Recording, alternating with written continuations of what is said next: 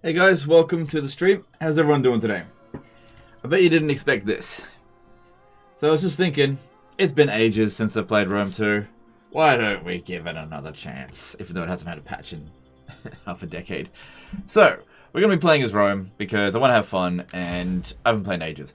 I'm going to play as Cornelia. In the past, I've usually stuck to Junia or Julia, but there's an interesting cheese that you can do with Cornelia, to do with this one right here, and I think I'll see what we can do with it.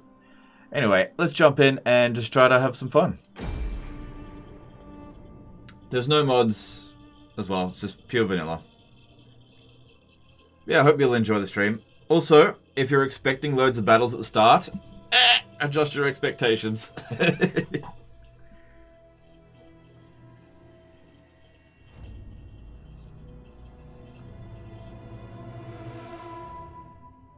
I thought you didn't like Rome 2, personally I have over 1,000 hours. As I say, it's not my favourite, but I'll give it a shot. Okay. Don't go for Oari spam. That's what I'm thinking this time, right? I'm going to go with something different. I'm going to recruit them at the first couple of turns, and then I'm going to stop. Because I need them in the first few turns. Okay. Firstly, we just need to deal with the Etruscans as quickly as possible, and the best unit for that is definitely Roarii. So we're going to be getting those. We're going to search supply reforms, because what I want to do is get auxiliary units. Ready for orders. Our advance has been halted. Oh, right, that reminds me. This guy here is not Cornelius, not a Cornelii, so we should replace him.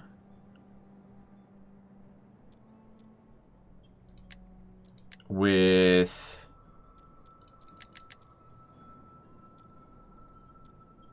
this one here. Commander. Yep.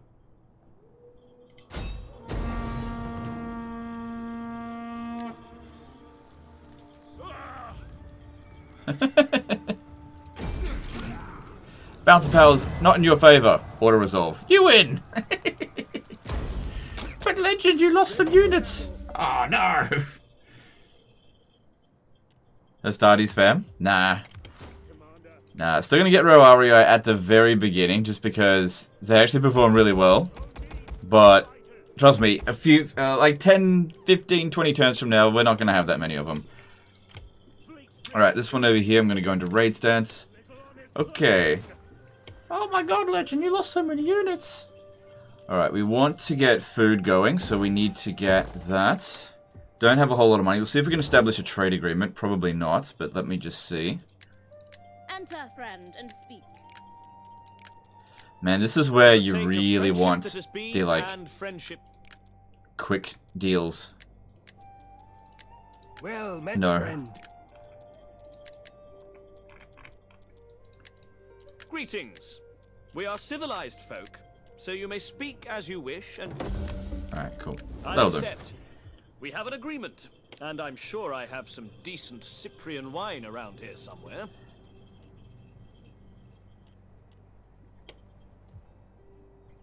Okay, what we want to do firstly is try to get our food surplus to at least 20.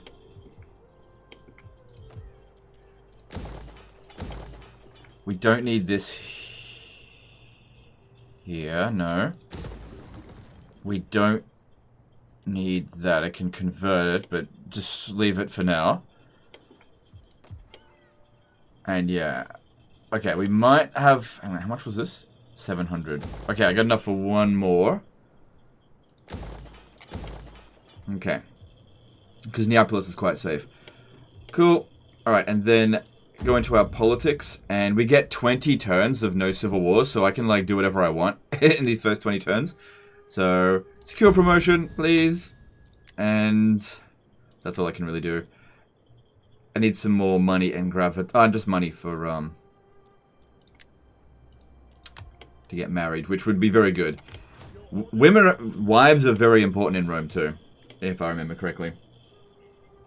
Why are you playing this game? I'm crazy, that's why.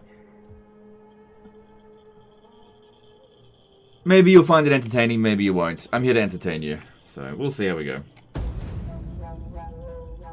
I will see you trampled What? beneath a herd of stampeding elephants. Wow, I wasn't expecting that on turn 1. We had a non-aggression pact with them as well. Wow. War against Carthage straight off the bat.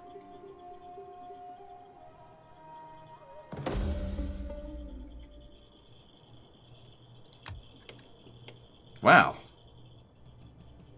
Okay. Well, it does say they're unreliable, so... Wow, the second Punic War starting... Sorry, the first Punic War starting very early. Hmm.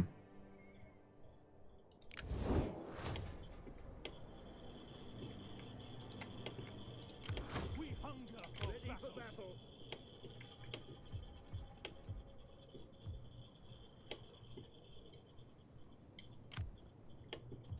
Alright, I need to go to Alalia as quickly as we can, but I also need to pick up some more troops. Early patrols. Rome needs good fighters. These ones here should be sufficient for the time being. Hey Legion, do you try to go max slaves in terms of economy? How to make money the best in this game? Man, I don't play this game very much. I try not to, in the early stages, I try not to get too many slaves. Causes too many public order problems. In the later stage of the campaign, yeah, go for it. Like, slave up. Because you get so many global bonuses to public order. Every resource of wine that you get will maintain your public order so much better. So once you've got enough wine, slaves will never cause you revolts anymore. In the late stage of the campaign, it's almost impossible to actually get a revolt. Which is weird. Okay. Alright, I wasn't expecting to go to war with Carthage straight away. It's not necessarily a bad thing. I just really wasn't expecting that. It'll probably take them a few turns to get to us. But we got to focus on the Etruscans first. I forgot to move this one last turn. You go attach into here. At your command. And we want to upgrade this for more public order and tradable resources. Okay. Because, yeah, what I want to do is get to that as quickly as possible. Oh, hang on. We can't leave buildings just left out in the open like that. Public order here is okay, so I'm going to go with Suburbia just for extra cash. Because that'll take 8 turns to give us a return on, or actually 10 turns. Whereas this one here will take a lot longer. Public order will be fine. In Rome 2, did you ever play Parthia? Would you say that it's a good campaign to do? I did play as Parthia. It's alright. It's fairly tough. But at least the battles feel fun with Parthia because their roster is... It's like, you gotta be good to play as Parthia, I'd say. You can't just auto-resolve your way through the campaign like you can with Rome.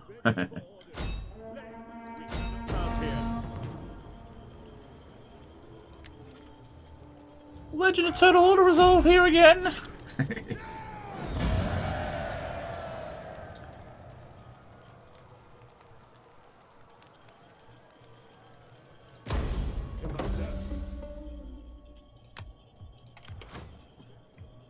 Ready for orders.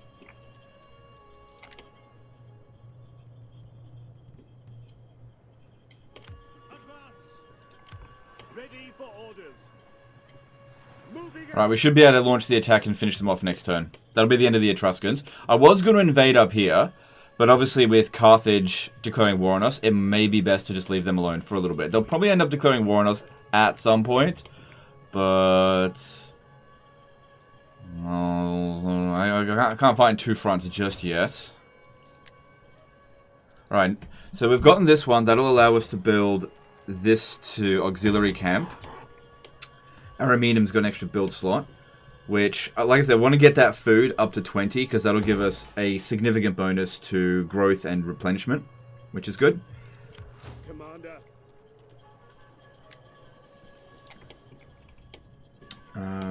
Is there any way to avoid repeated civil wars during the late game? It gets kind of annoying. Yes, there is, actually. The politics system in Rome 2 is crap, but there is actually a little cheese that you can do to just make the politics problem go away. So, when we get later into the campaign, I'll explain it. Is Rome 2 better than Troy? I would say yes, it is better than Troy. Okay, so I want them to get married. Both of them, please. And I want their wives to get promoted. The sooner they do this stuff, the better. Okay. So yeah, that should be easy. It just depends on when the next... Or when the attack from Carthage is coming in. If we have a look at strength ranking, they should be stronger than us. Only a little bit. A little bit. And they are at war with Syracuse as well. So if we have a look at Syracuse... I can't believe this war started so early. Yeah, maybe give them a couple of turns and they might take Lilybaeum. Maybe. Maybe. We'll see. They'll definitely eventually lose to Carthage, but if you just give me a couple of turns, I'll have more armies than Carthage will know how to deal with. The problem is just going to be getting to Carthage. If they have any fleets, it's a problem. Alright, so we got a little bit of money. I'd rather not recruit any more Roarii, if I don't have to. I'd rather not. Because we're going to have these come in 3 turns. I mean, when we land here, that one will probably have to recruit. Probably.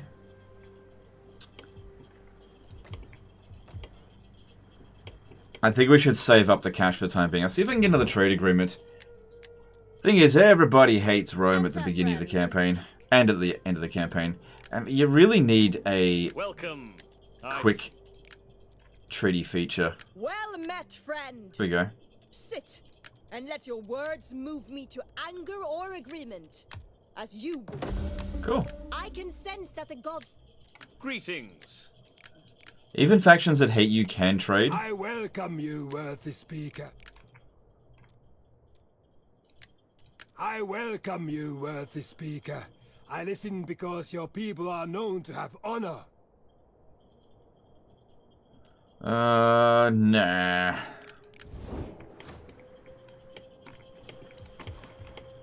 Alright, Valathri, get that upgraded. Yep. Or should we do with Neapolis first? Neapolis will give us 50 extra wealth from farming. And we also have a new edict. We want to go tax rate first. I need shitloads of money. Public order in Rome will be fine. So... yeah, that's 50 extra. This one here is also 50 extra, but public order +1 globally. So let's go with that. Among other bonuses. Alright. Okay, moving on. Remember all the people that are like, oh my god, he's played for 5 hours and he only did 5 turns? Yeah, that doesn't happen in Rome 2 with me. Oh my god, he's played for 5 hours and he's played 500 turns? How did that happen? Many years ago you said you despise pikemen. Does that still apply? Did I really say that? I feel like I said I don't like pikemen. I don't despise them. I find them... they're just not my favorite unit type. Because they're very defensive and I'm very aggressive. It's like yin and yang. They're the yang to my yin. They just don't do it for me.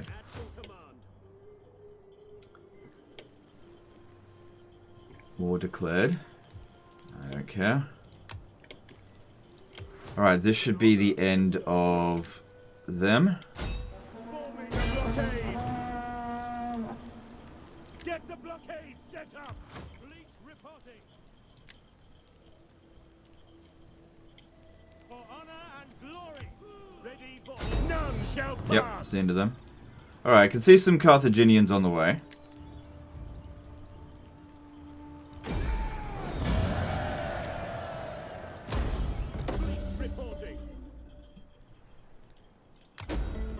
Okay, Truscan Lee's gone. So this one here is a fleet.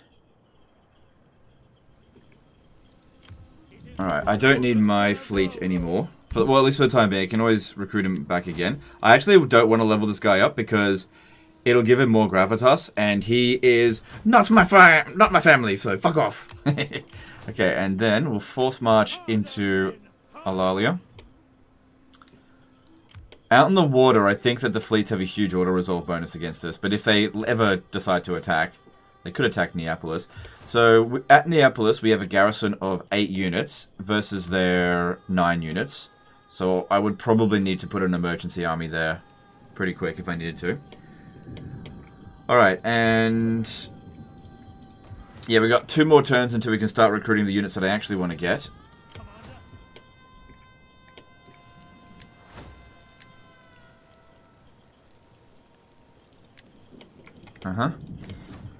And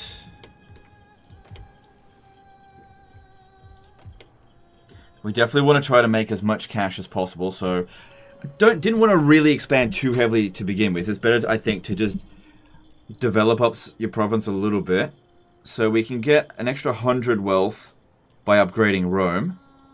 You could go with the extra garrison, but I think that if Rome ever comes under siege, I've kind of lost the campaign anyway, so I really don't think I need to worry about that. Not lost the campaign, but it's not good.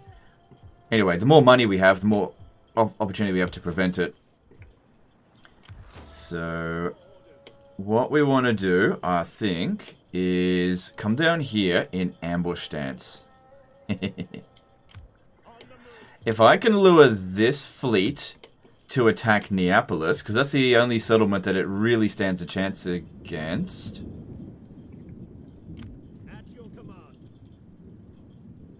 Yeah, we'll see. We'll see. I'll put this one in ambush stance as well. We will see. Alright, politics.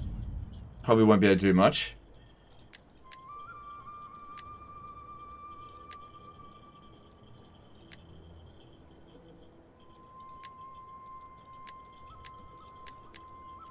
So yeah, this one here, organized games, that's the one you want for keeping loyalty under control. It's really good. Gives them a lot of loyalty, but it you need a lot of money, so it's really important to get your income up as quickly as possible. You got 20 turns. 20 turns is enough time to get your economy going. Because yeah, we should be able to get through this without a single civil war. Surprised to see you stream Rome 2. I thought you just liked the game. What changed your heart? I'm not the biggest fan of Rome 2. I just wanted to see if you guys would be entertained by it, so I'm just here to entertain you. And who knows, maybe I will actually enjoy today. You never know. I'm not picking the most annoying campaign by a long shot. And also, there are a lot of things that I don't like about Rome 2, and what I do to avoid those... Yeah, what I do to enjoy Rome 2 is just not play into the things I don't like. So, the early game battles, I don't like them. Because it's not fun to have an army of trash, and then the enemy have just got like an Oathsworn general, and there's just nothing you can do about it. Because the battles are not robust in this game. But later on in the campaign, when you've got better units, you can overcome generals quite easily. Alright, it doesn't look like they did anything.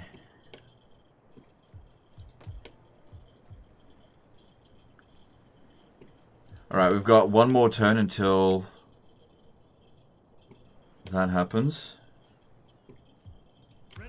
Alright, I need you to go and have a look down here. Corrales' garrison is only... It's pretty small. So, I'm going to recruit a few more units here. It's just going to have to be Roarii, because I just don't have anything else right now. Can't use Global. It's not it's not Warhammer. But a full stack of this, I should be able to take Corrales very easily. But I just need to make sure I know what I'm doing. And this one here, you just chill, don't... Oh, no, don't raid. Just keep maintaining public order. Stay in Rome. That way we don't get surprise attacked at these two settlements. If they get attacked, it's really not that big of a deal. I'll be able to counterattack fairly easily. But yeah, very soon I'll be able to get some much better units that are actually going to be cheaper in upkeep than Roarii.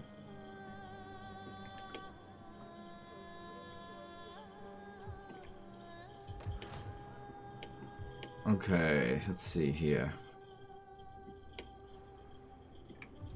Alright, let's get some more food going, because I did say that we want to try to get above 20 food.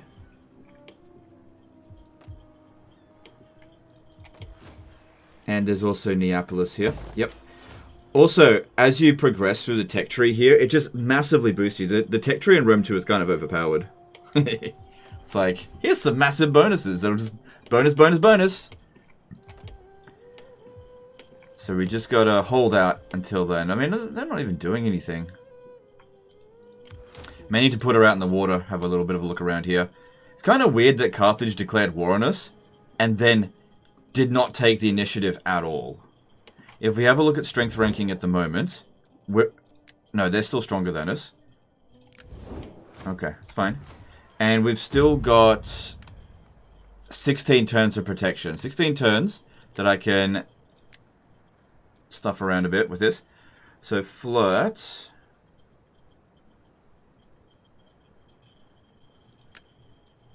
It's silly.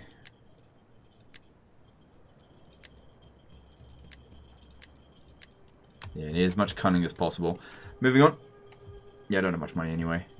Okay, I want to disband the velities and levies because I'm not going to use them, and they're actually more expensive than the units that I'm going to recruit. Same thing with the hastati. I'll keep the row REI just for a little bit, but I don't intend to keep them forever.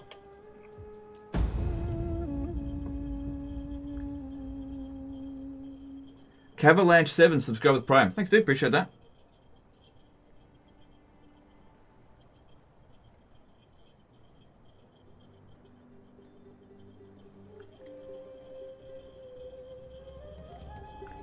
Hey, Legend, are you going to stream on 30th of April, Thrones OD? Maybe. Maybe. Probably. Yeah, probably. Alright, I need you to start making your way down here and show me what's going on in Sparta. Not Sparta. Krogzar, subscribe to Prime. Thanks, dude. Appreciate that as well. Alright.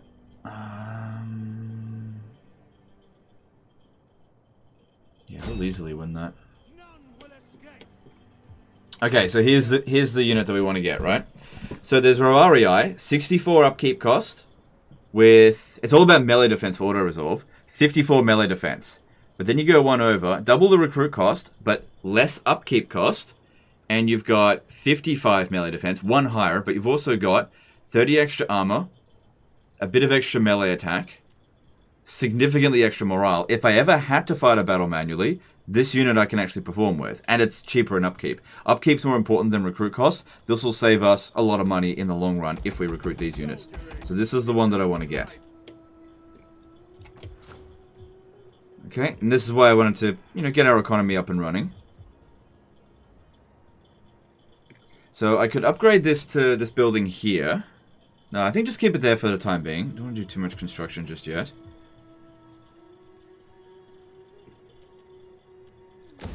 Let's get that up in there, because that'll be good for economy. Just keep getting them boosts of money.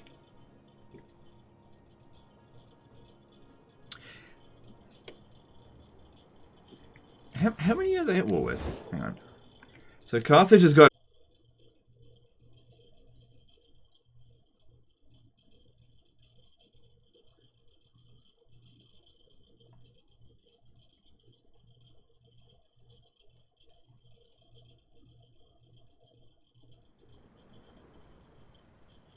Okay, so YouTube kicked me off again, because I didn't get kicked off on Twitch. It was only on YouTube, but it didn't end the stream this time, so the settings worked.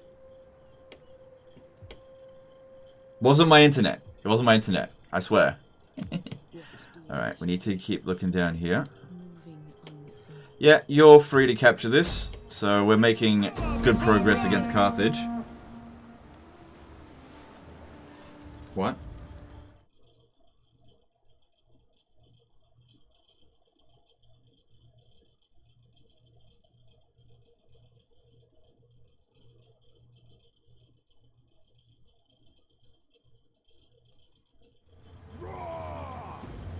No, we're still live. I can see there's a bit of turbulence.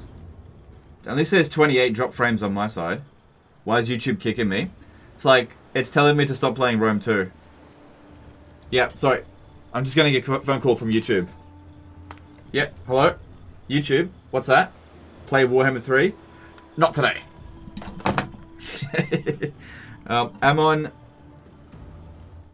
Amon grab more did a €50 super chat. Men, you are playing medieval, then after that, Rome 2. What a time to be alive. Thank for that, man. Hope you have fun. Alright, thanks, dude. I hope you have fun as well. Appreciate you. Alright, so as you can see here, there's... Yeah. No reason to fight it manually. Ready for battle.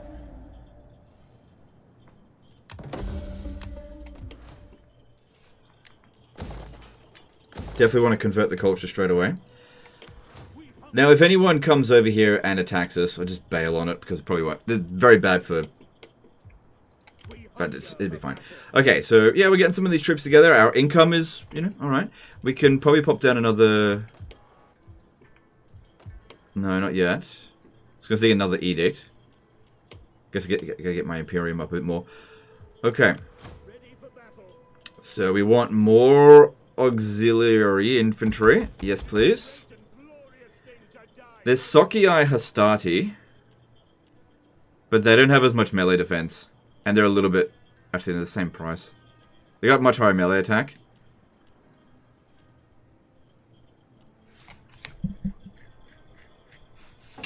Roario spam, really, dude? I'm not using Roario spam. I'm doing auxiliary infantry spam. Come on, it's turn like 6. What do you expect me to do? Recruit? How come he doesn't have any elephants on turn 6? Quetzu PO1 subscribe with Prime. Thanks, dude. Appreciate it. Alright.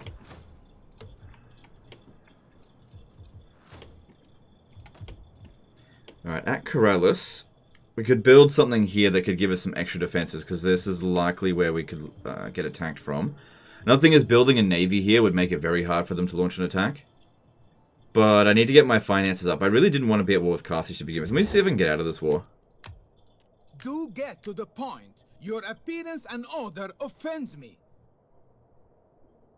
Yeah, okay.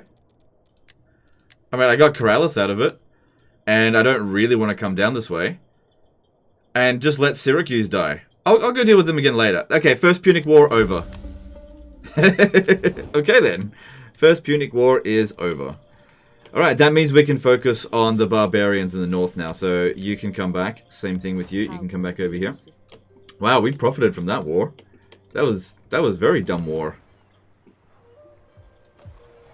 Wow, Rome 2 is fantastic. Alright, so if I build anything here, it will lose us public order. That'll be fine later down the track, but maybe not right this very second.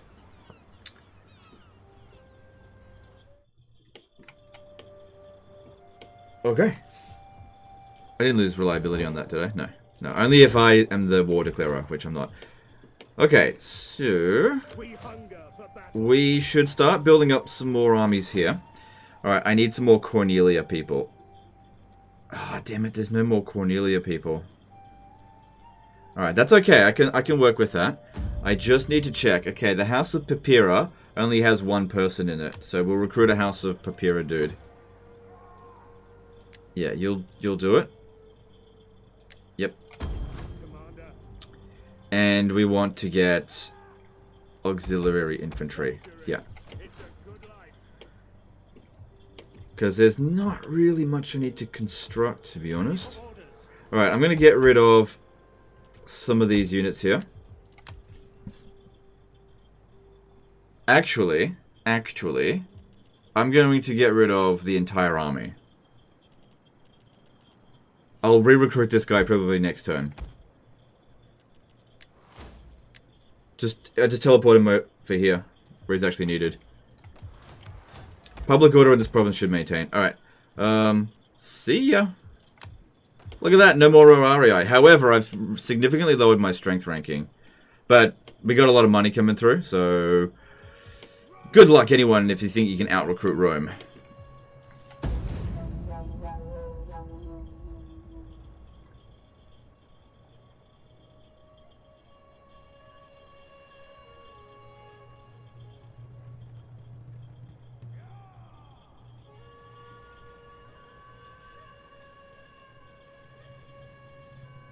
Are you just going to auto-resolve spam? At the beginning of the campaign, it is not really... it's not really effective to be fighting a lot of battles manually, because you've got a lot of auto-resolve potential. And a lot of the units that you can recruit at the very beginnings, they truly suck. Especially when you're playing on this difficulty. But later down the track, I intend to fight battles manually. I just have to get to those units. So you're just going to have to give me a bit of time. Because, like, you can't expect me to be fighting with elephants and scythe chariots and archers and any kind of good units. All of our troops, like Hastati, Roarii, and the basic auxilia that we get, they're absolutely awful in a manually resolved battle. Even Triarii aren't that good. Alright, public order here is at -9. That's a bit of an issue. Why is that? Because of provincial instability. So there'll be... I could exempt it from taxation. But I got a fair bit of money. Let's grab this. Because that'll give us a bit of extra public order and money. Could go with a other thing, but I think I can keep that under control. Maybe I should have kept that guy there for one more turn. Another thing that we can do, if we have a look at our politics... Alright, probably not really worth worrying about right now, but I'll be able to send a House of Julia member soon. So, take one of these guys, go organize games, and that'll provide a pretty significant boost to that, that region's public order, while giving him a fair amount of loyalty for 5 turns, while also not costing that much. So, that child died.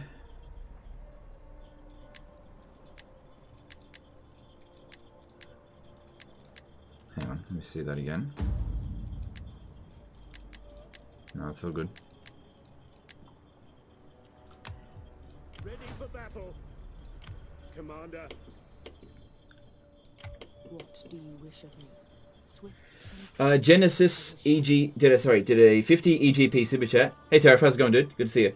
Hey Legend, surprised seeing you on Rome 2. I am a mod dev and have a big update coming from my overhaul. Would love to talk to you about it. Oh, sorry, dude. I really don't play that much Rome 2. This is just like a once-off, very weird sort of stream. I don't have time. Sorry. I really appreciate that, though. Thanks for super chat.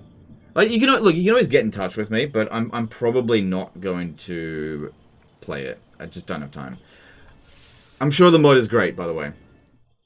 Moist Cactus Gaming did $10 super chat. Thanks for helping me not suck at Total War Warhammer. I appreciate all the hard work you put in. No, dude, it's my pleasure. Yeah, look, I just gotta be honest. I can't say yes to everyone. You know, I'm like, I gotta have a baby in like 6 weeks. We're getting ready frantically. There's just loads of things going on in the meantime. I cannot be spending time on Rome 2 mods. There is no justification for it whatsoever. Ready for battle. Alright. Yeah, just keep getting them auxiliary infantry, because we can recruit heaps. Oh.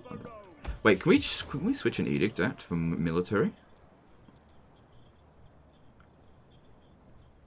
Reduce the recruitment cost of them, but I'm also making loads of money, so I'd rather get the money. Yeah. Alright, so we've got this one here. That's not that important. Dignitaries could be good. But we want to get down to this line here a bit. Alright, we also have an agent that we can recruit. I could also get another spy. Get the spy up here, because I want intel. Let's have a look. Line of sight. Can't be moved range for the army.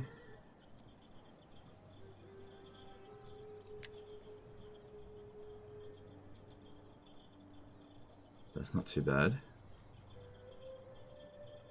Okay, hang on. This guy here in the middle, get him. How can I serve Rome? 1 to all attributes is not bad. 15 line of sight's not too bad either. I'm gonna go with this one though. Actually, we should get 2 dignitaries, but maybe wait until next turn and see what other trait shows up, because sometimes you get some okay traits.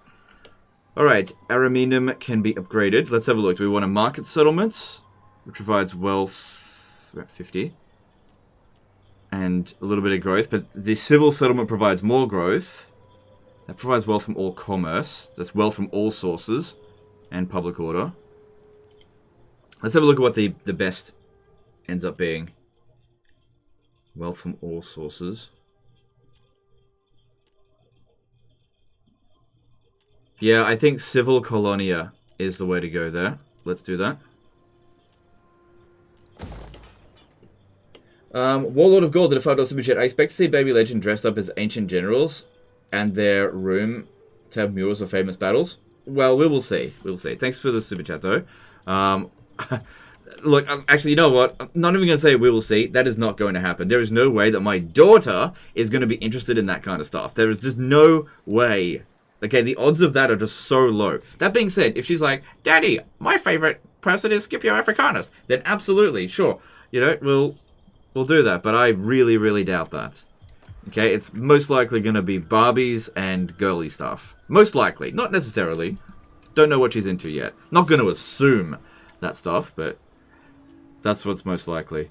Alright, just leave it at this one now. I definitely would like research rate, but getting 6% research rate isn't going to make any difference here, because the research isn't saved up, all the surplus research isn't saved up. So what you want to do is like just push straight towards the research when it's actually viable to do so, which it right now isn't. Yeah, just keep on recruiting. I can't really spend this money this turn. Is our dude available yet? Yeah, here he is.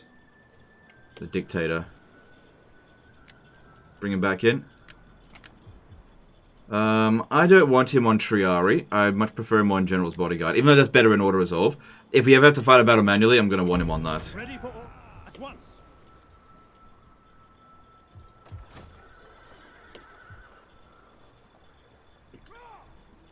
So with these here, looking at which one we're going to build in port regions, it would be good to get a good fleet going at some point. Get a lot more money from here. If we're going to recruit anywhere, it kind of makes sense to recruit them at Neapolis, I guess. I've already got one building like that over here, though. So maybe at Ariminum, let's go with regular hub. Although this settlement here is kind of vulnerable to getting attacked, because that's why I'm keeping my armies down this way. Don't have intel that way. Let's just chill. Don't worry about building anything else right now. Grain pit. Ooh. It's no additional food. That's a little bit of additional food. Let me have a look at this.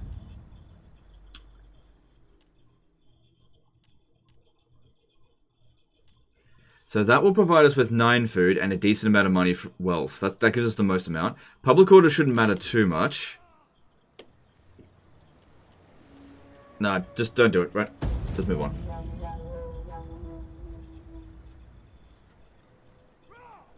Publius... Oh, hang on. Publius Cornelius Scipio did a €5 super chat.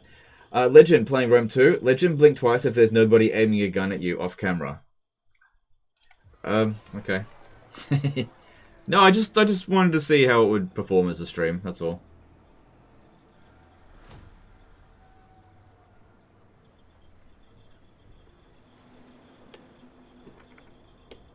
Alright.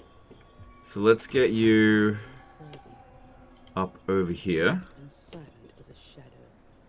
So Liguria's already got 2 settlements. That makes them actually a pretty good target because... Yeah, that just makes them a good target. Alright, that's good. At your service, I serve only. Commander. Alright, Velathri's safe. You head over there. To your duties, men. You can stay here. Ever in service to Rome. Make a few run the gauntlet. We hunger for Oh yeah, make it nice and cheap for us. we're gonna make these guys nearly free. My favorite price. Okay, more auxiliary infantry, please. You can come up here as well, I suppose. Ryan Wilson did a £2 super chat. Do you like Medieval 2 or Rome 2 build system more? Is that a joke question? I appreciate the super chat, but Rome 2, no way. Medieval 2 build system is like infinitely superior. Infinitely superior. This build system sucks.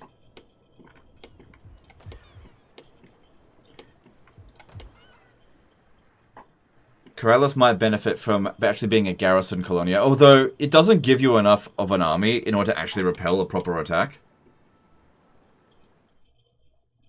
It does look like we're having a bit of a choppy time today on the internet. Here's the thing, if I show you this, I've only dropped 28 frames.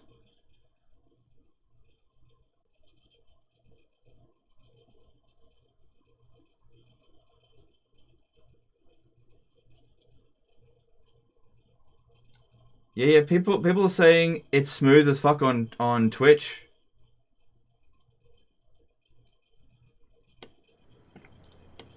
It's not me, it's YouTube.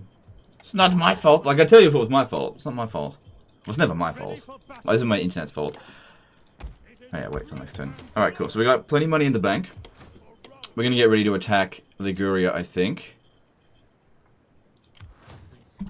Alright, I want you to just deploy that turn. We got this one coming up this way. I also need another dignitary.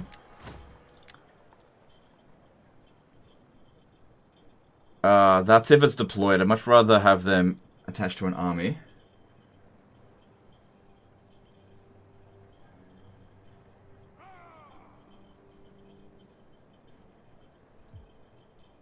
Okay, I think I fixed the problem. The reception seems really good now.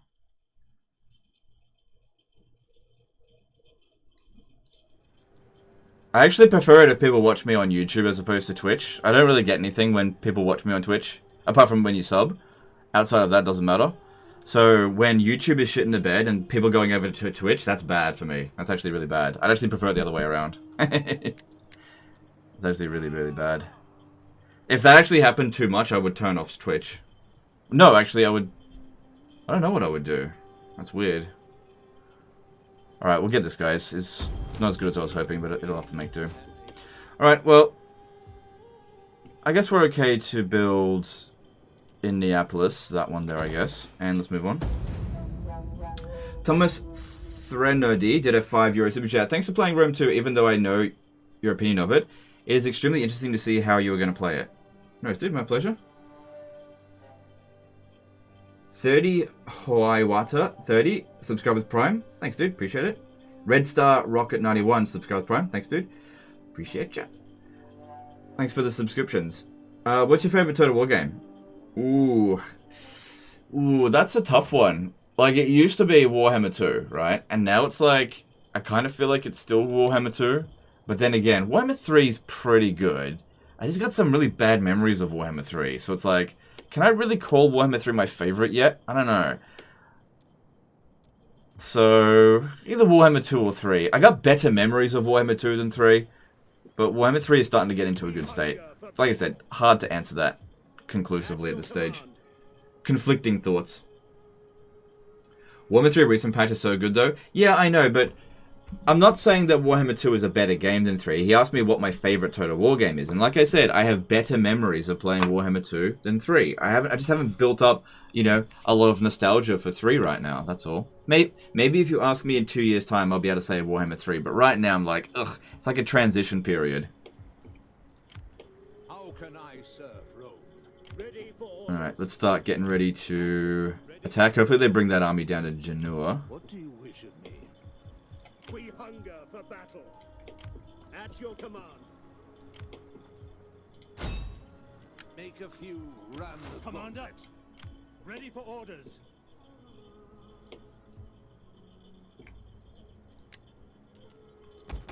Are you ready to serve Rome? Legend, what's your favorite color? Red. But blue is better than red.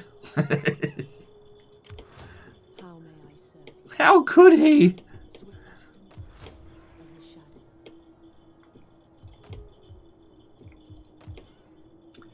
Alright, let's get... That's extra 100. It takes about 30 turns to get a return on investment. Maybe not quite that much. Yeah, this is not a great return on your investment with that just yet anyway.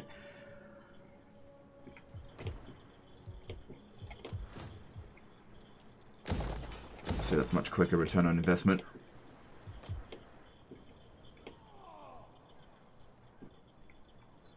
Ready for battle. We hunger for battle. Ready for orders. Soldiering. It's a good life. How can I be of assistance? I serve only Okay, Rome. I'm going to declare war on them now because I want them to start making their way to actually attack me. I'm going to put this army here in ambush stance, and we will see if they take the bait. What are they called? Liguria. A flapping tongue that speaks without wisdom is not well. Commander.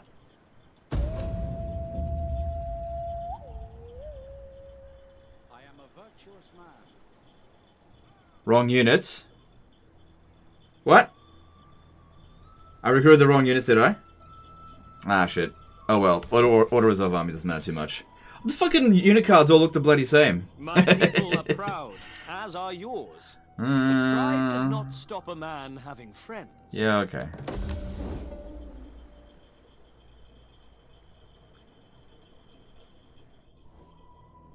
The sword was drawn. Nah, I'll lose reliability if I do that, and that can be bad.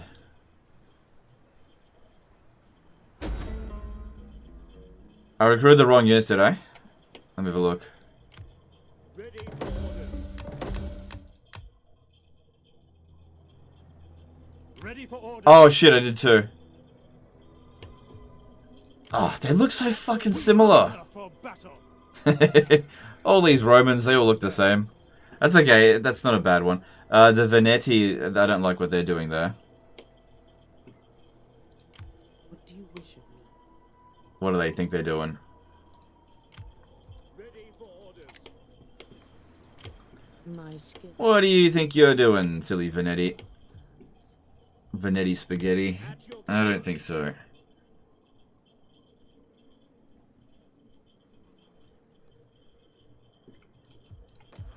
Yeah, I've put some money into that region, so I don't want to. We hunger for battle. Okay, stay here. And I think I might actually attack the Veneti next turn. Advance. Ready for battle. It is Shit. a great and glorious thing to die for Rome. Yeah, extra tax rate, public order, reduce corruption. Sounds good. Alright, how are we going for this? Okay, we've got 10 more turns of protected. What's this? Nah.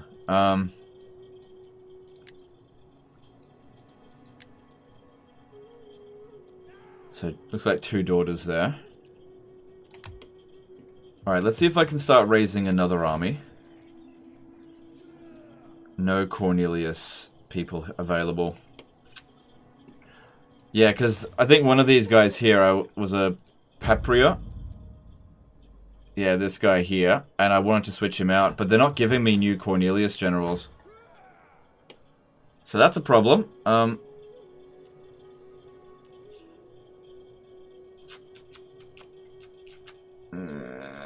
don't want to recruit from the other houses.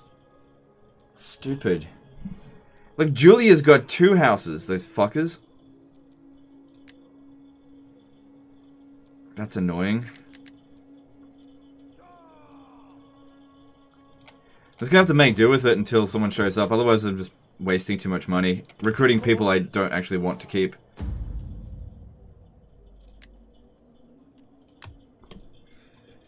Jen De Koch did a 70 Zara super chat. Hey Lichen, congrats on the baby and good luck with the future. I've been watching other Total War creators and realize you are in a league of your own, hoping your channel grows as your baby will. Alright, thanks dude, I appreciate that. We will see what happens. I kind of feel like I hit a plateau a long time ago, and growth has been super slow ever since, but we'll see.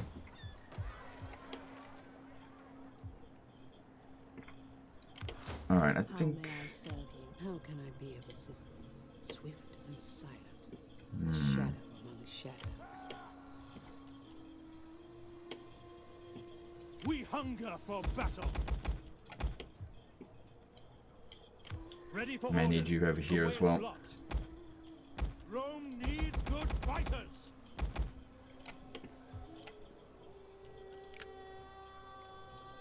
Commander. Alright, we want these ones here to be reducing my upkeep costs. Good, there we go.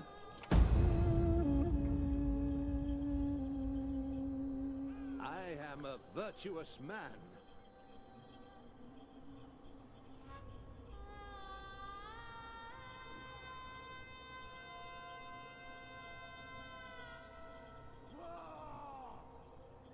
Atlantic Total War, do you know how to surf? That's racist, dude. Don't assume my ethnicity.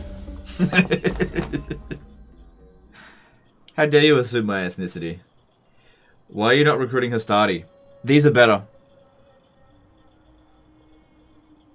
Do you know what's interesting about this? Look how much money we've got in treasury. It doesn't tell you, but this will actually lower... This will actually cost money, but the game just doesn't tell you. Look. Yeah, cost us 500. Didn't tell us it was going to do that.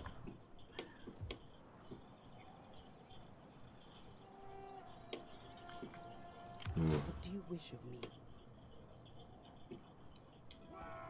As you command. How can I? There is more I Hmm. can do. Commander. Alright, well they're not attacking us now. At your command. Commander.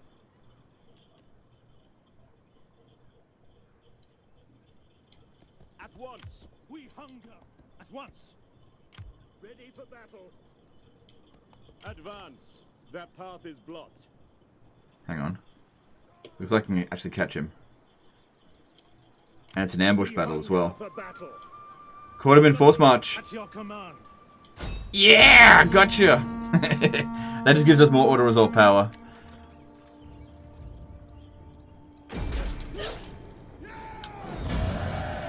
Not too bad. Not too bad. Magdalena's Rex at a $5 super chat. Used to play R2 a lot, but realized it was an auto-resolve fest for me. It's a shame that the combat is so mid, and the maps can't be modeled unlike RTW. Yeah, I feel you. I feel you for sure. Thanks, super chat. Appreciate it. Man Pony, subscribe to Prime. Thanks, dude. Appreciate that. Alright, well that means that these guys here, they are screwed. We should advance as quickly as we can. Orders. March until your feet. The way is blocked. We hunger for battle. Alright, well we need to Ready for recruit, so try to transfer a few units into that army so that you're able to recruit. come. Fight for Rome. Because yeah, we won't be able to get any more of these guys if we send all 3 armies in.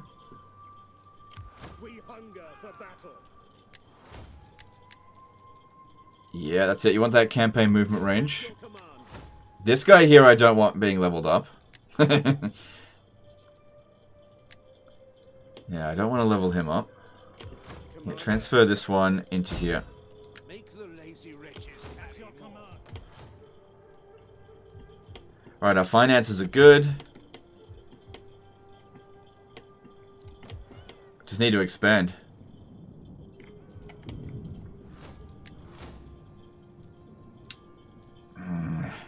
Alright, I'm going to recruit this House of Julia dude.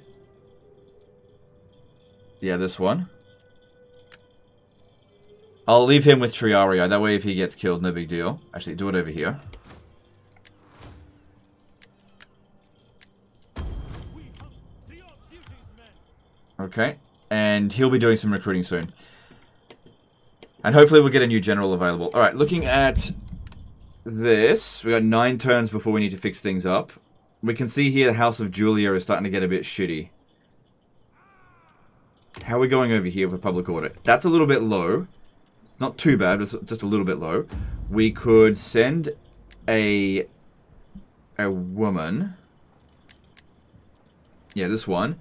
To organize games in Corsica et Sardinia. And that'll give them quite a bit of loyalty. Yeah, that helped a bit. And that'll keep it there for 5 turns. That being said, we're not in danger of civil war just yet. And as you guys all know, you can only have 1 civil war in Rome too. Public order in Italia is good. Let's start upgrading these because I got a fair bit of money. So we're going to go with the one that gives the most money. Oh, hang on. We got some stuff over here. Ready for battle. Vitor Emmanuel Oliveira did a 5R super chat. Since you're Australian, how often do you find nightmarish insects? Well, they're not really nightmarish. It depends what you mean by nightmarish. Do you mean like a spider? Pretty much every day. I kind of have several spiders that live around the house that I just kind of consider pets. And they're fairly big spiders. They're like this big. They're almost Arachnarok spiders. I'm trying to grow them so I can ride them one day to the shops and stuff. But I'm not afraid of spiders, so I don't consider them nightmarish. But some people, they see a small spider and they're like, "Arr!" And I consider you to be a wuss. Spiders, you have to understand, you're not their prey. There's nothing to be afraid of with a spider. Outside of that, no, not really. I mean, they're only nightmarish if you're ignorant of how safe these creatures actually are. They're not out to get you. You're not their you're not their prey. They're not sitting there going, "Oh, can't wait to bite that gigantic fucking giant human thing and get squashed." You know, they're after things their own size.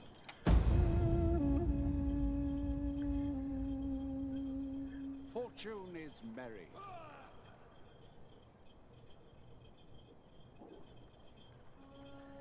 Yes, Australia suffers from hundreds of thousands of... Is that Massalia? Did you just cock block me, Massalia?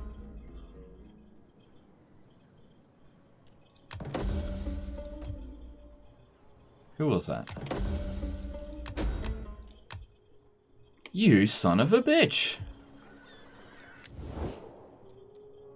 Wait, who am I trading with? Oh, damn it. I am honored to receive this embassy. Damn it. When did I do that? I set that up on turn 1, didn't I? Alright, I guess we're gonna just forget about these guys then. Go after Divinity over here. Hang on, stay out of force march now. God damn it. Not a big deal. It would be very bad for me to just attack them right now. That would be very bad. These guys here look scrumptious. Alright, I'm pretty sure I can cancel this treaty. Fuck those guys for doing that. That was my war, you son of a bitch. You're out of here. Alright, 10 turns, I'm gonna kill you. So that is 250 BC. That's when I can kill you. Alright, did we get a new Cornelius dude this turn? Damn it. I have to wait quite a few years before they're of age. Oh, she's 6, she's 3.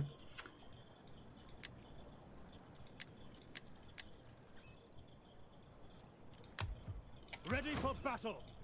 Ready for battle. Alright, we got 2019. It is a great and glorious ready for orders. Soldiering. It's a good life. Alright, let's get another one of those harbors here.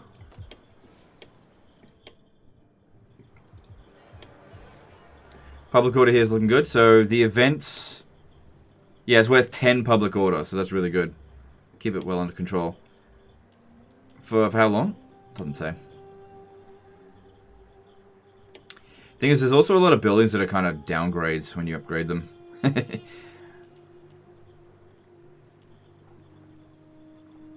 Yeah, let's make Corrales our military port. When I get a bit more money. Yeah, put the extra defenses in there. And you go for trade.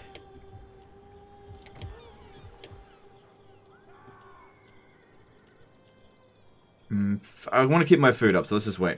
Moving on. Ready for battle. At your command.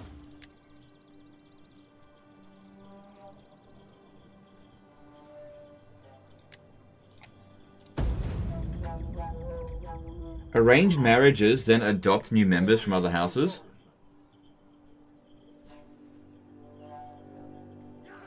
How do I do that?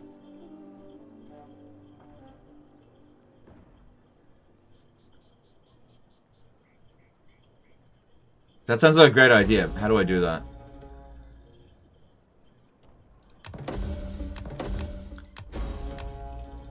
Alright.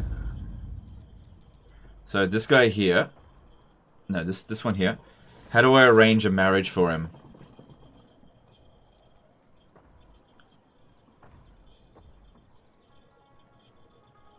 He's too low for... Okay, so what if I... There's this one here.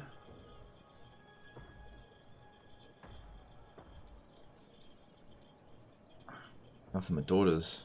Maybe we have to use our own daughters to do it, because like we don't have any unmarried characters.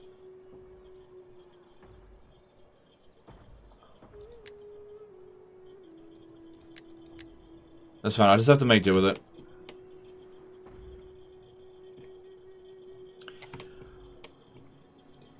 Ready for battle.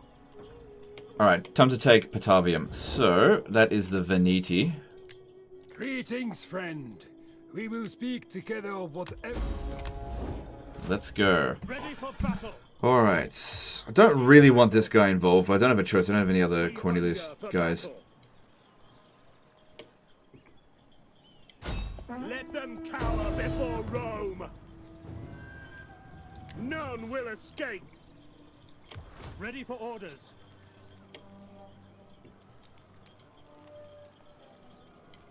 Make haste. Our advance has been halted. At your command. For death and honor. Oh, I don't know if that actually pushed him out of the way. No, it didn't. Doesn't matter. We're still way stronger than them.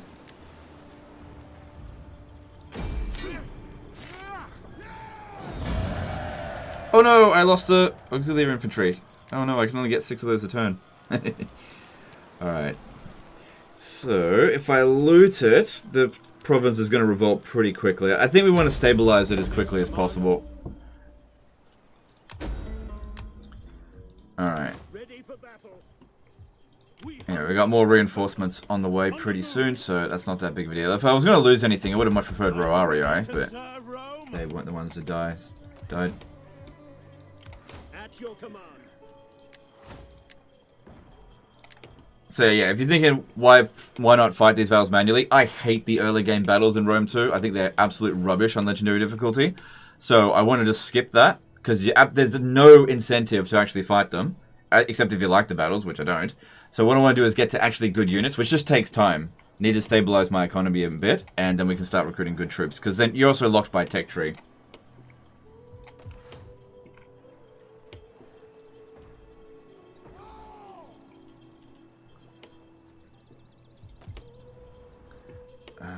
Okay, we got a little bit of food at Patavium. Yeah, okay, switch that. So glassware will give us research, so that's good. Field, switch that over to grain pit, because that'll also help with replenishment. And this one here just needs to go. Alright, food's not too bad. I think we can justify upgrading that. I actually usually don't bother with the religious buildings in Rome 2. I'm going to get rid of that and build something else. I think there's... I'll build a money building. That's what we need. More money. Ready for orders. Okay. Alright, what we need to do here now is make sure all the units that are in the red are the ones that are in the garrison.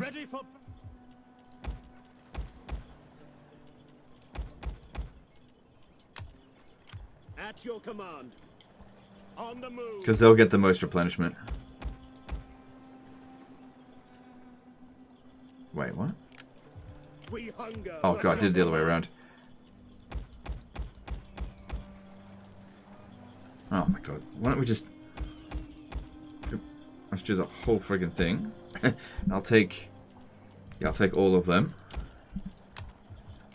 Commander.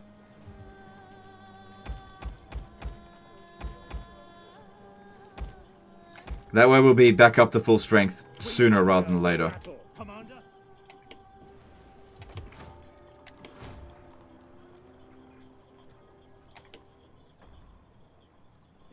If you want more generals, you can entice generals with your general's wife. Okay. Okay, let's see. How do we do that? Where's entice? Oh, here it is. Persuade a member of another party to join your cause. Halves the target's gravitas. -8 loyalty for target party. Requires 2 more cunning than the target's authority. Okay. Well, that'll give... How do I get her more cunning, though?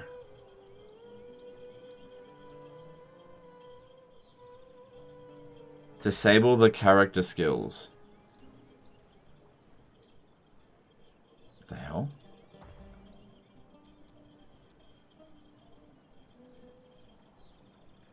Is she not able to do it?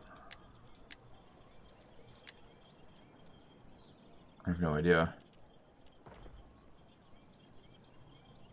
Yeah, we don't have any viable options to do that. Great idea, but it's just not available to us. Getting to these points here can be very useful. Public order all provinces and extra reduced corruption faction-wide. So the women are very handy. Very, very handy. And once these ones are grown up, so she's 4, she's 1 year old, she's 7. So when she's a little bit older, we'll get her married. Maybe I should educate her. No. +2 to random target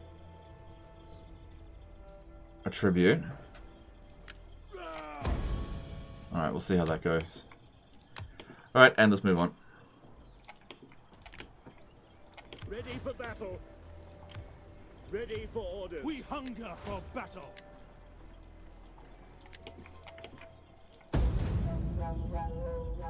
Promote her a few times. Will that actually increase her cunning? Like, I'll do that. Okay, I'll do that. It just takes a little bit of money, but yeah, I'll do that. Can't you adopt some? You tell me. You stand to gain much.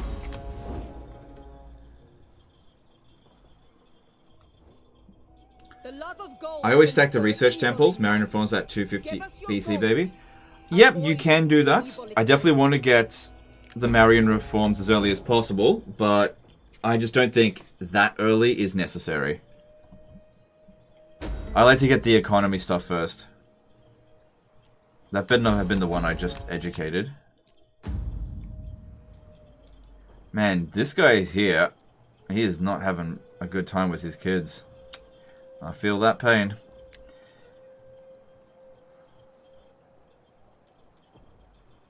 Her attributes didn't go up at all. What? +2 to random attribute doesn't increase any attributes. The fuck? Or does it happen upon coming of age? Okay, alright. Fair enough.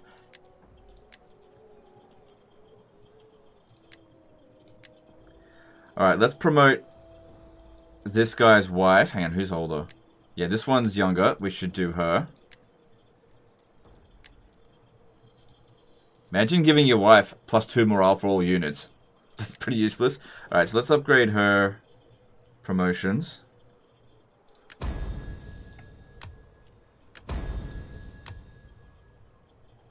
This character must be at least 35 years old. Alright, how are we going here? We've got 6 turns until a civil war can occur. Everything's not too bad. Commander. Just have to wait a couple more turns to level her up again. Fight for Rome. Still got money. I guess we could do this other woman. She can get to max level. Fucking dies of old age or something next turn. Oh, right. The more you do it in a turn, the more expensive it becomes. I forgot about that. Fair enough. Okay, Neapolis. We can upgrade. Yeah, get this. We need money. And at Rome, get public forum for now, I guess. Cool. And let's move on. Hang on. Commander. Ready for battle. Alright, if we go into encamp mode, encamp stance, we can get a little bit of extra replenishment. Commander. You there. Get to work.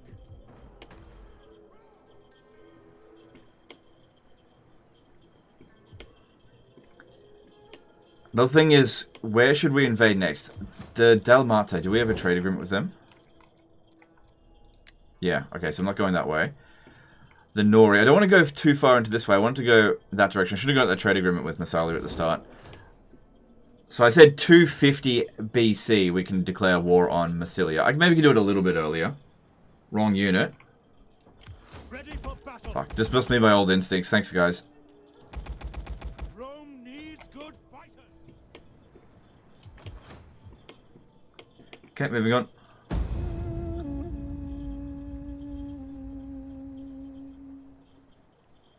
Give her that cunning auxiliary.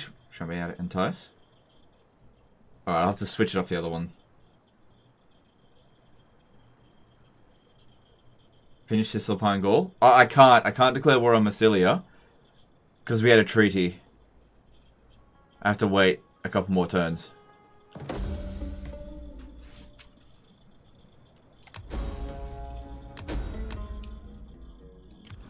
At your service, swift and silent as a shadow.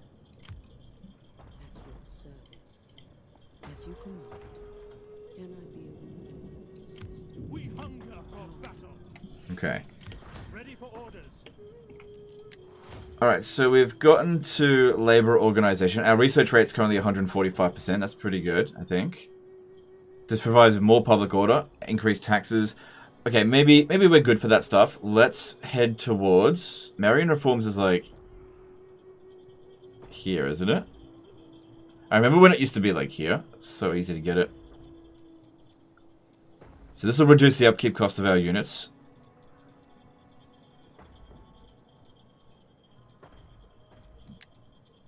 Hang on. If I want to get better units... Yeah, okay, let's get that. Commander, ready for orders. Man, they love staffing this shit out for ages, don't they?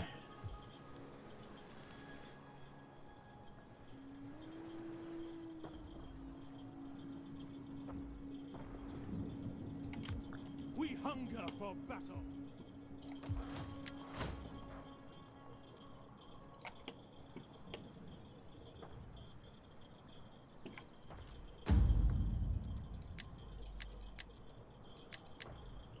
Alright, doesn't seem like we can do anything with our politics as per the usual. It's just, we just need more time for things to develop. We have 5 more turns until a civil war can occur. This is... I can fix that up. No point doing it right now. It's just... I'm just not seeing the things that I want to see happen. Alright, replenishment rate. Yeah, it's happening here. Alright, how about you... come down here. March. At your command. The way is blocked. Are you ready to serve Rome? At your command. We hunger for battle. And we'll get ready to attack Massilia, because I think I'll just suck up the reliability penalty and just attack them in a couple of turns. Maybe not straight away.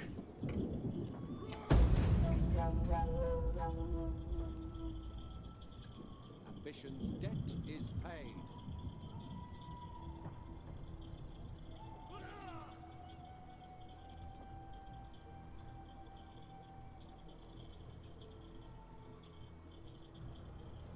Did you find any exploits in Manalord, sir, playing it right now? I wouldn't say any exploits. I thought trade was very powerful. Oh, Patavium. I didn't know that was going on. I hate that mechanic. If you forget about a building, it'll just make a slum. Oh, damn, we got a lot of senators. Guess that's where our research rate is. Okay, so...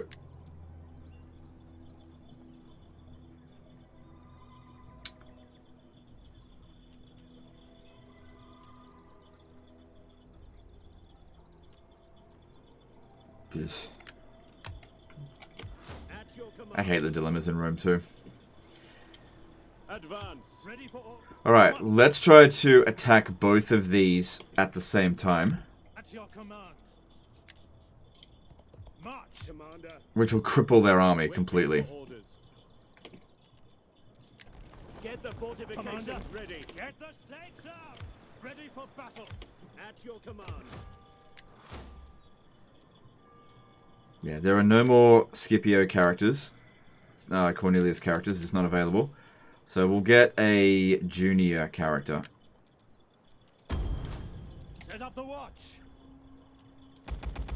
Rome needs good fighters. I reckon this one will put up a bit more of a fight than here, so we just want a bit of extra troops there. Okay, and I want intel over here. Yeah, we should be fine to take them out pretty quickly.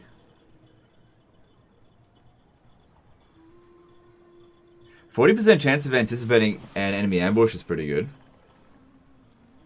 If I attach it into an army. That being said, I never really thought the AI would go into ambush stance very often.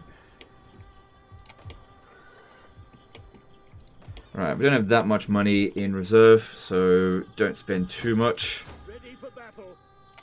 Commander. Okay, this guy over here's got to level up. Good, saving us cash. So our units here, they're only costing us 38 gold per turn for these guys. So when we upgrade to this one here, this will give us access to Socii Equities Extraordinari, which are good in auto-resolve, and they'll be 50% off. Which, you know, I love that price. Okay, let's move on. Not much interesting here. So weird to hear Ungrim Iron Fist in Rome 2. Well, Creative Assembly tends to use the same people over and over again. Like, Lewin Leoncoeur's voice actor was used in Medieval 2 and in Napoleon.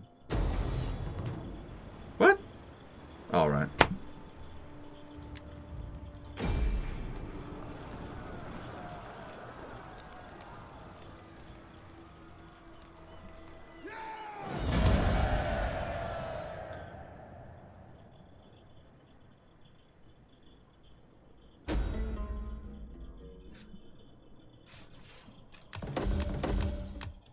Alright, so they have a few no, those are transports. I think they were chasing after this other army. Alright, if I declare war on them now, it's a bit dirty. I'm probably going to suffer a bit of a reliability penalty. What do I serve only? Would be better if they declared war on me. There's no way they would do that. I'm probably way stronger than them. But we've got them in a position where I can destroy pretty much all their armies. This army here on Force March isn't able to make it to Eulalia. Plus, they would probably want to run straight back home. So I think we need a small defensive army here. Still no one. Holy crap. Alright, we'll just get another one then. Freaking whatever. Just get some basic troops. In case I have to fight it manually. And let's declare war on them. I'm going to suffer a reliability penalty, but it'll be alright. Nobody does need diplomacy with me anyway. Oh, I didn't lose that much. I actually thought it would be worse than that. And give thanks for the suffering you inflict. What house are you? Ah, it doesn't matter. We take the settlement for Rome! None will escape! Command, make haste. We take this settlement for Rome! Just use overwhelming numbers, and then the odds just go insane in your favor. Oh man, I lost one. Wesley Gilroy did a $7 super chat. Been watching long time. We watch you long time. Sorry, dude. Watching long time. You play Total Warhammer 3 made my gameplay better. Appreciate you. Thank you for what you do. Roasted, appreciate you. Appreciate you. Yeah. I'm a weirdo. Ready for orders. We take this settlement for Rome. Why do you take attrition when sieging? It's a Rome 2 thing. They got rid of it for the other games. Our advance has been halted. Cool. Walled City Siege. Auto resolve.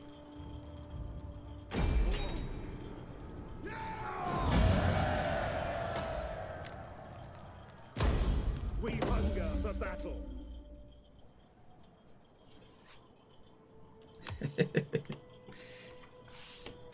Trying hard to get cancelled was epic. No, I'm not. That was... Come on. I'm not going to get cancelled for that, surely. Come on! Oh, hang on. Do I want to recruit from here? Instead of Italy? Oh, I mean, we're still in Italy. I'm still in Rome, I mean. Could do that. Patavium, don't forget about this. Okay, we already got the food building. Go for the mining. Hang on, let me check this one. Yeah, no downsides. But if we look at the long-term benefits, 450 compared to 300 and 240, so you get more money with that one. Yeah, go with that.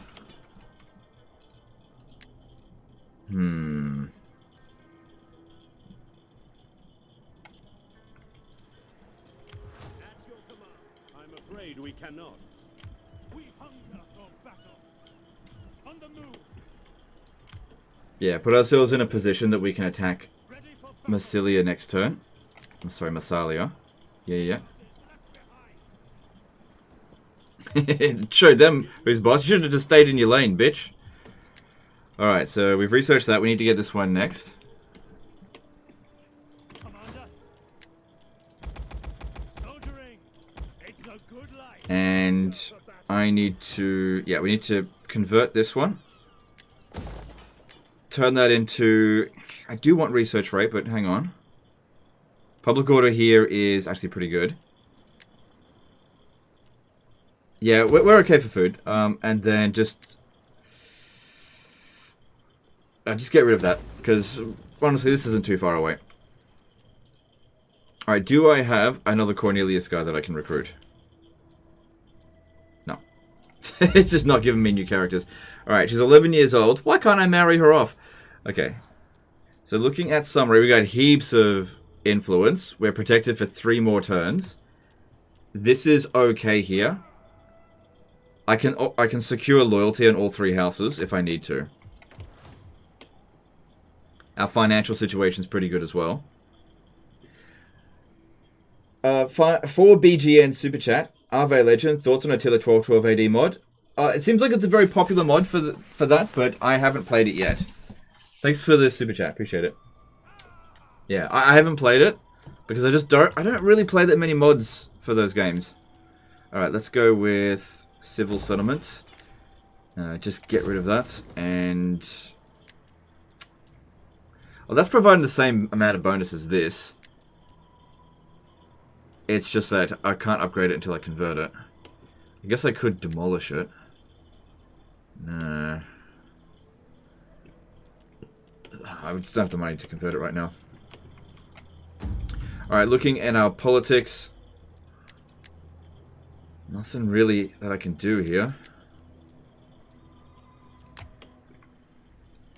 At your command. Playing Rome 2 makes me realize how much Ready for battle. the UI has improved in later Total War games compared to this. This UI is not very good, in my opinion. Yeah, reduced upkeep cost for non-mercenaries. That will allow for night battles for Lightning Strike, but we don't really want Lightning Strike because that disables our reinforcements as well. That one's good. Replenishment rate for all units. It's not all about upkeep cost. It would be good if there's some more good stuff. Yeah, go with this one here, because I think rank 3, replenishment rate, yeah. Yeah, okay, yeah, go with this one. Cool. And let's move on. Pathologan, subscribe with Prime. Thanks, dude. Appreciate that.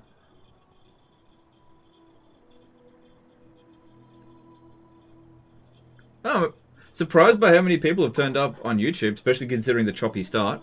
2,600 people are watching. Rome 2. What? You can't marry her off because it's Crusader King, not Crusader Kings 3. Yeah, that's fine. Just gotta wait. Political favor. +6 loyalty for all parties. That'd be good. Let's go with that. Oh, wait. I could have got another general. Ah, doesn't matter. And they ran back home, but they can't do anything. So...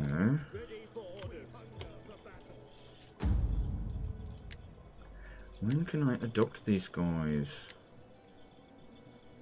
Right, she's got 4 cunning. If I gave her that, Praetorian Guard, and if I maybe get rid of this Praetorian... hang on. +1 authority when leading an army, when general.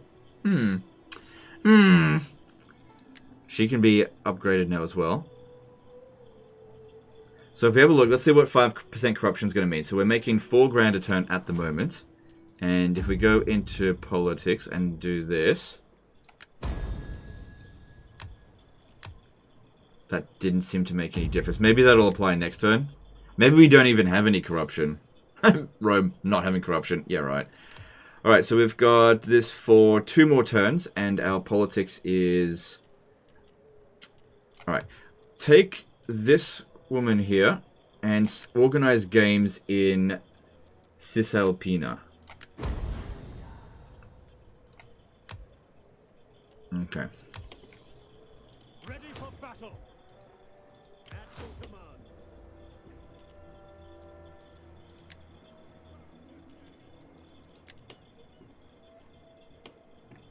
Commander.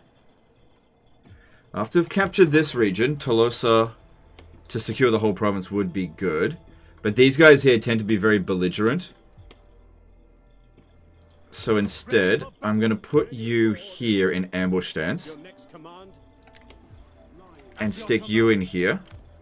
And we'll see if they come down and attack. You, keep an eye on this one. This is my next target, the Helvetii.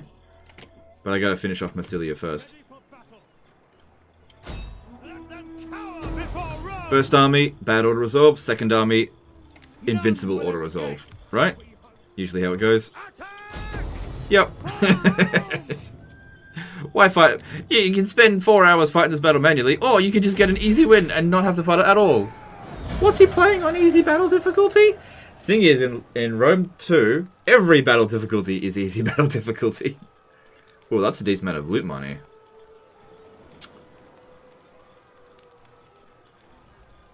I don't want to subjugate them. We're pretty rich. I don't have a problem.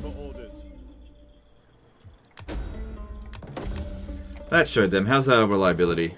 It's already been restored, so that's good. That's pretty quick. Man, the penalties for being a dickhead in this are not severe.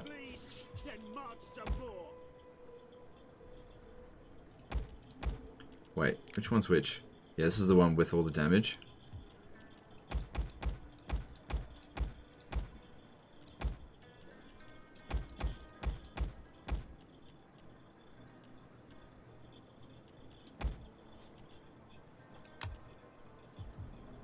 We hunger for battle.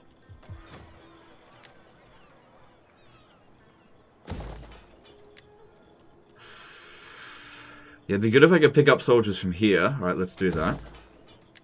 Just bring that down. We're not ready for that. Okay, looking good. Looking good. Alright. Ready for battle. Waiting for more orders. Rome Oh, I'm out of money. good fighters. Maybe just chill on this one. No, chill on... Okay, demolish that, actually. That'll actually change the culture. And I'll get some money for it. Your command. No, wrong one. Cool, that gets that to a full stack. Bring it up this way.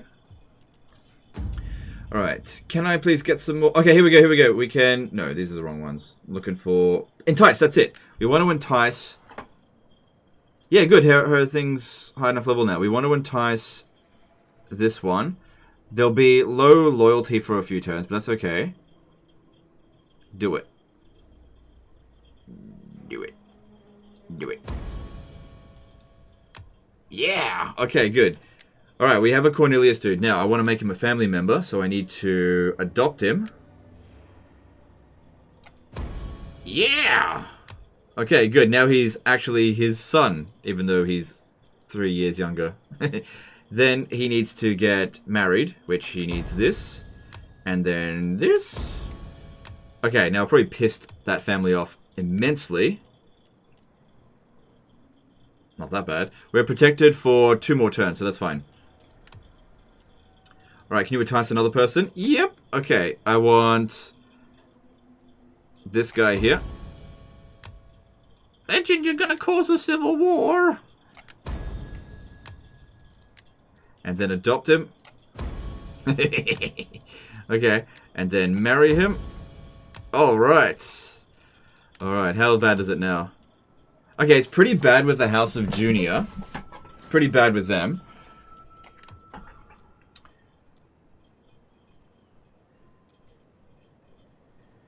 Alright, so we need to send these guys here. I'm out of money.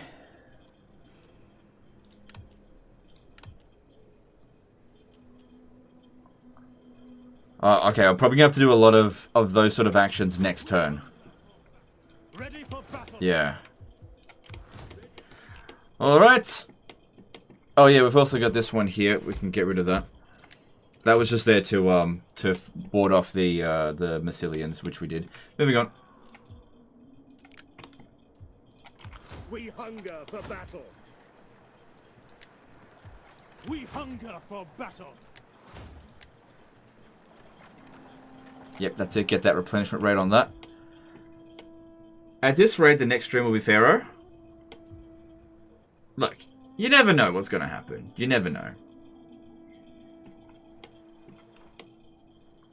I'll tell you what. I'm going to make a deal with you.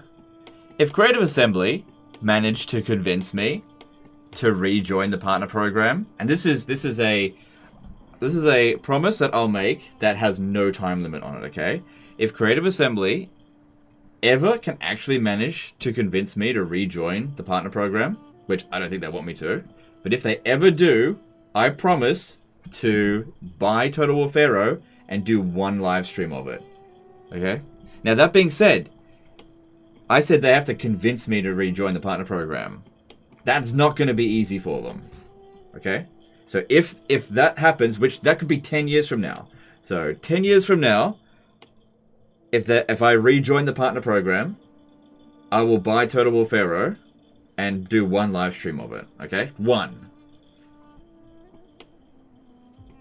6 hours minimum.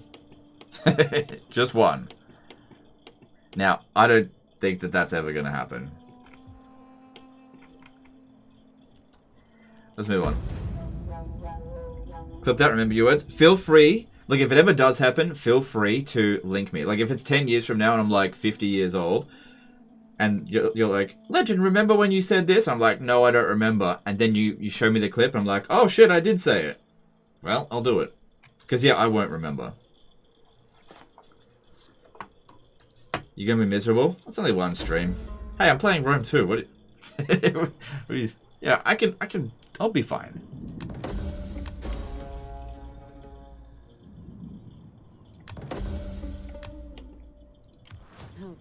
So these guys here, they're taking attrition, I think because I stole their food. Oh, Romans. Ready for orders. Alright, these guys here need to replenish a little bit longer. Alright, you ready to go? At your command. Well, if they're continuing to take attrition, we still have no replenishment that's needed. So the garrison there is 7 units that are weakened. Will we take attrition coming through here? Only if we don't go by the road. Public order here is okay. Okay, we need to fix this one up here. Oh, I said this is the turn that we need to do some politicking. Okay, so I need to send House of Junior to go do stuff.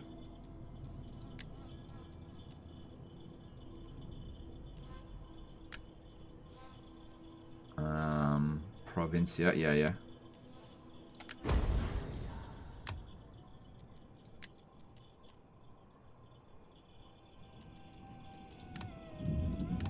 Okay, that helped a bit.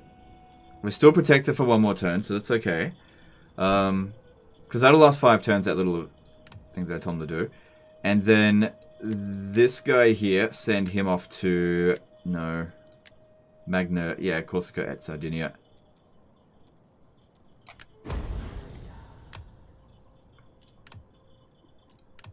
Alright, that's not too bad. We'll probably have to secure a fair bit of loyalty next turn. Ready for orders. Commander. Commander. Alright, looking at this, yeah, Medlan, Media. I wish I could rename it to Milan. What should we put in here? Let's just go with money.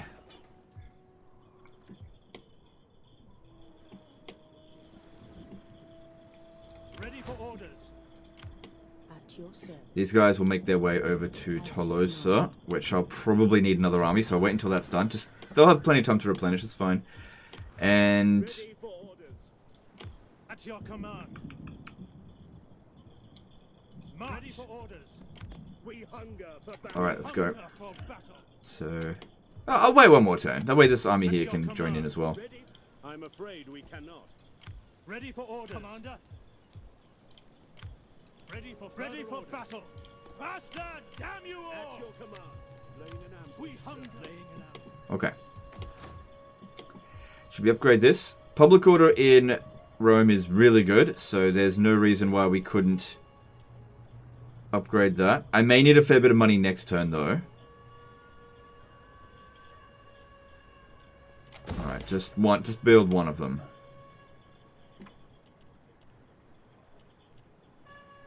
Yeah, just one. Okay, moving on.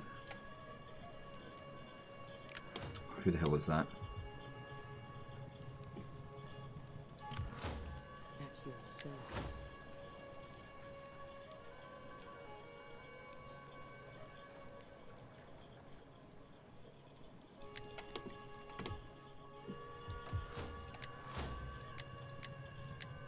I've also got champions. Worry about that later. I might increase the sound a little bit. It's a little bit quiet.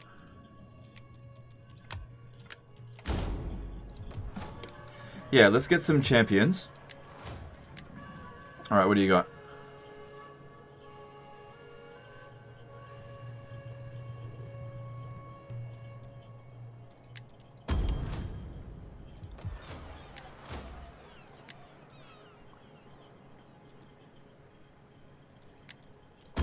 Okay, and moving on. Oh my god. Who the hell's that? I wish I could just...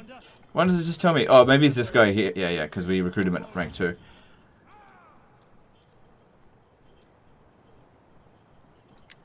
Okay, moving on.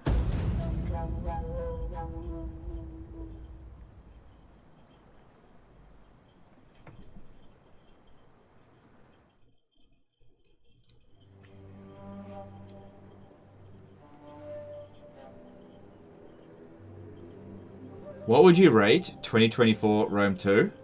It's not my favorite. It's got a lot of problems. You know, a lot of people do like it, and that's fine. Yeah, Rome 2 is a weird one because it still has a pretty thriving player count. So I have to admit that it's popular. You know, it's definitely popular.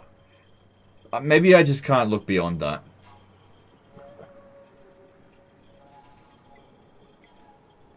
I think Rome 2 is quite a divisive Total War game. People either love it or they hate it. There's no in between. There's no people that be like, oh, it's kind of mid. I don't know. Alright, so we researched that. I do want to upgrade our structures. I would also like to get to Marian reforms. Yeah, let's... No. It would be really good to get to here. It's not going to take us that long. Alright, they still need a few more turns. Alright, we now have a chance of civil war. Which it says there's a risk of 6% over this turn. I feel like that risk factor is kind of annoying. Because what I think it should do is actually, if the loyalty got to a certain threshold, be like 100% chance of a civil war. Like if you let things get out of control. Whereas... these guys here, they're just like kind of a little bit upset and they're going to cause a civil war over it. That's dumb. Alright, so we'll secure loyalty. Like I said, I knew I was going to need money this turn. Okay, that brought it down to 0%.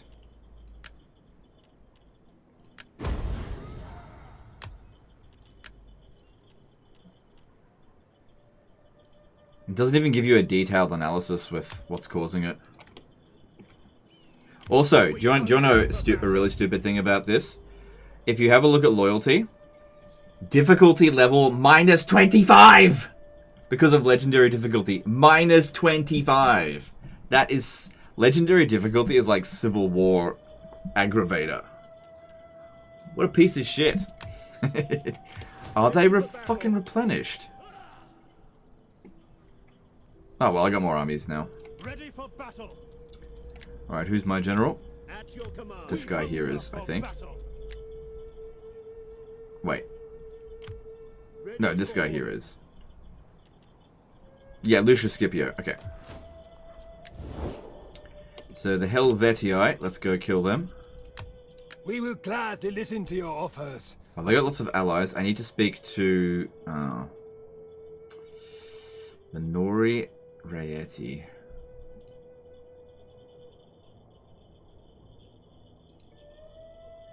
If I declare war on one, I declare war on all of them. That's not that big of a deal. At your command. Right, you just give me some intel over here. On the move. For one thing, that army can't reach down here, and that army likely won't reach down here either. Kill them quickly. And then just get the fuck over here quickly to deal with the counterattacks that are likely to come. Alright, triple alliance, whatever, I'll beat you. Starting with you. Maybe they won't even join. They usually do. Yeah, they joined. Whatever, let's go deal with them. Why am I at war with 4 people? Slaves, right. Someone's slaves out there. Commander. Probably should have attacked him last turn in hindsight, but it's all good. That one says no. Let them cower before Rome. At once.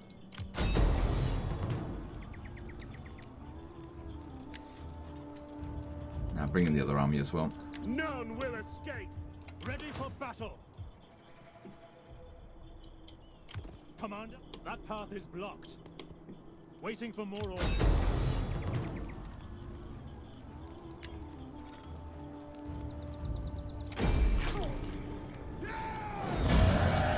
Cool.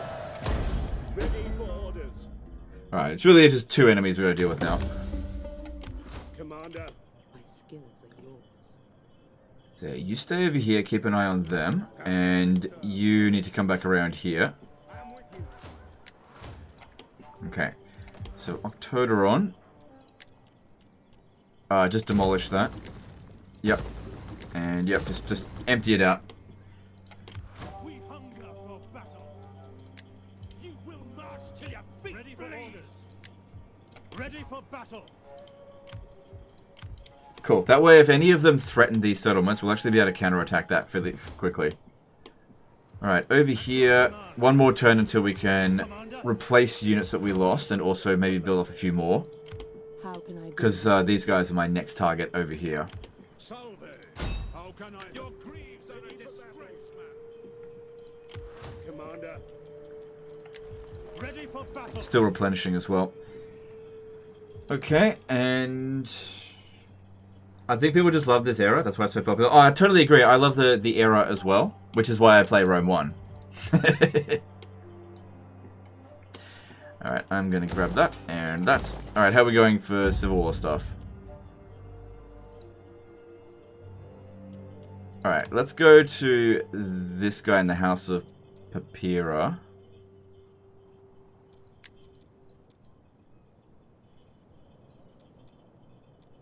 She should be, in the next 2 turns, be of age to marry someone. And send him games to Reata et Noricum. And that should keep him under control for now.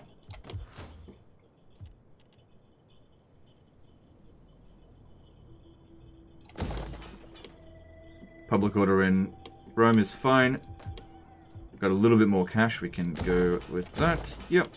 And let's move on.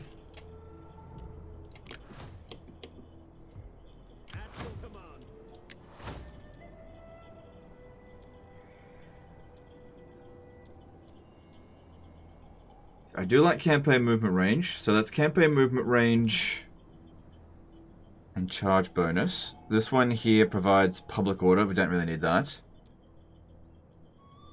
Don't really need... Actually, melee defense skill for all units is pretty good.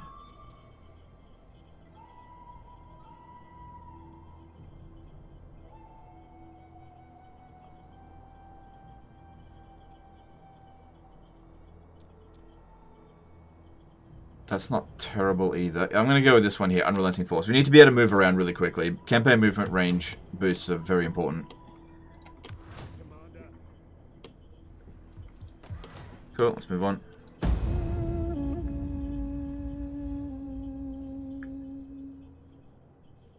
What's up with 19 Auxiliary Spearmen? Super cheap, very good in auto resolve. And not terrible in manually resolve as well.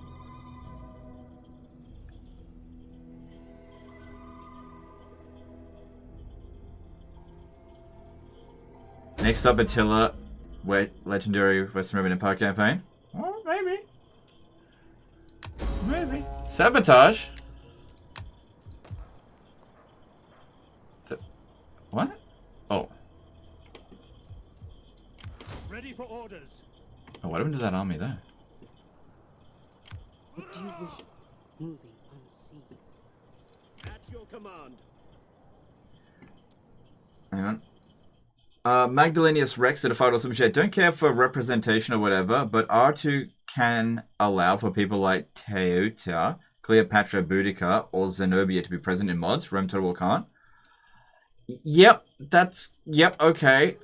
I agree, but that is... Okay, that's a valid reason to like the game, I'll say that. Those don't really have that much bearing in terms of like, actual gameplay, but that's cool, that's fine. Ready for battle. Okay, no, you can't actually reach that. We cannot follow this order. Where the hell did that guy go? I serve only Rome. Swift and silent, a shadow among shadows. Commander. What are you doing? I got a trading room with them, so they shouldn't attack me. Although the AI in this is super unreliable. Ready for orders. Oh, do you want me to show you a... No, I'm not going to show you the massive broken movement exploit. It's so dirty. But basically you can get around the entire map in one turn just by switching characters around. It's very powerful. Alright, I don't want Batavium to fall. Commander. Ready for orders.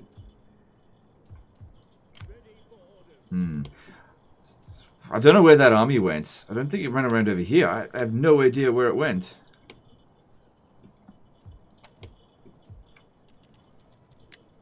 Faster, curse you all. At your command. Ready for orders. At your command. Advance. Alright, this should be fine. Alright, now over here, let's recruit another lord. Lord. There we go, House of Cornelia. Okay, yeah, that's fine. Commander. And adopt him, please. Now, the reason why we want to adopt him is so that he can create more generals in the future for us by getting married and producing babies. So that way I don't have to... That way I can get some generals for free. And eventually I don't need to recruit new generals. Eventually. Thinking long term there with that. Alright, how's our politics? Everything's under control. There's no risk of civil war. At your command. Ready for orders. Alright, I would like to lure these guys to come and attack me. Ready for battle. So I'm going to go stand here in ambush dance. Concealed from view. Ready for battle. While this guy stays here. Set up the watch. And... Oh, we get different types of recruits from here. Let's see, auxiliary Celtic, or just get auxiliary infantry. Auxiliary Celtic warriors. Nah. Auxiliary infantry here, I think they're better. It is a great and glorious thing to die for Rome. Magdalenus Rex did a $2 super chat. Not a big R2 fan, just wanted a perfect Rome game. Oh, I want a perfect Rome game as well. I hope that they consider making a Rome 3 in the future that is the best of Rome 1 and Rome 2. With none of the problems of Rome 1 and Rome 2. Okay. So we'll declare war on them because I've left myself kind of vulnerable. I want to lure them down here to get attacked. You know, outside of their settlement. So they are the Volcae. And let's declare war on them. Greetings! Speak plain. Because, yeah, they'll take one look at this and be like, ooh, easy pickings, boys. At your command. Actually, move yourself just a little bit more this way. Advance. Laying an ambush. We hunger for battle. Get the fortifications ready. At once. Surprise will be our advantage. My skill, swift and silent. Okay. Yeah, I don't know what the hell happened with them. These guys here will likely just run away. That's okay, because we're still replenishing.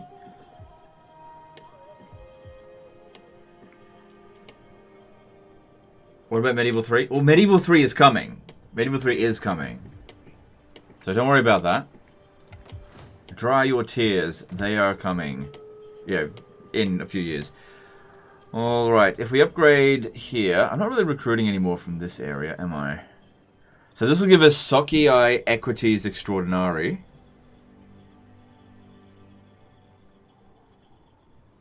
Those are cavalry. Leave it there for now. Leave it there for now. It's only cost 2 additional. Oh, my food's not as high as I want it to be. Okay, let's get some more of this upgraded. Okay. All right, moving on. Thoughts on Manalord? I really enjoyed Manalord. So, like, if you want a review, I'm not going to do a full review on it, but like, I think the game was good. But you also need to consider that it's pretty short, right? It's also not finished. It's cheaper than a AAA game. I enjoyed the time that I spent playing it. However, to offer you this gift of gold, if you could probably get maybe 20-30 hours out of it. If you're expecting you're going to get like 1,000 out of it, 1,000 hours out of it, not yet. Maybe eventually, but not yet. But as far as the bones of a good game, it's there. It just needs more polish and more content, and the guy's working on it. This injection of cash will hopefully allow him to speed up the process, hopefully, and get it done.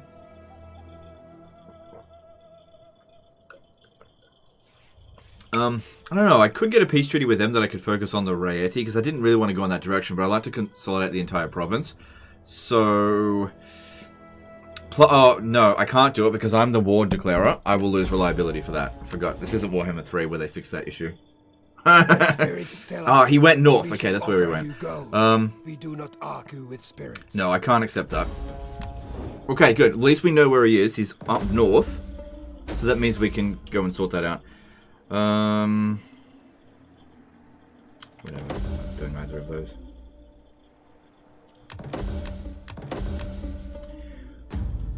Alright, politics are all good. Looking at characters. Good, more have been born. She's 16. Come on. What age did they become available then? Can entice another one of their characters. Because they've got good loyalty. This guy here... Hang on. General of Patavium. That guy there's a General of Massilia. How old's this guy? 64 years old. He's going to die soon.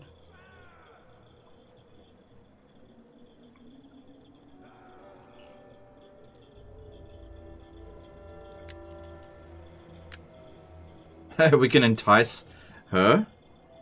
That's his wife. Let's see what happens.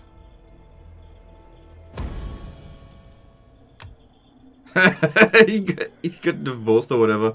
Alright. Now let's adopt her. Oh, we can't.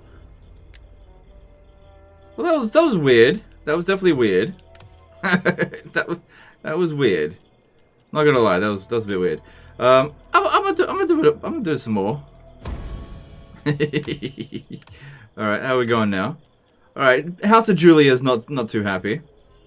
Alright, can we adopt him?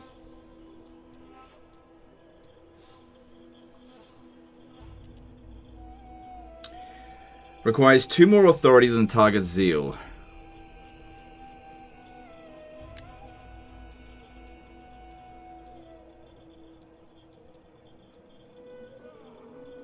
Ambitious wife causes corruption. But I also leveled up. Okay, hang on. So this person's zeal is too high. We need to tank it. So Apius Latoris Maro. I think he's in Massilia. Ready for orders.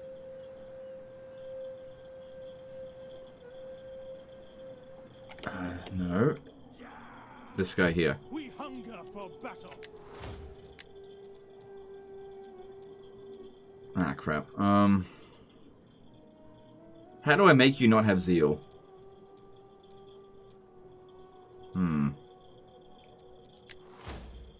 Not sure.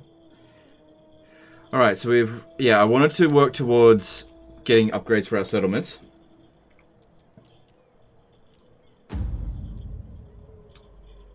How do I get you...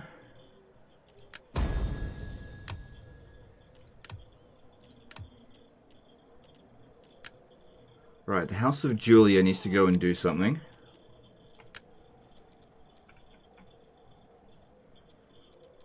What are some other options?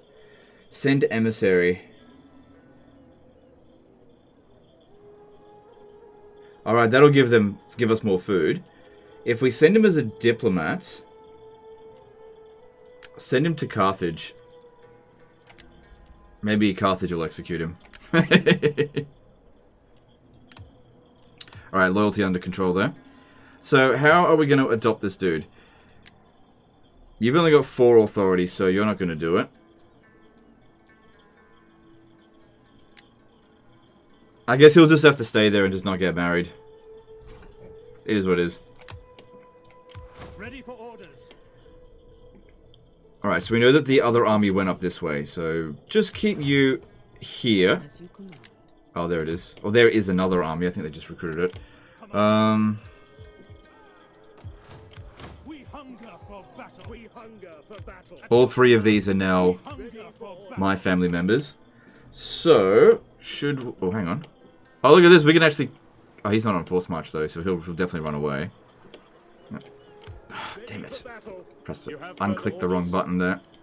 Advance. Ready for battle. Yeah, it's okay. At once. At your command. Now, if I don't leave an army here, they will probably attack it.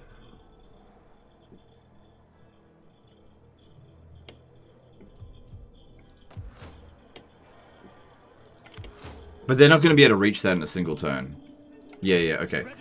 Let's go this way. Let's finish off the Nori first, because they've only got 1 settlement. How can I help? On the move. Pausing to hold my blade. I don't think their armies will be able to get through this here. Ready for battle. Alright, I need to recruit some more forces and get them to Medland quickly. Oh no! Maxed armies. But I have money! They didn't take the bait. Ready for orders. We hunger for battle. Alright, maybe if I gave them something a little bit more enticing. Advance. We hunger for battle. Ready for battle. At once. Ready. We cannot pass here. We hunger for battle. Advance. Are you ready to... So how far off are we from the next level of Imperium? Not too far off. I hate how there's an army cap in this game. I never liked Imperium either. Yeah, it doesn't really make sense when you got shitloads of money and you just can't raise more armies. At your command. Not that big of a deal though. Oh damn, pushed him out of the way. Ready for battle. Ready for orders. We hunger for battle. Okay.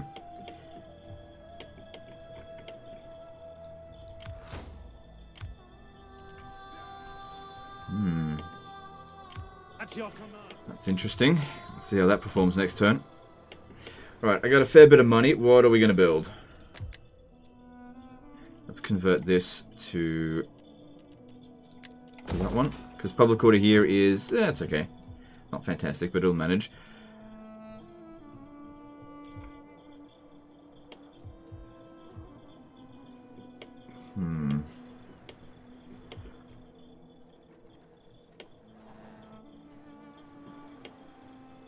Alright, yeah, this one may come under attack. Not that big of a deal if we lose it. Let's just finish off that faction.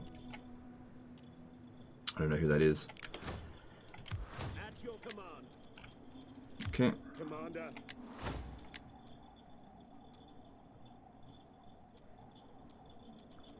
What else we got in here?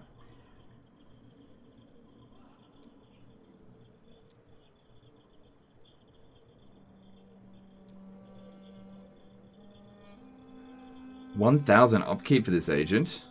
That's shit. No thanks. Alright, moving on.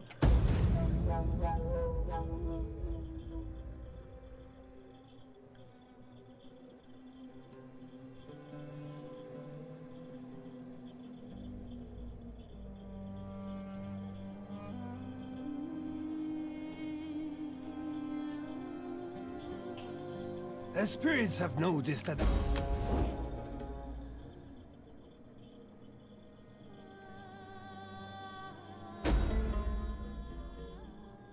Well, they didn't come down here anyway. So, rival banquets. Attend, boycott, forbid break. I'm gonna boycott it, because... Oh, man, I hate that fucking mechanic. You gotta pay attention to every bloody thing. It's freaking cost me $1,000. Whose idea was it to put slums in there? Are the Sessitani at war with the Volkai? No. Let me see if I can speak to the Sessitani. Greetings. Now speak plainly, for we are an honest folk and value honesty in others. Because this would be really interesting if I can get them to help. They won't do it. Yeah, there's nothing I can do to make them join war. Ready for battle.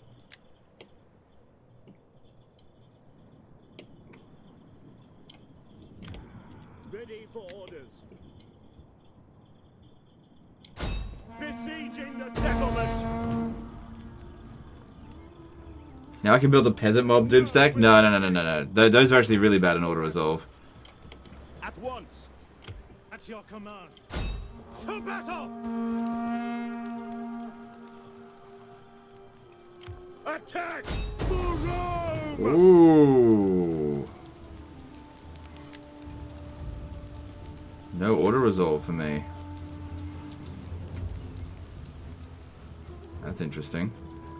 Alright, back off then. Retreat, men! Retreat! We won't be able to win it manually. Ready for orders. We take this settlement for Rome! Retreat! And stay out of the range of the garrison. At least they're not recruiting anything. On the move. Oh, I could have hired some mercenaries. Just stay here, and we'll attack him again next turn.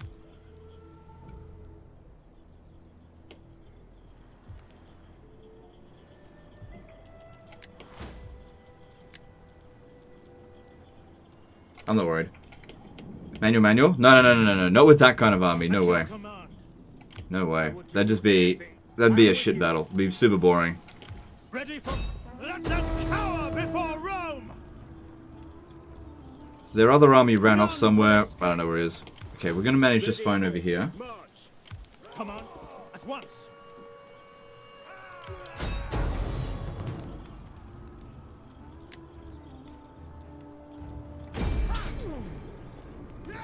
There we go, that worked out well. Ready for battle. I feel like the Auxilia are really not that much better than the Roarii in auto resolve, but they are definitely cheaper. Okay, so that faction's not wiped out yet. The Nori, they're out there somewhere.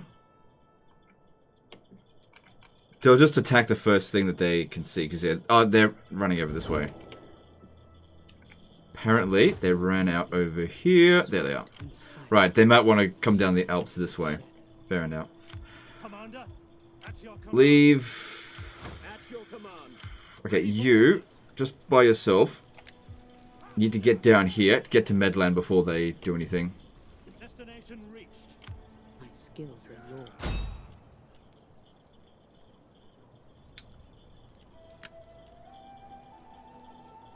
Sabotage. Come on. Alright, how's our replenishment here? We hunger for battle. Alright, we can make some adjustments to this.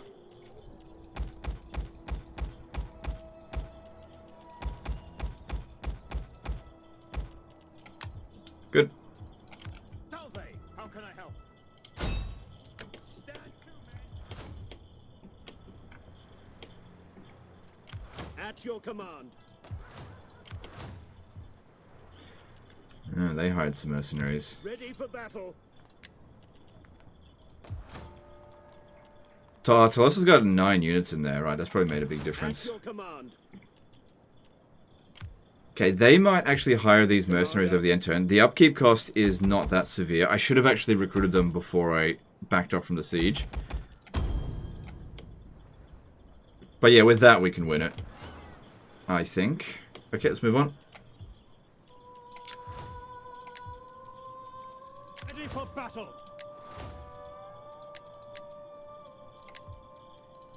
Commander.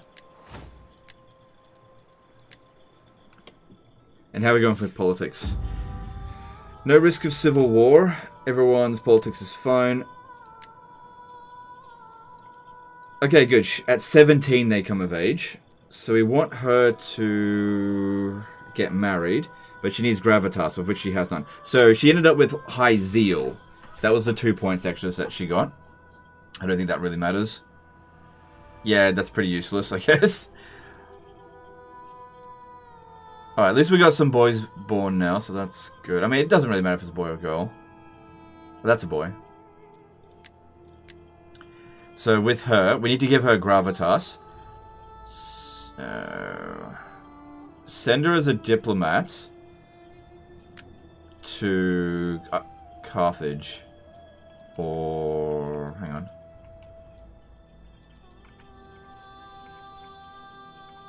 Yeah, send as a diplomat to Carthage, because sometimes they can actually end up giving you a settlement. It's really weird. The others will be a little bit upset about it. So the House of Julia send this guy also as... hang on.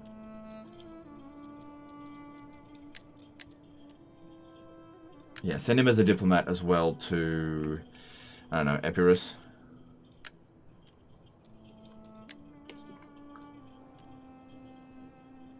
Let's give her a promotion. Cool. And double check that everything's okay. Everything's fine. Let's move on. Wait, money. Got some money to spend. Construction. What do we got we can do? There's a lot of things that can be upgraded, but they're not really that good of an upgrade. That's alright. Let's go with that.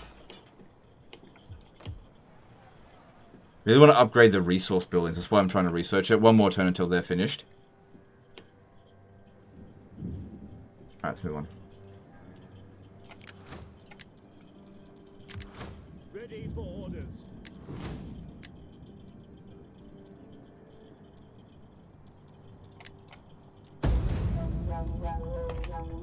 Doesn't raising armies drain manpower in Rome too? No manpower. You might be thinking of Divide et Impera. You have a son-in-law that you can make a general? Oh, I can't make more armies. I've got a limit. It is time to talk like men of many things. We can put aside swords for the time it takes to...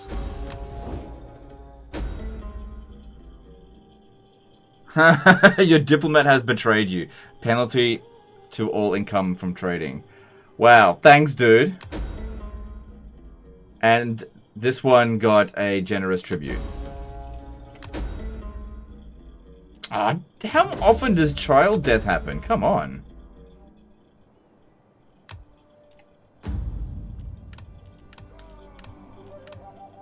Fucking hell. 11 years old, child death. That's happened 3 times now already. Alright, well that gave her some influence, so that's good. Wait, no it didn't. She had 8 before. She needs to do something like this. Yeah, send an emissary, because we could use more food. Send her to, it doesn't really matter where. Italia, whatever. Yeah.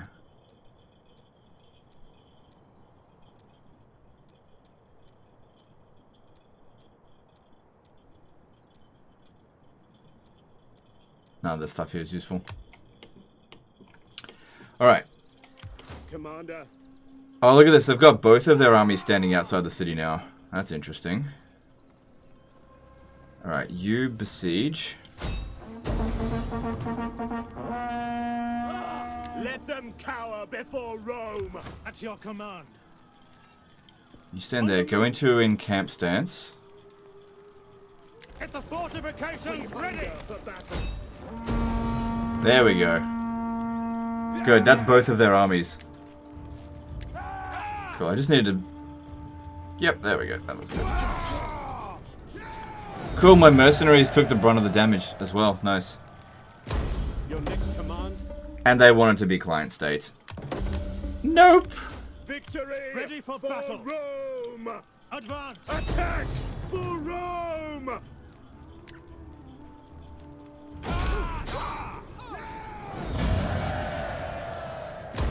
Commander. Cool, they're gone. Good, and let's get rid of those mercenaries because they're costing me too much, and we've got things that we can recruit anyway. It is a great and glorious thing to Cool. die for Rome. How may I serve you? Alright, next stop for us. Again, looking for resources. This is a good one here. Olives is definitely good, but... yeah, I don't need... that's redundant. Ooh, how's that? Our public order here is pretty good. Alright, get that. Next stop for us... I guess Burdigala, or we could go into Spain. Oh, sorry, I mean Iberia. How? Actually, the Averni seem to be fairly large. Large factions are kind of easier to fight sometimes. They're kind of weak as well. All right, let's actually go for the Averni. I just need to know what's going on with them. I serve only Rome. Stopping to rest a while. Right. We'll bring our armies around this way, and that way we can just attack them wherever that works for us. Ready for orders. Yep. Alright, good. That works for me. Alright, so we just finished... oh, right, we finished that one. We've been working on this way here.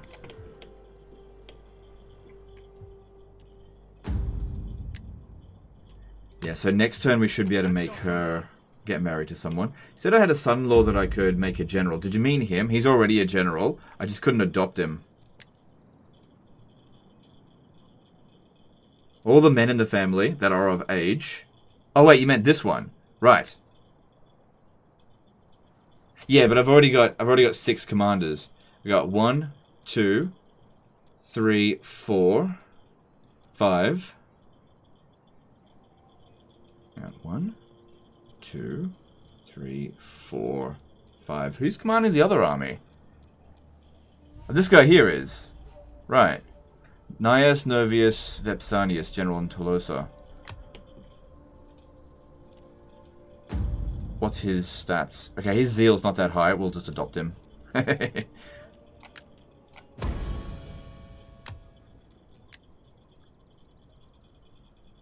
Oh, why'd your authority go down? Son of a bitch, what happened? Swears like a trooper. Great. Alright, what about you?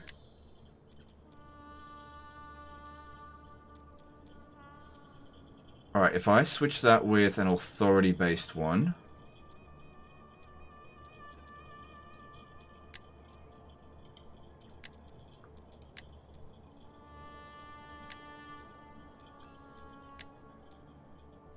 oh, it's the same sort of thing.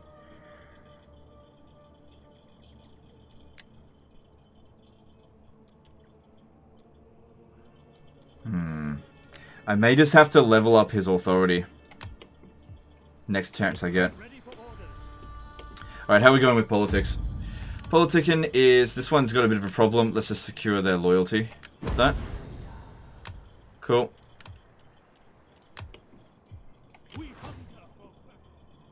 Oh, they are coming at us.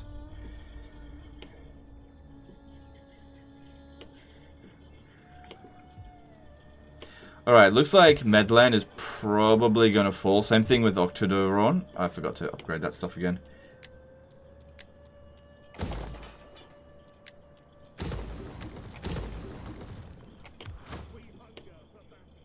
It's just a matter of, is it going to be this one or them? I need to get these guys down here immediately. You may as well get comfy, men.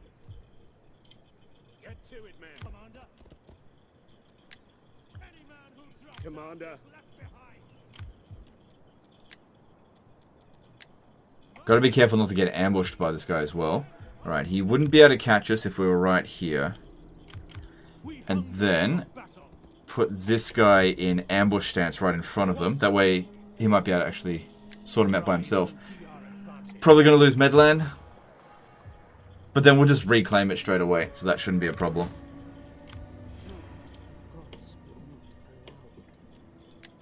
Definitely going to lose Octoteron, but that's okay. That's okay. This is all fine. But yeah, I literally can't raise another army to go deal with them anyway. It's okay.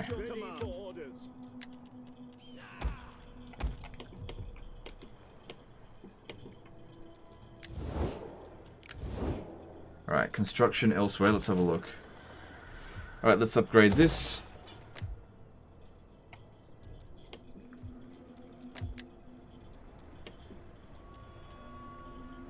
Food's pretty good. Let's get a library. And upgrade it here as well. Let's really start to get some research rate going.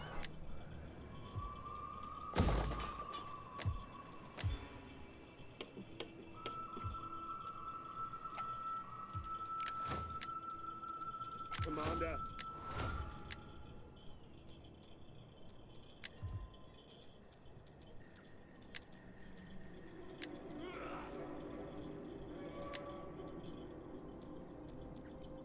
We hunger for battle. Ready for orders.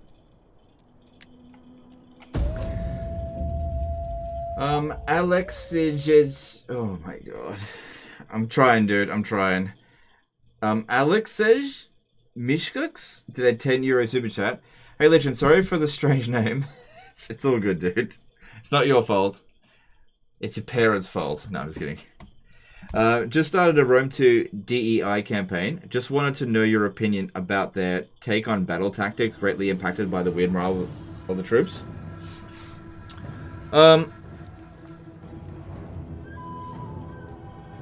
Yeah, we can't win this battle.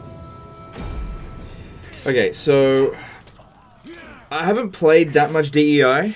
I found that the battles were ridiculously slow paced. That's really all I have to say about it. It's just like really, really slow.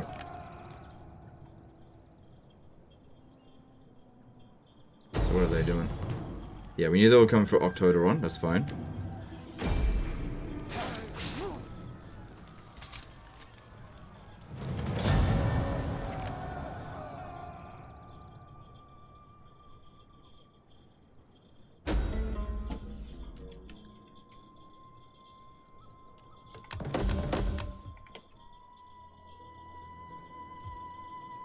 Where'd the other army go?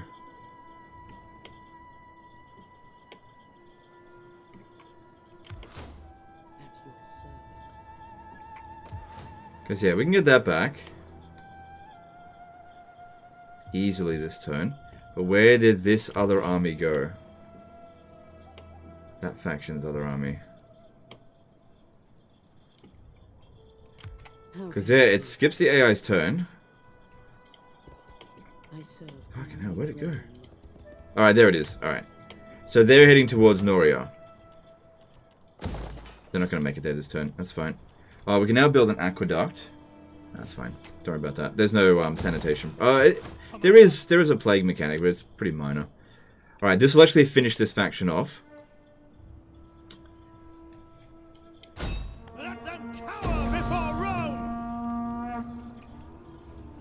Guess another thing to consider here is that this guy can force march a fair distance down this way. Might be a good idea if we could sabotage him and block him. 50-50 chance. Cool. So now his movement range is nowhere near. He won't be able to reinforce. If they launch the attack. Right, this will end the Nori.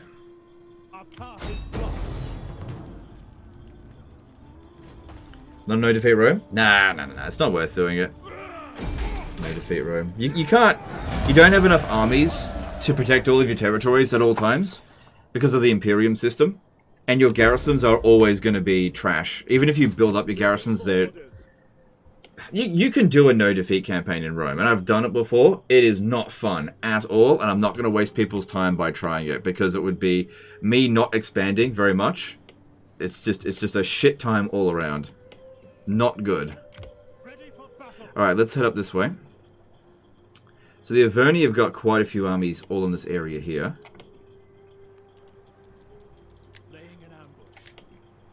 Yeah, you definitely can't open up multiple fronts at a time. Doing that. Any man who drops out is left behind. How swift and silent. A shadow. Just want to have a look. What's going on?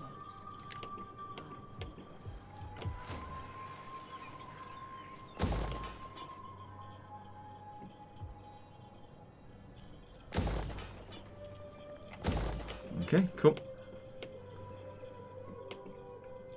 Alright, so yeah, we'll get that going. That'll allow us to get to tier 3 with our structures. We hunger for battle. Ready for battle. Ready for battle. This guy here should definitely be the one getting the replenishment bonuses. We hunger for battle. Commander. Make haste, men. Yeah, if Ready I... for orders. Okay, that's fine.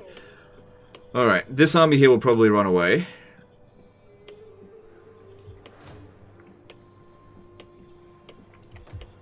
Because another thing is that you can't abandon settlements, you can't sell settlements, and you can't make ruins. If you attack a settlement, you have to occupy it. Unless you're playing something else. Different faction. Alright, go with that. Alright, let's go through our buildings and see what needs to be constructed.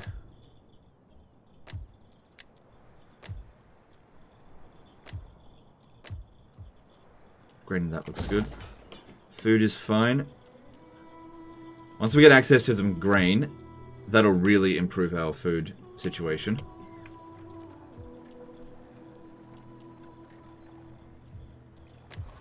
Don't have tons of food yet.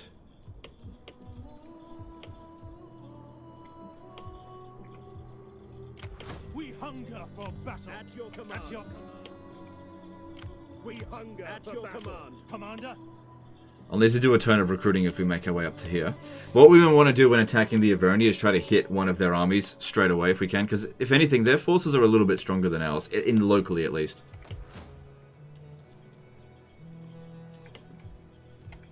Yeah, Italy's public order is still pretty good. I think we can justify a bit of an upgrade here. That'll give us some more cash. And food. Moving on. My skills are yours. At your command.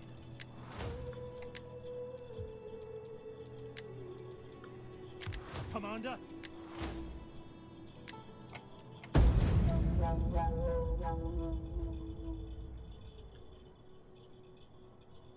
You can always demolish all buildings and raise taxes. For what?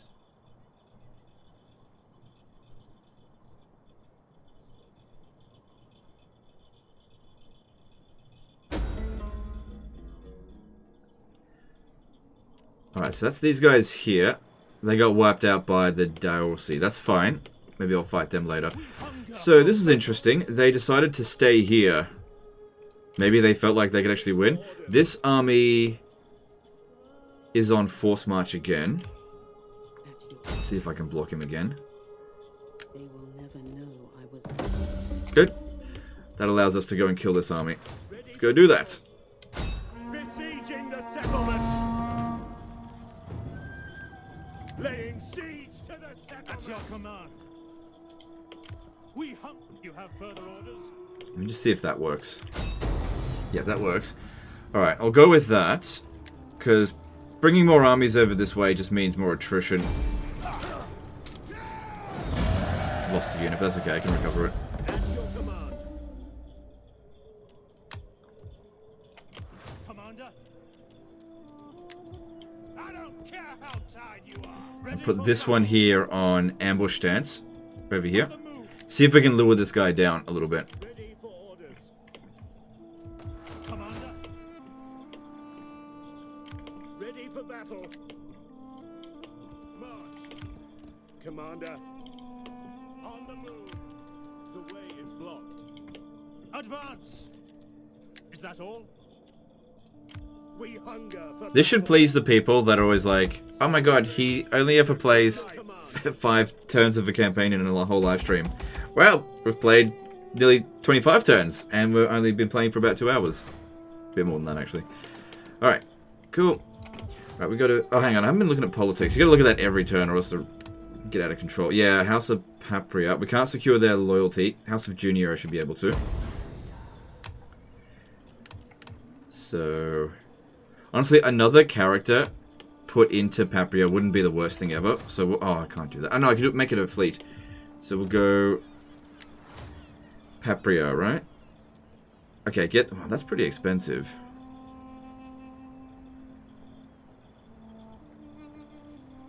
Let's see if I can make this work without doing that. Yeah, I could always just seek a spouse.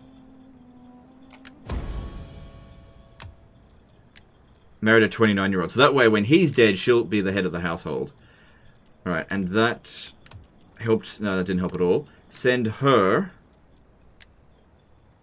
as another diplomat over to Carthage again.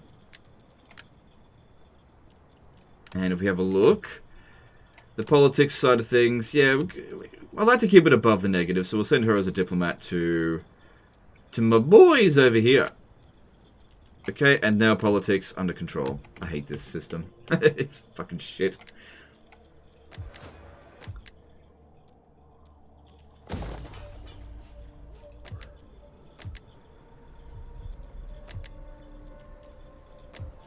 Public order here is good, so we can justify a bit of that.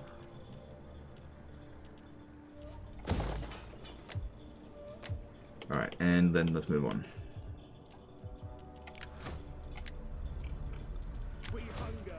Wait. There's something I forgot to do. Because we're trying to get her married. She's now 20 years old. She can now be upgraded. And then she can get married. And now we've got another guy. He's 25 years old. That way we didn't have to pay for him. So we've got another general available to us. So that's good.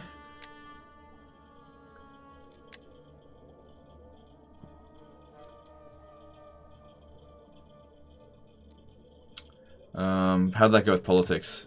There were -1's no big deal.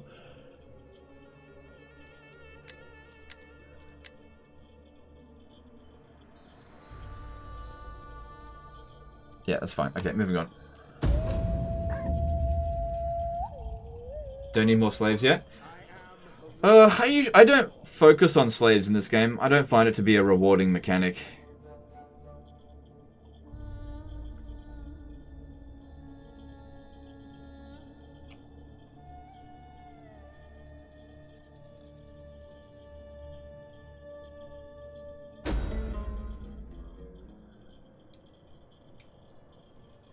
To be fair, Total War Worm streamers didn't used to take so long on a turn. Legend did, so the rest. Dragged out turn seems better. Well, it's not about dragging out the turn. It's about doing as much as you can every single turn, rather than just hitting end turn and being like, look how good I am. I went 50 turns in 1 hour. Oh, God. Again.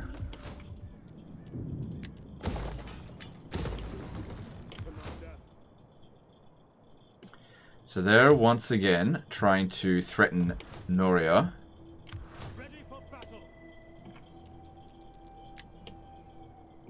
Oh, we're just out of range there. How can I be of assistance? If I manage to block him again, maybe that'll prevent him from getting there for a turn.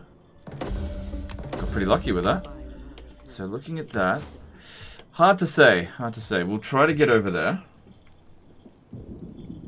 With probably just one army is needed. If you could force march up this way.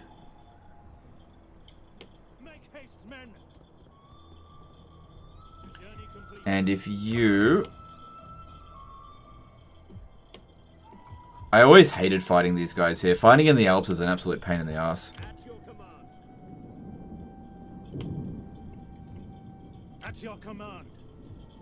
Yeah, I need them to threaten them at Coria there. Ready for orders. We cannot do that. Okay, put him in ambush. And you stand here. Ready for order. We cannot pass here. The way is blocked. And that way, it looks like we're about to attack that next turn, and he may decide to come over here and try to stop us. Because, yeah, I can't recruit another army yet. At your command. Commander? At your service. I serve only Rome. Moving unseen. Ready for battle. We hunger. Right, for I can hit Bibracte, but we want to hit one of their armies straight away. That would be best. So, move 50% of your movement to here. Go into ambush stance, and we will see how things go. laying an ambush. At your command. Because I'll be able to strike either way. We just don't want them to know we're coming. Laying an ambush. Ready for battle. Make haste, men. But legend, that'll make them upset.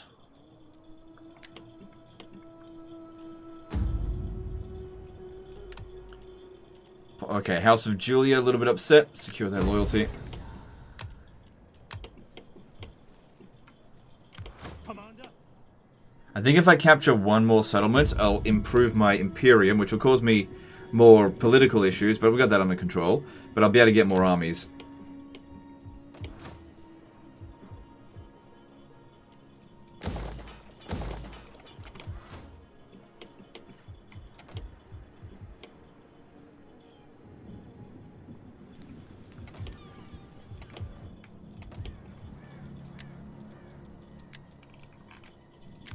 We hunger for battle.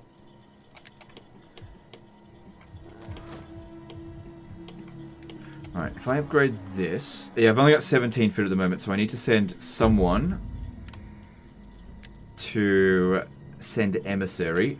Just doesn't matter where, Italia. That'll give me a bunch of food for a few turns.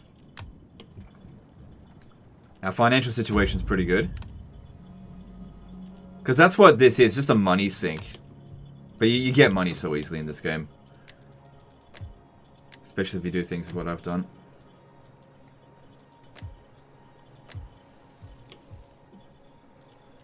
Don't bother upgrading that because they still might be able to reach even though we blocked them. Alright, let's move on. Got all this money but I just can't spend it. What do you wish of me?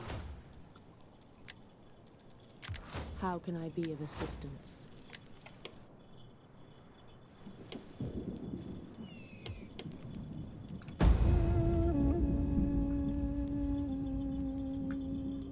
All for the glory of Rome.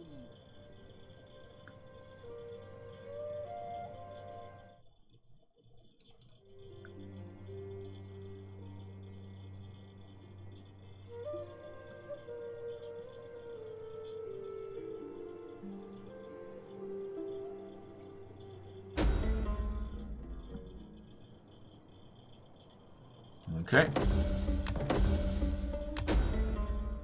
Slaves escaped. That's okay, we don't really have many slaves. Alright. I don't know what happened. How may I? Moving unseen. He's not there. He ran back. Okay.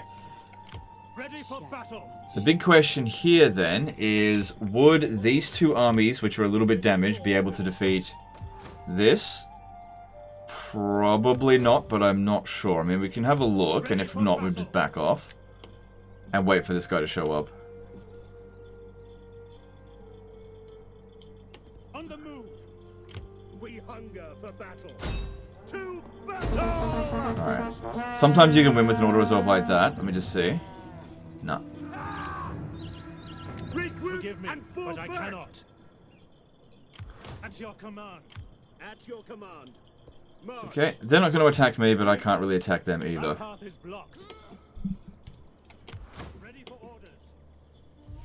Once this army joins up, Garrison. then they won't be able to do anything. We need to block this one again so he doesn't run off. They will never know. Good. Alright, he's not going anywhere. Success is all ours. Commander. Alright, now the Averni. These guys are much tougher than anything that we fought so far. Treading softly. And it looks like there's no opportunity for their counterattack. They've got actually quite a bit of territory. No counterattack's going to happen here. So once we get rid of... That's their king as well. Smashing them at Nemesis will... Yeah, put them... Oh, they'll probably attack Tolosa. Fuck it, who cares? Ready for battle. Ready for orders. Alright, let's do this. So looking at the Averni, they're pretty strong. Do not attempt to sweeten truth. Oh, they've got a defensive alliance, but I think I can bypass that if I speak to the Sesatani. Greetings to you. I trust you come with honorable words that I can hear. Done. Good stuff. Okay, we're at war with the Averni. At your command. Let them cower before Rome. Alright, I should really have my dictator. Where is he? Ready for battle. Ready for orders. You back off. Let him launch the attack, because he needs another level up so I can get authority to get my other generals back. Adopt them, I mean. We take this settlement for Rome. Good, looks like we'll be in really good shape after this fight as well. I probably could attack Bibracte over here. But I don't want to spread myself too thin. Yeah, I can't check to see if there's a military presence there. Yeah, best you keep these guys. If we're going to use auto-resolve armies for now, which I want to start phasing them out and start getting actual proper armies that we can fight manually. We should keep them together. Yeah, that'll take some time to recover from that. Ready for battle. Good, there's our Imperium. We needed that. Because I need to recruit 2 more armies.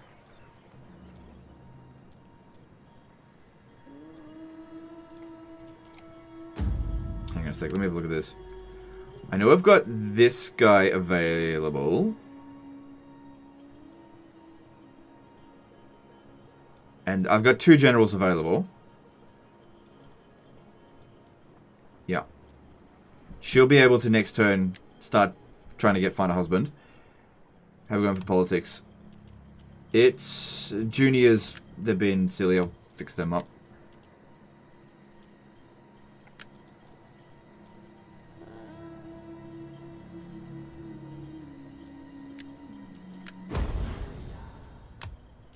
Okay, so we'll find them in here somewhere.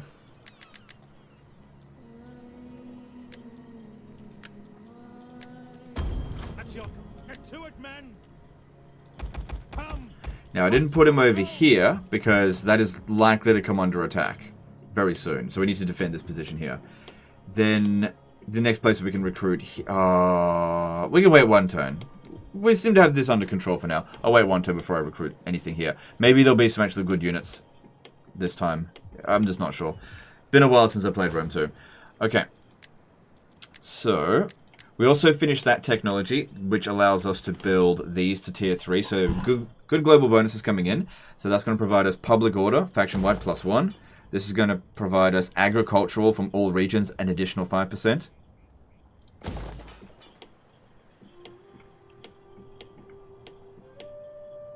Same thing with that one once I upgrade it. Glass over here will provide us with research rate +4%. Alright, let's continue working towards the Marion. It takes a while to get there. What do we need to research to get this upgraded? Alright, philosophers. That will only take 3 turns, and this will give us a fairly big boost in our research. Ready for orders.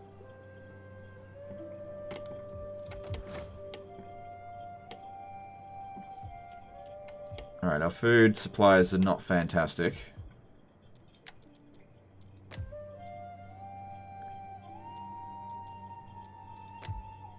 Okay, public order in Rareta et Noricum is not great, so let's send a... let's see who hates us the most. Let's go Julia, because I only got 2 members. Right, his married character is over here. We stole her. I don't know how that works, but we did that. Alright, organize games in this region here.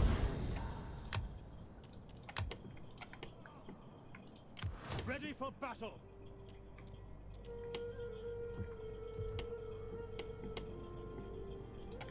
We hunger for battle. On the move, ready for orders. Commander. This one should be the one sitting in there trying to get replenishment. Cool. Cool. Easy. Let me press it! Commander.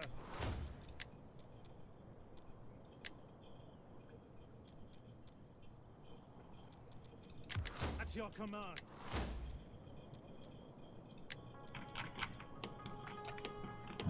Alright. Once I've captured Coria, I'll peace out with them because I don't really want to go out that way. I want to reposition these guys over to fight the Averni and let's conquer Gaul. I think there's a really important resource in here. I just can't remember what it is. I think it's grain. That'll sort our food out. Okay, we also get another edict. So we've got tax harvesting here because I like money. Let's see, what's our next richest region? Oh my god, Rome's so much richer than everywhere else. Cisalpina.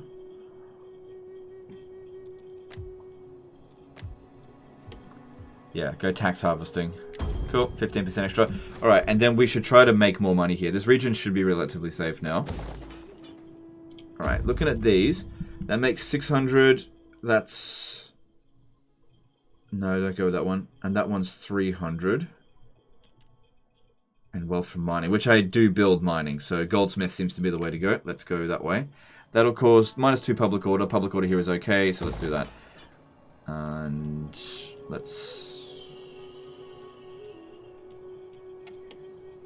just wait until we get some further upgrades. Moving on. Plenty of grain in Egypt. Yeah, but Egypt's far away. That's the problem. You're totally right. Loads of grain in Egypt, but I don't want to create a fragmented empire.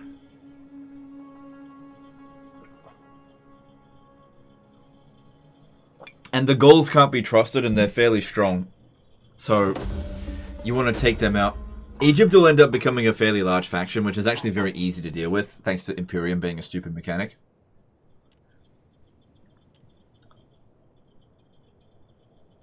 I think that one there is going to be our way.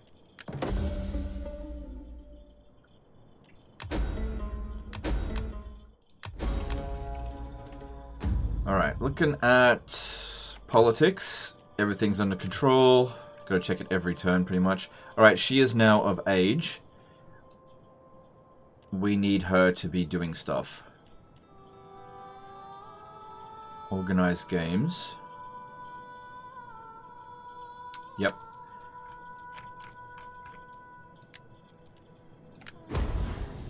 Okay, that would have pissed off the other houses a little bit.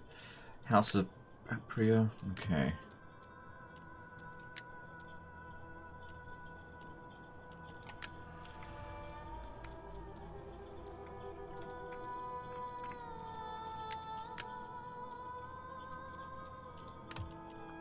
And then also... Wait, is that Junior? Yeah, Junior. Send you as a diplomat. The reason why we want to use diplomat is because it doesn't give them any gravitas. It just improves their loyalty with giving them no benefit whatsoever. Send him over to Sparta, maybe.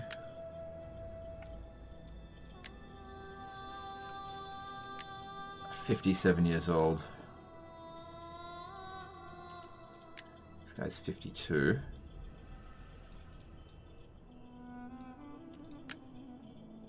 No, don't worry about doing that.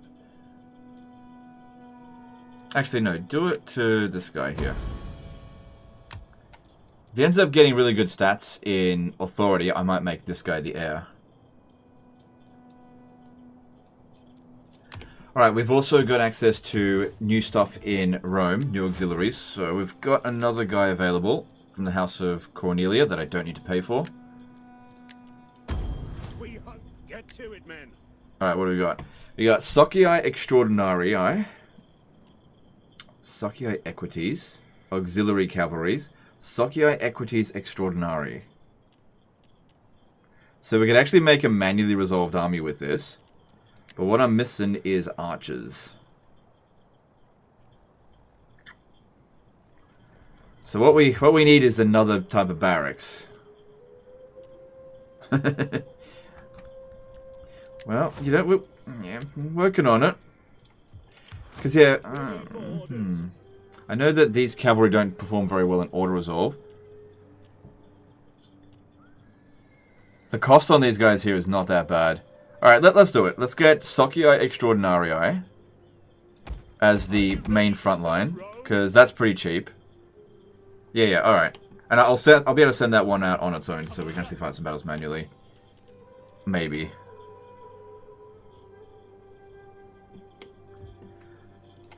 Ready for battle. Alright, time to take out these guys. Bernald subscribed with Prime. Thanks, dude. Appreciate that. We're now at 1,470 subscribers on Twitch. Really appreciate that, guys. Very close to 1,500. At your command. To battle! Didn't the Romans get archers in Crete? Oh, you can get archers in loads of different locations. It just depends on the barracks that you build. Ready for orders. Let them cower before Rome! Alright, that's the end of them. Any units got wiped out? No. At your command. Cool. So that's sorted out the north of Italy. And I don't really want to go further up that way, so I'm going to peace out with them. So that's the Raieti. My time is better spent feasting and hunting than listening. Can make them So a be client quick state. with your However, I judgment. don't like client states in Rome too. They don't back you up, and they just snatch settlements you want to take. And so I end up wanting to kill them. Can't steal their territory. Can't tell them what to do. Fuck them. Just, I'll go kill them when it's more convenient. Elfinthan? Subscribe with Prime? Thanks, dude. Appreciate that. Carthage be coming. I've already defeated Carthage in a war. I just peaced out fairly early. We've already had the first Punic War. So... yeah, maybe that army can deal with Carthage when the time comes. Maybe. Alright, next stop for us is Burdigala. Oh, gold. I didn't do anything here.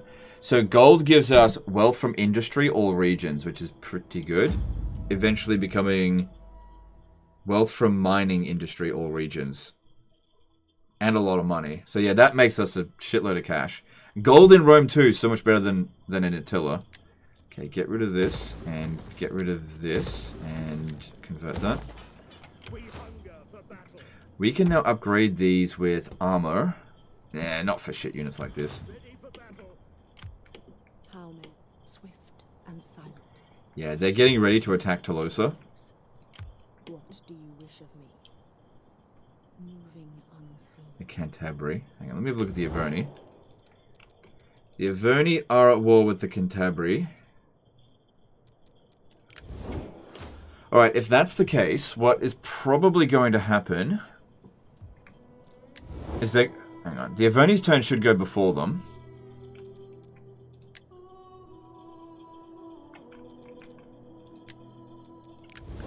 I reckon this army might actually turn back over here to attack. To defend against this.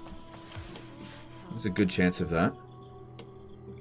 Maybe what we should do is head over to Bibracte.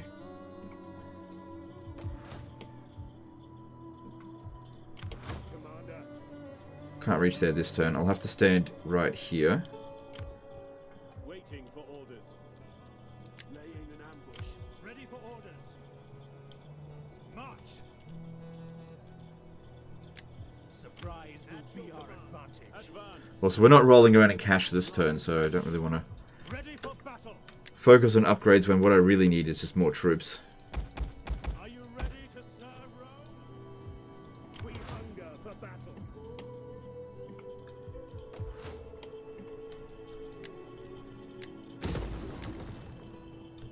Okay, we've now got an iron resource. That allows us to upgrade our armor from anywhere.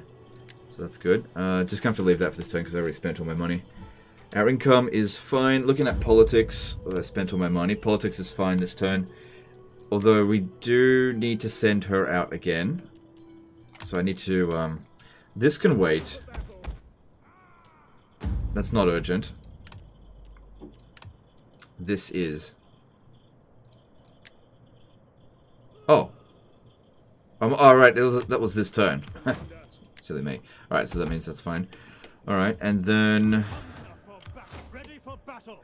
we're out of that war. That didn't lower my reliability, did it? No, it didn't. Take these forces, and we'll bring them out this way. Or should we... you know, let's really put the smack down on Gaul. Like, big time. Yeah, let's do that. Alright, moving on. Commander. Extra research rate, nothing wrong with that. Total War Ultra Hand version, no politics with other nations, 100% dictator country, 100% domination of other factions, no trading etc. Yeah, I tell you what, if you want to go do that, you go do that. No thanks. No thanks. Look, I'm really done doing like challenge campaigns for Rome 2 because you should only really do challenge campaigns for games that you truly love, and I just don't with this one. Oh, I was supposed to with our. No, never mind.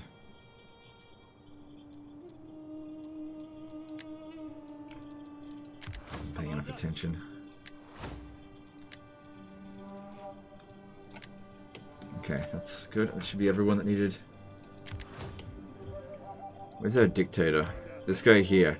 I don't think he's leveled up recently, but I need to improve his authority. Oh, he's older. Maybe just don't worry about it.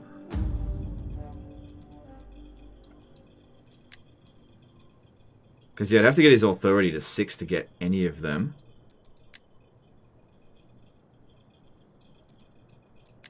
Anyone got any high authority? We got a lot of low authority.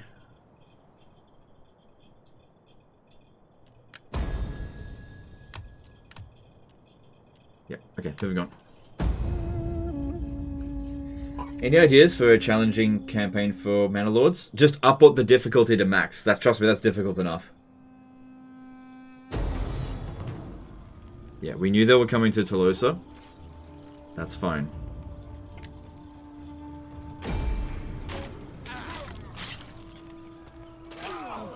Hey, Darren, how's it going, dude? You love it deep down, I know it. No. Like, I love the Roman time period. Don't get me. Oh, there's 2 armies here. Alright, well, they didn't go back to defend their territory.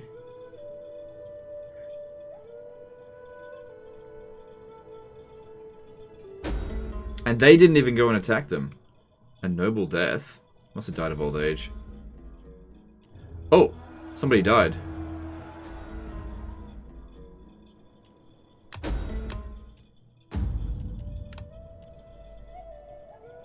Oh, this one died.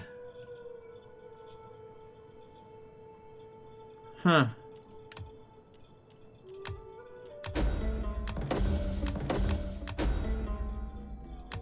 Okay, whatever. Weird. Alright, that army's going to be making its way down here pretty soon.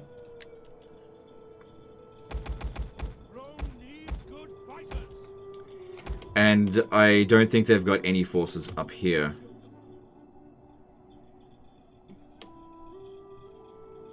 Alright, I need to split my forces, I think. Let me just see. Could the dictator just go and capture this on his own? Yeah, no problem.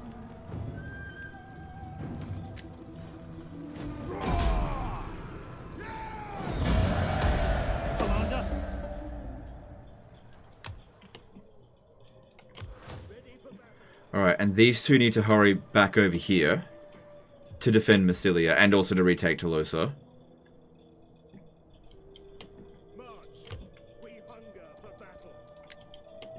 Did he level up? Yep, he did. So we're thinking about trying to increase his authority so that he could adopt those other characters.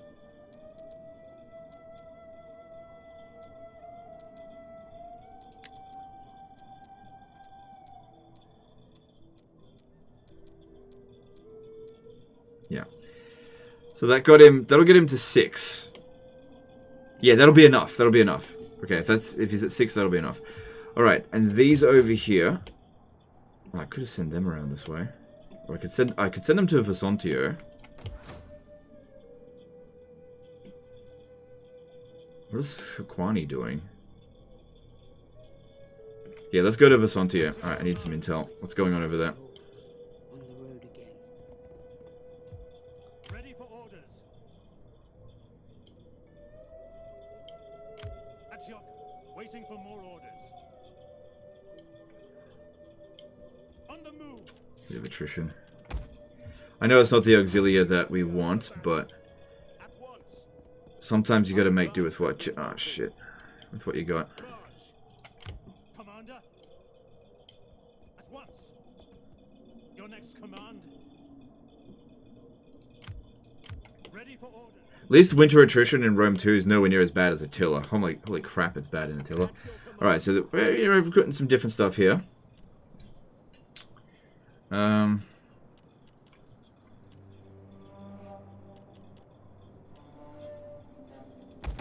is a great and glorious thing to die for Rome. Okay. At your command. Yeah, we'll be able to send him over to there as well. Okay, need to convert this. Need to destroy that and destroy that. Need to build some basic shit there.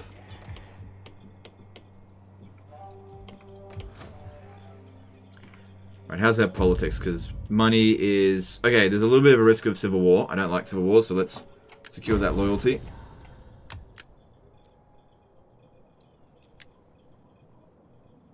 Now I don't have enough money for this. So that'll have to wait.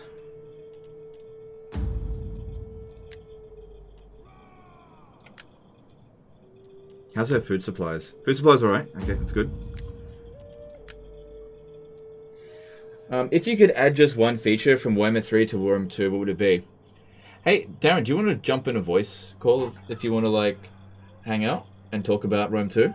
I'd love to talk to you. I can't constantly read the chat. I'm doing stuff. Because, yeah, that's a good question. Or are you, like, busy doing editing or something?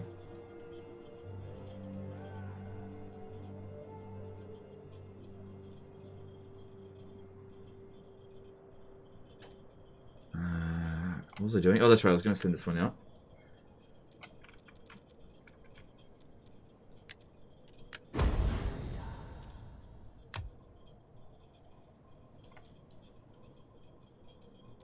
Playing Rome 2, did I lose a bet?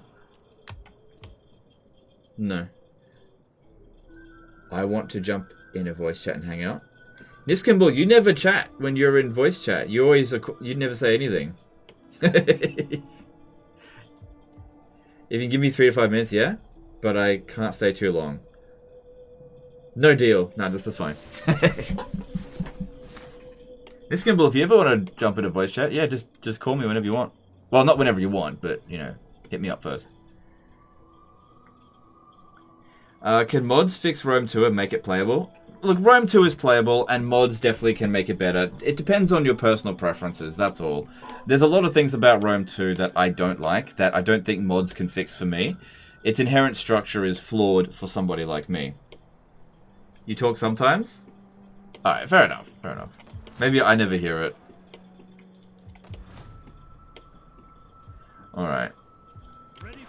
Yeah, they can't reach here this coming turn, so we'll be able to stop them. They'll probably turn back around and go to Nemesis because it's undefended. AI don't like to fight battles. That being said, I don't either because I auto-resolve it all. Our Imperium makes us unresistible. Alright, I got no more money, so looking around to do stuff isn't going to do anything.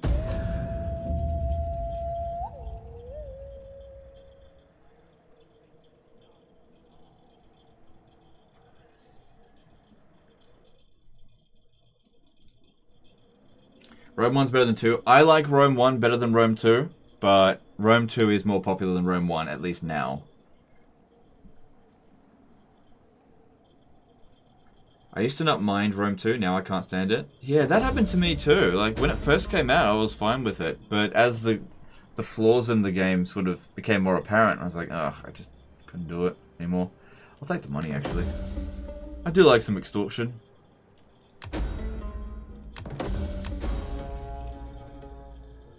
Oh, shit. Oh, they got a new one? They got a new one for free. Nice. Good. Yeah, they can't have nobody in there. But how do they have that influence? If you add that up, that doesn't make sense. Do they get to keep the influence after they die? That's bullshit. Or maybe it just hasn't rolled over yet. Okay, that loyalty is a problem. Likes barbarians, subversive, and he's a bigot.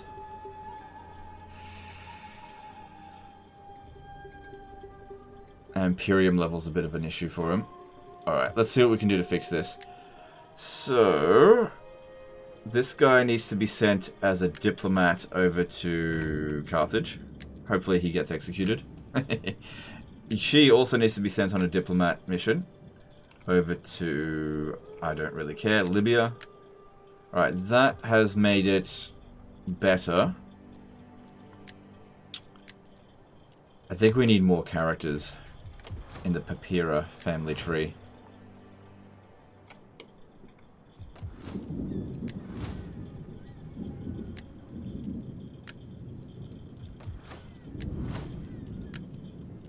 Wait. Pressing the wrong ones.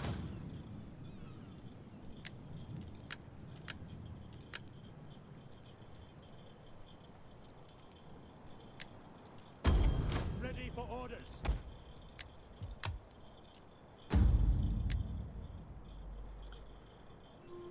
Oh, he's unavailable. He'll be available next turn, though.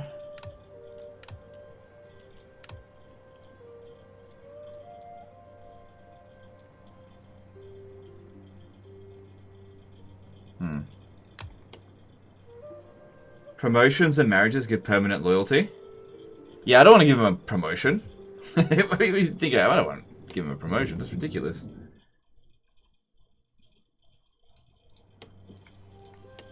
Alright, they got a fair few forces here, but we should be able to beat them. And is that their only settlement? I think it would be. A lot of one settlement factions out this way. Swift and silent, a shadow among shadows. Alright, this...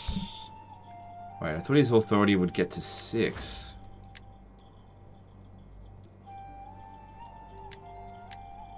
Not sure.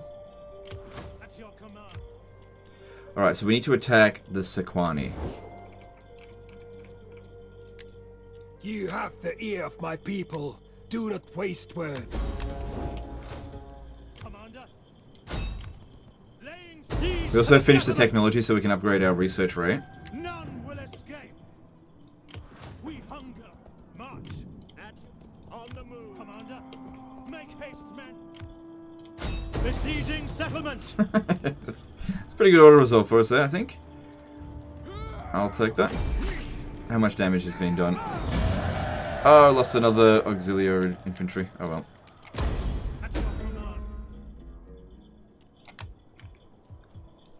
Ready for orders. And they're gone. Just like that, one battle gone. Cool. Get rid of this, and this, and this. Yep.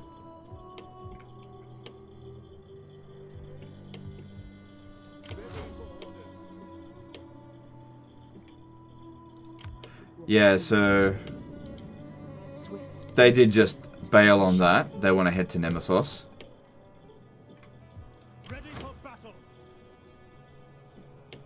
We'll need to send these armies down here to Nemesis, because otherwise it's going to be a game of cat and mouse. So we need to give them no option but to stand and fight. Alright, you stay there. You need to keep recruiting.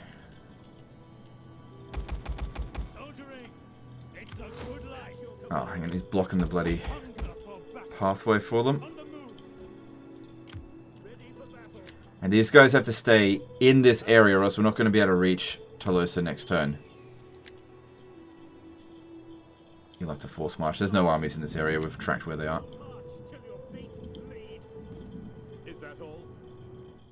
Anthony P did a 25 RON super chat. I was watching your Rome 2 100k series and I see you're actually streaming Rome 2. Cheers, my man. I'll tell you what, that's a hell of a coincidence, because that was not a popular series, and I don't stream Rome 2 very often. But that's okay. Good to see you. Thanks for super chat.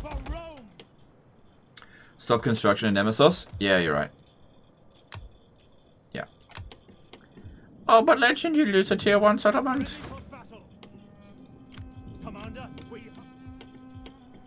Alright, how's our politics stuff again? Alright, that's at -8. That's no chance of risk. That's actually above -10 to cause risk.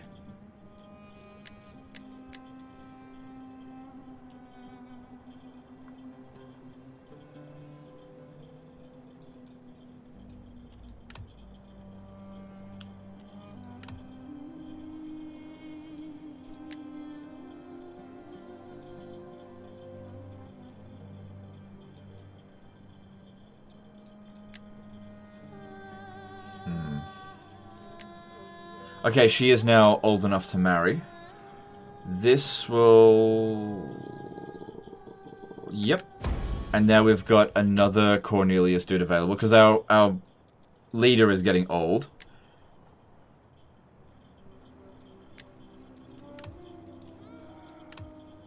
Yeah. Okay, that's good. I would also like to upgrade her one more time, although she's fairly old now. I think she could live another 10 years. That, because the reduced corruption can definitely help. So can the public order. I don't think it's essential, given this situation. Oh, that also gives her the extra authority, cunning, zeal she needs to steal characters, which we don't need to do right now. Because that's what happened here. Right. Do they get that at that level as well? No, that they reduce their upkeep cost on the armies. Okay. Right. So we just finished the research on, I believe, this one here. So now I can build archives. If I get to here, I can get to Scriptorium. Robbie Rob der Grutschikopf der Weisenkinder became a new member. Whew, that's a name. Did you try DEI for Rome 2? I did try DEI for Rome 2. It wasn't for me, though. Way too slow-paced. I've got a Let's Play series on it. I wouldn't do another one. But thanks, yeah, thanks for the membership there, Robbie.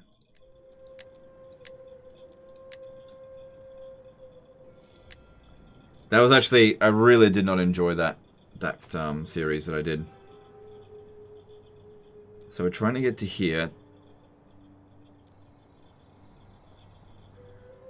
Oh no, this is the Marian Reforms cohort organization. So it would take us 21 turns to get there at the current rate of research, but we're about to speed things up.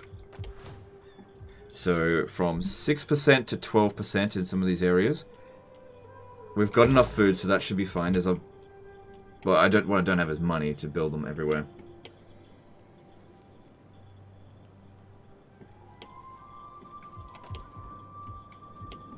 All right.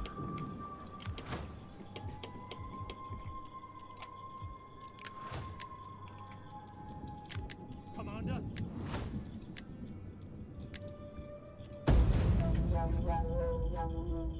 I could tell.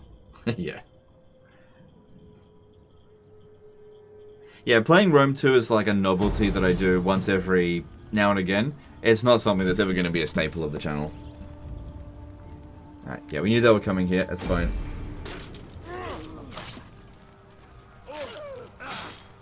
I do like how the Iron Resource upgraded our garrisons as well. Oh, they sacked it. Wow. Big boy, huh? Big boy, sack a tier 1 settlement. Woohoo! With no buildings. Now it's going to produce slums. Sorry for the name. How dare you have a name that's hard to pronounce? It's all good. I Carafa, subscribe with Prime. Thanks, dude. Appreciate that. No worries. Where'd Darren go? 3 to 5 minutes is up. Alright, call to the sea. No, I'm not doing any of that right now.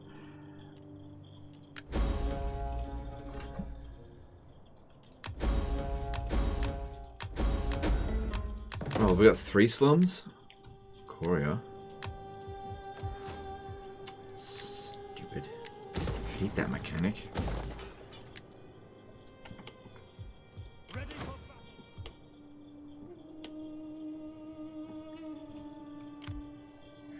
Alright, I'd be real surprised if this army was able to make it to Tolosa in time. Like with these two. But let's make sure and block him anyway. I will see it done. I will not fail Rome. Kind of silly I can recruit an army there if I had army capacity. We hunger for battle. Ready for battle. That's interesting.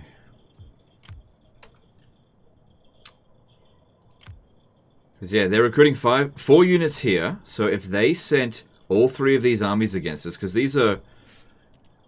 like, they're at the point that they're getting some good units. We would not be able to overcome them if we had to fight it manually, if we're stuck here. Yeah. That's actually a bit of a risk. Okay, what we should do then is go into ambush stance here. You deliver 1 unit over to that one. Get back over there and keep recruiting. You go into ambush stance as well. the move. See if we catch them trying to get down over here. Commander, Because I got more armies on the way. But yeah, we definitely need to upgrade our forces now. Well, soon. I'm working towards Marian reforms. Alright, these guys need to head... Yeah, all 4 of these armies, they're not going to run into problems.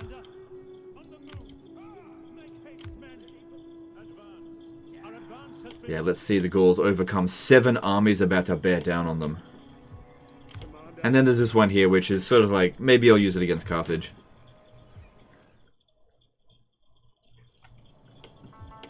Okay.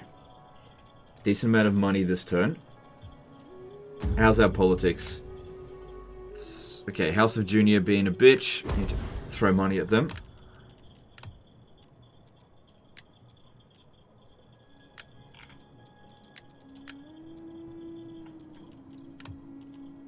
Okay, that has secured that for the time being, I think.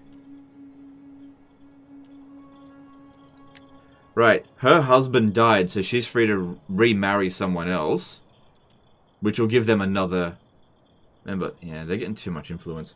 Kevin Levan did a $5 super chat. Is the historical Total War Renaissance or Dark Age? Not great new stuff, but older Total Wars seem to be thriving by comparison. Alright, thanks super chat. It depends.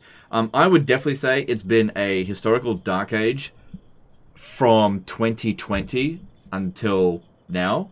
It's probably going to go on a lot longer as well. Because from my leaked sources, the next historical Total War game was World War I Total War. And it was due to come originally at the end of this year. But it playtested really badly. So it was just going to be another really bad launch. And Creative Assembly basically can't afford to have another bad launch. So they basically have delayed that game indefinitely, maybe, but we might see it again in the future. They're still working on it, but it's been delayed a very long time. And what they've done, from what I've been told, is Medieval 3 has been massively pushed up in priority because they've finally started to listen to the community. But the problem is they've only just started on Medieval 3. So even if they've got all hands on deck working on it, they still have to develop the new tools that they need for the damn game. So I would expect Medieval 3 to come something like 2027 at the absolute earliest. So 3 years away. So yeah, it's a dark age for historical Total War fans. If you don't like Warhammer, you are fucking out of luck. But Legend, what about Pharaoh? They're going to fix it. No, Pharaoh's about to be abandoned. Pharaoh is done. Alright, what am I doing? This stuff's all fine. Okay. ready for orders. Ready for battle. Oh no, you suck my city. Hang on, if I just don't tax it, then it doesn't cause negative food.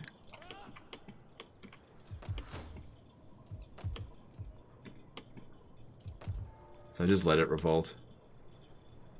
Ready when you are? Just in Discord? Okay, cool. I will just call you. Where are you? There you are.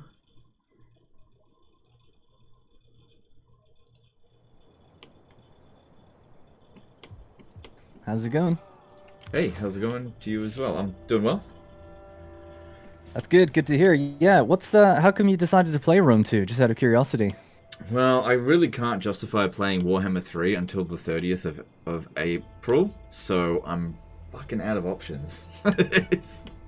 I see, yeah.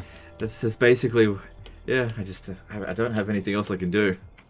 I can't just not work. No more Manor Lords or something? No? I finished Manor Lords, so like I could do another stream of it, but I finished it. Like, I had a great time with the game, but I just don't think another stream was worth it. And I was thinking about Rome 2, and I thought, you know what, I haven't played it in like 2 or 3 years. Why don't we crank up a campaign?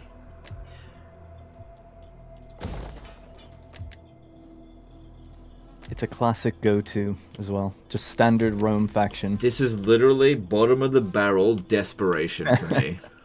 Oh. Hey, congratulations. I didn't even know you were on Twitch, and you were like, oh, I've got over 1,000 subs, you know, just bragging. But yeah, congrats, that's awesome. That's such a huge amount for Twitch as well. I just didn't expect that you're doing so well over there as well. Yeah, well, so what happened obviously I had this huge exodus from Twitch back in 2018. And you had to be exclusively on Twitch back then. You couldn't be on both.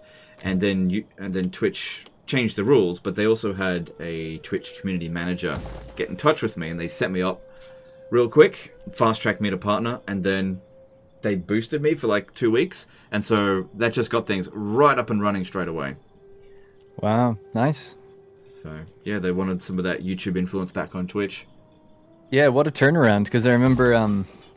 not to bring up controversies, but I won't mention specifically what happened, but I remember you got a couple strikes over there, and you were like, well, I don't want to get a third one, so I'm just going to leave it completely. Nobody knows about all the edgy stuff that I did. Well, I don't remind them. Okay. People just remind me basically every day. They're like, oh, you're that guy that drew a swastika. I was like, yeah, nearly 10 years ago.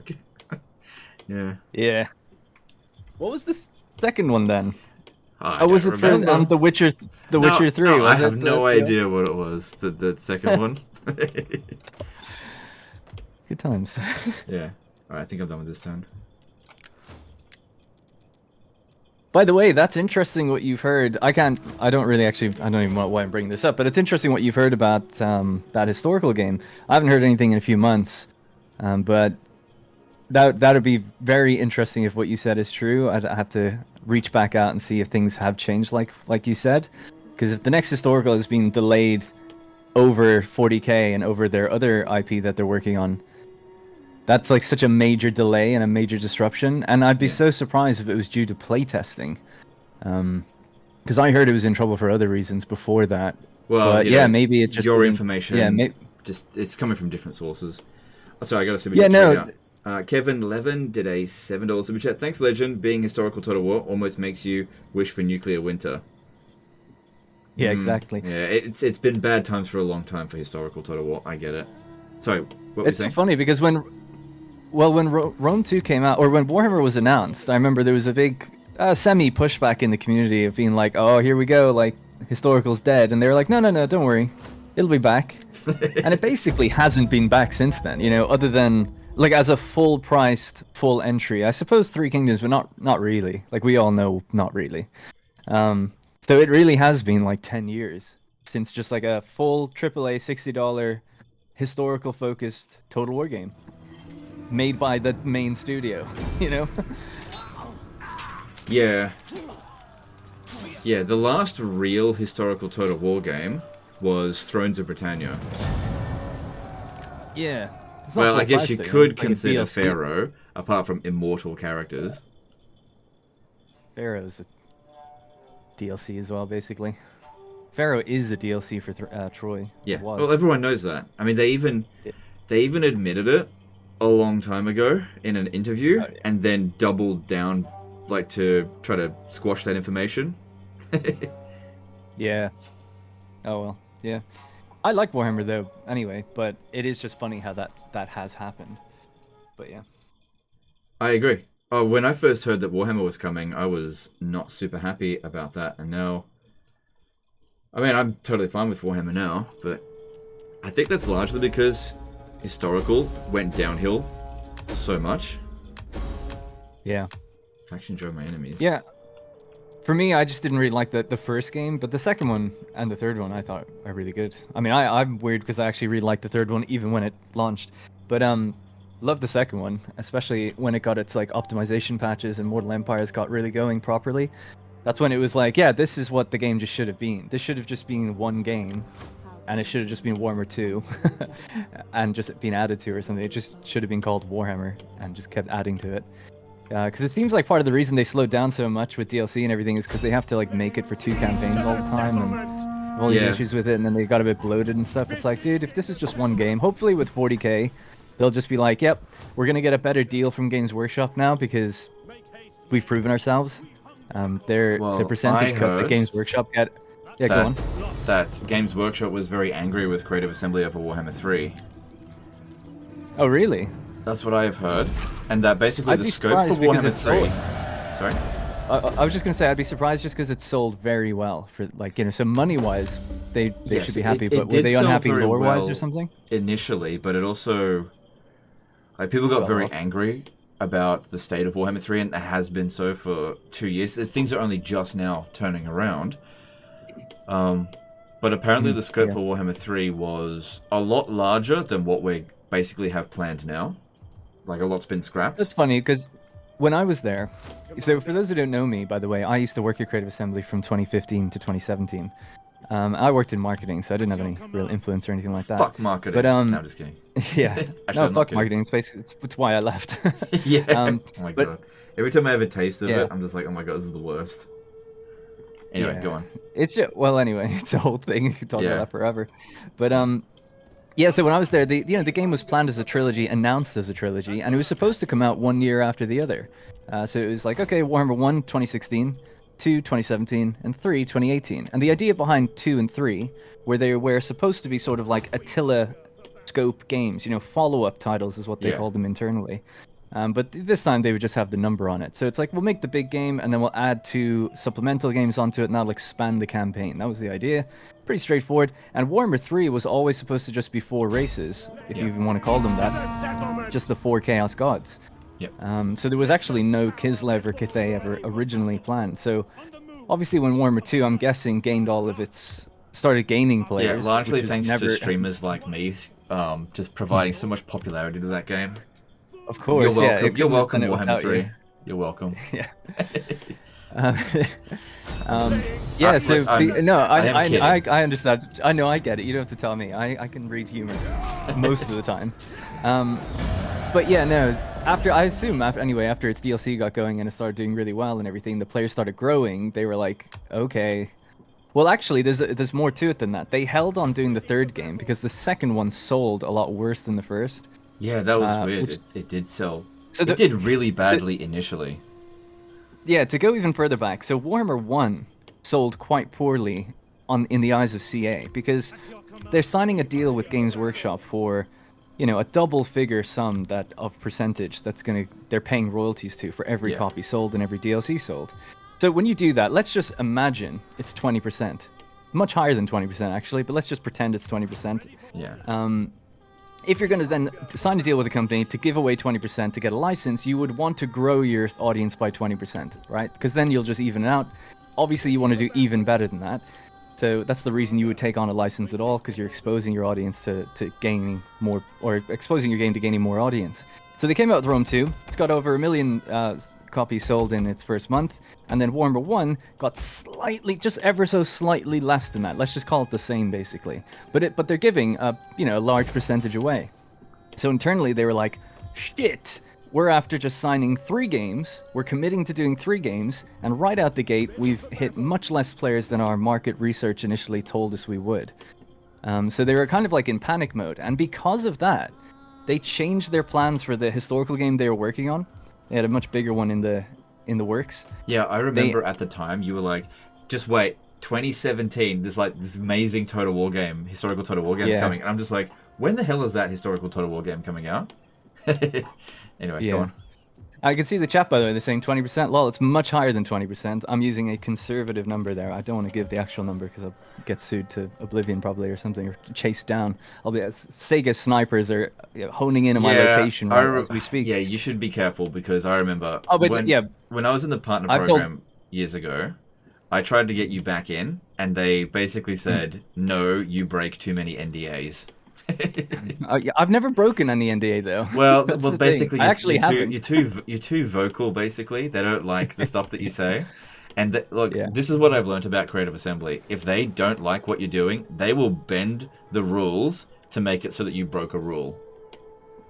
Yeah, well, I remember that happened to you. That was that's happened to me multiple times, dude. It's happened multiple times. So. But yeah, so initially when that game didn't sell as well initially, right? Just the base game. And by the way, they had no idea that the DLC was going to end up saving them and doing so well, right? Yeah. So at first they were just like, uh-oh, this is actually kind of a problem, and we've committed to 3 games. So what we'll do is we're going to scrap that historical game. It's going to take way too long. We're not going to wait until that was Warhammer Medieval 3 3 is out. It wasn't Medieval 3. Yeah, fair enough. No, I can't say what it was, but it wasn't a sequel. It was something different. Yeah. But anyways, Yeah, so they were like, it's going to take too long, so we need something that can be done quicker so that we can get in after Warhammer 2. So that way we can retain the players that we feel like now maybe we've scorned or lost or whatever that didn't come along for this new game. Because their data showed that actually they gained as many players as they lost. So they achieved the goal of gaining a great amount of Warhammer players, but they unfortunately didn't anticipate losing as many people who bought Rome 2. They're comparing it to so many the Rome people 2 from sales. Rome 2 were so burned by that. I don't think Creative Assembly realized how burned they actually were. And even to this day, so many people just like, I hate Creative Assembly because of Rome 2. I'm just like, get over it. That was 10 years ago. But I'm also like, yeah but, you know, fair enough. Yeah, because that's the interesting thing. I don't think it was just, oh, we're doing Warhammer, therefore these people aren't going to buy it. I think there was like, well, last game I played from you, like, sucked, or whatever. It was like, you know. So it burned a lot of people so badly. I think you're right that a portion were just never buying whatever the next game was anyway. Yeah. But yeah, so because of that, they ended up rescoping the next historical total war, bringing it forward, and it ended up being 3 Kingdoms, which ended up getting delayed anyway, which is funny. And sorry, you've got a super chat. Do you want to read that out? Yeah, I'll read that out. Thanks. Davos T-Work. Nice name. Did a $5 super chat. We got to kickstart full Centurion Regalia for the next Rome stream. No, it's not going to happen. Thanks for the super chat, though. Oh, I see. Oh, I see what you're saying.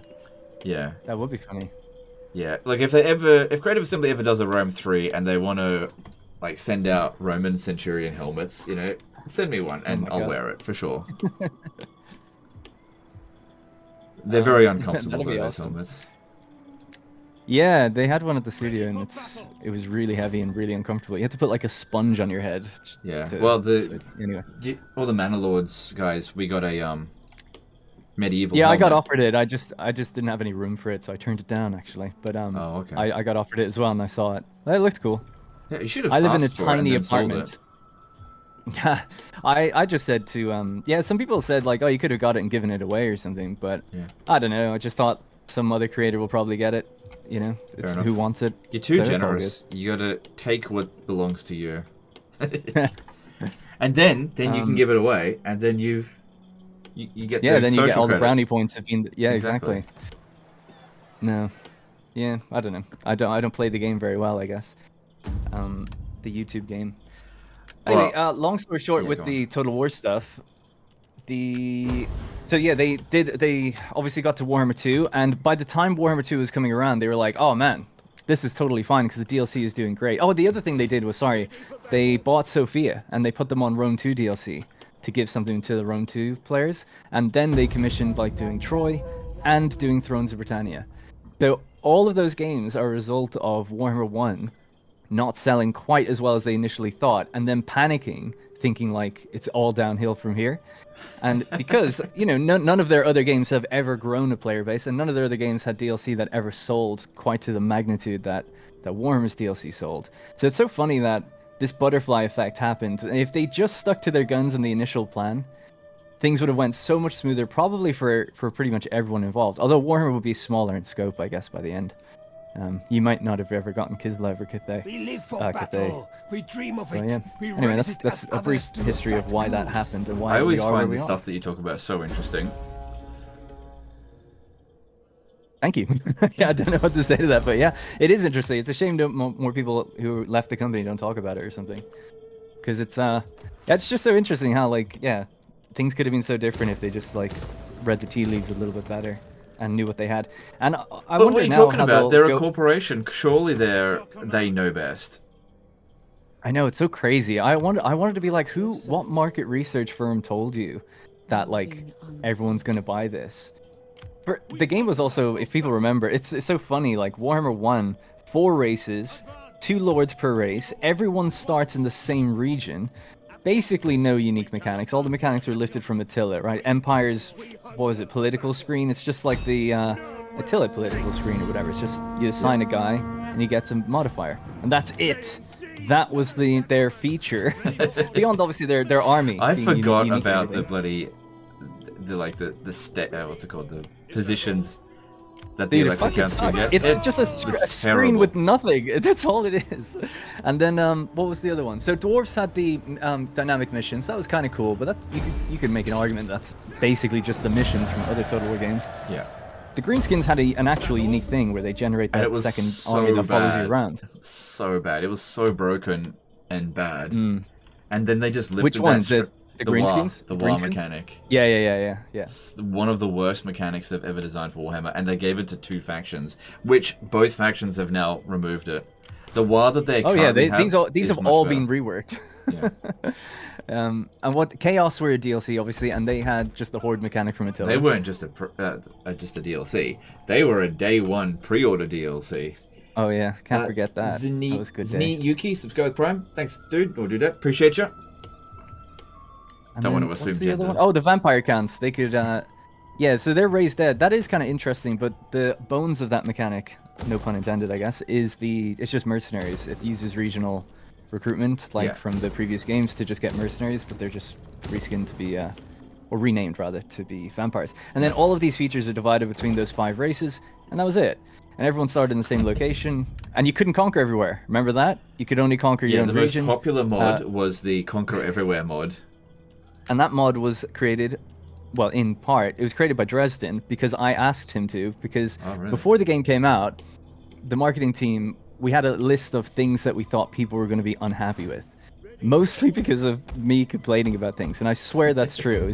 I was kind of fear-mongering a little bit, because I saw, like, the quote, ass ladders. I saw that was the worst friggin' idea. And we've got it 8 years later. Everyone has been like, when Siege Rework's coming? They're surely going to get rid of ass ladders. No, just more capture points. That's what everybody wanted. Do you remember when Rome 2 first came out and how popular all the capture points were? Yeah. See, everyone loved it. Yeah, that was so good for Rome 2. Or cheesy or anything.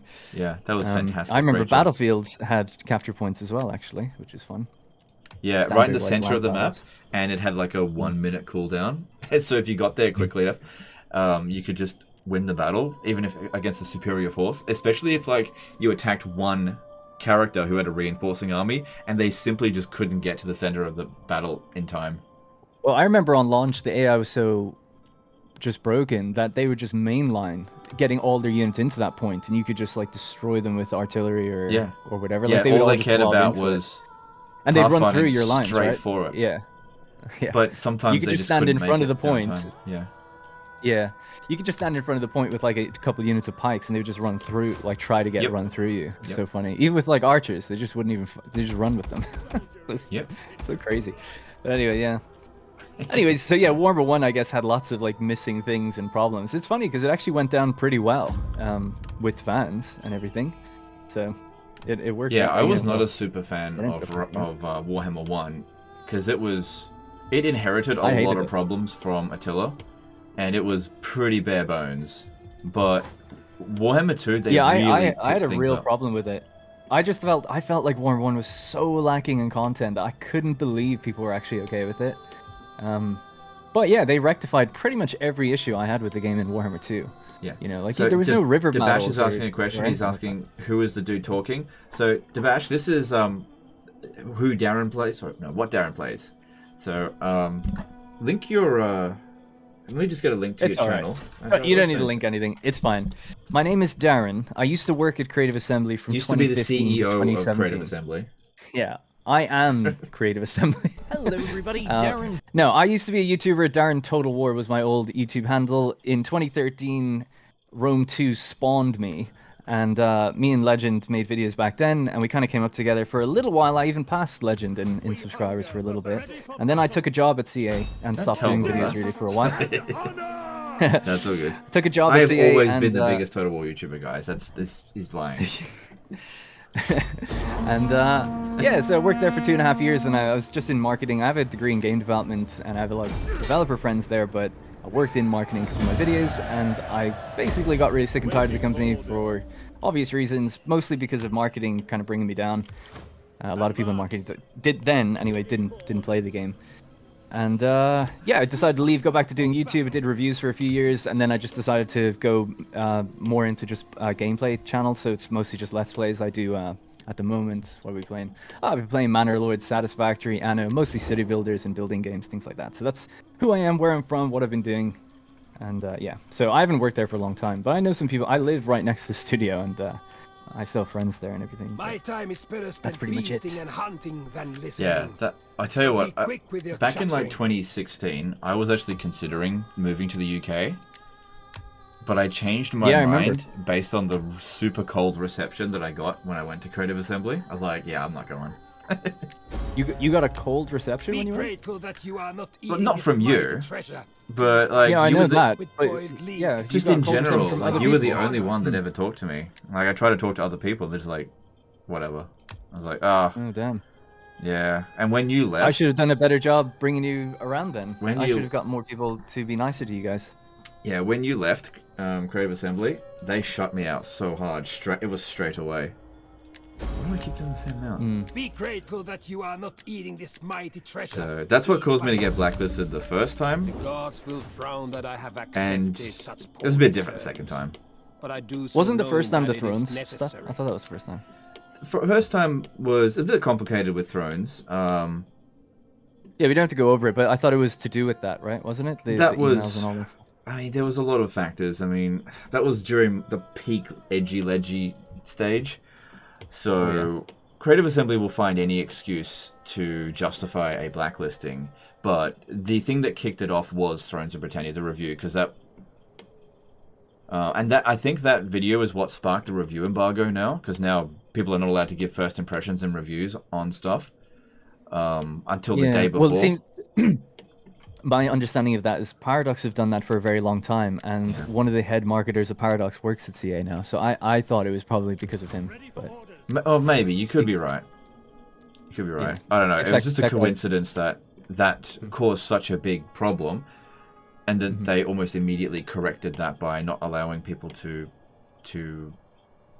give reviews or first impressions until the day before it comes out, which caused huge problems with Warhammer 3 early access. That was fun.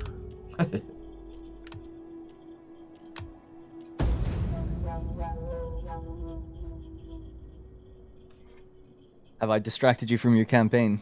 You're A pivoting little back and bit. forth. A little bit, but I'm actually more interested in the stuff you have to say than the campaign. Honestly, I can play this campaign blindfolded. I probably will make a mistake here and there, but everything's fine. Yeah, I don't think there's any situation you can put yourself into in Rome 2 where you can't win We anyway. have fine goods, and you doubtless have much that we... Yeah, you definitely can lose this campaign. Really? Because the AI in the auto-resolve is so bad. I just felt like no matter what, you could always just get out of it, really. I mean, I don't know, you're the expert, but I would have thought so. Well, I'm probably not gonna lose, but it is possible. I've seen. Hang on. Yeah, I've seen too many situations of people having lost their campaigns, and you know, it just can't happen. You know, experienced players like us, we're probably not gonna lose a campaign, but it can happen. Ready for battle. By the way, where should I send my invoice to your team for this appearance on this stream, you know? I see all these super chats coming in. Yeah, send it to Oh, yeah. info@creativeassembly.com. No, just kidding. Commander. Hey, do you so you've got a source at CA. You don't obviously have to give any details about that source. But I would imagine you here's the thing that always bothers me about these other YouTubers, yourself included, who seem to have sources and things. Because I have a few friends there and we talk very casually, and that's why I genuinely don't leak anything. Just because it's kind of off the record. We're friends. They're not really, you know, I'm not there to leak things. I don't really cover Total War properly anymore. But it often other people's info conflicts with what I know to be, I'm 99% sure is the truth. There's no reason for the people telling me to lie, because they're not leaking it. They're just, you know, it's just game dev conversations. But every now and then, these other YouTubers like Arch or yourself or a few things, they'll get little bits wrong. And I'm always wondering, like, why don't you know everything? Like, do you know the next 3 games? Right, Because so I do. I can explain that. My sources... Or does your source tell you just one specific thing, you know? Like, I don't... Okay, so I have multiple sources And what I try to do is collate the information, because oftentimes it does conflict. Sometimes Yeah, it's so interesting. the information isn't necessarily correct. It was just like slightly not right. Like things are not black and white. Like as an example, I leaked that one of the units that was coming in the next DLC was the mechanical steed, and it wasn't one of the units announced. And so I was like, oh, I was wrong about that one unit. But then it was in it, but it was a mount, and it wasn't announced until later. So it was just information just not presented in the perfect way. So when it comes to certain information, maybe the information is old, or maybe the person isn't particularly well informed, and maybe it was true at one point and isn't true anymore. See, I guess though, if someone came to me and said like, "Hey, the next couple of units coming is X, Y, and Z," I'd be like, "Hey, can you just tell me what the next few games are then? Like, just tell me everything you know, because everyone at the company knows everything, and none of it's segregated or secret. So if they're willing to leak like DLC, why wouldn't they just tell you like what the other games are?" Well, I think a lot of people, when I speak to them, they're trying to be very careful not to get caught. So they can't leak information that lets Sega or Creative Assembly know it was them. And so a lot of the information is vague, and so I have to fill in the blanks a little bit. Yeah, that's interesting, because I'd almost feel like DLC is more specific than the big games, because the big games take years and years, whereas DLC is more month to month, so you could narrow down, I feel like, someone Yeah, leaking the a unit or DLC a leak DLC a lot stuff is easier. usually a lot more accurate than the what's the next game leak. But the deals, like speculating on DLC, I find the information changes quite often, so I don't reveal all the cards in my deck at the moment, just because it's probably going to be wrong soon. Like when I said the next Total War game was World War One, that is now wrong. Yeah, things change, yeah. Because things change. It was right at the... Well, it may have been right at the time. Well, it's like what we talked about it's earlier, now right? When I was there, they were working on a big game, and then because of other things, they decided to shelve it. That happens all the time, so yeah.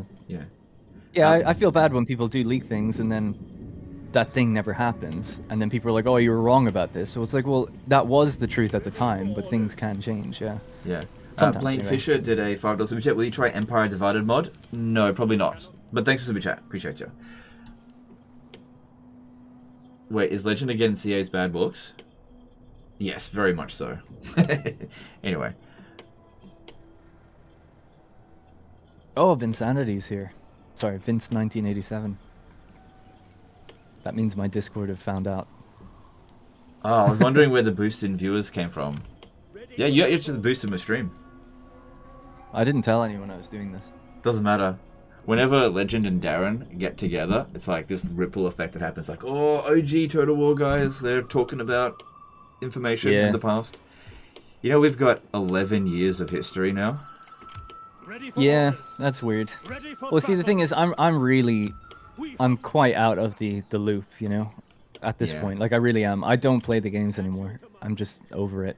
You know, I played Warhammer 3 when it came out, and I thought it was actually really good. And seeing the backlash, I was like, wow, I never would have predicted it'd be that bad. Because to me, I'm like, this is just better than 2, I thought. But anyway, I know that's not a popular statement to make or whatever. Not that I thought it was a 10 out of 10 either. But yeah, I really liked last time I played it was when Dwarfs came out, and I thought that was awesome. I was like, this is fucking sick, and yeah, makes me want to see like 40K, because it felt very 40K inspired almost. So yeah, I haven't played it since then, but I really liked it. You know, I did a couple co-op campaigns with my friends when that came out. I love the multiplayer features in it, whatever. But I'm not your hardcore buying every DLC. I never bought any of the Lord packs for 2 or 3. I just buy the race packs. So I'm I kind think of a it really casual comes down to fan now. that a lot of people that play Total War Warhammer now have been around for most of it. Like the casual guys, they come and go every now and again, and they're like, I don't see what the problem is. And then they're just not there for the conversation. Some of us No, totally. are no-lifers. It's just like, wake up, Warhammer, go to bed. Wake up, Warhammer, go to bed, right? And so those of us who are doing that, and I think it's a larger portion than it may have used to have been, have seen Creative Assembly make so many mistakes in a row. Like, the Chaos Dwarf side of things was actually pretty good. That wasn't so bad. The biggest problem with Chaos Dwarfs was just price, and the fact that it was only 3 Legendary Lords compared to 4, like what the last race pack was, excluding Ogre Kingdoms. And then Shadows of Change being such a huge decrease in quality compared to what we've seen before. And so it's just like a culmination of just constantly disappointing. Like, Warhammer 3 was never bad. It's just immensely disappointing. Well, that's the thing. I think people went in there with these expectations of, hey, it's been 5 years since the last game. This is going to fix, it's going to be a big improvement and fix all the issues that we've had before. And I can totally understand why people would feel that way, and you probably should feel that way. But me knowing Creative Assembly, I just thought it was going to be like the jump from 1 to 2. I'm like, yeah, this is going to be like... It wasn't even like that. It was more like... It was a bit of a backwards jump, I think. Well, it depends. I mean, I disagree with that. I think it was basically the same as moving from 1 to 2. Did you play Realms of Chaos campaign? Yep. I didn't have a problem with it. Really? Oh, okay, Yeah, that's really. fair enough. Now I do think like That's they such a shouldn't have problem with taken it. 6. I don't think they should have. Well, you gave it an 8 out of 10, so let's not forget where you were when Yes. this came out. Okay, as well. so I want to put some context to that. People always go, but you gave it an 8 out of 10. All right, some context on that. I shouldn't have given it an 8 out of 10. All right, but the context is, I had played 500 hours of it, and only the first like 50 hours was I bothering to play the Realms of Chaos. That means I had played 450 hours of me ignoring the Realms of Chaos campaign because I hated it so much. I just given up on it. So at that point, I was actually enjoying it. So I had actually trained myself to enjoy it. So another thing to keep in mind is that 8 out of 10 is way lower than what I would give Warhammer 2. So it is a serious downgrade over Warhammer 2. But you're talking about Warhammer 2 at the end of its life cycle, right? Yes. The end of its life cycle. Yeah, so I'm talking about Warhammer 2 just Vortex compared to Warhammer 3 just Realm of Chaos. I much prefer Realm of Chaos than Vortex, personally. There's also more races in the game. You have the multiplayer in the game. You have land battles. Unwalled sieges. Whether people like them or not, it's more content for me. I think that's better. So I much prefer launch Warhammer 3 over launch Warhammer 2, but I totally agree that it shouldn't, like I said, people's expectations should be set off of where the last game was That's at the end. what my expectations were. My expectations were that Warhammer 3 would be equal or better than what the Vortex campaign was at the end of Warhammer 2, not the beginning of it. So maybe I was judging it a bit harshly. But I think but to be fair, I think people are probably right in thinking that. I'm just so cynical when it comes to Creative Assembly. I don't expect them to do anything good. That's the thing. So I'm like, this is just going to be where what you it are was right now, back but I then. wasn't cynical. Like, the thing is, I was in the part-time program for 2 years before Warhammer 3 came out, and that entire time it was just like hyping it up. It's like, don't worry, it's going to be great. We're going to do all these things with you. This is going to be the greatest time for your channel. Get hyped up. Imagine 2 years of hyping me up, and then it was this, and it was just like the worst time ever on the channel. Like, no joke, Warhammer 3's launch was the worst time for the channel in the history of it. Yeah. Obviously, that's your own personal. Yeah, I know. I totally get that. Yeah. But don't forget, the game declined down to 5,000 concurrent players shortly after. No, launch. totally. Well, this is because they shouldn't have taken. Well, first, hang on one sec. So a few people in your chat are like, oh, so I can't remember. Crucicon. He's like, if this guy worked for CA, it just shows how. Sorry, I shouldn't do internet guy voice. If this guy worked for CA, it just shows how out of touch they all are to the player base. Bad takes all around. So basically, I'm saying that CA's track record had me expecting that it's not going to be very good. I've never said that this means that this should have been the way it was, or everyone should have felt that way.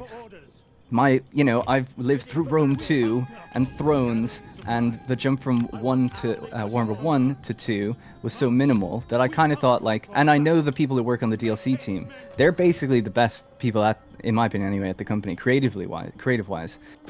So I was like, oh, so the DLC team aren't working on Warhammer 3. It's going to be a reset back to another base game coming out where the DLC team are going to have to go in and do their patches. So my expectation was this campaign's totally fine. Totally 7 out of 10 material in my opinion. And then I was like, yeah, in a month, hopefully the Immortal Empires will come out and we'll get all the content back together and everything will be great.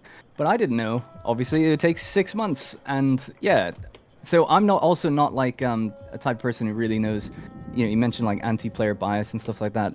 I don't know anything about that. I just mostly focus on like new content, new races, having lots of variety in the game.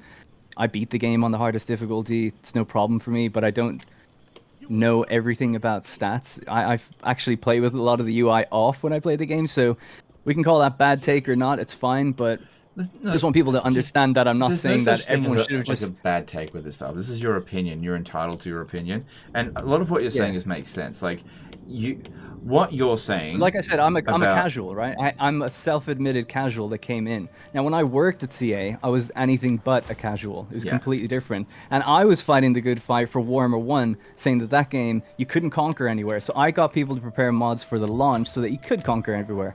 Fix things with diplomacy, force them to make map tools. There's loads of things that I had my say in that I helped, I think, with making that game better. But you know what? People weren't nearly... Their expectations were very low for Warhammer 1, as we mentioned. 4 races, everyone plays the same location. None of the DLC was out, so there's barely any units per race. It's like 10 units. There's no river battles. There's no minor sieges, right? They used to be in the game. No naval battles, obviously. It's a fucking joke that people accepted that, but I'm glad that, you know, Warhammer 2 got its time in the oven, with the DLC team, mind you, to actually be fleshed out and become a good game. I think for the fantasy guys, they were just happy to see a fantasy game that was actually a strategy game, because Warhammer 40k gets so much more attention than them. Yeah. I think and plus, they hadn't had a Warhammer game as good quality for. I mean, Vermintide would probably be the closest thing. Yeah, exactly. For a good quality, yeah. So I totally get that as well. Yeah. But just felt the need to kind of defend my square, because a lot of people. You should be able to defend we're talking. Your takes are totally fine. I know, it's just me and you were talking. See, you've got all the context of knowing me for 10 or 11 years. But if people don't know who you are, whatever, they'll just go like, this guy's a fucking idiot. That's exactly right. Context matters. Like when I gave it an 8, you gotta understand the context, you know? Yeah. Giving something a number with no context means nothing. Which is why I refuse to do numbers anymore. I can totally understand that. It's like, oh, this guy thinks Warhammer 3 was great on launch. What a fucking idiot, you know? I get it. Yeah. I totally get it. But yeah, there's a bit more to it. You're right. Your expectations were low. Problem is, my expectations were like super bloody high. And I even said this to Creative Assembly. I said maybe my expectations were way too high, but this experience fucking sucked. And ever since I'm torn then, between pulled back from them. I'm torn between whether my expectations are high, but after so many times of them not living up to it, it's like I still have those expectations for games that charge $60 or whatever. I still have that, but for them, I never expect it. You know, I just kind of think, well, it's not going to be as good as it should be. It's just, it never is. Has it ever been? I agree with you. It never is. It really never is. Three Kingdoms has a pretty good launch, but I didn't think it was fantastic on launch. Yeah, Three Kingdoms is alright. The funny thing with that is, it completely soured the player base with DLC. It did like the opposite of Warhammer, I guess. It's because the DLC was shit. Yeah, it was, yeah. I didn't really care about it anyway. I liked Three Kingdoms, but not enough to really care about buying DLC and stuff. It was kind of, to me, that's what a saga game is. That's like, oh, we're doing some weird experimental stuff. It's like half historical or whatever. It's like, yeah, it's cool. Whatever. But it's not a proper, like, main historical game to me, anyway. I'd love a game set in that time period if they took it seriously, but focusing on the novel, The Romance of the Three Kingdoms, which obviously has done really well for them, sold really well anyway, was, I guess, a good move in gaining that audience, but wasn't really what I was looking for. I'd love a proper look at historical, ancient warfare, more grounded stuff going on in it. Not like Lu Bu taking on thousands of people or whatever, taking a billion arrows to the face. People always say you could always just play records mode, but I'd say that record modes, it's like romance mode with less in it. Yeah, it is, yeah. Yeah, they didn't add anything. They didn't add anything for that mode. Guess what? I think I've set up a manually resolved battle for 4 hours into the stream, and here we go. Can't wait. It's gonna be good. Well, okay. the odds are heavily in my favor. I could auto-resolve it, but I'm gonna fight it manually. I'm gonna not control large army. I don't want my garrison showing up. I'm gonna fight just with... I trained this army here just for manually resolved fights, so that's what we're gonna do. Is there more than one unit in it? Oh, yeah, there is. Oh, my garrison coming in to help. I didn't ask them to. These idiots are like hanging out near my border.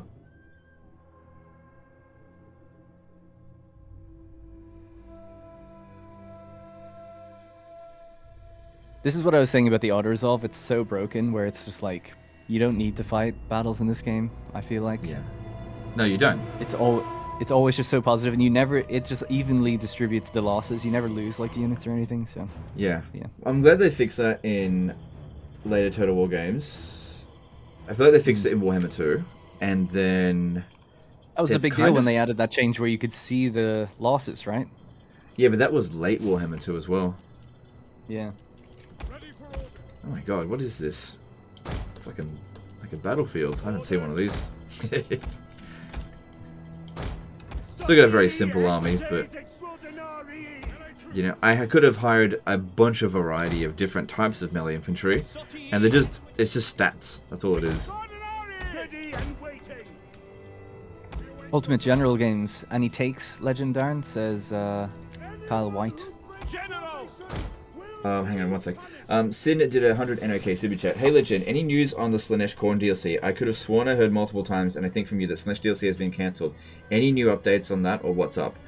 Okay, no sign of any Khorne DLC. I don't think anything for Khorne is planned until at least the End Times DLC. Not sure. As I was saying before, I get like a bit of a hint. It's not a full detailed list of everything they're doing. It's just like a hint. Right, and I just have to try to interpret it the best I can. So, the next DLC, based on the information that I've got, there is no hint of Slaanesh. There's nothing. The hints are Cathay and Ogres. That's the hint. Now, there might be some extra elements to it, but I have not given that information. I've also been told that a lot of DLC has been shifted around and cancelled, and the Slaanesh DLC, it just doesn't look like it's coming at that stage. Anyway, thanks for the chat. Sorry, what were you saying, Darren? I can't remember who asked it, sorry, but someone asked about what do you think of... They asked both of us, but what do you think of Ultimate General games? Right. I've never played them, but I've watched like Jackie Fish play them. They look really good for what they're trying to do. Mm-hmm. It's like a smaller game studio than Creative Assembly, making really good tactical battles, like real-time tactical battles and real-time strategy. And yeah, I definitely like what I'm seeing, but I just don't care about guns and those kind of warfare. So oh my god, I'm so glad you said that, because that is so boring to me. But people love that era. That's like a mega popular era. But I find it so dull lining up and just standing there, basically. Yeah, I just don't like guns. I think I'd probably be a bit more receptive. I liked it in Shogun too, because you have the mix of both. But yeah, I think I'd be more receptive to it if AI could be like really good, then maybe I'd get into it more because of the positioning and like really large scale battlefields. Because the problem with Empire and Napoleon is just like the AI is just so dumb that all you have to do is just push a couple little units on the edges a bit, and you just envelop and fire into a big circle, and it's great. You know, you watch everyone just melt. But like it's so repetitive. It's the same thing every single time. Whereas in Shogun 2, I feel like there's a little bit more activity going on. To clarify what I've just said, right? Go on then, yeah. I like gun warfare if it's combined stuff, like when I'm playing Skaven and I'm casting spells, single entities, artillery, bang, bang, bang. It's just a mayhem. That's fun. That's lots of fun because I'm actually doing stuff. If I just set up my line and they're like, bang, and then spend a minute to reload, and then the other side is just bang, reload. Boring. And everyone fucking misses as well. Yeah, with 4 people die. I don't like that. It's like 1,000 shots and one dude falls over. Yeah. If it's Rattling guns just like mowing people down and Giselle shooting halfway across the map and Plague Claw catapults blasting into things, that is completely different. It's just that the slow pace of... and just... I agree, it's just yeah. not my thing. Some people really like it. Like Pixelated warfare just isn't for me. Yeah, like Pixelated Apollo, I think it's like his favorite era, just lining up historical reenactments, basically, of like American Civil War era warfare. And like 17th, 18th century, I guess. Yeah. But to me, it's just it's painfully slow. But I agree. I loved guns in Warhammer. I thought were awesome, and I like guns even in Medieval 3 or Medieval 2. Towards the end, really, you played them in Medieval 3? Yeah, I've been playing Medieval 3. No, in Medieval 2, just like that, the idea of getting them towards the late game or whatever. Yeah, for sure. But the thing is, with Medieval 2, is you got a mix of them. It's not just guns. Like Empire Total War, it's so slow paced, and crazy. It's just like you get guns, 50 different types of guns, or pikes, which are rubbish. So it's just too slow. I feel like the only way that can make me interested is if the scale was massive, like 10 times the scale or something crazy. Maybe. Just because then you've got a proper big battlefield you have to manage or something. Because it's too slow otherwise. You're just sitting there. Yeah, doing I do nothing. feel like Whereas the if you have battles a in lot to Napoleon manage, then are a lot better. They're good in Shogun 2. Like, I like gun warfare in Shogun 2 because it's fast-paced and really visceral. So I like that. But yeah, when it comes down to like early gun warfare, like early 18th century, I just can't get into it, at least based on Empire and Napoleon. But I love full samurai gun warfare. It's really good. Yeah. So it's much faster paced. I don't know, I value my time, and I feel like Empire Total War just wastes my time. Yours to command. Yeah, I mean, when Rome 1 came out and Medieval 2, I got them pretty much when they came out, but when Empire came out, I just didn't buy it. I wasn't interested in the era. Yeah, I bought it day one. That I was one of those people that bought Empire Total War day one, and then didn't buy any Total War game again until Shogun 2. Yeah, so my gap was I just skipped over Empire and Napoleon, and then I got Shogun 2. But I didn't even get that on launch. See, I lived in rural Ireland. I didn't really have internet or anything, so I don't even think I heard about it until it was out after a while. It was the first game I ever bought on Steam, actually. Yeah, me too, actually. And I was like, I didn't like Empire Total War because it forced me to get a Steam account. It's like, why can't I just... I got the disc, why do I have to have internet connection? Because that was back in the days Did where... Empire make you do games for Windows Live, though? I can't remember. This is a long time ago, and I didn't play it that much. Yeah. It was on the box. I remember just the box art said games for Windows Live. Yeah. I feel like you have to sign in that way, but maybe later on it just worked on Steam. Don't know. Not sure.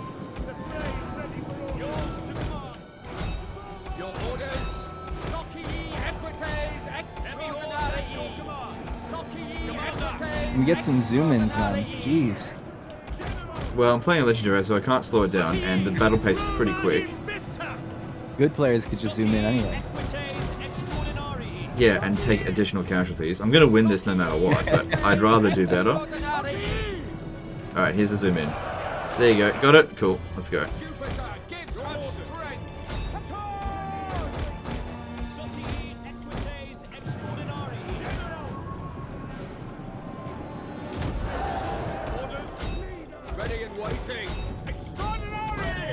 Alright, here we go. This is where we finish them off, and we can get some zoom-ins now. Just got the zoom in now. That was quite the delay. I've had that on my YouTube streams as well. It's got like a solid minute delay for people. Yeah, I do that on purpose, just in case I do something I'm really not supposed to, so I can dump the stream. That's what they do in radio. That's awesome. Very cool. Like if I accidentally show my bank details or something, because it's all on my computer, I'll just like, fuck, Alt F4 out of everything, just end the stream straight away, that way it doesn't get broadcasted. Just say the N-word. Hey, I don't say the N-word anymore, okay? Not even... anymore.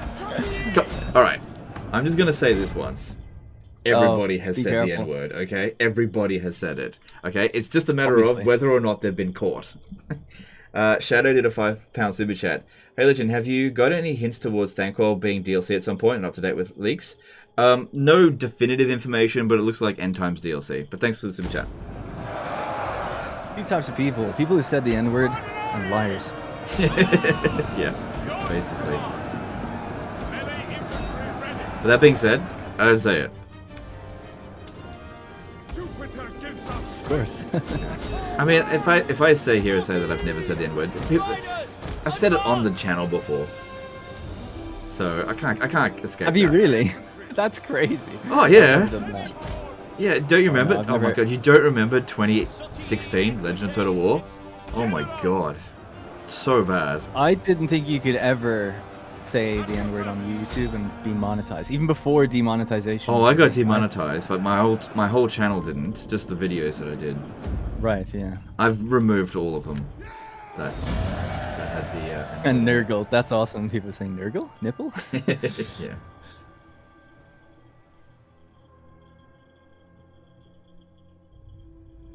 I don't know. I'm of the opinion that I don't shy away from the mistakes that I've done in the past. I don't try to bury them and pretend like it never happened. I embrace them because they made me a better person. Yeah, fair enough. Yeah. It's just like, wow, this actually went way better than auto resolve. That was a pretty good fight, I think. I think you can say whatever you want in the safety of your own home. Yeah, I think that too. But this is what I didn't understand at the time. I felt like my channel was my own home and I could do whatever I want. Right, but I realize now that it's not. When you've got a large audience, you have a responsibility. Whether or not you want that responsibility or not, it's there. And the thing is, if I want to right now, I can say the N-word. I won't go to jail, but there's going to be ramifications for it. And that's what people need to understand, is that you have free speech, but you don't have speech free of consequences. Yeah, sure. That's so funny. That's such a funny statement. It's like, I could say the N-word right now, but I'm not going to. Yeah. That's just such a funny statement. Yeah. But no, yeah, I agree, I guess. Yeah, sure. Yeah. Isn't freedom of speech, though? Well, you got to understand what freedom of speech is. I don't really want to get into this too much. Freedom of speech means freedom of being able to say whatever you want without going to jail. You know, not like... There's no law that you're breaking by saying any words. Yeah, I'm not like if you say the N-word, you're not breaking any laws. You're not going to go to jail. Like I'm not going to get the police throw me in jail. But you know, people, I can't expect to be free of judgment for things that you say. You can't judge me. I have freedom of speech. No, that's ridiculous. The Super Apple Flap says, "I'm saying it right now." Okay. That's just funny. Oh god. Yeah. So. Everything that you can't expect that your actions have no consequences, and that's just one of those things that, yeah, everything you do and say has consequences, but you're free to do them, but you can't expect to be free of consequences. Anyway, let's move on from that topic, because it goes on round and round in circles. In the UK, you'd be fined? Well, I'm not in the UK, so... Look, I'm not going to say it. Let's get off topic. Well, I don't think he would be fined in the UK. It all depends how you say it or where it is. It all depends. Because you're not allowed incite violence or yell bomb on an airplane. There are things you can't say without ramifications. Yeah, freedom of speech really was supposed to be designed as freedom of ideas. That you can have the most bonkers ideas. Like you can be like, I believe that the sun is actually a giant fireball created by Balthasar Gelt that circles the Earth. And you can say that without people killing you, right? But you can't do things that are going to cause problems. Like what I said, bomb on an airplane or something like that. Commander? Yeah. Freedom of belief and all that kind of stuff. Anyway, let's move on. Ready for battle. Ready. Your chat's quite funny. No, they're not. Don't encourage them.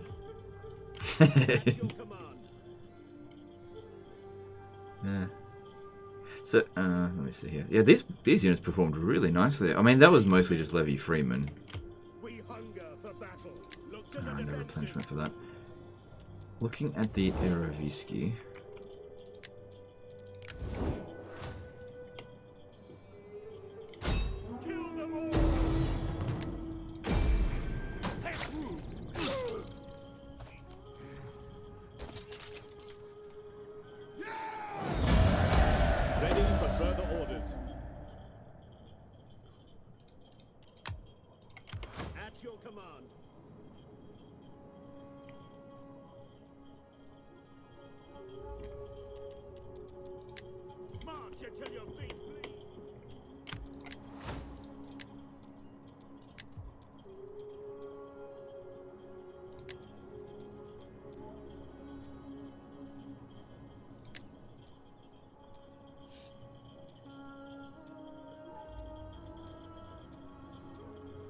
You got any games you're looking forward to coming out?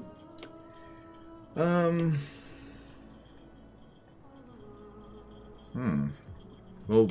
no. Yeah, What am I looking I forward actually to? don't really either. I was looking forward to Manor Lords, and that's kind of out now. Yeah, so... that's out now. I was looking forward to Manor Lords. It's out now. That was the thing that came to my mind. Yeah. Yeah, I just sat here trying to think if it was a topic now because we got so derailed by that previous That's all right. conversation. But you know, we were just talking Total War before that. I don't know Yeah. how we got into the N word. Oh, because we're But, talking yeah. like when you've known me for a long time, and this stuff comes up all the time about my past and what I used to say. Oh yeah, yeah. Yeah, so I just, I don't know, I just embrace it rather than hide from it. Anyway, Oh, Kingdom Come Deliverance 2. yes, I am looking forward to A lot that. of nerds in chat. Yeah, Kingdom Come Deliverance 2 and Space Marine 2. Yep, I'm definitely looking forward to that for sure. Manor Lords 2. Okay, let them finish Manor Lords 1 first. Commander, Oh, Dead Like Me. I recognize some people that used to be in my channel. Or my old Twitch chat. Dead Like Me He said, what just do you- hops around to like all of the streamers, so he goes everywhere. I see him everywhere. He said, what about Frostpunk 2? Yeah, I did videos on Frostpunk 2. It's kind of a controversial game because they changed their genre, basically. Frostpunk 1 is a radial city builder / survival game set over the course of like 50 days. Awesome game. Recommend it if anyone hasn't played it yet. But Frostpunk 2 is more like it's almost like a 4X game. It's on a hex grid, but it's in real time, I guess. It's more focused on politics rather than city building. Instead of 50 days, you've got like 50 years to deal with. But because of that change, it's upset quite a few people who were hoping to really zoom in on the ground, see people individually and all that kind of stuff, see a day and night cycle. All of that's gone now. And I actually really like the... Like, I like both, I guess. I know it's a cop-out kind of answer, but I do like both. I like this direction of this other game, but I kind of feel like maybe they shouldn't have called it Frostpunk 2. About you is that you give your opinion and then you immediately feel the need to apologize for it. Well, like, no, well, why, it's kind of why? like... There's Well, I nothing didn't wrong. apologize for it, but I said it's kind of weird Yeah. in some ways. Like, it's a cop-out answer to be like, well, I like both, and it's kind of no opinion, you know? That's why it's not an apology, it's more like, Yeah, oh, no, let that's me a good point. clarify. It's like, that's not really an opinion to be like, oh, they're both the same. You know when someone's a YouTuber, when they immediately have to make excuses for their opinions? Right, because they're so used to the Just comments so or whatever, used to yeah. it. I'm like this in real life Yeah. as well.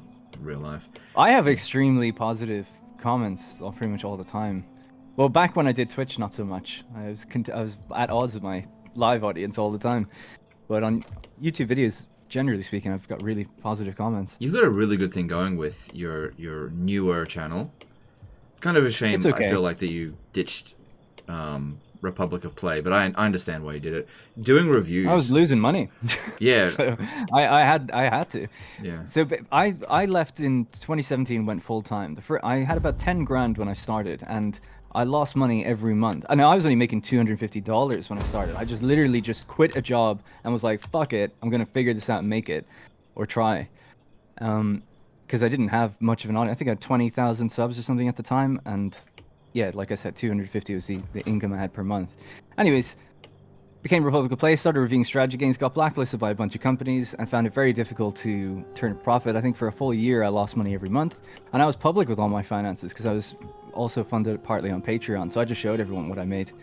And it was like, it was kind of crazy actually, because every month I'd be like, because we did these Senate meetings, we called them every month, and I'd be like, well, another month where the expenses are higher than the income, like, and I'd just be like that every month to people.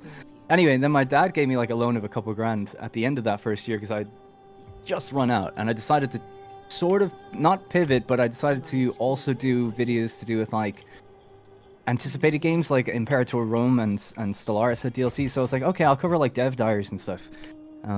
And they did great. It's so easy doing that. Well, not to belittle people who do that kind of thing, but it is much easier than reviewing a game. Just reading a dev diary, I've been talking it over. During this Thrones of Decay stuff, whenever I'm like, I don't feel like making a video today, which is a lot, I'm just like, is there a blog out today? Good, there's a blog out today. Cool, I'll just do that, because that's so easy. Yeah. But yeah, so with the reviews, some of them would get like over 100,000 views. The Total War ones always did well, and then other games would be like, it'd be just random. It's like, this could be amazing, this could get nothing.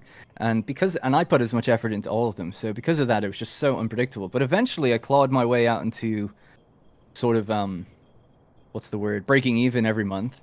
And that was fine, and I basically did that for 3 years, just pretty much was breaking even every month for like 3 years.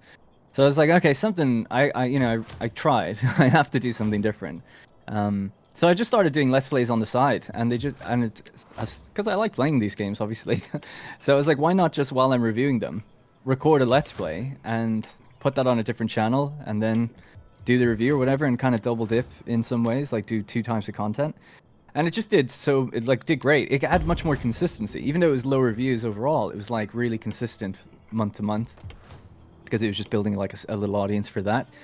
Whereas I didn't really build an audience for my reviews, unfortunately. That was like the biggest failing of mine, is that people would hop in for certain reviews, but they wouldn't stick around for other ones, you know? And I don't think the brand Republic of Play was really a good one. Probably should have just been something with me in it, and had my face or something like that. I think that's how most people do it. But at the time, I thought, like, actually, I wanted to get rid of my name. Anyway, long story short, the Let's Play channel just ended up doing way better, and then I was just like, okay, fuck it, I'm just going to stop doing reviews. And so I just did. So just ripped the band-aid off. Yeah, sometimes you just go, if it's not working, you just gotta stop doing it. I mean, I used to do Let's Plays. They weren't working for me, so I stopped doing.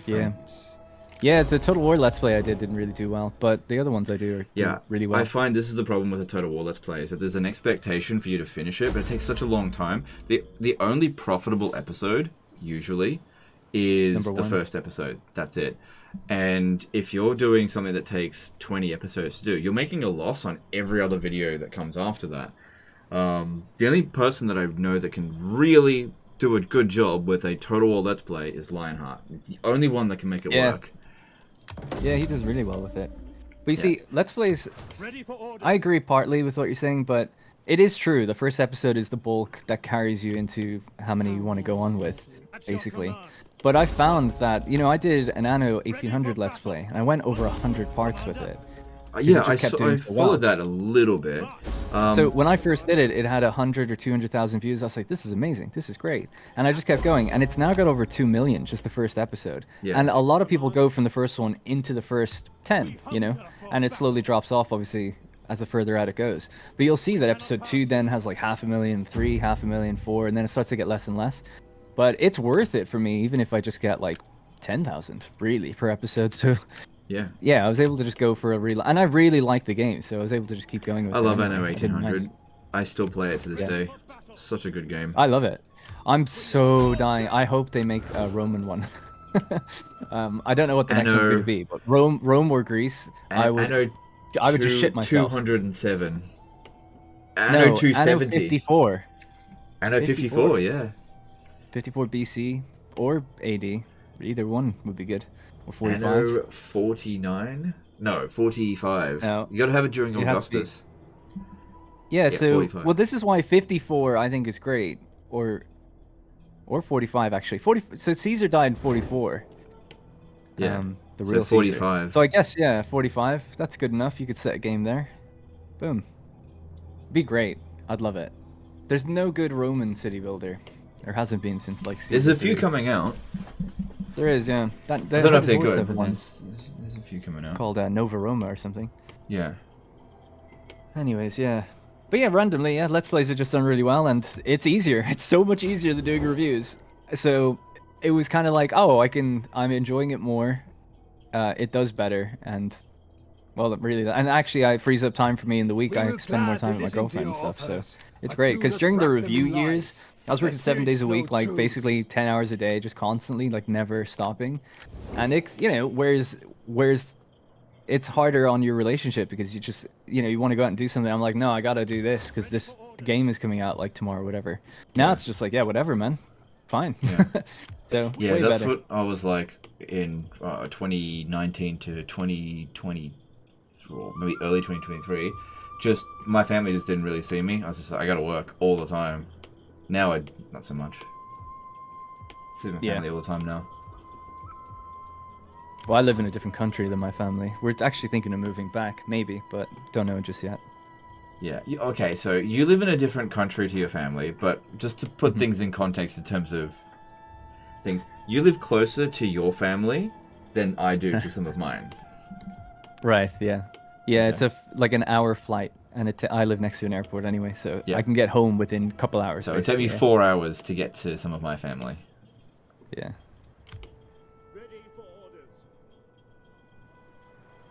Yeah. Relationships are for couples. What? What am I reading the chat for? I like your chat. They're cool. Oh, my chat's fine. I just don't encourage them because they troll me all the time, which is fine. I'm gonna get them on my side and turn them against you. That's not very nice. Not that I can take them with me, but I just want them to be like, yeah, tell them, Darren. They're like that all the time anyway. They're always they're like, see, Legend, remember that time you were slightly wrong? Oh, that was the best. Why does he have so many crappy armies? Yeah, Legend, why can't you build good units? Are you too bad at the game? No, I can win with bad units. That's how good I am. I'm in a deadlock here. When I used to host like multiplayer battles in this game, I used to have such specific rules. Like you had to bring 40 units, and you had to have like no more than 4 of one type of unit. So it just forced everyone to be like super diverse. Everybody hated that, but it made me win all the battles. Yeah. Yeah, I remember your rules. They made sense for multiplayer, but for single player, I just do whatever I want. Oh no, yeah, it wouldn't make sense for single player. What am I gonna do with these 3 armies? I'm just gonna send them somewhere else. They're still replenishing anyway.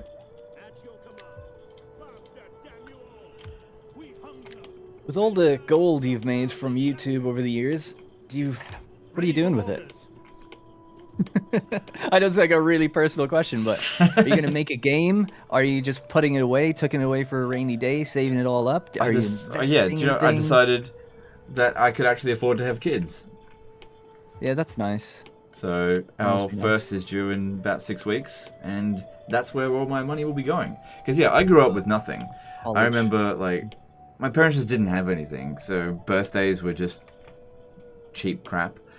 And that's why I don't value presents anymore, because I just had so many years in a row where I just didn't get anything as a kid. You think that would make you value them even more though? No, it just taught me that it wasn't important to get gifts. So I just, like my birthdays now, people ask me, what do I want to get for my birthday? I'm just like, don't get me anything. I've got money. Don't buy me anything. It's a waste of money. Well, that's a common thing amongst like 30-year-olds. Yeah, well, I was like that when I was 20. You're in that.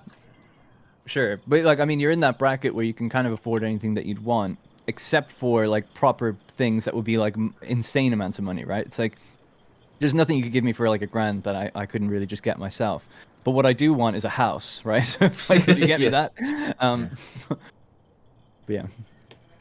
So yeah, that's what I'm doing with my money. So my kids will grow up with stuff. Spoiled. They'll have stuff. Yeah, we're not like helicopter owning rich or anything like that, but if they want to go on a holiday, I can. Yeah, they'll be. It'll be alright. we're like comfortable middle class. Yeah, nice. We own our own home. That's a pretty big deal in this day and age. That's incredible. Especially, did you do that before COVID? I did, and that was so especially good. But yeah. Owning your own home before COVID. I can't afford a house. Just can't do it. Yeah, that blocked so many people out. We've been looking for a year and just cannot do it. Yeah. And we've got like a really sizable deposit, but everything's just so mega expensive that it's just really tough to pull the trigger on it. Yeah, you could probably wait a little while because I think the market. Oh, I don't know. I don't know much. Well, we've been waiting for a couple of years, and it's the kind of thing where it's like, if we wanted to have kids, clock's ticking. We'd like to be in an actual house if you were going to do that. Because at the moment I live in an apartment with 3 rooms, so it ain't happening here. Yeah. Yeah, so we've got a 4-bedroom house, so I use the smallest bedroom as my office, and my wife's got one of the bedrooms, and so I sleep in here and she sleeps in there. I'm just kidding. And so we've got enough rooms for 2 kids, basically. Yeah, nice. I shared a room with my brother, and that was really awkward when we were wanking. It was just really awkward. You had that room with him all the way into your teen years? Yikes. Oh yeah, like until I moved out of home. Oh my god, that sucks. They're like, is it your turn or is it my turn? Oh god. Just kidding. Yeah, so it was impossible to bring girls home when I was a teenager. Dude, I went to a boarding school. There's no girls for me. I'll be honest, I went to girls school. Yeah, exactly. Like, no, it wasn't until I moved out that I was able to get see a girl girls. till I was 19. Yeah. You and Rosie have been together for, like, longer than I've known 12. you, so ages. 13 years, something like that. Yeah. We come to you Yeah, in strength, really long time. to speak words 12 or of 13 years. strength. Reply I think, so I'm with a strength 31. I that think will we were come. 19. He was 19 and I was 20, something like that. Yeah. Oh yeah, even before then, I guess. Anyway, I don't know. See, the thing is, I knew her even before we went out, so I'm trying to even, it's hard to remember. We've known each other since we were like 15. Yeah.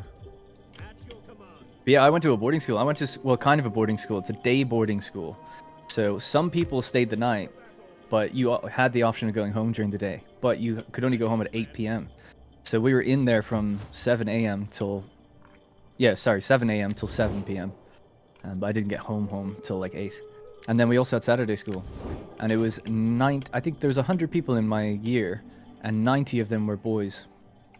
So, you know, the 10 girls, they had a blast, but everyone else was kind of fighting over them.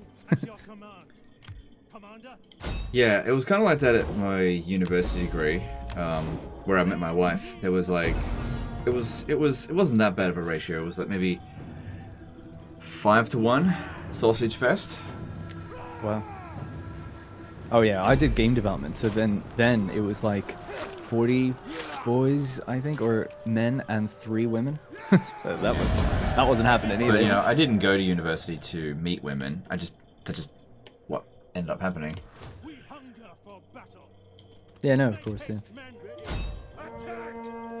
Yeah, my school used to be a Catholic all-boys school, but 2 years before I joined, they accepted women or girls in, right? And that's why the ratio was so bad, because they were slowly getting them in, I guess.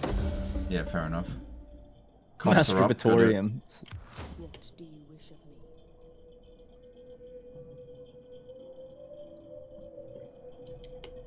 Alright, well, we're starting to roll around here pretty easily.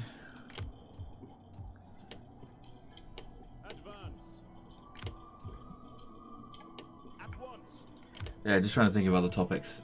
I mean, I can sit here and just commentate on what I play, or what I'm doing, but... How do you feel about asking people in the chat about what we talked about earlier? Not to put you on the spot, think it through. But do you think it's worthwhile asking them whether or not they'll just be like, do it, just do it. They'll be very encourageable, and yeah. I think that's something that we need to talk about more privately. Don't involve Rosie loves the name, by the way. Loves the name. Okay, cool. Because I was like, I thought it was quite funny, and then I was like, oh yeah, he said he'd come up with a different name. I was kind of thinking that'd probably just be good enough, to be honest. Okay, that's fine. No, I always just assume that people think that my ideas are bad, so I just come up with new ideas. That was it was really quick of you to come up with that, I felt. Tell the truth, did you have that name already for something else or something? I've known of that as an idea for a very long time. Yeah, because I was like, this is too quick. Anyway, sorry to be so cryptic for people here in the chat, but yeah, I guess we'll talk about it soon enough. Yeah, I've just never used it for anything, but I've known about it for a long time. Your wife would know whether or not she thinks it's a good name, I guess, or could lend some of her experience to that. If it's a marketable name. Yeah. Anyway. Wait, your doggo, she Gemma. That's right, my doggo is named Gemma. That's correct. You still have you had a bird, I remember. Nope. You didn't have a bird? Nope, I had a dog. Have a dog, still the same dog. I could have sworn back in the day when you'd be streaming, you could hear like birds. Were you just close to them or something? It's just called outside and without any padding, so you know I just didn't have. I just assumed you had like a parrot or whatever they're called. That's just not birds. A parrot, See, it took a long time to really figure out what I was going to do on YouTube and how I was going to do it. So I used to stream, not stream, I used to make my videos during the day, and I was just in a hot room with no air conditioning and barely even a fan. None of this padding that's behind me or any of that. And none of that professional setup you have now. Yeah. So I had like a freaking headphone microphone, so it just was terrible at picking up noise. And so birds would just be outside, just chirp, chirp, chirp, chirp, chirp, and you just hear them. And I wasn't like in the middle of the bush. It was just suburbia. It's just it was a bird. That's all it was. Ready for orders. And now I make all my videos at nighttime so that it's all nice and quiet. Wow, really? Damn. Yeah. Although where I live now is much quieter than where I lived when I first started.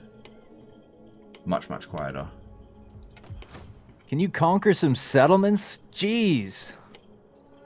Huh? I just did. Did you? I don't know. I was just looking at the chat. Is that what they're saying? One person did. Let's just scroll up and find it. I mean, I've got armies marching constantly. All my armies, like I've only got so many armies. I guess I should start. I'm trying to rush towards. Well, it's not really rushing if it's been 4 hours doing it. I'm fairly close to Marian reforms. And are you going then, for historically accurate borders? I do like to do that in Rome too. Yeah, I'm not saying I'm definitely going to do that, but I do like to do that.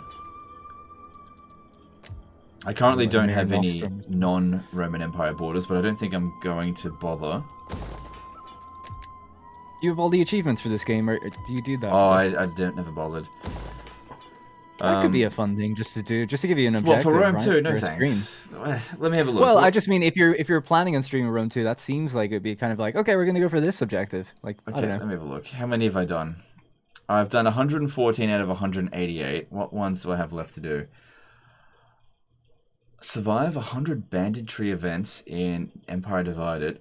Oh, these are the ones I've done. So what are the ones I haven't done yet?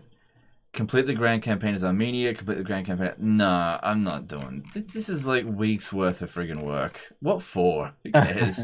Like, I've 100% completed Warhammer 2, but I played that for 14,470 hours. I did have 100% on Warhammer 3, but then they added a whole bunch extra, which basically just complete the campaign with all these different factions. I'm just like, I don't usually complete campaigns. I usually just get to about turn 30 and go, good enough. Yeah, I think achievement hunting, it's fine once or twice, but I'm not really into that. Yeah, I never do it on PC. I like trophies on PlayStation. Like I'm a console gamer as well. Sorry guys. But yeah, I don't know why, but I like getting them there. Just because you get on PlayStation you get like a platinum trophy, like this extra achievement for doing all the other ones, and there's something just quite nice about having that like completionist thing to it. Whereas with PC, it's like some games have like 1,000 achievements and some have like 20.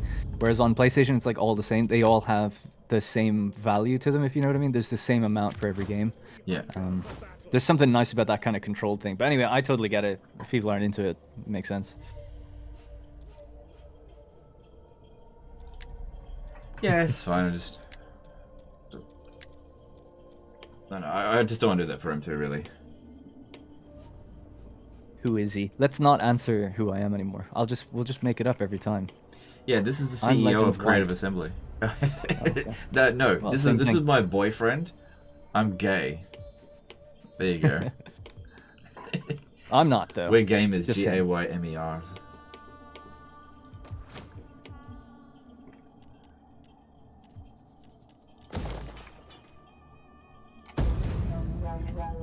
How many battles did you fight manually in the 38-40 turns? I have fought one battle manually. Just one. We'll fight some more, because I've actually made a manually resolve army. But usually what I do is, in Rome 2, I start the campaign and I make auto-resolve armies. I definitely have slowed down the pace a lot ever since I started talking with Darren, because I have trouble doing multitasking, I guess. If I'm conversing, I can't really play the game that well. Yeah, that's why I felt bad about coming on the stream, to be honest, because I'm just the distraction that nobody knows who I am or cares, so it's like I'm just a big distraction to you, to your content, really. But I'll shoot off soon enough anyway. Okay, that's like I've enjoyed talking to you, so it's fine. Yeah. Don't want to overstay my welcome. It's all good. Oh, she died. Okay.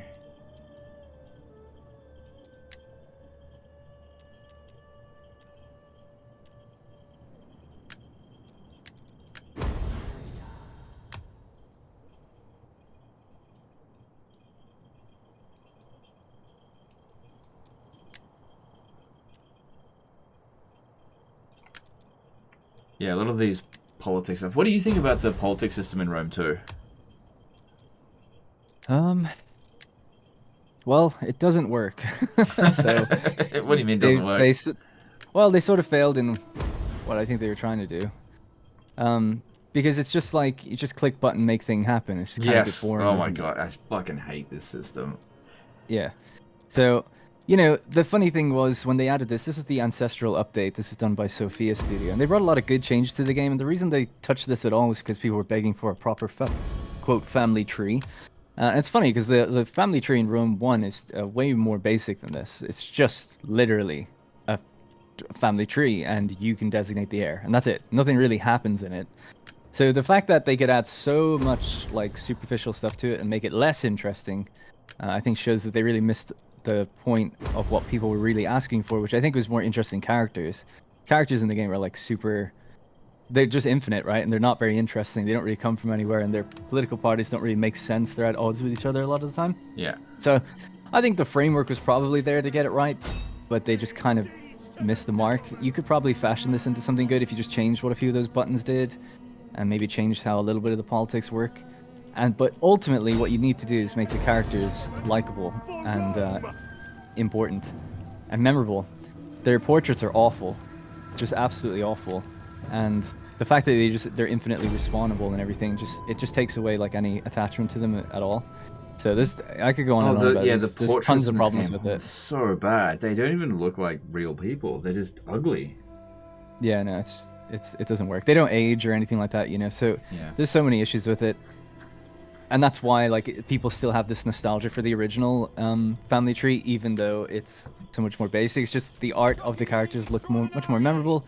Families seem to make a bit more sense because you don't just get infinite people. You do sometimes get a few additional people, I guess, with Man of the Hour and adoptions and things. But yeah, anyway, long story short, this game, they missed it. They fucked it up. It's not like I don't absolutely hate it. I think it's better than not having it at all. But it is just like some trivial little mini game that you can pretty much ignore. There was something kind of interesting they were doing with it. You can't ignore it on legendary difficulty. No, I don't mean that. I mean like almost from a roleplay perspective. You don't care about it that way. You're clicking you're clicking buttons to make the things happen. I'm clicking buttons to make it go away. Like it's annoying. I want it to go away. Yeah, like no, there's totally. nothing rewarding about it. It's just I just want it to go away. I just don't want to have a civil war. Like if I could ignore it and not have a civil war, I wouldn't interact with it. Totally, yeah. Yeah, I remember when it first came out, there was one sort of thing that I thought was quite interesting. They removed it in the first hotfix, which was that you could poach characters from other factions and get them into your faction by marrying them into it. And you would actually have a little icon. You can do that still. We've actually done that in this campaign. But it's just called Entice. Specifically that they... Okay, oh yeah. Yeah, I think there must have been something more to it, because there is even, there's definitely a patch note of some sort that says they stopped this from happening. So I'm probably just, this is a long time ago, so I'm probably a bit wrong, but... Yeah, I go to Superchats. It's something like that for sure. Yeah, go on. I do you did a $5 Super Chat. News articles coming out stating Amazon is trying to acquire Games Workshop on the cheap for the Custodes debacle. From the... okay, Okay, well, let's just see what happens with that. I don't really care if that happens, but let's just see. What's their valuation? Let me look that up. I'll be your Jamie for Joe Rogan, right? You're Joe Rogan, I'm Jamie. I'll look it up. Who's Joe Rogan? You gotta tell me to pull it up. I'm just kidding. He's your idol. He's 2017 Legend of Total War's idol. He allowed you to say the N-word. Yeah. He's the Edgelord's idol, isn't he? Wasn't he? So, like, I've watched some Joe Rogan podcast stuff, and I think it's good, but... Oh, okay. I like Joe Rogan, it's fine.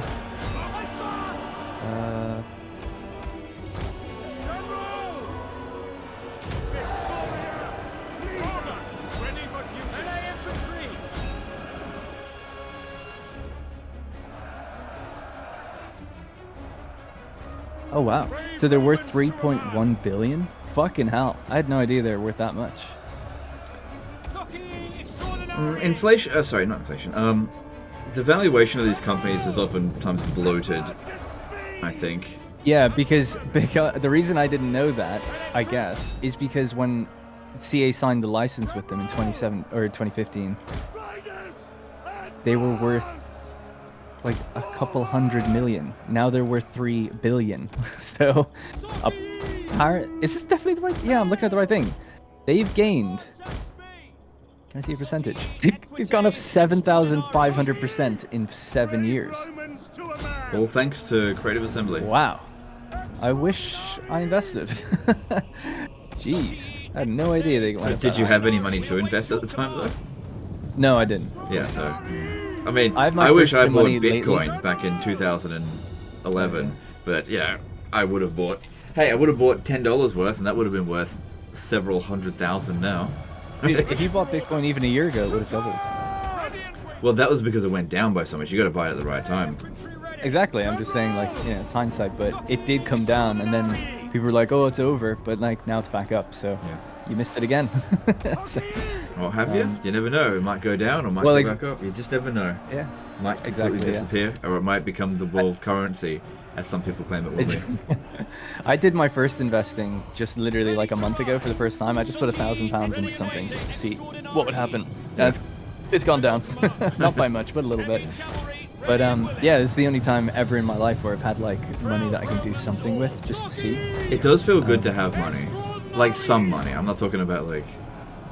Well, like I said, I can't get a house or anything, so I probably shouldn't play even with £1,000 if I could potentially put it on like a house. But still, it was just kind of like, well, maybe it's better than... Well, I guess most of my money's in savings, right? That's hopefully just increasing a little bit over time. But I was like, okay, I'll take a tiny little bit of that and see like if I just learn how these markets work. Yeah. Maybe I'll get something. And I went into Nvidia and a few other things. And Nvidia's gone up loads, but the other things have gone down, so it's kind of evened out. Yeah. Oh, I guess I was pretty lucky in regard to buying a house because it was my wife's idea. She was the one that was like, I want to buy a house. I'm like, I've got no money. I can't buy a house. I got no money. But she's basically saved up her entire life. And so we got a house, a few years before COVID hit. But if it wasn't for her, I don't think we would have. Like, got it then, at least. Yeah.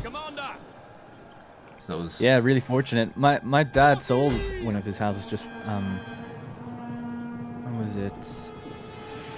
Just before, like, a big market crash. I can't remember what year it was, but it was just, like, before this massive crash. Oh, yeah, he retired and sold his business, like, the year before... Was it 2008? I think it was then. And it's just like, basically it's just like so lucky, like he couldn't have known, but it just happened to get out. And if it was a year later, he would have been a quarter of the money. So he just kind of like retired on that, basically. Yeah. He was retiring anyway, but damn, did it not help. But yeah, things like that are just always so like, damn, man, I wish if I didn't leave CA, maybe I would have had enough money to get a house before COVID. Then I could have left, But oh well. Yeah, you never know what's going to be the right decision.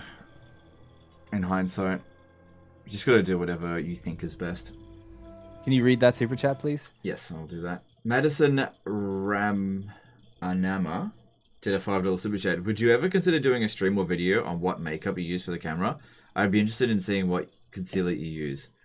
It wouldn't be a very long stream, because I use my own body fluids for makeup.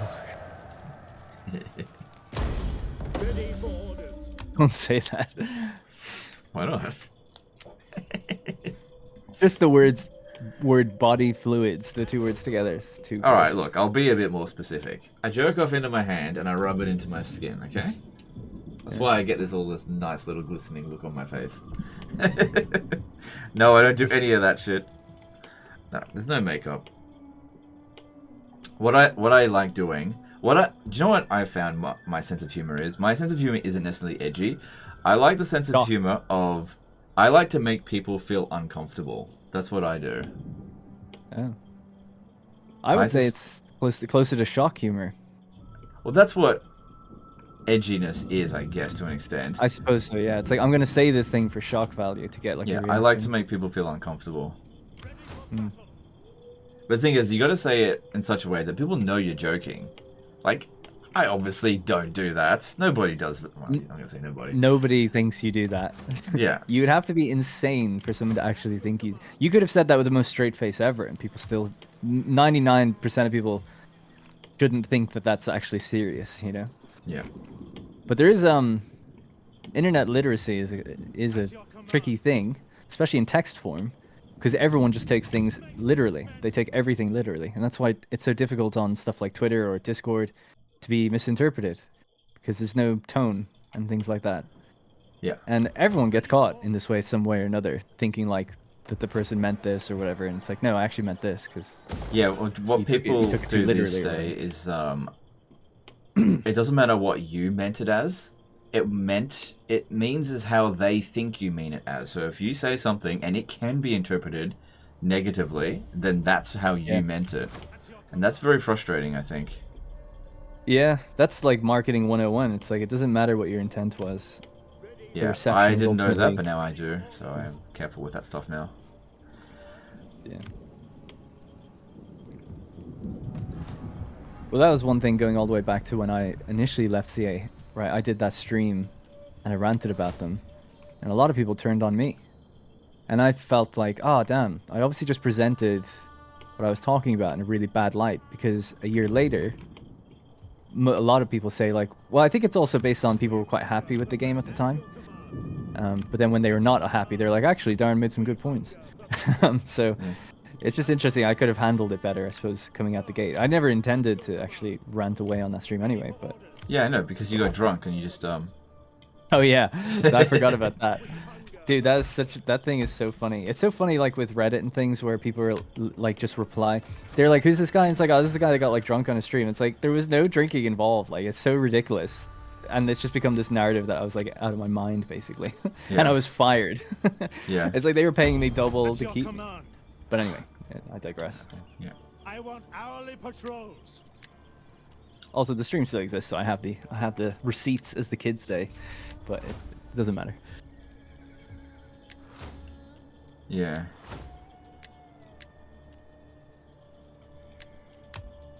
But the thing that bothered me was, like, I burned a few bridges with some friends I had at CA, and but behind closed doors, those are the ones that were complaining all the time. So I thought I was doing a good thing for them. Like, guys, I never once, like, critiqued an individual's work.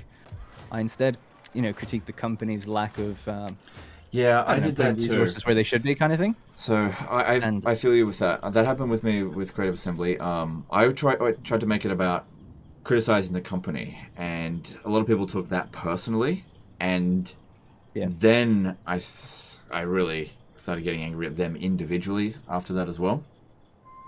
Right. Because I kept saying to them, like, I'm not directing this at you specifically, but at the company as a whole. But they just kept taking it personally.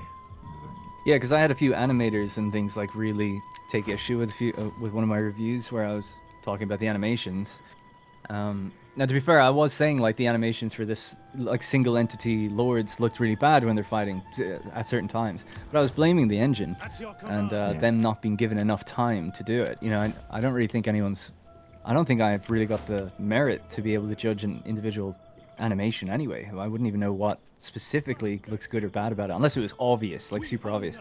But, yeah, it was always more about, like, when I was in there, like, people were complaining all the time about, like, oh, I don't have enough time to do this. Game directors would be saying, like, one game director told me, it's like, we're not what was his line?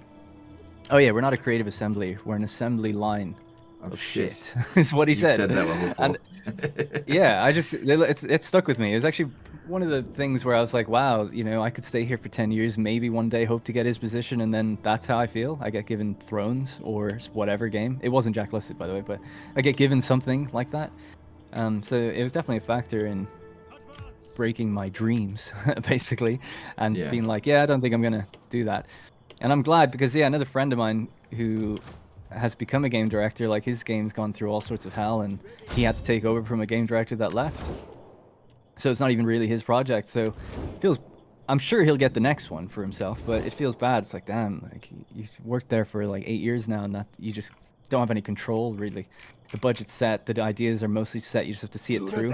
And the thing I always say about them as a company, like the directors, I don't think you can tell any game apart to know who worked on what. There's a feel to a Hideo Kojima game. Obviously, he's super mega popular and famous. There's no feel to, like, a Janos Gasper Total War, right? He did Attila and Three Kingdoms. There's no commonality almost between those two. Yeah. Beyond a couple things, maybe fire. So it's just like you don't get to leave your mark, is what I'm saying, basically. So, anyways, I don't know now we got back onto that, but yeah. Anyway. We hunger for battle. I think sometimes leaving their mark on a game can actually be a bit of a problem, which I really think was one of the issues with Warhammer 3. Somebody wanted to leave their mark on that. Maybe it was Ian Roxburgh, I'm not sure, about the Realms of Chaos stuff, because again, you're not super, you don't care about that so much, but I really did. That was a big... There's certain aspects I don't like, but it wasn't the kind of thing where I was like, this is like the worst game ever. We don't have to go through it again, I guess, but yeah. I think the people that were trying to leave their mark on Total War, possibly, I don't know if it was Ian, but I know for a fact there's a narrative team there that are really trying to push story and narrative and linearity into those games, and I think that has no place in a Total War game, personally. As nice as the tutorial and prologue was for Warhammer 3, and it is good, you can't lock the game into like a narrative. It's supposed to be a sandbox, and I think all the cutscenes and great cinematics that they make would just be much better served for dynamic events that can happen based on situations players create. It's like, well, maybe if the Empire and the Dwarfs are in an alliance and they're facing a Wa, you could get a cutscene for that, like a little one, like an event cutscene, you know, a little thing that pops up. At most, like I don't think you should be forcing a story into the game when players are supposed to be making their own story. But there's people there that don't feel that way. They feel like there's a narrative team there basically that want to be able to tell stories, and they're in the wrong studio. But they have sway, and the narrative team was formed during Warhammer 2. Because it's a whole complicated thing, because cinematics is separate to the narrative now, and cinematics is partly marketing, so it's really messy. But some of the cinematic artists formed a narrative team to make the cutscenes for Warhammer 2, and they're growing in popularity. And a problem with one of the next historical games, or the next historical game, was that there's this like story mode being put into it effectively, and the game director who took over from the previous game director really didn't want that, but they had to go ahead with it. But then I think that game got delayed, and that was like over a year ago. So now you're telling me that there's a World War I game that's being delayed even further. So I don't know what's going on with it anymore. My information is quite old at this point. But it's just interesting where it's like, yeah, there are people that basically want to leave their quote mark, and I think to some extent it could be good to leave your mark and know like, hey, this game was made by Legend, right? He has a certain flavor to what he would want in these games. I kind of feel like that was the case with Jack Lustard's Thrones of Britannia. Yeah, like I think they really definitely like put him up front and center with that. Yeah, well, that really was his project, because most Total War games are worked on by numerous designers, even like not just the game director, but there's usually like 10 or 12 designers on it. Whereas that was such a small team that he really did have a lot of control over it. He didn't have control over the budget, and I think that's ultimately what hurt him a lot because of the AI. And a few other things, I guess. It's not like he made perfect choices, but he also made like Age of Charlemagne and Wrath of Sparta. He definitely leans more like historical as well. Like he wants to put lots of flavor and historical stuff in those games. Anyway, yeah. So anyway, long story short, I just feel like it's a spectrum. You can leave your mark, and it can be a good thing, but you got to know what genre you're in and what suits the overall wants of the player base. You can't come in and be like, I'm going to change the formula to something that I want. You know, that's too much. You need to at least respect what the players are asking for and then put your spin on that, I think. But yeah, I agree. Yeah, easier said than done, I guess. But I think when you're comfortable at an annualized franchise series, you probably just think like, well, these are all just going to sell well anyway, and I can kind of experiment and do whatever. I think there's probably a bit of creative what's the word? There's like a need to kind of be more creative and go outside your box a bit.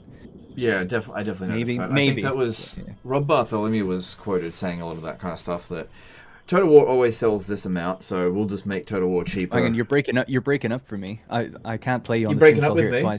You're breaking up with me? All right, I find that this happens. What? Is it okay now?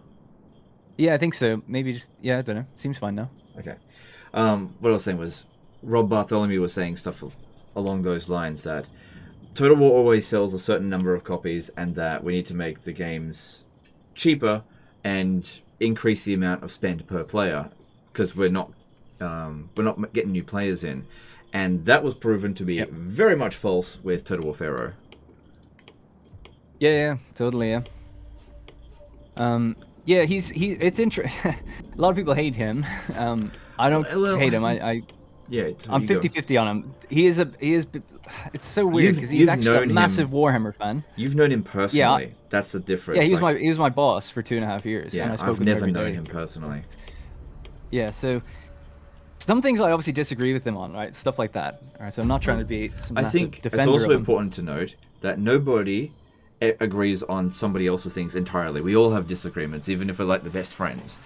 You know, you and I disagree on things, and that doesn't mean we can't be friends. Exactly. So it's totally fine. I think if you live your life trying to find somebody that you agree with on everything, you're not. Just don't do that, basically. Anyway, sorry, you go on. Yeah, no. What I was gonna say though, is while I disagree with him on some things, he's swayed me on others because of what he's shown me in terms of data. So I understand his perspective, I guess, sometimes. Which is one of the problems that CA does have is that they feel that they can't seemingly sell to any more people than roughly that number that you mentioned, just over 1 million. But now... I think they know that they can sell to less than that. I'd never heard him say that there was a minimum, but he definitely feels there was a maximum. And in order to get out of that pocket and reach more people, I think they wanted to try to do different things. But the other flip side to that is either that or you monetize the people you have more. So a big push at CA when I was there was they were trying to get 2 games going in 1 year rather than 1 per year. Right? So they're always doing annualized titles pretty much forever. And the only time they ever missed that was because Rome 2 fucked up so badly that it delayed them a year. But other than that, they've got a release every year. And what they were trying to do was have a saga game come out alongside, 6 months after a main title. And then after a main title, have a follow-up title the year after. So they never got to it because Three Kingdoms was delayed. They were supposed to come out the same time as Thrones. But it got delayed. And they've never been able to do it. So they're always trying to do that. And why do they feel that way? I don't really know. They look at the numbers and they think like, well, strategy, there is a ceiling somewhere. And they feel like they've kind of hit it because they can't see themselves ever going beyond that. Since Rome 2, they've just never gone higher than those numbers. Except till Warhammer 3, they went higher than it. Actually, Three Kingdoms and Warhammer 3. So they did eventually get up and go a bit further than that. But I think they often would say that about 2 million is your cap. You're not really ever going to do more than that.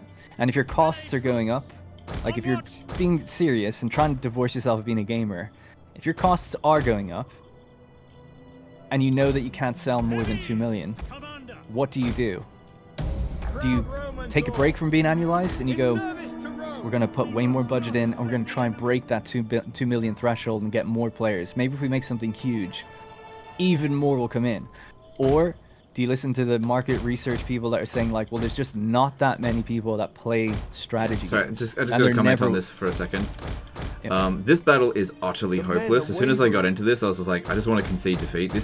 There is nothing that I can do to win this. I tried to prepare for it as best as I could, but I just couldn't. I couldn't hire any mercenaries. Our forces just don't stand a chance. I tried to sally out the levies to attack the chosen units here. We stand no chance here. We're not even going to tickle them. The towers don't do very much damage. This is an utterly pointless battle, so I'm not even going to bother with it. Anyway, sorry, you keep going. Yeah, it's all right. What was I saying? Yeah. So if you feel like you have a ceiling, and then if you're trying to break through that ceiling, you can either your option is to try to invest more into the same thing so that you can try to break through that ceiling of players. But I do think it's true. I think. Well, anyway, before I go off on a tangent, the other thing is you can go with an IP. Right, so if you go with an IP, Lord of the Rings, Star Wars, Game of Thrones, Warhammer, you're gaining access to people that are interested in this thing that maybe other ones wouldn't be playing strategy games. So that's a way, but that has a cost. You're paying a license fee, and as I mentioned earlier, the license fee is ridiculous for Warhammer. So I can only imagine it'd be very expensive for something like Star Wars or other things. And they look at these things. When I was there, they had an option for Star Wars as a possibility. They were pitching to EA at the time, who owned the license, who don't have it now, but. They try for these things just on the off chance that they say yes, and then they go, okay, let's figure out how we make this. But because they're basically just trying to get the word out about their type of game to more people, and even if it means sacrificing 30% or whatever it might be for that license fee, perhaps some of those people will become Total War fans and stick around after you're done with the license in the future as well. So it's all about trying to reach out and grow different audiences, and that's why they did obviously Three Kingdoms as well. So basically, I kind of agree with Rob on that point, which is there is a ceiling, and they're trying to figure out ways to break or figure out how to make more money if your costs are going up. I don't agree with how they chose to do it, which is lowering the quality of the product. Of course, there's always a ceiling. I'm right? not going to deny that. I'm not going to say like, oh, sky's the limit. You know, you could sell 1 billion Total War copies. I don't believe that. I just, my thoughts on that is that there is a ceiling. They have not even come close to meeting it because Total War has never met its full potential. Not ever. And if they make a Total War game that meets the full potential of what a Total War game could potentially do, then I'll consider they've reached that ceiling. But they just haven't done that yet. Yeah, I mean, that's what some people like me would argue in there, which is I think I would be of the former choice, which is if you put more budget in and you stop going annualized, you could probably get more people, because every time they've done that, they have gotten more people. The last time they did that was with Rome 2, where they really like upped their budget by 40%, and they grew a huge amount as a result of it. Now, it was a huge problem at the same time because they still didn't handle it very well. But the argument would be, I think Warhammer 3 shows that as well, which is basically like they spent, I know it's obviously rocky launch and everything, but that game did cost more and had way more content than the previous games, just raw content in terms of their launch. So for them, they put in more time and effort compared to especially what they were planning on doing. And that it did kind of pay off because they built up this legacy from the previous games. So I think if they took a break and they invested in their tech, they could go wider than where they are now. I think that's what they're trying to do now. I think they're... Yeah, so from what I understand, they are building a new engine. And they are making 3 games, 1 historical, and 2 IP. And it's 2 different IP. So that's my understanding. So that's what they're doing. They're basically trying to improve their tech and going with IP and trying to go back to historical. That's what I want them to do. So. But who knows? I mean, last time, the fear from the player of that would be that when they made an engine change, they made Empire. When they made an engine change, they made... well, actually, they didn't make... Rome 2 wasn't an engine change, but it was a massive change from the previous games. Yeah. So my fear would be like, I do want them to do it, but I wouldn't be like, I'm there day one, man, for whatever you do. It's like, they could have a really buggy launch. Yeah, they've just got such a bad track record with this kind of stuff that you're totally right about that. It's always good to be a little bit cautious, but at the same time, they can't just not try. You can't be like, well, we've screwed up so many times, so let's just not try anymore. That's what happens when you get something like what I think Total War Pharaoh. I tweeted this recently, though. I felt like they could have gone a 3rd lane, and this is what Rob asked me about. So me and Rob would talk all the time about random things. He seemingly was interested in me or whatever. It seems like you and he were pretty good friends. We kind of... Not friends at all. He's definitely my boss. Friends with Rob Bartholomew right here. Unsubscribe to Republic of Play. Yeah, I love the fact that he's become this like evil person now. Without him, there would have been no Total War Warhammer. But anyway, or a lot of the... You wouldn't have got Cathay or Kislev either. But anyways, he's the bad man of the hour, so fair enough. And he definitely does make bad choices, so, you know, it's fine. But he didn't get along with other people in the marketing team very well, or rather they didn't get along with him. But I got along fine because I did pretty good at my job, so he liked me. So he would just ask me, and he knew I was a player of the games, right? So not many other people were on my particular team. So he would just frequently ask me like what I thought of things. So it's actually one of the reasons you got the records mode at all in Three Kingdoms, because I was saying that I had no interest, and that I thought lots of players would have no interest in playing a romance version. So you're taking full credit for that? I'm not taking full credit. The idea of doing a separate mode came about because of me. 99% sure. I mean, maybe other people said it as well or something, but I was actually interviewed about it at CA, and they took that feedback on. But I'd left the company, and then 2 years later that game came out. That is not how I would have done it, right? Yeah. So but the idea was maybe you could just have a historical. Why can't we just have an historical game? Anyway, so one of the things he asked me was to do with when they were freaking out about Warhammer, and they're worried about what could we make quickly to satiate historical fans. One of the ideas I had was you could make a city builder, and you could take the assets. So they wanted to do something with a small team and a small budget that had to be done relatively quick. And it ended up being Thrones of Britannia. Right. So my argument was that I don't think you're taking credit players... for Thrones of Britannia. No, I'm specifically not. I'm saying that I told them not to do that. Yeah. I said make a city builder instead. But because I said that I don't think a small Total War game is going to tide over the people that want Rome 3 or whatever, Rome 2 type historical game. Yeah. And that's what they want. And if you can't give them that, giving them some small ass, basically a DLC but not a DLC isn't going to be the same thing. But the game wasn't made then, so it was all potential. They could have been like, this is going to be amazing, and it could have been. Who knows? It just didn't end up being with the right, the team.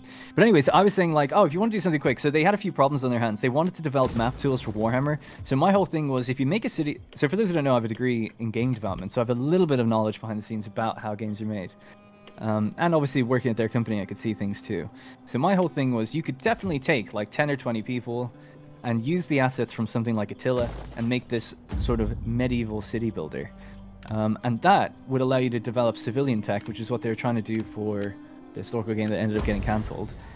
They wanted more like people. They wanted people like lining up at stalls, and then a town gets attacked, and you see everyone freaking out and running around the place. So they wanted to develop better civilian tech, which you kind of got actually anyway in Attila anyway. But yeah, so the whole thing was like, oh, well, if you did a city builder, it's like 2 birds with 1 stone. You improve your map tools. You have a lot of the assets made already. You don't have to make quite as much, and then you'd be improving things that could be used in later games. And if you want to get crazy, you could even export your map maybe into one of the games or something like that. And anyway, we were just spitballing, and he was like, oh, interesting, whatever. Didn't do it, obviously. But now I look at like, what's the top wish list of the game right now on Steam? It's Manor Lords. And it was there. You had it. You fucking had it, and you made Thrones of Britannia instead. Now, who knows? It could have ended up. They could have made a city builder, and it could have been shit. So you never know. It's that's the thing. It could have been great, but you never know. And people would have been like, "What are they doing? Why are they making this?" So city builder, and it's like everything has got like a pre-designated location. It's like build a house, and there's like 5 different plots that are just pre-designed, and you just like press that button, and it makes a pre-designed house. Yeah, it's like Rome 2 province building or something, but just in the city. Just click a 3 an build icon slots. And a building pops Build up. a forum. Yeah. There are 2 possible spots for you to put it in. Build roads, and just magically builds all the roads in a section. Yeah, that would be their way of doing city builder. Manor Lords may be a novelty to Dar, but it's still sold really well and better than Thrones of Britannia ever would. So if if the option was to do something, I think it would have been better to do. I like some companies. Have you ever played Deep Rock Galactic? They made. I think I got Deep Rock Galactic to play that with you back in the day, and we played a little bit of it, and I thought it was alright, but I didn't play much beyond that. It was fine. Yeah, it's pretty fun little 4-player co-op game. But they made a spin-off game recently called Deep Rock Galactic Survivor, which is like an isometric. It's like Vampire Survivors, but Deep Rock Galactic, and I found it quite interesting because it's like, yeah, they've used all the same assets, I guess, but the game is totally different, and it's actually quite fun, and it's cool to play a game in the same universe. So I don't like companies reusing assets when they're doing sequels or stuff like that, but if you make another game within the same, within a different genre, but in the same sort of world, I think that's a good use of resources. So that if they felt like they have a ceiling and they can't like break it, it's like I wouldn't mind them doing something like that instead of making hyenas or they're making a third-person action game apparently, or making a saga game. Like those 3 options suck in my opinion compared to doing something that's in the same vein of a lot of your player base already, like a city builder or whatever, and make it historical, whatever. It's not gonna happen now, so it's all just hypothetical. But I think that's so like when I heard they were doing hyenas and then saw the pitch for it, I was just like, this is so ridiculous. Like they're getting a bigger budget than any Total War game has ever had times 10. And it's never going to go anywhere. It's just like copying, pasting like these other games. The presentation room was literally like, it was on this big board, and it was like PUBG, Overwatch, Okay, so Destiny, I just want to say real quickly, I Tarkov. want you to continue, but this is the kind of stuff that makes probably Creative Assembly not want to put you back into the program. That being said, I don't want to be in the program. Yeah, I don't play their game. Yeah, it's all good. Fuck the program. That is exactly right. I would never want to be in a program for any company ever. Ever. I actually agree with you. Like, I now have a working relationship with Paradox, I'm not joining their fucking program. Fuck that. I'm working on a sponsored video for them right now. Yeah. I don't want to be in any program. Me That's too. fine. Me too. We're probably working on the fucking same thing. And probably. But I'm not joining their program. But that being said, the guy that I communicate with is great. But I don't need to join the program. And I think that if I was ever going to do that again with Creative Assembly, that's this big if. I mean, I don't know, but I think they hate my guts, and that's fair enough. I'll just give them 5 more years. And if I ever was to have another relationship with Creative Assembly, it would be that. It would be, I'm not joining your fucking program. Forget that. Come to me when you've got an interesting idea. It'd be awesome if YouTubers could not like it has to be this big thing. But it's like what we mentioned before. It's like standing up against them, or like saying like, no, we don't do that. Yeah, you can work with me on an individual basis. If you want me to be in program, you can pay me per month. And then I'll be in your program, right? Or something like that. Problem with the Total War community is that a lot of people are full-time trying to make it work. And I get it. Like, early access is essentially 4 weeks out of the year. And those 4 weeks out of the year can make or break some of these channels because they're so close to ends meet. And so they just can't risk. Like, they recognize that they're getting a raw deal. Like, I talk to them, it's like, oh, we know we're getting a raw deal, but I literally cannot risk screwing up this relationship, or else I'm just done on YouTube. So, yeah, you know, it's easy for me, because I don't need Creative Assembly. I really don't. But so many other people, they need that program, and they cannot stand up to Creative Assembly because I guess it will cost I them. agree. I agree, but like, why is that anyone's problem but theirs, you know? So I understand they'll do it, but I can't really feel any sympathy when someone says, like, I want to make it, so therefore I'm going to, like, basically become a shill. Well, not a shill. That's harsh. You can be in a program and not be a shill, but, you know, give over a piece of, like, independence a little bit to be in these, like, things. And it's like, look, if you really want to be successful, and I'm not very successful, so maybe I don't have the best advice, but you need to be able to stand on your own. You can't rely on what others give you or do. That can help and boost you all the time. And I'm very successful. So if you find yourself in a position where it's like you need this to survive, then you might as well just stop doing it, in my opinion. Because anyone who makes it properly doesn't rely on anyone else. That's right. So I could literally tell all of my sponsors, and I could burn all the bridges that I have, and I'll be fine. Except with my audience. I love you guys. Well, yeah, they're. Well, I need you. I need you guys. Where's my next super chat, by the way? No, I'm just kidding. That's funny, yeah. That's the other crazy thing when you see some creators and they're like, "Oh, it's been like 5 minutes since I got a super chat. I'm not playing anymore," or something. It's like, what the fuck, dude? Yeah, look, or that famous viral clip of that girl who's like, "Oh, it's just $5. If you have 20 minutes to watch me, you've got $5." Like, oh my god, stop. But yeah. Anyway. Yeah, it takes time to learn these things. There's probably not 10 years in doing this, so it's just a mistake. Yeah, I guess she made a mistake. YouTubers oftentimes, like, you take a clip of somebody at their very worst when they're just struggling. Like, maybe she just had a really hard couple of weeks and she just needed some friggin' money, and you know, you clip your mic that cut out one for me for a second. And I just heard, maybe she just had a really hard, and it just cut out. It was pretty perfect. Really hard couple of weeks, and then she just needed a couple of bucks to get by. And she might have been on Twitch and just not making any money. She's like, come on guys, $5, you know. And somebody clips that, and, you know, it makes her look really bad. We don't know the rest of the context of it, but people love to judge other people. And who knows, maybe that wasn't the case. Maybe I just don't know. All I know is the positions that I've been in before. I remember when I was like, oh man, I can barely pay the bills, and I'm here live streaming. I've been here for 5 hours, and I haven't gained a single subscriber. I just wish somebody would subscribe, sort of thing. I've been in that position before. I know what that feels like. That's my daily. Marcuso92 did a €2 super chat. Here it is. Love you, mate. Thanks, dude. Oh, right. I was actually joking, but here comes the super chat. I'm taking 50% of all these. Thank you. Super chat. Here's your next super chat. Where's my shout out? Lucidity Dark wants a shout out for £2. That's a cheap shout out. But anyway, go and check out Lucidity Dark. I have no idea who they are, but thanks for super chat. MPPANZL did a €5 super chat. Here is your super chat. All right, thanks, dude. Also, if you're a creator and you want a shout out, get in touch with me privately, and we'll work something out. Because I give creator shoutouts all the time, but you know, don't come on the stream and be like, "Where's my shoutout?" Contact me privately. Because honestly, what's more valuable than a shoutout is advice. Like if you're just new to the channel, new to your channel, I can help you out with it a little bit and give you some tips on like thumbnails and how the algorithm works. That's way more important than an algorithm, because I can send people to your channel, but if your channel isn't I get set messages from creators fairly often about that random stuff, but yeah, I give my little bit of advice, but I tell them like you should definitely get advice from as many people as you can.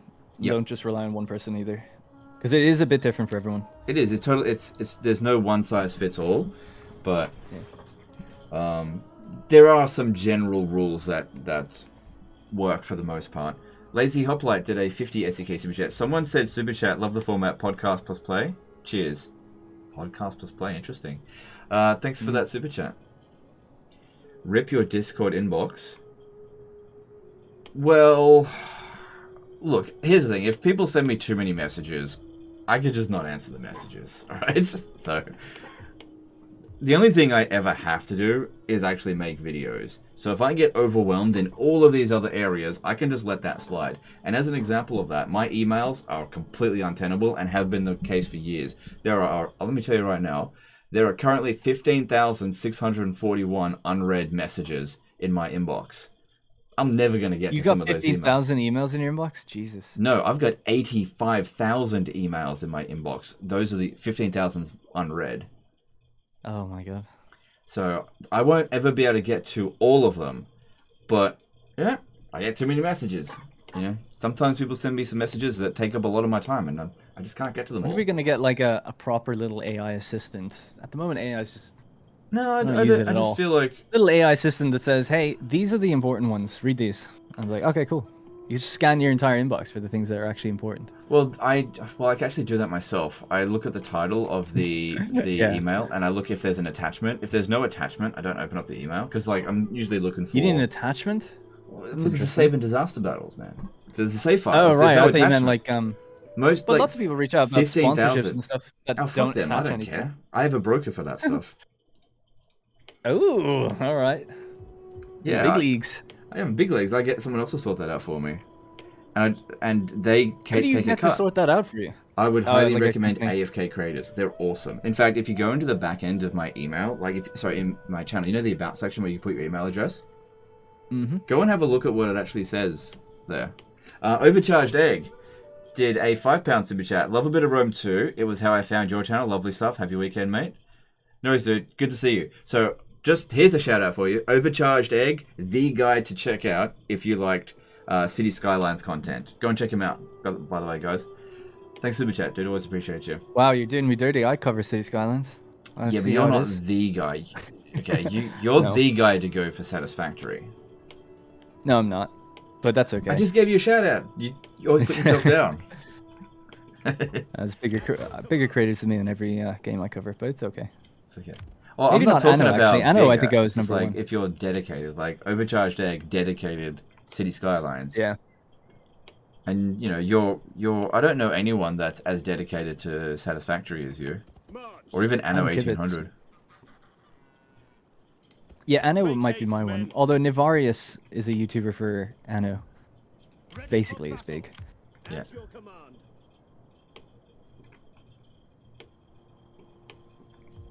At your command. Yeah, that's interesting. I know a few YouTubers that are with little companies like that. I haven't. We cannot pass here. Haven't done that. Yeah. So AFK creators, they've like I've been with a bunch of MCNs, and I wouldn't say these guys are an MCN, but MCNs. I've worked with AFK in terms of sponsorships, but not in terms of an actual partnership. There's a few companies that have reached out to me. I don't know if they have, but other ones have and asked like, "Oh, do you want to be like a? Yeah, do you want to talk about being a partner and what we can offer you?" And I'm just like, no. I don't even think I have that with AFK. I don't think I'm actually partnered with them, but I like them so much. I just let them do all of my stuff for me. Right. Yeah. Like if I get somebody that contacts me that I'm actually want to do a sponsorship with, I'd send them straight to AFK and be like, "I want this, sort it out for me." But why would you do that though? You could get the full 100%. Yeah, I could. Okay, these guys are, in my opinion, they're good.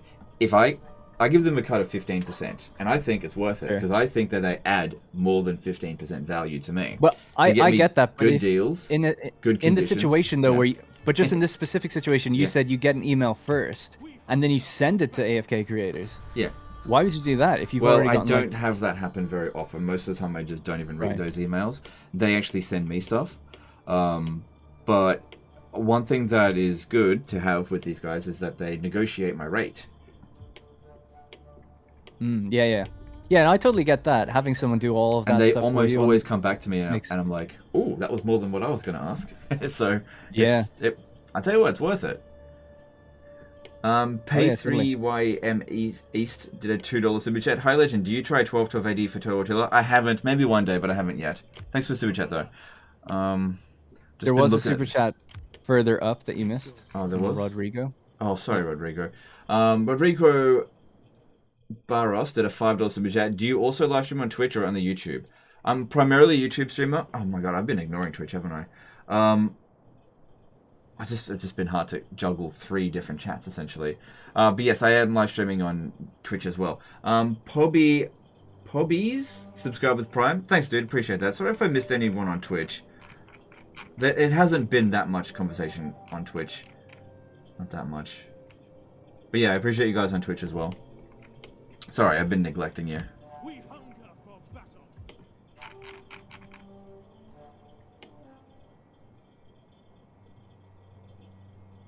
Anyway. I imagine among those 16,000 unreads, there is one where you won the lottery where you're just never going to know. Honestly, it could be. Except for the fact that I never gamble. Never. So that can't happen. I tell you what, if I go into my spam emails, there is oftentimes a, hey, you have won $100 million. All I need is your bank details and a $1,000 deposit, and we'll send you the $100 million or whatever it is.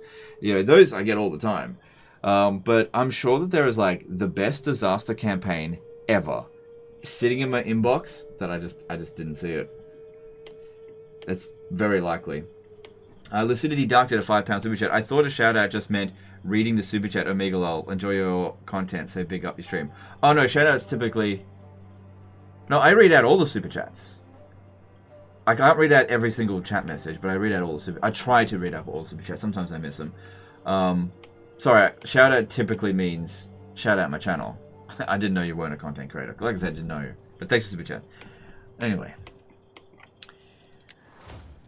I find that I talk a lot faster these days than I used to because of how fast the chat goes. That's funny. There's Marion Reforms. 8 turns away.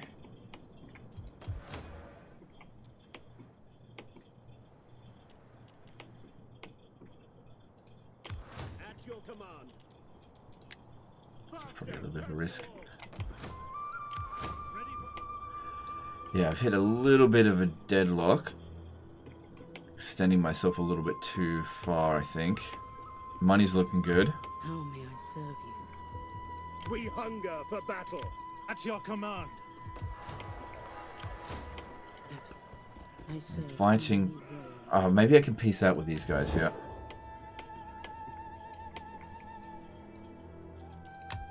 You have Okay, there we go. I can get out of this war, and that way I can move those armies over to fight the other guys, and I'll fight these guys again in a bit. And get some cash out of it. Wait. I betray my... Ah, damn it, I forgot in Rome 2, you actually lose reliability for getting peace treaties. Ah, that's such a stupid, dumb system. Ah, well, what are you gonna do? I like how you said you're just gonna stick around for a little bit. You've been around for hours now. Yeah, I should probably shoot off, I guess. Yeah. I like I said, I liked it. I like talking to you. Yeah, same. It's a nice chat. What about yeah, I'm Hyenas doing other things on my computer at the same time. Oh yeah, I think you were talking about hyenas and I cut you off. Oh yeah, I was just saying that in the boardroom where they're not where they were coming up with it, where they first presented it to a few of us. So they were in a different building. They're the people that made Alien Isolation and then Halo Wars, and they got given a building for Halo Wars because they were going to do a bunch of games, but Halo Wars flopped, so they just did that one. And then they decided to make Hyenas. because they had this big building, this team that they didn't have anything to do. And Sega, I guess, wanted a big game. So CA were like, we can make a big game for you. Oh, it was a big something. So they secured like, I don't know, something like 5 years of budget for a AAA sized team, like 300 people. And they didn't have that many people at the time, so it was like, okay, we're going to be hiring up for like a year, and this is going to take a really long time. 5 years even back then, that's a really long time to make a game. Now it's a bit more normalized, but in 2017 that was a pretty big deal.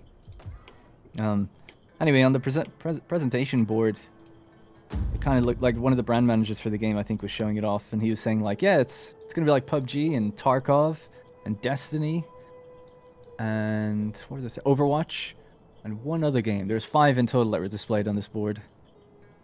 And I remember just seeing that coming up, and it's like, this is how you decide, like, this is how you're deciding what to, like, how to make a game. You're just looking at the 5 most popular shooters right now, and you're just gonna be like, we're just gonna merge them and make it something. It's like, oh my, it was so soul crushing to be like, that's how you, because I've mentioned it before, but like I went to college for game development, and I worked as a programmer in a small indie company for a while. You know, I really would love to make a game one day. I haven't done it ever. I made small things in college, but I've a real passion for that side of things. And seeing that, you know, kind of my favorite company, I guess. Although by that time they weren't really anymore. And that's how they decide to make stuff. I was just like, at that point I was about to leave anyway, so. Well, at that point I was so broken, like I was about to leave anyway, so none of it mattered. But it was just like, this is like, oh wow, okay. The reason why I find it funny is because I relate to it so much. Like, Creative Assembly used to be my favorite company, and now I'm just like, man, the more I found out about Creative Assembly, the less I like them. It's so weird because I used to just like defend Creative Assembly to the death. Like, these guys are great. But you wouldn't think that given the last like 5, 6, 7 years, right? But when I first came onto YouTube, I was like, just in love with them, and then it just deteriorated so much over time. We see, for me, sorry, you have a super chat. Yeah, let you read it. Yeah, Kevin Levan did a $2 super chat. What's the ideal mechanic for civil wars in Total War? Not to have them. Anyway, thanks for the super chat. I liked Imperator Rome's version of it, but they kind of messed with it a bit, so it would take ages to explain that. But, and I know he's not asking me, but that's what I think is a decent Civil War mechanic. Yeah, in my opinion, there hasn't ever been a good Civil War mechanic in any Total War game, so I would just say, just omit them. Generally speaking, people don't like losing half the territory they occupy. That's exactly it. Any kind of Civil War mechanic would have to be avoidable, and any experienced player would just not let it happen. So, just don't put it in the game. Basically, think of it like this. Actually, you know what? Just briefly.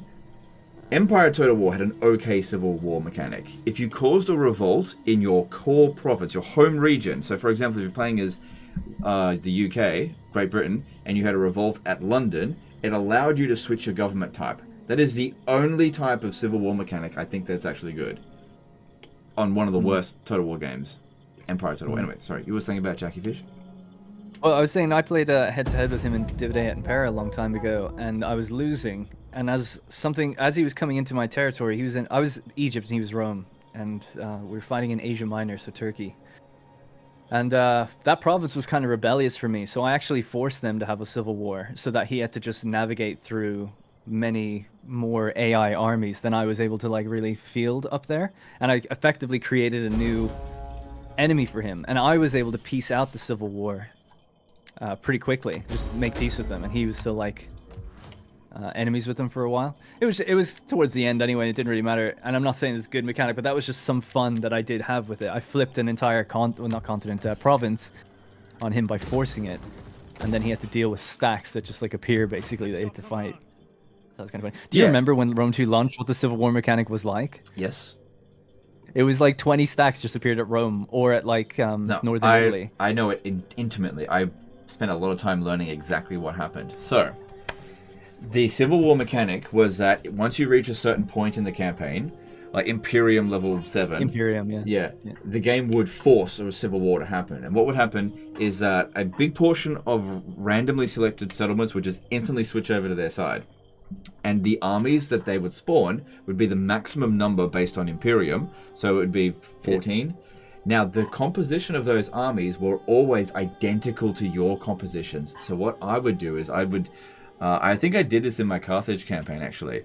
I knew that the civil war was coming, so I started disbanding all of my armies and recruited nothing but plebs. I also destroyed every single military recruitment building in every single settlement that I owned. That's awesome, yeah, that's funny. The civil war triggered, they had nothing but plebs. I immediately demolished a building, because the AI doesn't demolish buildings. So they had a bunch of settlements that only had economic buildings. And I just built fucking doom stacks and rolled right over the civil war in a couple of turns. Nice. Yeah, when the game first came out and I had my first civil war, like maybe 2 days after launch or something, the AI spawned 20 stacks at Mediolanum, I think, just some town, and they just stayed there and starved to death. And that was it. I never even fought them, and I didn't do anything to make that happen. It just happened. So maybe that town just could, obviously that town could not support 20 armies, and for some reason they never moved. That was fun. And that's kind of when I accepted that the game was broken. It took me a couple days to really accept it. It took me a couple of years to accept it. Yeah. Like I said, when some people still haven't accepted if you go back, let me do this. Let me go back to my first Rome 2 video, the first one I ever did, and let me tell. Oh no, maybe I shouldn't, because like my behavior in those comments is pretty bad. But I was like defending Creative Assembly in my comment section. Oh no.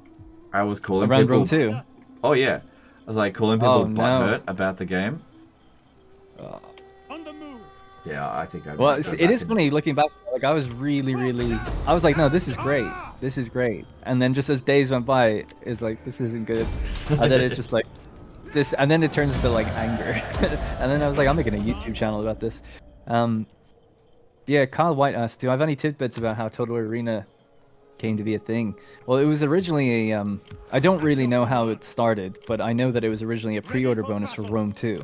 So it was a spin-off multiplayer mode for Rome 2, and I assume that it was born out of, like, they just done Shogun 2's multiplayer, people loved it, Avatar Conquest, and I think that they wanted to do that for Rome 2, but then that started gaining, it got bigger and bigger, and they were like, this is just going to be its own thing now.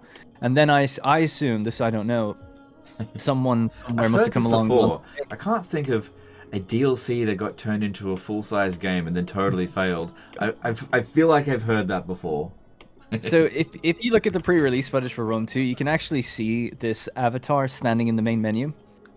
He's supposed to be your active general at the time, or the faction leader, I guess. But he could have also been your multiplayer general that would have been in the main menu. Their screens are online. I am sure you you see have it. many pleasantries but they for changed me, that, but... and there was like different sets and stuff. You had the Carthaginian background, and the fully 3D model. There was like a big line at the front, like just sitting there. Such wasted, all this wasted shit that ended up getting removed anyway.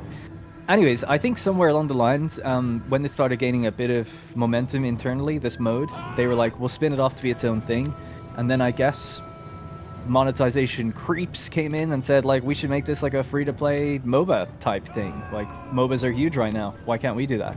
So that's my speculation on that part. I don't know, obviously, how they decided that. I do know that they literally just copied the wargaming progression model because it was successful. So they broke everything up into 10 tiers, they had premium units, all that kind of thing. That was all copied. And then later, they got a deal with wargaming. So that, a lot of people think it's the other way around, as if wargaming made that happen. That was in the game way before wargaming was ever even considered like a partner. And wargaming became a partner because CA were like, we're kind of done with this. It's not really doing what we hope, and it's been just kind of being developed for a long time, and it's grown into a 50-man team. It's not going anywhere, let's cut it. But then I guess it was argued that they should workshop it and give it to another company that wants to take it on, and wargaming took it on for a year. It didn't go anywhere. They promised like Japan and stuff at Tokyo Game Show. It was really awkward. And then it just, yeah, it died. So it never even came out, which is the sad thing. It's the only game I've ever known to go from alpha to beta back to alpha. Never heard of that before. Never heard of that before. And it did that when wargaming took it on. So I feel like the core gameplay was actually quite fun. I just think everything around it sucked. And I'm not a multiplayer guy, but I put like 300 hours into it. I genuinely really liked it, and I never would have thought I would. I liked Total Arena, but there was a lot of stuff about it that sucked. Yeah, for me anyway, it's just like progression, everything outside of the game basically kind of ruined it, and how they monetized it and stuff. But the core idea of you're controlling a couple units or 3 units, and there's 10 people versus 10, I think that's pretty cool. That's a cool, fun little game mode. But it doesn't need to be its own game. It could just be in a Total War game, really, if they wanted. Especially now that they've improved multiplayer. The other thing that I wanted to just really quickly touch on that I saw in the chat earlier was just want people to understand I didn't go into Creative Assembly I partly went in wide-eyed and thinking this is going to be great. I mean, it's the company I always wanted to work at, and it was basically my first job. This is my second job, really. So I was like, I can't believe in my game dev career I'm going straight to Mecca. You know, I was like, this is going to be amazing. But I also knew that I'm sure there's going to be people there that, yeah, it's just a job and whatever. I wasn't like of the mind that this is going to be sunshine roses. But, because some people think I went in there thinking I'm going to be the one going to decide what's going to get made. And, you know, they take it to these crazy hyperbolic situations. I was pretty level-headed, but it was just worse a little bit. I wasn't as level-headed as I should have been, I guess. I should have brought myself down another level. And that's probably where it would have been more real with, you know, people that... The company ships a game every year, and they paid really badly. I actually got paid way more than a lot of people who did way better work than me, because I wasn't afraid to leave, so I just kept asking for more money. But most people were on just absolutely garbage salaries. I started on £16,500 for the year. £16,500. My rent was like about £1,000 just in the town that they're in, because they're close to London, and that was just for a 2-bed apartment. So anyway, they paid like shit. So a lot of people use it as a starter company because it's easy to get into, but almost no one, back then anyway, I don't know about now, but back then people would just bounce after 2 years, because after 2 years on your CV, you've shipped 2 AAA games, and it's great. No company lets you do that so quickly. You know, if you go to work at Gorilla in Amsterdam or some AAA studio, they're normally working on games for 2 or 3 years, unless you're at like a sports studio or something like that. So because of that, I very quickly realized it's like, yeah, there's a lot of people that don't really care about the game here. Doesn't mean they don't care about their work, but a lot of people are just using it as a stepping stone to get to where they want to go. And I'm sure that's 90% of all industries ever. Basically, people aren't all just living their dream jobs. But it makes working at a company where it is your dream job all the more sour when people around you, yeah, just kind of, I guess, bring the tone down a bit, frankly. Or, you know, it's like, oh, cool, I won't name anyone, but like, where did you work before? And they're like, oh, I worked at KFC before this. It's like, oh, okay. So there's nothing I can learn from you. Like, you don't have like some wealth of experience. It's like, this is a starter company for a lot of people. Now, that's not to take away, a lot of designers have been there for a long time. Programmers are geniuses. I respect them a lot. Artists are brilliant. I worked surrounded by marketing, so let's just like understand where I'm coming from as well. And there were also people who were designers that came in, they previously maybe worked on a mobile game and then they just hopped out of there next year. So there are mercenaries that float around as well. But anyway, I just wanted to put some perspective on that I wasn't like totally blissfully unaware, because someone said like, oh, you know, it's like seeing how the sausage is made and stuff. It's like, yeah, I was kind of aware how sausages were made, but it just, they put some rancid shit in theirs, basically. Yeah. Yeah. I always find this stuff super interesting. I don't know if everyone in the chat does, but I love hearing this stuff about your story working at a game developer, because I try to picture what it would be like to work at Creative Assembly, and then you actually did, and you can actually paint, at least from your perspective, a pretty decent picture of it. And I think that does actually shape a lot of my opinions about what it's like to work at Creative Assembly. One thing, to be a bit more positive, one thing I will say is my time there, they're super friendly. The benefits were quite good. They're a very wholesome company. They do things together and have events and stuff. Like the work-life balance or whatever there, really good. You know, all that stuff was great. Yeah, it's just more when it comes to the restrictive nature of their budgets. Like, I guess the high-level decisions is really what I've got a problem with. I don't really have any problem with almost any individual there, as I'm sure most of them probably hate me for saying a lot of what I've said already, but I never have a problem with like the people there. A lot, and especially designers are really passionate. They're the ones that really care about like the game they're working on. That doesn't mean they agree on everything or get it all the time, but a lot of the designers, excuse me, I knew were modders or, you know, passionate people from the community and stuff like that. So yeah, I don't know. It's probably the same every other company, to be fair. That was my first real taste of it. It really was seeing some of the directors being really upset with what they were given and doing that made me go like, I'm not giving 10 years of my life to maybe get there and be unhappy with it. It just seems honestly, crazy, I do think you made the right call.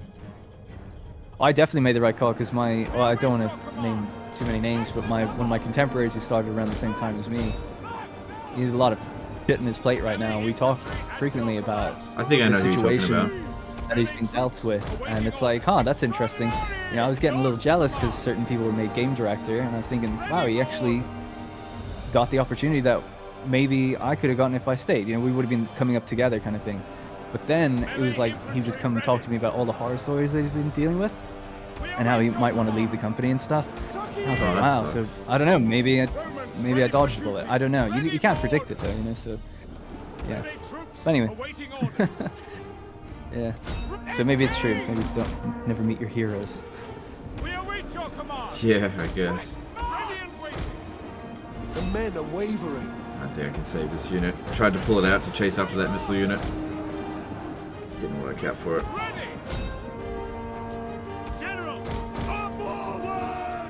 Having worked at an indie studio for just 6 months, I think if I was to ever go back to the games industry to work at a company, it would be at an indie studio. They're like so passionate, so different. And they're just trying to make a good game, you know. When you work at a big company, it's all like budgets and everything's sectioned off. Loads of people don't understand like how things are made. I think I was telling you before, like for the Chaos pre-order DLC, it's like Chaos would not have been made if it wasn't a pre-order. I know that's like difficult for people to accept, but the way it works is the marketing budget, let's say the marketing budget's like £1 million or whatever, and then they'll say, we'll give the developers 50 or 100,000 pounds to make Chaos, right? So it basically gives them more time.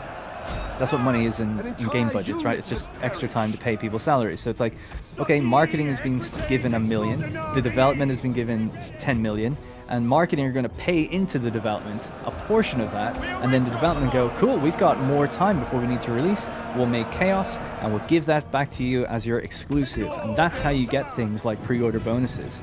And when they said things like, it wouldn't be in the game otherwise, they kind of meant it. Now, maybe they felt like, well, we had to do Chaos, but they might not have ever done Britannia. You know, it would have been something. There would have been a timeline somewhere that would have had to been cut shorter because they would have not have the same budget.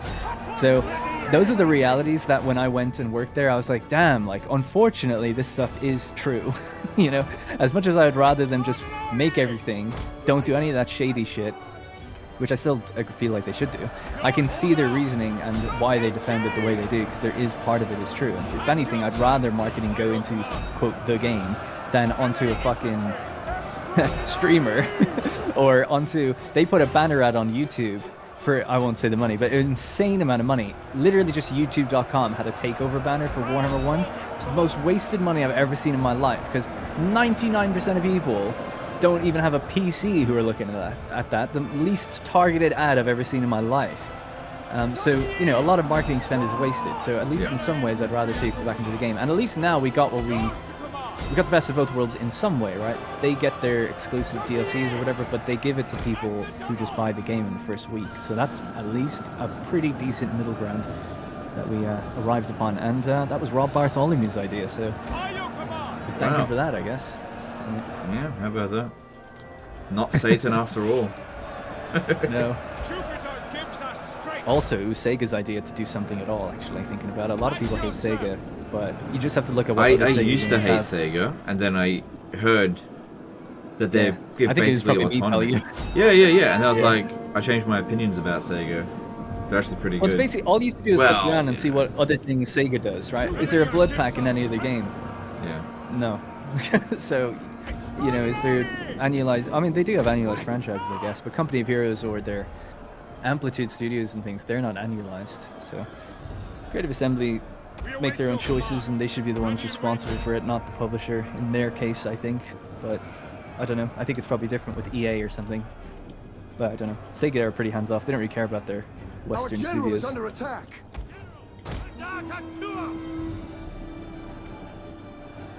What must it be like to work at Games Workshop? Yeah, I have no idea. Don't know. I'm not a ginger dude, and I'm not still at CA. No. Just for a refresher, I'm a YouTuber. Used to make videos with Legend many years ago, who had his own channel called Darn Total War. I then joined CA for a couple of years, and then I left CA and went back to doing YouTube. That's all. I left 2017, nearly 2018, so just before Warhammer 2 came out. So it was a long time ago. But I still live in the area, so friends there. Yep. So this battle went almost perfect, I think, apart from the one unit that got completely obliterated. So not perfect at all. Oh well, I'll just recruit it back in global. Oh wait, that mechanic doesn't exist in this game. One of our units Isn't Sega owned by CA? Does CA being bad is part of Sega's fault? I mean, you could look at it that way. If you want Sega to be really controlling, you could say yes. As in fact, I believe Sega are taking a more active role within CA now because of the fuck ups they've been doing. Used all its Oh, do you want me to tell you something that I've heard that they've done? Oh yeah, go for it. The QA department at Creative Assembly has been completely fired. It's all done, well, you know, made redundant or whatever. It's all done at Sega Europe now. Have lost a victory point. Yeah, so Sega have a massive QA team in London. So I remember when I was there, it was always a question why our marketing team even existed, because Sega have a massive marketing team in London. So it's like, well, why is Creative Assembly their only studio that gets to have their own independent marketing? And a lot of that was down to you know, Rob, who was in charge of the marketing, was trying to justify having that team there by showing the importance of it and that they can make their own money, basically, and be worth it. And I guess now that that's kind of gone wrong lately, Sega have reevaluated, like you said, and they're probably, yeah, trying to cut costs. I think they've, from what I've heard, you know, they basically said CA has to cut their costs by a certain amount, and I imagine CA are going like, well, we can offload our QA and our marketing to Sega then, and those are the first teams to go. Oh, okay. Marketing has been heavily gutted from what I've heard. Good. Yep. Good. Fuck them. The term I heard was that marketing has been gutted, is what the term was from the person. Good. But I don't know if that means removed completely or. Yeah. Yeah. Anyway. Maybe there's some nice guys in marketing, but... I think it's less good that QA's been removed. I don't think that's a good thing. No, I agree with that, yeah. I mean, I agree with you. I would imagine they must... Because I remember back in 2015, I think I had a conversation with one of the QA guys, and they're really good, just that they were ignored. I just don't understand. You must get jaded after a while. You're just like there for the paycheck, you know. You submit all of this stuff and they go, oh yeah, we're not going to fix this, we're not going to fix that, and be like, well, you know, we found it. And then the game comes out and everyone blames QA.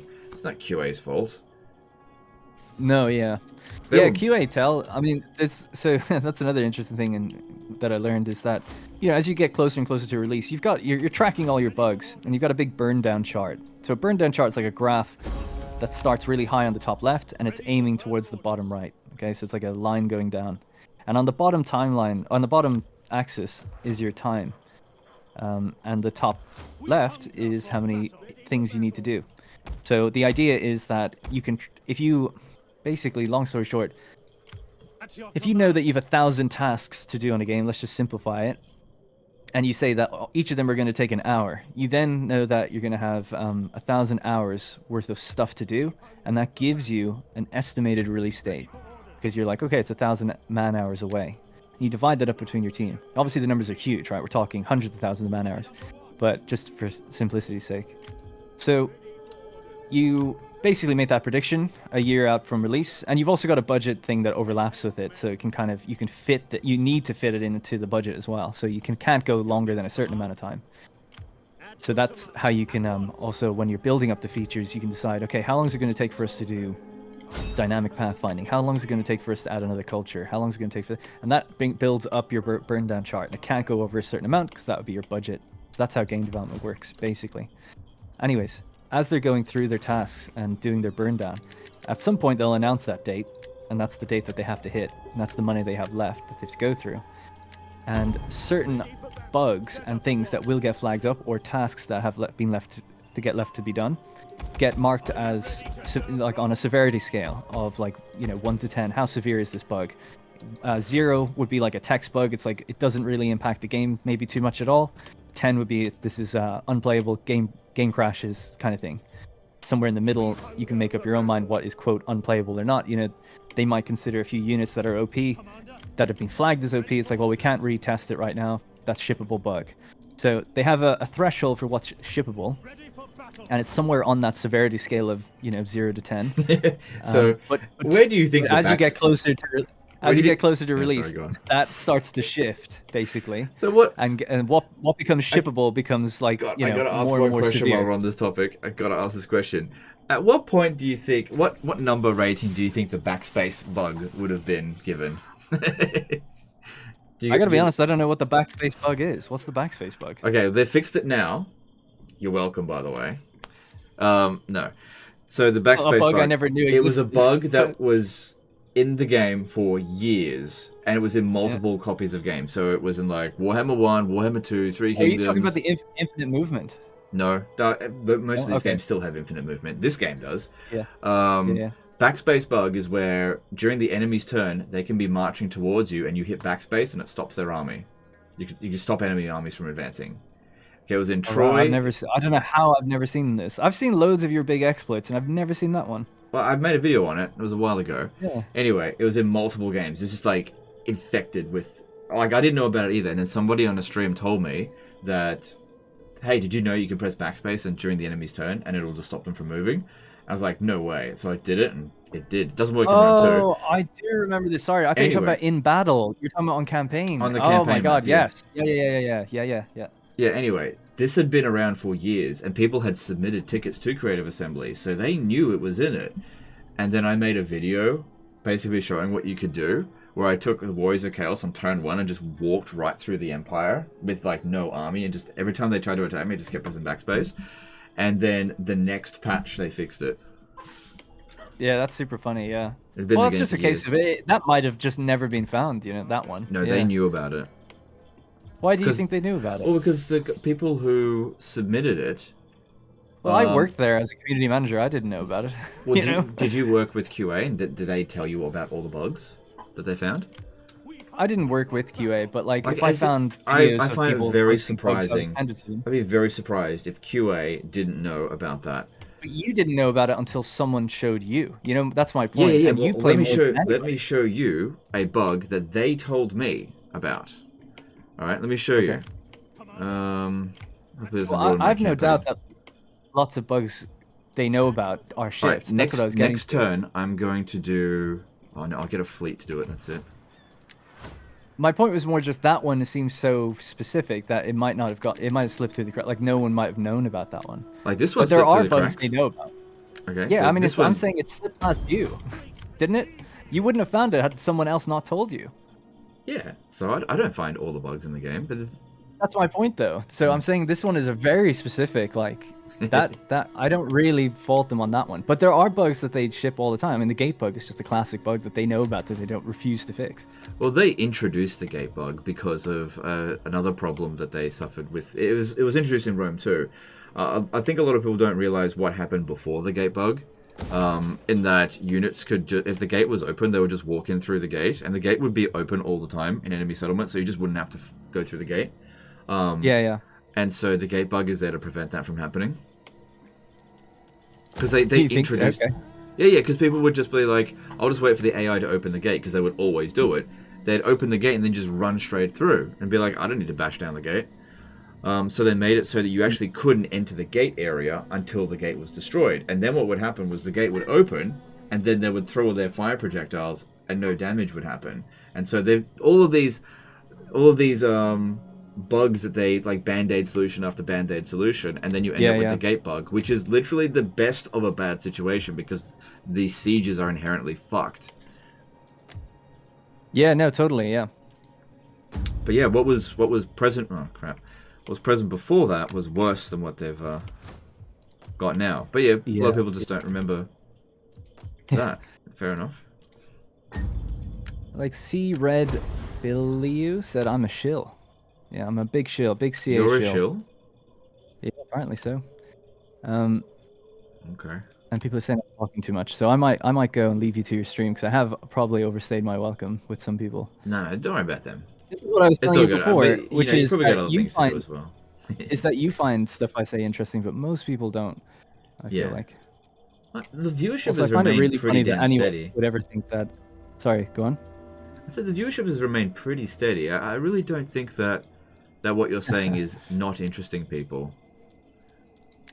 No, it's not that. It's just that I find it funny that people could hear anything I've said and think like I'm a CA shill. Oh yeah, you definitely. He called me. He said, "Now I'm a dork." That's true. That's different. Oh yeah, That's yeah, okay. you're big time dork. Yeah, that's okay.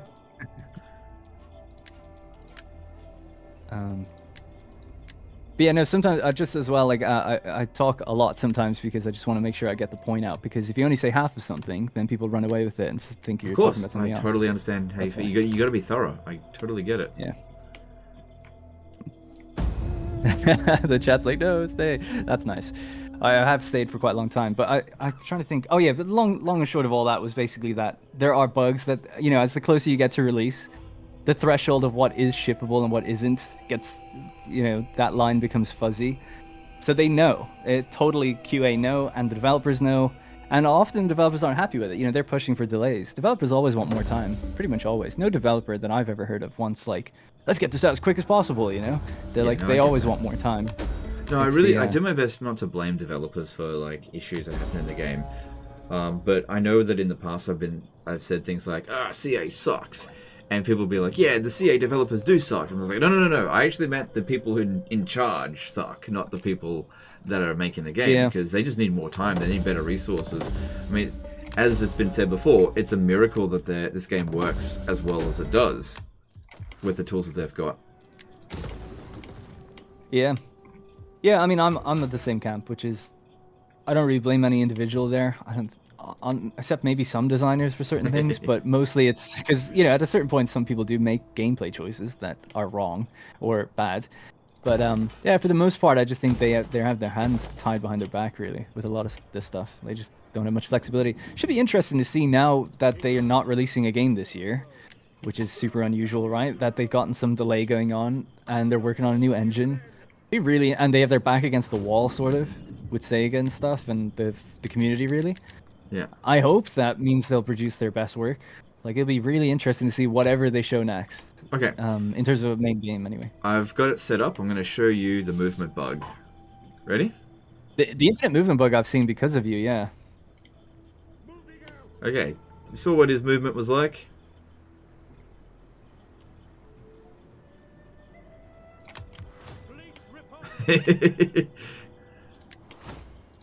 I'm on a bit of a delay, so... Yeah, you'll see it in a few seconds.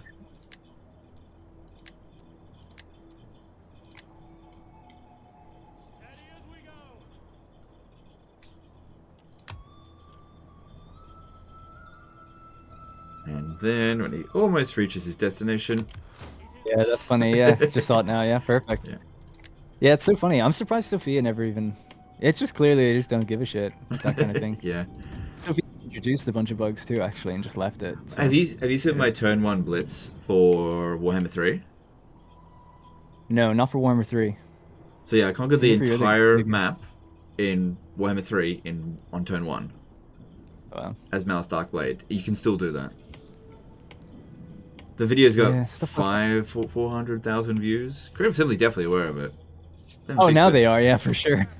I'd say. Well, I told people about it on day. I found it in early access, as in I was in the closed beta, more like closed bullshit, of Immortal Empires. I was in the closed beta, right? So I was there for the express purpose to find this shit out, and I found it.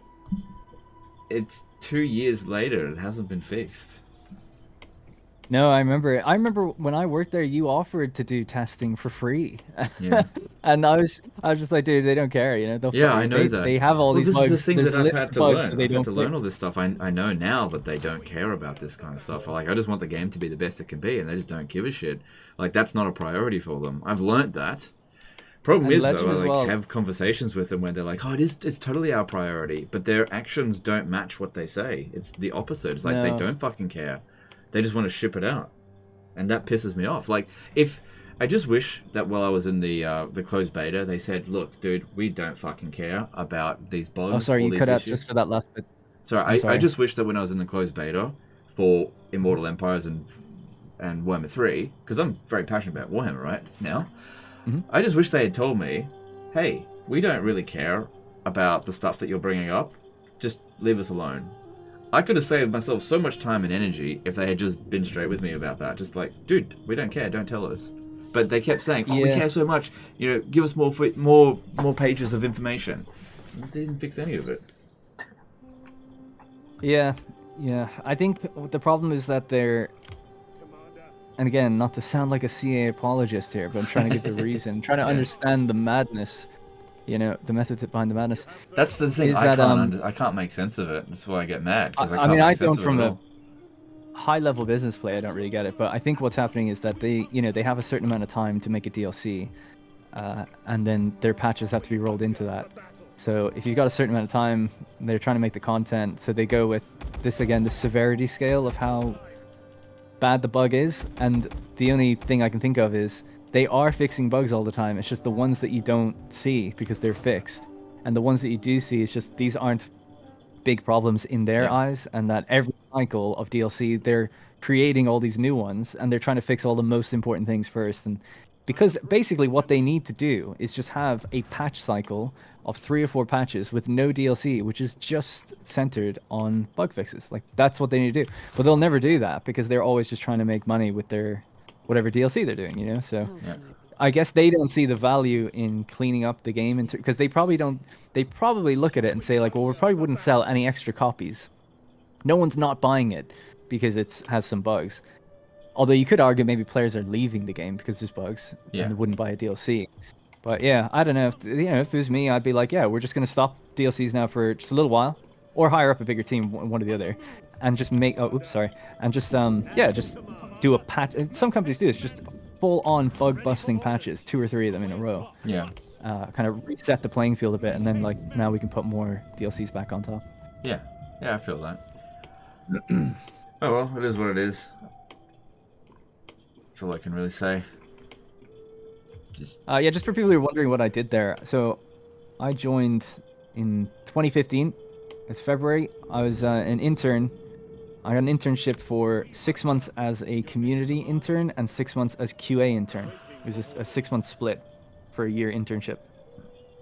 And the reason they had me doing 2 different things is because I have a degree in game development, and they said like, yeah, we'll put you in QA in the next 6 months. But basically they were kind of asking me, what do you want to do? And I was like, I don't really know. Whatever, man, I'll take anything. So they kind of convinced me to do marketing first. So I was like, okay, cool. And at the end of the 6 months, I was supposed to switch over to QA. And it was like a design QA or something. And it was like QA focused on like design rather than like problems with the design rather than bugs with like specific numbers or balance or things like that. It was more about mechanics. Anyways, when it came to that time, I mentioned that I was on, was it 16,500 for the year? They offered me 23,000 to stay on marketing.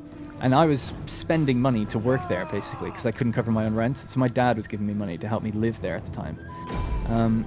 So yeah, I took the marketing. I was like, okay, cool.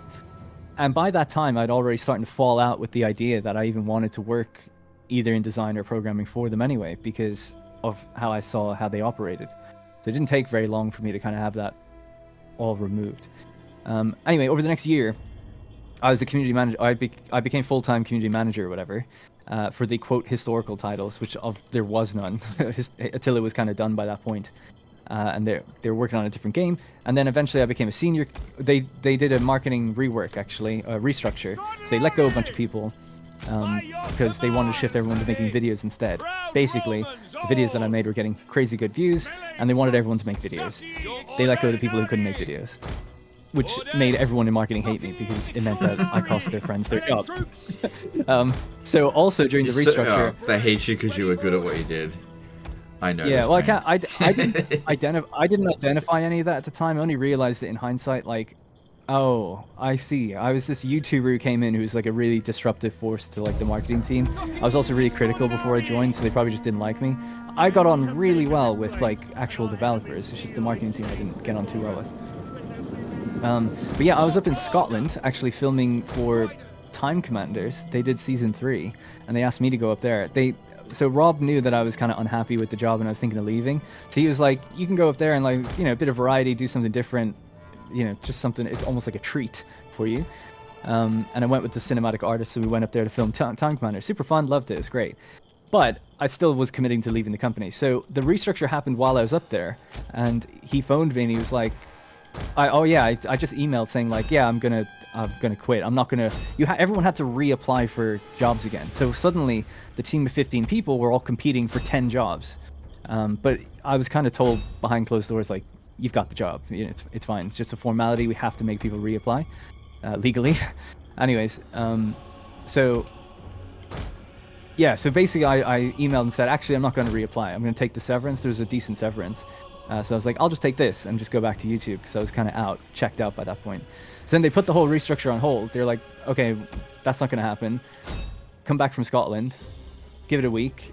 They basically just convinced me. They said, we'll give you a team. You can hire people. You can be a senior, and you can like lead this content team or whatever to make videos for us. So I was like, okay. I mean, that would be pretty good to have on your CV that within 2 years you became like a team lead or whatever and a senior.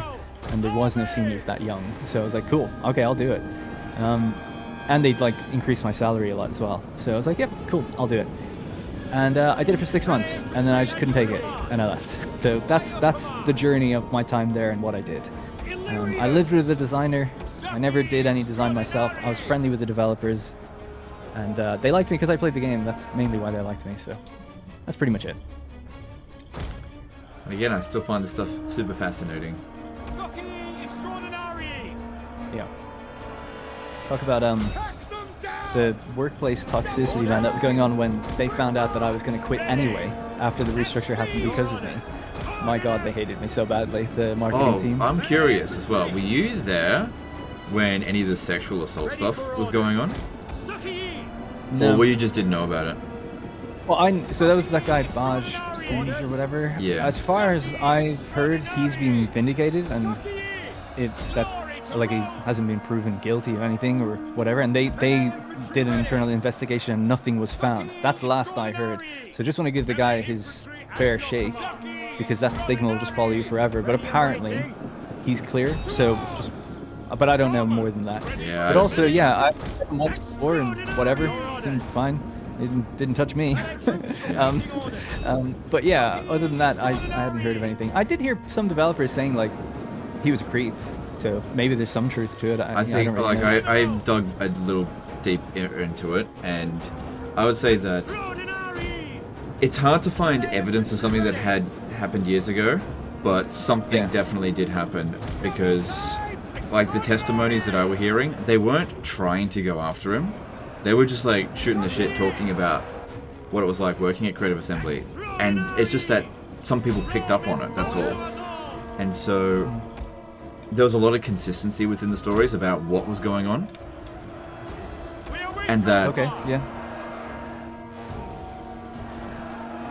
you know, he probably got away with it, but I don't believe for a second that he's innocent. Not for a second, based on the stuff that I heard. Okay, that's fair. Yeah, I to be fair, I just haven't heard too much about it. Yeah, he was probably wasn't proven guilty, but that doesn't mean he is innocent. No, that's from what I've indeed. heard. I the heard stuff that is they just hired too damning. a third-party company came in and evaluated it. Again, what does that mean? What did they look into? I don't even know what he was necessarily specifically accused of.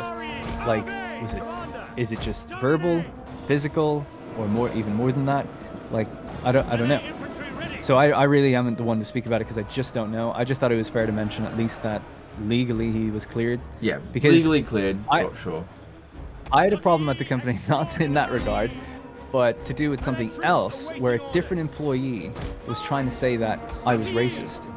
Yeah, I and know you saying that stuff. It was a fucking huge thing for me because I'm not. And it was clearly someone was like, who really didn't like me, was trying to make that happen. And it all got dropped. And it was all just an internal thing. And I've actually never spoken about it because it's just unnecessary. But it was the kind of thing where, because that happened to me, and I know that it was malicious intent, and it spread to other companies because people start talking and then they'll tell other companies. And I was very close to saying, like, I've almost pursued legal action because my manager at the time wasn't supposed to tell anyone, and they did. And it got to another company. It got to Square Enix, where I had a friend there who was like, what's this I'm hearing about you being like a massive racist or whatever? And I'm like, so all this random shit got blown out of proportion. And I was like, this is like extremely serious actually if I'm going to be accused of this, because this could be really damaging to my career if I ever wanted to work at another company. And then it basically all got hashed out, and it got like explained that it got dropped. That it was in what's the word? There was a word for it, but it was like a misinterpretation or whatever of what I said or something at the time. And the people that were pushing it were people that really didn't like me. One of them was actually someone I hired, which was also another stab in the back, I felt. Right. But because of that, it just always makes me have a little sympathy for whenever someone gets accused against, and especially it's like, okay, he's like a team lead as an artist or something. Not to say, I mean, that could equally be a reason for a lead could abuse his power, right? So it could go either way, but I'm always like, look, someone came in and investigated it. It's really up to them to do the job. So I'll kind of just lean with what they say, unless there's like an overwhelming majority of people who are like, no, this is bullshit. He definitely did some stuff. I'll usually lean to like fair trial, you know, kind of thing on that. I think what the case would happen in this one here is that the investigation happens years after it actually happened, and that the true evidence is gone. Sure, yeah, that's always So he'll never be convicted of it because the people who he did it to, they didn't speak up at the time. Yeah, I've always wondered, like, what can you? It's like, what could you do? Like, like, if someone at a party, the way I found it, what can you ever do? This is how I found out about it. I don't want to give any names there because I think this person who made this accusation, who first made the accusation, wasn't trying to accuse Creative Assembly or Barge. What ended up happening? They were just having a conversation with someone over Twitter, just in a response, and they were just talking about their time working at companies. It's like, oh, you know, I was working at this company, and this guy, he rammed his, pushed me up against the wall and rammed his tongue down my throat, that kind of stuff. And somebody retweeted it and retweeted again, and then it found its way to me, and then we dug a bit deeper, asked a few other people around, and they're like, we don't know exactly what happened, we only know that this guy is a fucking creep. That kind of stuff. You see, if you asked my marketing team, my team at the time, they probably would say, not that I did something that extreme, but they probably would have said I'm an asshole and they don't like me and stuff like that. So part of me just, but I agree, it's like, if that did happen, it's like, there's no evidence, obviously, so it's like, their word against his or whatever. Yeah, so, maybe. I don't know. Like I said, look, I guess what you never truly know. Just the context from which I read this, the person wasn't going after it. Like, when it came to you, that person was spreading rumors about you at workplace. Like, the person who was talking about that wasn't working at Creative Assembly anymore. They weren't expecting anything to be done about it. So it wasn't like they triggered the investigation. It was because it blew out of proportion that an investigation happened. So it's not quite the same thing. Yeah.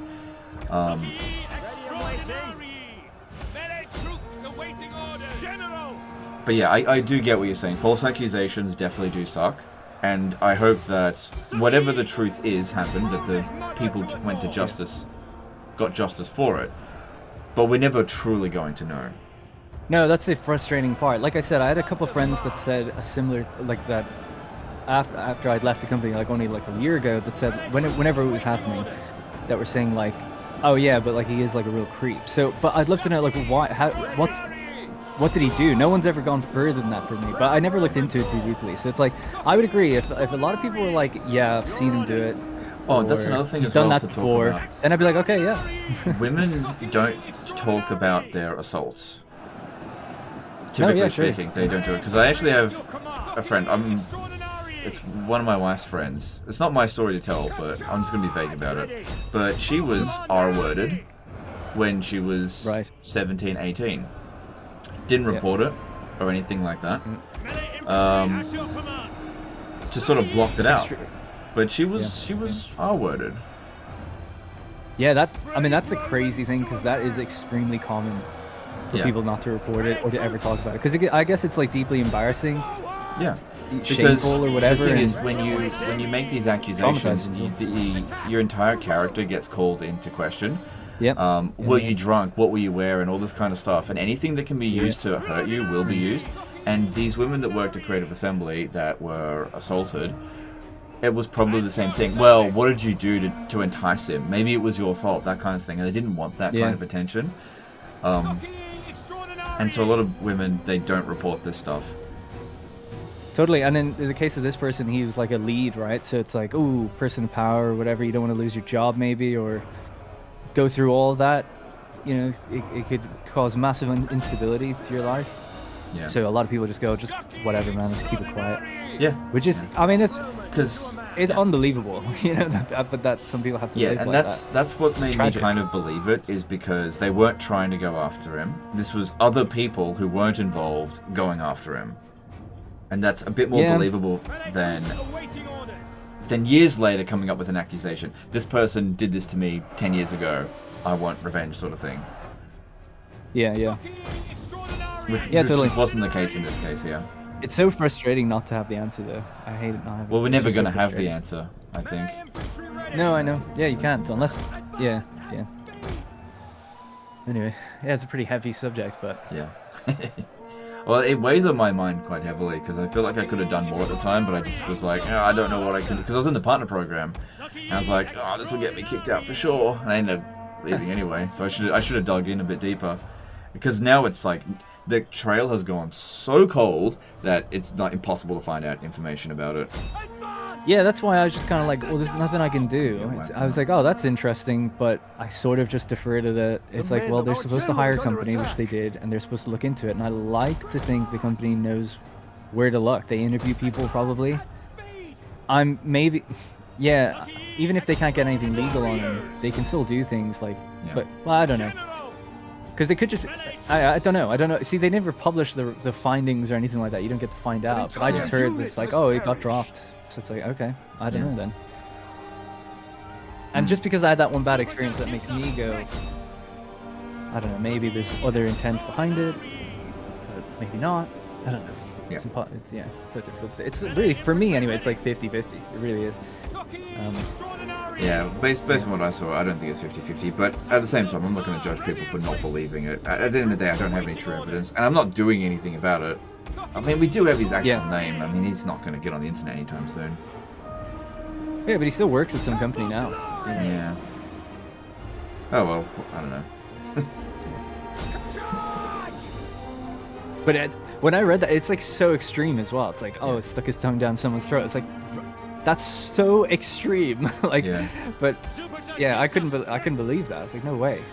So that's so out there that it kind of makes you almost think it is true. But anyway, I don't know. Yeah. It is what it is. Once again, I got another friggin' unit wiped out. It's always just one. I hired a mercenary specifically to let that be the unit get wiped out, and it bloody survived.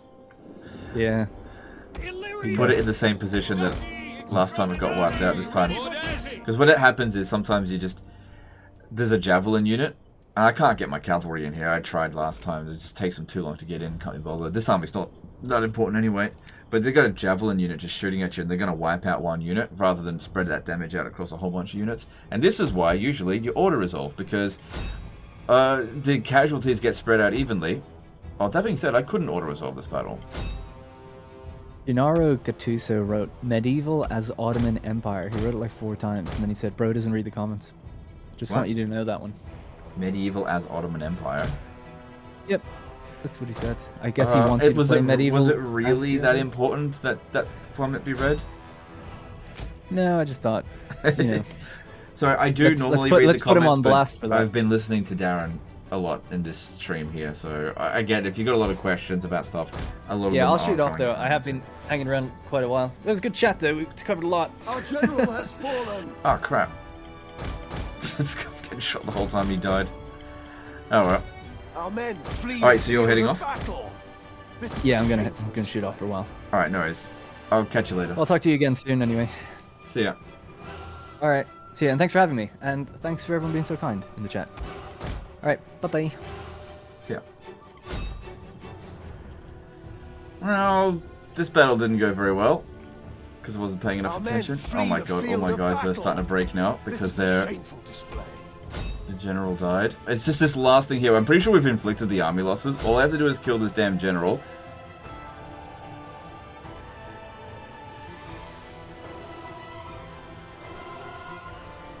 And this is where I really hate this side of battle things with Rome 2, when you completely surround a unit and it just will not friggin' die.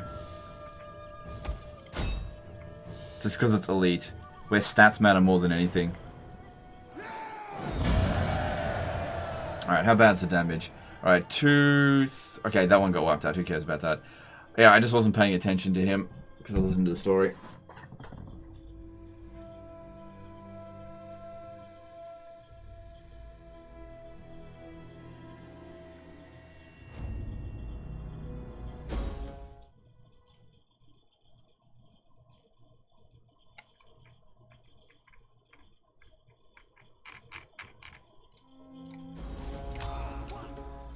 I think that was one of my family members as well, because I wouldn't put it under my... Oh well, that's not the end of the world. I think we got heaps of family members now, just pick another one. Yeah, we got more. It's fine. Commander? Feels weird not having someone in the chat talking to, or on Discord talking to me now. But now I can actually answer your questions and stuff again. Alright. Well, the auto-resolve said I would lose that battle, so at the end of the day, I did better than auto-resolve, but I definitely could have done better if I had paid more attention.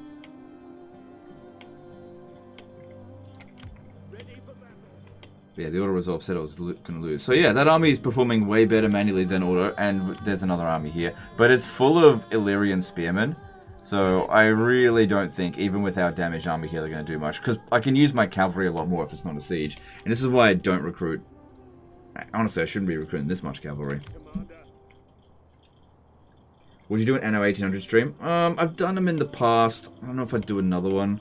The way I play it is really kind of chill, so I don't know. People be like, why don't you do this? Why don't you do that? I'm just like, just let me do what I want to do. So I just don't think it would be good content, even though I love the game.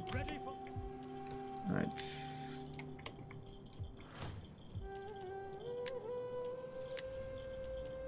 I was hoping one of these I could convert to a barracks. Well, we're close to Italy, so we can go pick up some more reinforcements. Guess I don't need that anymore.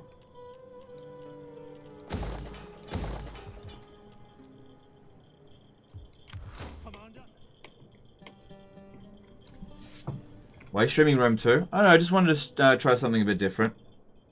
I haven't played it in ages, and I just thought I'd give it another shot.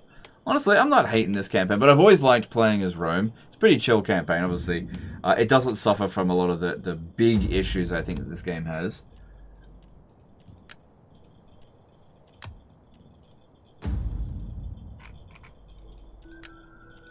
What? It doesn't let me take action against these guys.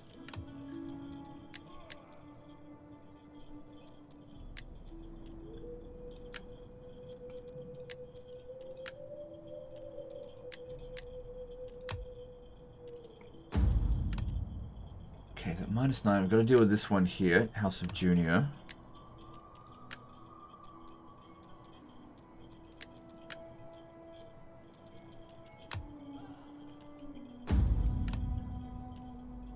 This is starting to get a little bit out of control. I'm going to need to try a little bit harder to keep it under control. I may need to get more family members up in here. I've got plenty of money, so that's not a big deal.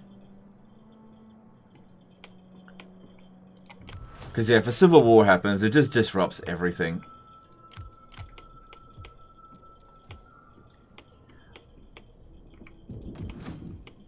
Alright, we're good here. Let's move. Oh, hang on. I haven't done any construction. I'm trying to save up for the growth here, because I want to build another barracks, because we're about to do the Marian reforms. Your daughter will inherit the name of Total War. It's up to her.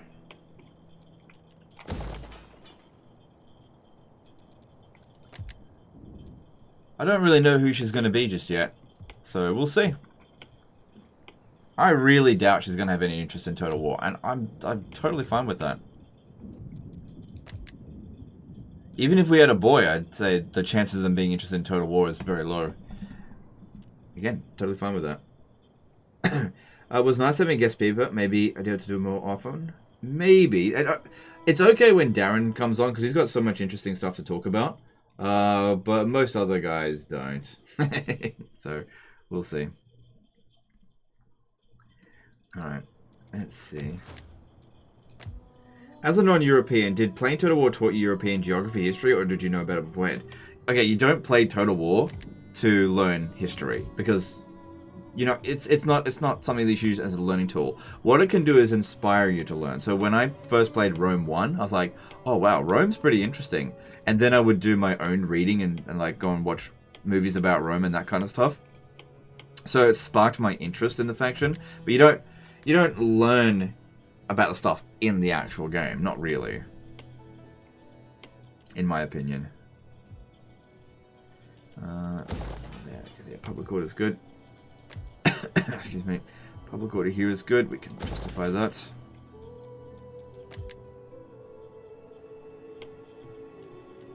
Public order here is good. We can justify that one.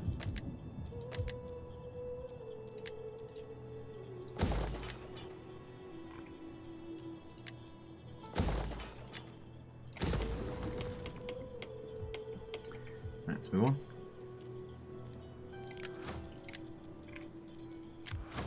Hunger for battle.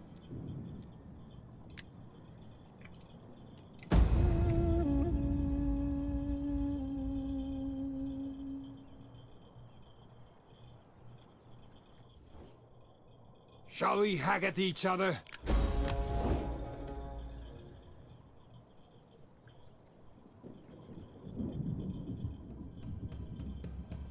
You don't learn about history with games and proceed to learn with movies. No. Like I said, oh my god, you didn't listen to what I said. I said it sparked my interest in it, and so I would do reading, and I would watch movies about it because I sparked my interest in it. You took a very small portion of what I said and hyper focused on it and ignored everything else. That was very silly of you.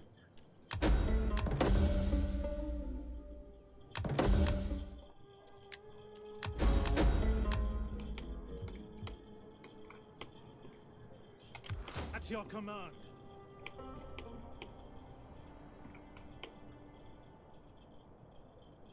Alright, so they didn't end up making the attack Ready for battle. on us. Oh, I forgot to demolish this. It's quicker than doing it that way. Just need to convert the culture.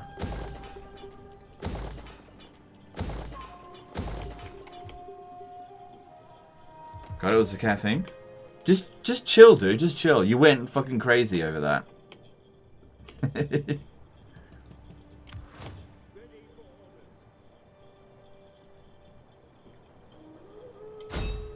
siege to the settlement.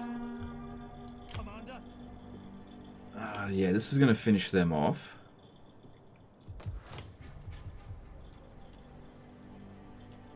Yeah, this is a good one because it provides 3 food, all regions and adjacent provinces. So the more territory that we own around this, the more food we're going to get. So that's really good. So that way I don't even need to build food buildings, which is why I haven't been focusing on it too much. This one here is almost ready. It's pretty identical to the other army. Because it's actually been performing pretty well, apart from the units that got obliterated. But I've been able to fight battles manually, so that's good. And it hasn't been frustrating me too much.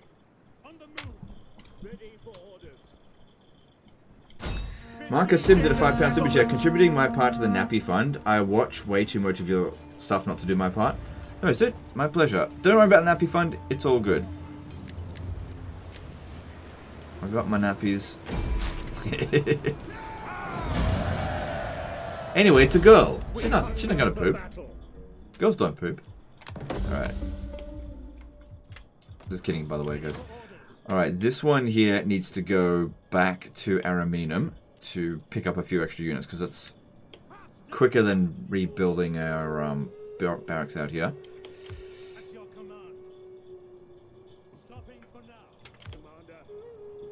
Oh, hang on. Got an idea. This might work. No, it won't work. I was going to deliver the units and then come back. Actually, no. I'll still do that. I just won't be able to recruit anything this turn. Oh. Okay. I guess it doesn't matter. Here we go. So we wanted to make another barracks. This one for the regular units, because I can afford. I don't need to focus entirely on auxiliary units now. Ready for orders. Ready for battle.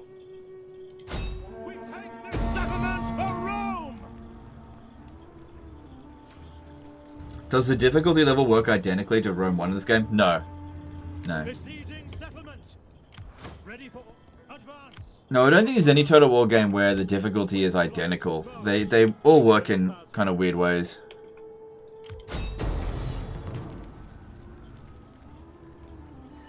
I agree. I first learned about the Byzantine Empire and their Roman legacy from Medieval 1. Yeah, so you see a country and you're like, oh, this country is interesting, and then you go and read up about it and you become interested in it. Like my interest in the movie Gladiator. Like I had seen it before playing Rome 1, but then I went back and watched it and I was like, oh man, I love this movie now. So sparks interest in it. Oh, I didn't bring one of my armies in. Oh well. We hunger for battle. Alright, that there. Do I want to be going out that way?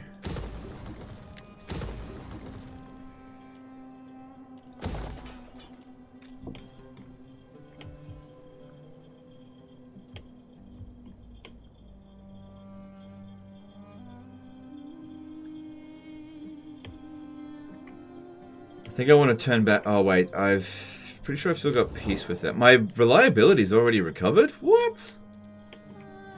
That was quick. Never I have a bit more territory out that way. Well, they're weakened at the moment. I guess we could go and finish them off. What's the quickest way to go get them? Another settlement up this way. Ready for orders. That is impossible. That all seems fairly safe. Advance. At your command. Get to it, men. Alright, I think I improved my Imperium so we can get more armies, can't we? Yeah, we can now get 10.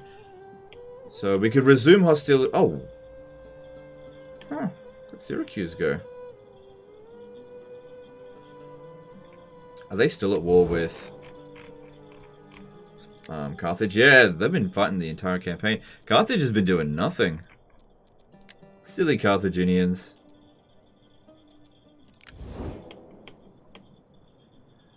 So, a war with Spain. Well, Iberia. I should say Iberian factions. Yeah, we'll get to it. Alright. Still got to keep my eye on politics because it was a bit...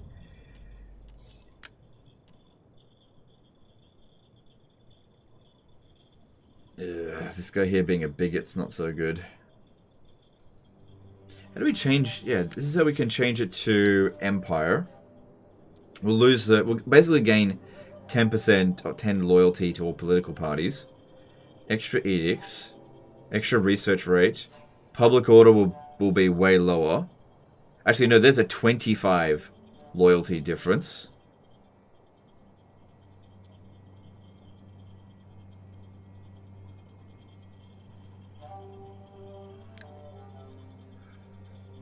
So, requires Imperium level 5. Transition cost. I can't do it just yet because my Imperium is level 4 at the moment. No, I'm in Imperium 5. Where does it say? Imperium...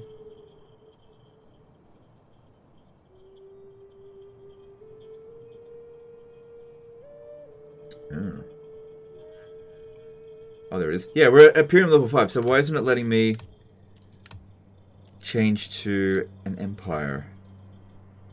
Ah, right, we have to be in positive loyalty. Okay.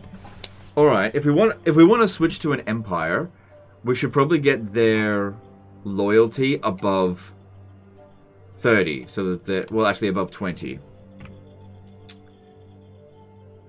Alright, so if we need to get everyone, well, obviously we've got a fair bit of work to do here. Alright, if we're going to do that, more characters will help with that.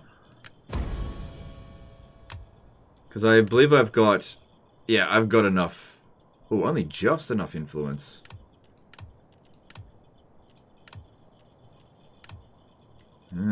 Okay. I think I've got a character I want to level up. Let me just see how much income it's going to get. 9656.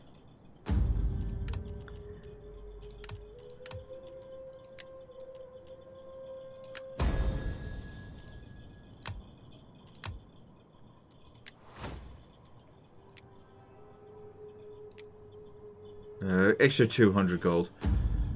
That's also going to help with public order, because minus 30 public order faction-wide for a few turns will cause public order problems in a lot of locations.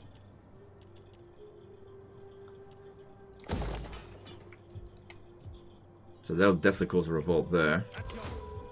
But what we can do is send our characters to go and improve public order there.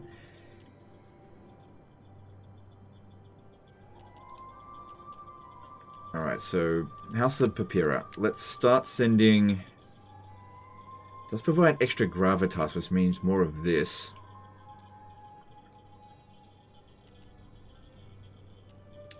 The Send Diplomat is fairly expensive at the moment. It's all expensive. How much money do I have?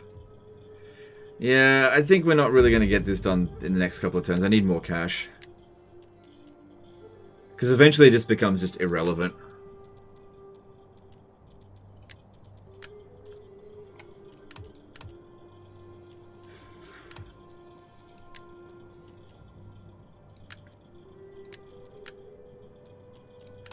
Alright, at least there's no risk of revolt. Our influence is going down a little bit though.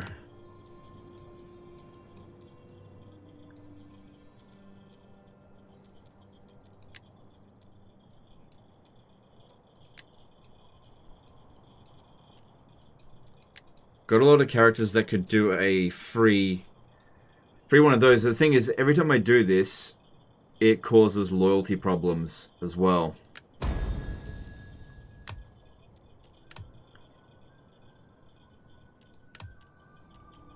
Okay, well, we'll see how we go with that.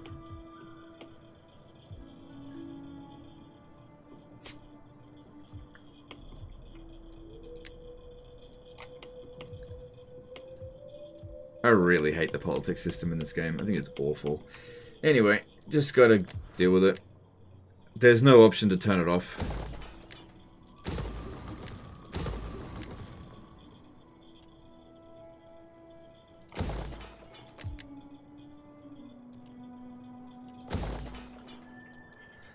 NZ Ace did a $5 super chat. Legend, love your content. I've been watching for years. I wish I could play, but life gets in the way, and I never have time. I'm a 20-year-old fan of Total War. Okay, cool. Yeah, that's just life. Sometimes you're just not going to have time. I'm having less time to play these days as well. But yeah, appreciate the super chat. Good to have you around. Alright, what else have we got? Probably not going to buy anything. Oh. Yeah, that. Let me just check there's no slums, potential slums anywhere.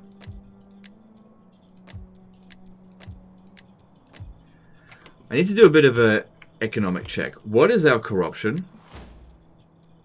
How bad is it? Where do I see corruption? Summary, corruption. Where is it that you see corruption? I can't remember.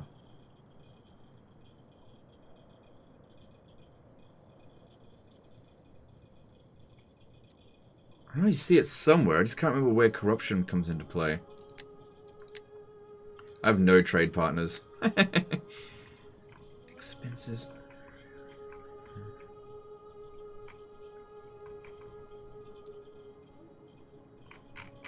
Where does it see where the tax rate is?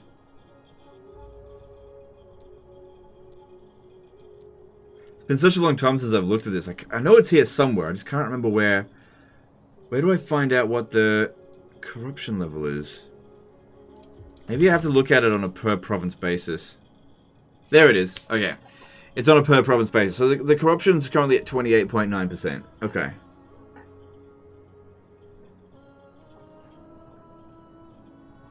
But my tax level is overcoming it, so it's fine.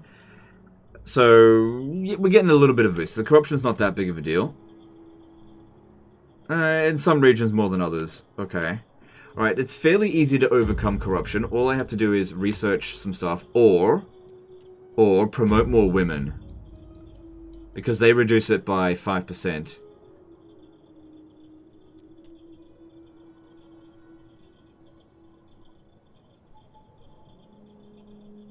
Yeah. Alright, let's just move on. I can't really do anything else. Ready for battle.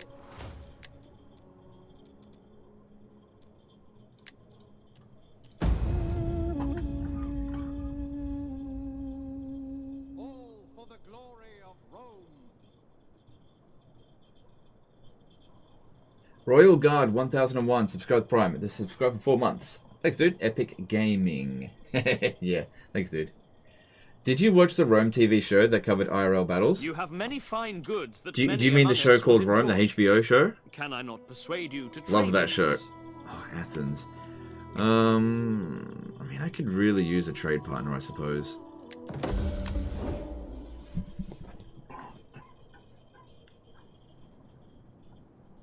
Can't believe I've been going through this without doing any trade. No. Oh, anyway, who was that? I don't even know who died. Somebody died. I think it was my dictator. Anyway. House of... I should have some House of... There we go.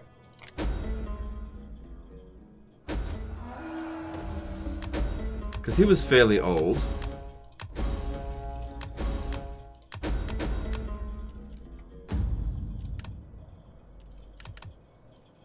No, he's still alive. Oh, it was him. Oh, and his wife as well. Oh, I mean, she was old as well. Yeah, he was older than our dude here. Oh, is he the guy that fought that battle? And that's my bad. This guy here is not married, 24 years old. Get on with it.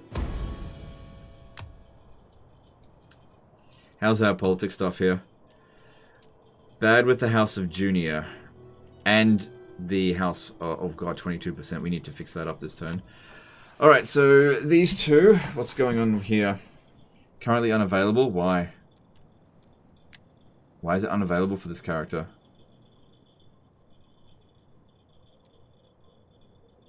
She's wounded. Okay. Oh, God. I fucking hate politics. It's such a stupid system. Why is it so expensive to do this?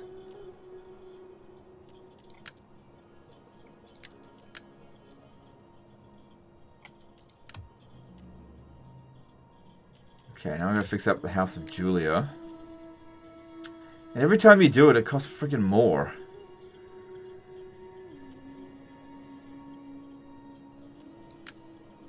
I swear I spend more money on fucking politics in this game than anything else. Such a shit system.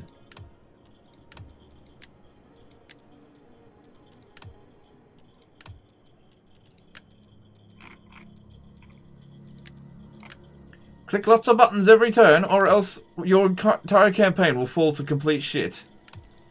Oh, you made lots of money this turn? Well, it all goes to politics. Well, actually, I got shitloads of cash. It's all good.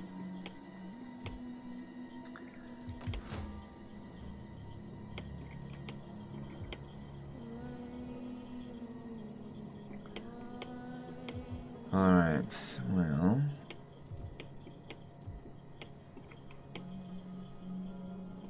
How much do I dislike sieges in Warhammer 3? A lot. But luckily, they're mostly avoidable. The sieges in Warhammer 3 are the worst in pretty much any Total War game. They're absolutely horrendous. Ready for battle.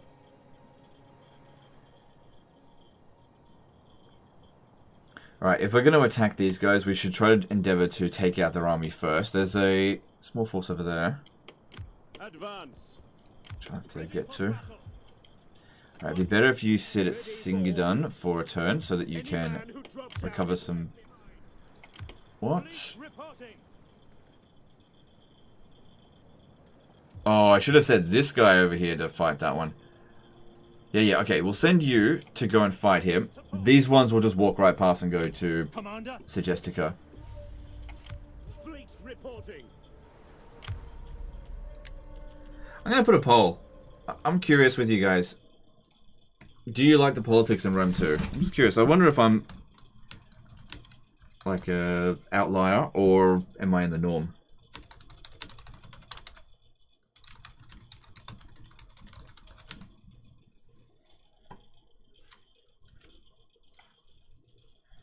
Because yeah, honestly, I thought that I think that the politics system is one of the worst mechanics in any Total War game ever. It's just lucky that the game is so easy that you actually have the resources you need to just make it go away. Like, make this shit go away. Fuck off. I'm sick of looking at this every single turn. It's such a not fun mechanic. It's like, press buttons. Boring, boring, boring. Press buttons to make it go away. And if you don't do it, then your entire empire has a chance of completely collapsing. And your own armies turn on you if you don't press lots of buttons every turn. It's fucking stupid. Ready for battle. 74% say no. 27% say yes. Yeah, I thought there was... Yeah, okay. Yeah, okay. That seems about right.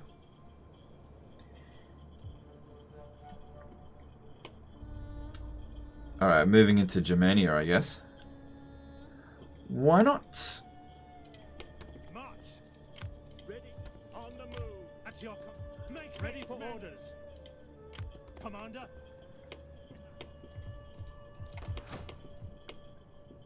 High risk, low reward? Yeah, exactly. High risk, low reward.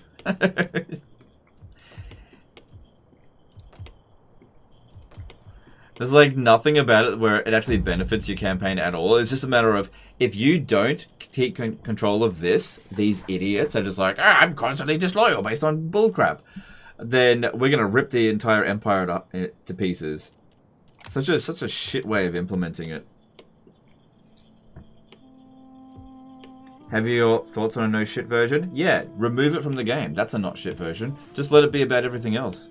Just basically take this mechanic here, and just remove it from the game. Just go. Just doesn't exist anymore. This tab here, go, and all of this shit here, go away. Just get rid of all of that, except for maybe like Seek Spouse. Just go away.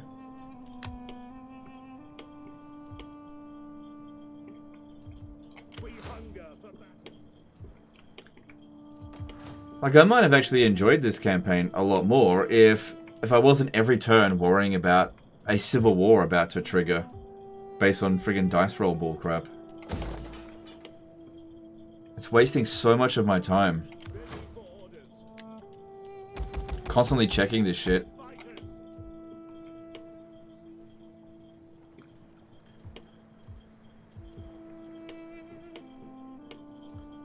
Alright, that's all fine. Now we've got some construction to do. Let's have a look.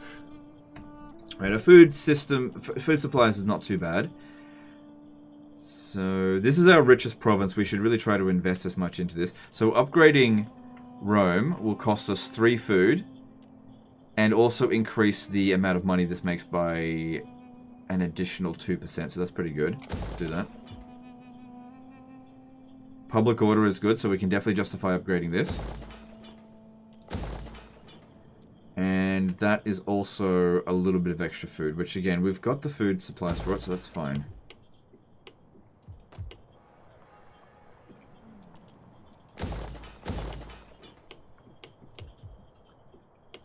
Okay, I'm out of money now. Right, just double checking to make sure we're not going to have a civil war.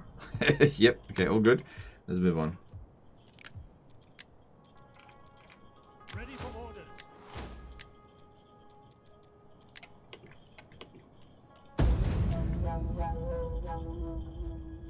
Remember when the political system wasn't in Rome 2 when it first launched? It was in Rome 2 when it first launched, but not this iteration of it.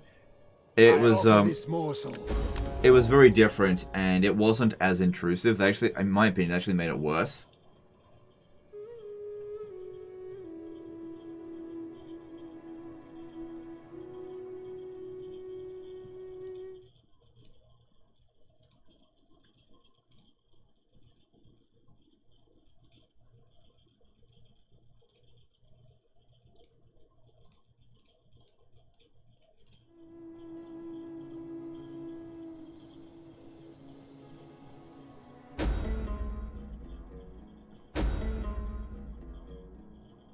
So somebody else died.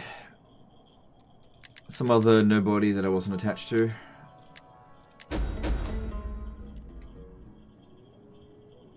Ooh, that's pretty good. That should be a fair amount of extra money. There was. Zaboy did a $5 super chat. I actually found you through your guides for the historical battles, so it's super neat to see you back here. Cheers. No, I do like to play the historical Total Wars every now and again. I think part of the problem is that there really hasn't been any advancement in historical Total War games in a decade. Okay, he was just wounded. He didn't actually get killed. Oh my god, their agent actions. They're killing my characters through... Oh well. Commander. Need to get out of here. It's winter. The gods would not allow it. I shall rest a while. We hunger for battle. I don't think these guys even have an army left. Let me just check.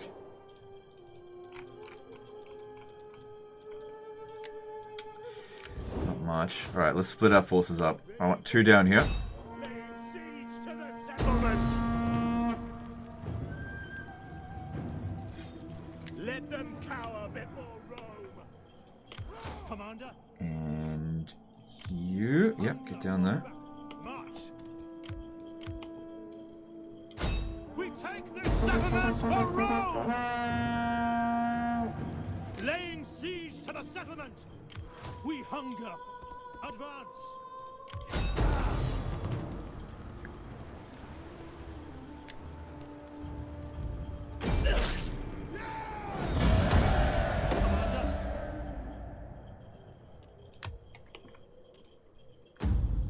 Alright, so we've got 45% risk this turn. Fantastic. Alright, time to click some more buttons to make this go away. That's right, 30%. Alright, let's see. House of Julia.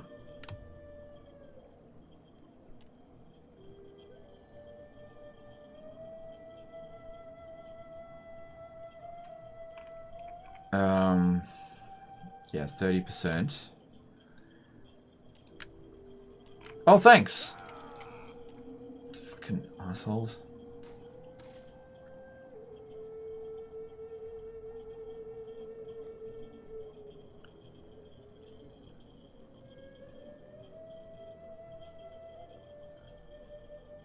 Five loyalty for 2 turns for each enemy settlement captured up to 10. So I've already got that.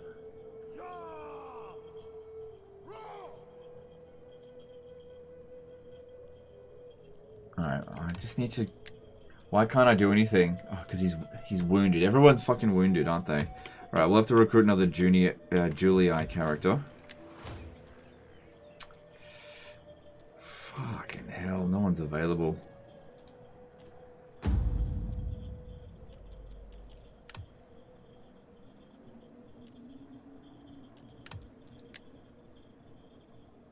Why is he always wounded?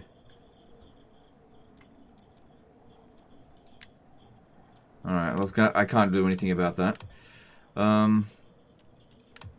If I have a look over to Junior, 15. Why is the cost up so much?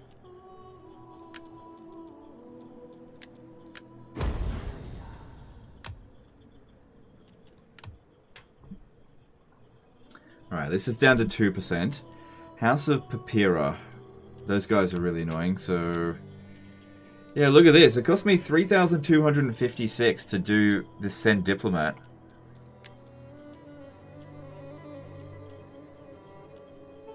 The cost keeps going up every turn. Every time I do this stuff, cost keeps going up.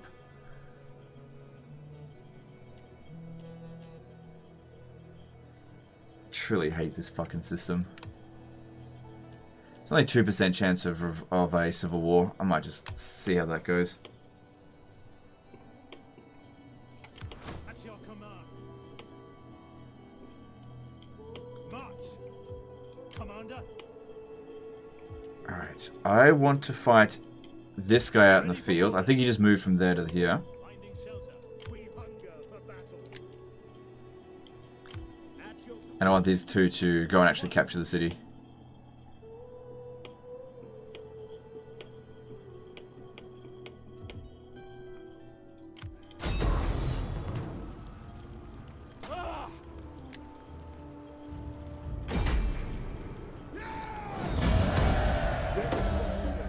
Legend total bad luck. Yeah, 2% chance and it'll bloody happen, won't it? Now it's 1% chance, because we did something to improve things here. But yeah, the more times we do any actions... I guess what I could do is maybe... She's only 31. I could rank her up. Just it gives them more influence, which I've tried to avoid.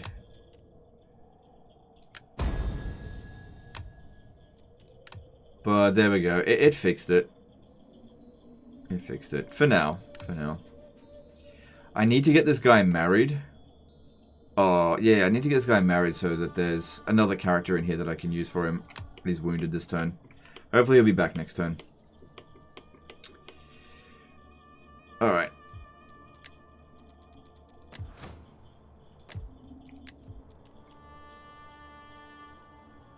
Okay, this army here is ready to roll out. Where do I want it to go?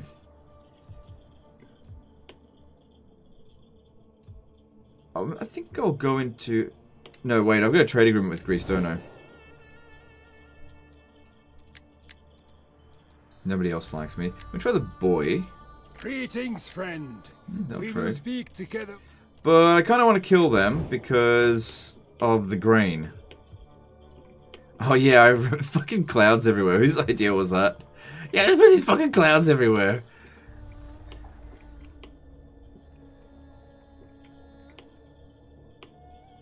Yeah, because every settlement around Ak Inc.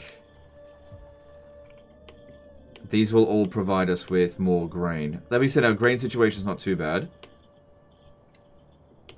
So what if we look to the east and fight some Iberians? Let's do that. Let's go fight some Iberians.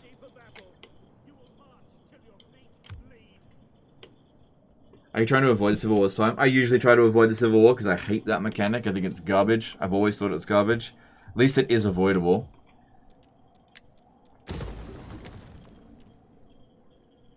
Ooh. Go with that.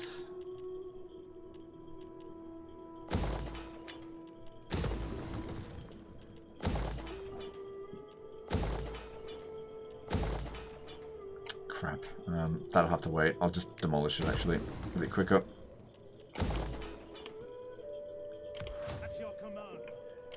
Alright, there's an army there. But if they attack us, I'm pretty confident that we'll beat it. In auto resolve. I won't be able to beat it in manually resolve, I think. So I guess we'll just have to see how we go. Maybe what I'll do is I'll stand outside the settlement. No. You can manage. You can manage. We'll be fine. They're massively outnumbered. It should be fine. Alright, let's move on. Alright, just checking politics one last time. Yeah, this is why I want to get to an empire, because if we get to empire, that provides us with 25 extra loyalty for all political parties. Just as a baseline, so that would really help. But the problem here is these two. It's actually a lot of things that you've got to do. And that balancing act is kind of difficult with just the system being as unintuitive as it actually is. Civil war won't happen if the faction leader is injured and they have no armies under their command. Oh, okay. That's interesting. I didn't know that. Alright, so after 838 votes, 28% of people said yes, 72% of people said no. So, majority of people don't like politics. So, I'm not in the minority. Alright. Just curious about that. Who would have thought that politics would have been a dividing topic?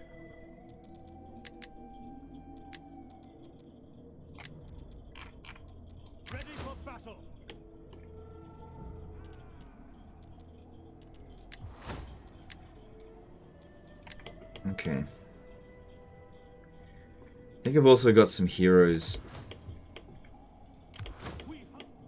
that were wounded. Yeah, let's send a spy in that way.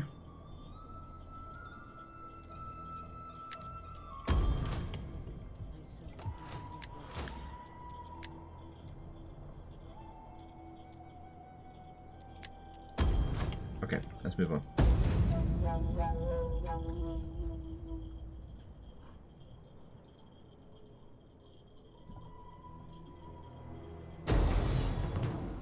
Yeah, auto resolve's fine. Might lose one or two of the auxiliary units, but oh no, this auto resolve's real good. Yeah, because they're just using garbage.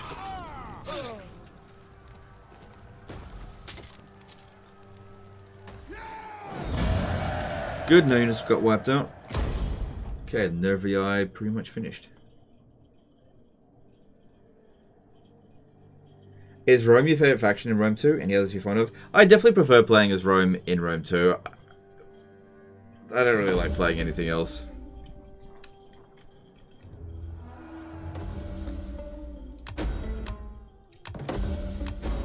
Oh, damn it.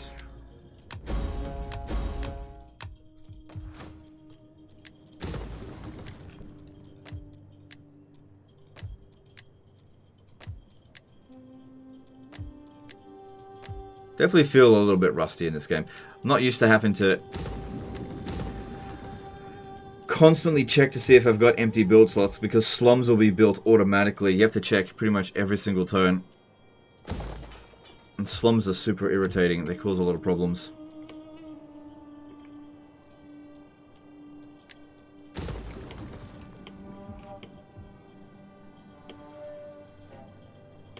I think I stole that from the boy. I think they gave me a settlement.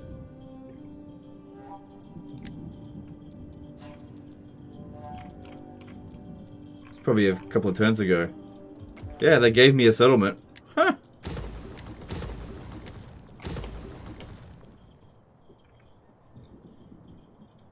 At your command. Alright, let's check the politics again this turn. Still 0% this turn. So that's good. Probably because the faction leader on this one is wounded. You got... Oh, that's why we can't do any actions, because he's wounded. I wonder how long he's wounded for. He's pretty old. He should die of old age soon. He can't get married because he's wounded. If it's 0%, just leave it. Alright, are there any... yeah, here's an unmarried woman. She's 21 years old. Can't leave her unmarried.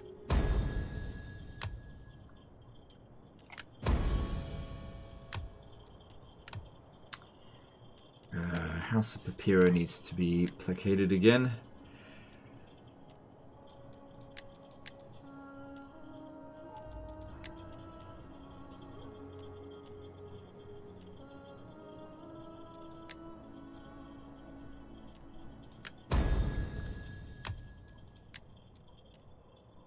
Oh my god, the cost is 5,000 to upgrade her? Come on, why is it... Why is that so expensive? She's not married. Added another person in that thing. We've still got 1% chance of risk.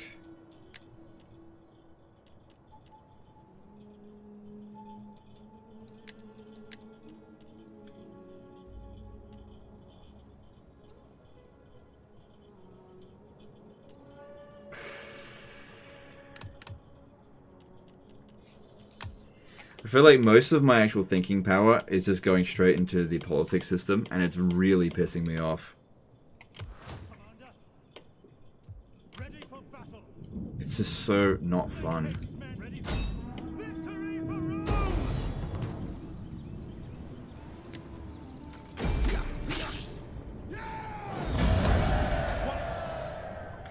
Dispel subscribed at tier 1. Thanks, dude. Appreciate that.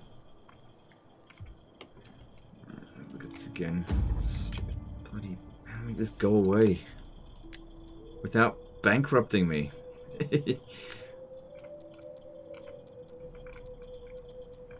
Okay, what are the worst defense? Illyria is pretty bad, so go sort that out.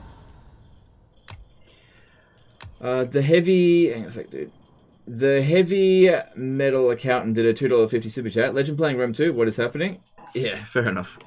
You haven't heard that at all today. Gets a bit tiresome hearing the same thing over and over again. Appreciate you though. But yeah, it's just that comment has been like 1,000 times today. That's cool. I understand why, because I don't play this game very often. At your command. So this one here just keeps switching where it wants to go, and now it's near my 2 auto-resolve armies. So I guess it wants to get auto-resolved to death.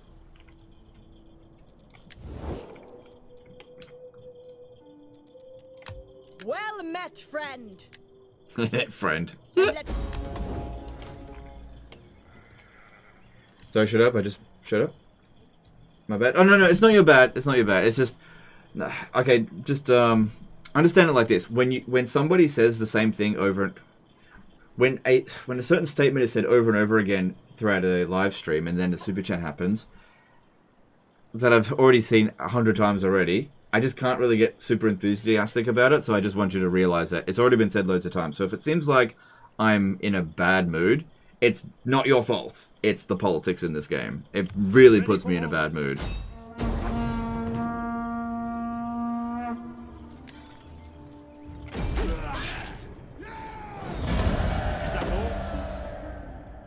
Is this game much easier compared to Warhammer series? Oh yeah, super easy. Yeah, the annoying thing here is just the politics system. If you stay on top of it, you know, you can stay on top of it. It's just, I find it really not fun, that's all. We hunger. None will escape.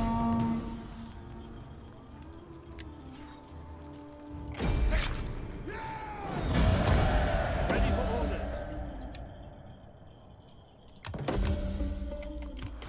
Ready for orders.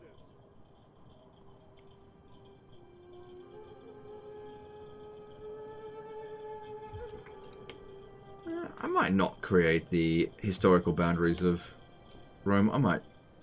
Did I get a treaty with the boy? I didn't. Alright, let's go kill the boy. Any man who drops out is left behind. Ready for battle. Because, yeah, securing our frontier so we're just not super wide is really important. On the move. Ready for I don't think this guy's going to do anything.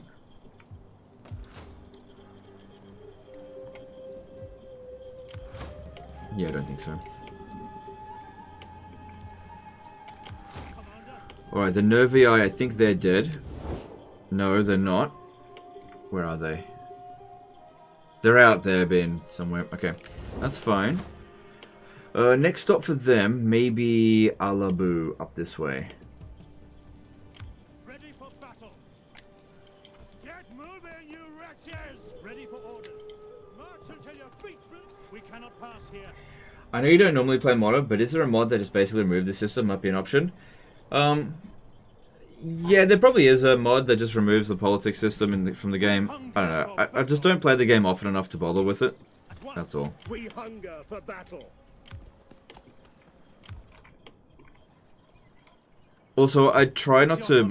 I don't know. I'm just not really that big on modding things out of the game. I'd much rather mod things into the game.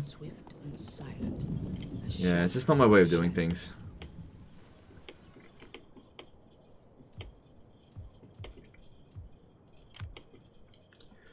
Like, I think even if I did that, I probably still wouldn't really find this very enjoyable. Gallo the Hunter subscribed with Prime. Thanks, dude. Appreciate that. Alright, so having a once again look at the politics system. Everything's fine this turn. I think it's as long as this guy remains wounded, no civil war from him. But as soon as he's not wounded, I can adjust some stuff. Oh wait, he's old. Okay.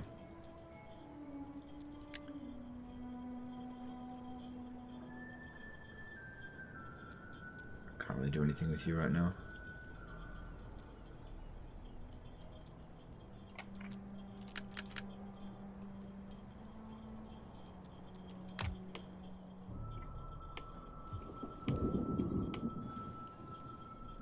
Alright, that looks fine.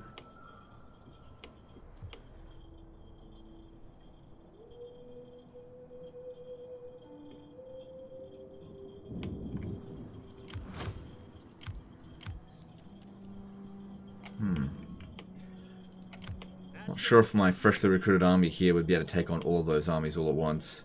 They've proven themselves to be fairly strong against, like, Levy Spearmen. Because if I'm going to declare war on them, I've got to go to war with all of them all at once. I guess I could recruit some defensive armies here, because if I clear out these armies, I should be fine.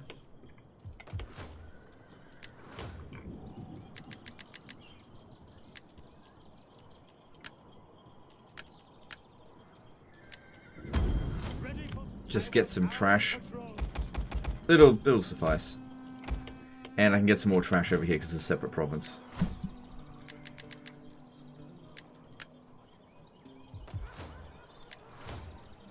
There are some systems in Rome too like. I like the idea of legacies. Maybe I should focus on the things I do like rather than things I don't. I do like the legacy systems.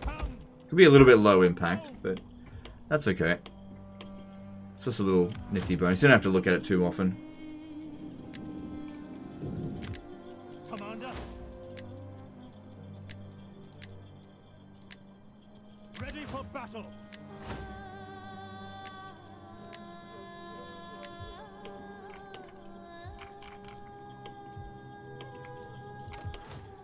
Alright. Got a good amount of money left over, so if I need to do politics stuff, should be fine. Upgrading this here. What's this global bonus? Oh, marble is also a global bonus to public order. Well, that's good. That's good. That'll really help when the civil war, not civil war, the time to switch the empire happens to empire, which I'm not sure if I'm going to be able to do. Alright, let's make sure that there's no empty build slots anywhere, because that just creates slums and that's annoying. Okay, I've had this for ages. We need to switch that. Just wasn't really causing me many problems, so I forgot about it. Got a good amount of money coming through at the moment.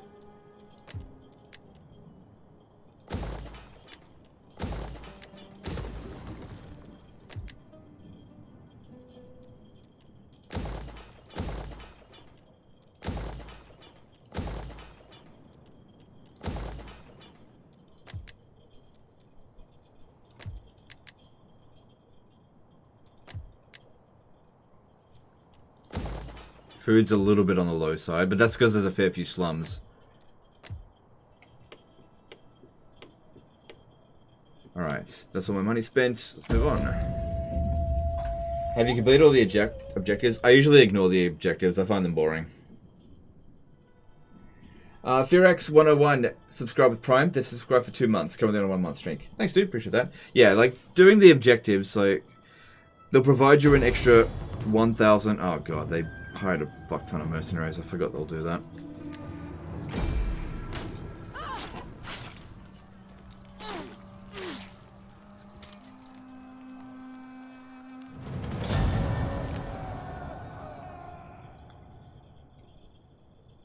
Yeah, it was only 7 units and then they just hired a ton of mercenaries before making the attack there. It's okay, we'll be able to beat it. Just gotta get to them. There was no hope of winning that battle. Our garrisons are terrible. We hunger for battle. We take this settlement for Rome.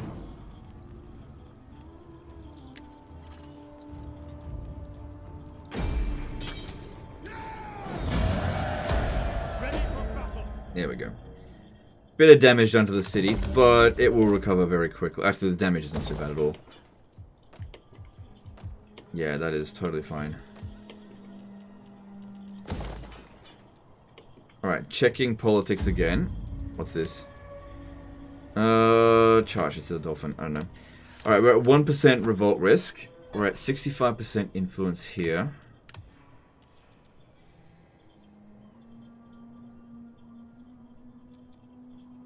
This guy is... hang on. It's actually the House of Papyra that's problem. For some reason, this guy is now fine. He still needs to get remarried.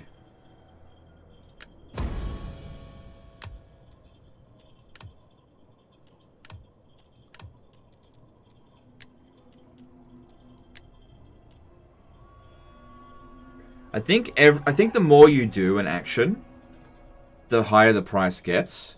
But if you... every turn the price comes down a little bit. But it can be very frustrating when you get big and you have to do multiple actions every single turn. It gets very expensive.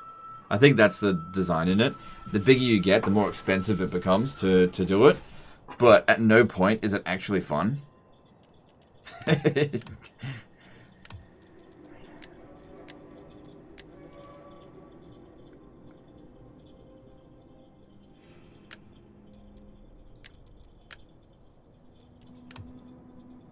Alright, let's put the risks down to 0 again at least.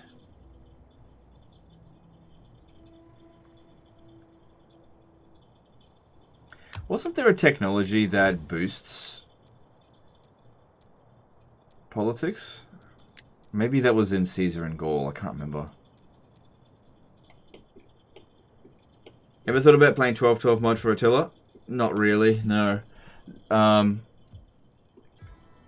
I get asked about it all the time, but I know in my bones that it would be a bad stream. Like, it just would, like, not many people would show up to watch it. It's... Total War Attila is nowhere near as popular as Rome 2, and mods almost, at least for historical Total War games, always do absolutely horrendous for the channel, and I have no personal interest in the 12-12 mod for Attila, so there's really there's nothing drawing me towards it. And I get that can be annoying for some people because they want to see me play it, but I don't know, I just don't want to play it.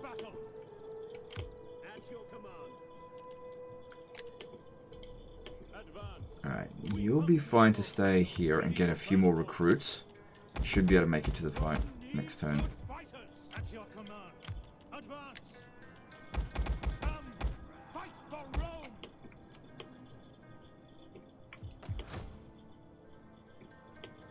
12-12 is insane, you need to try it? I actually don't need to try it. But, okay.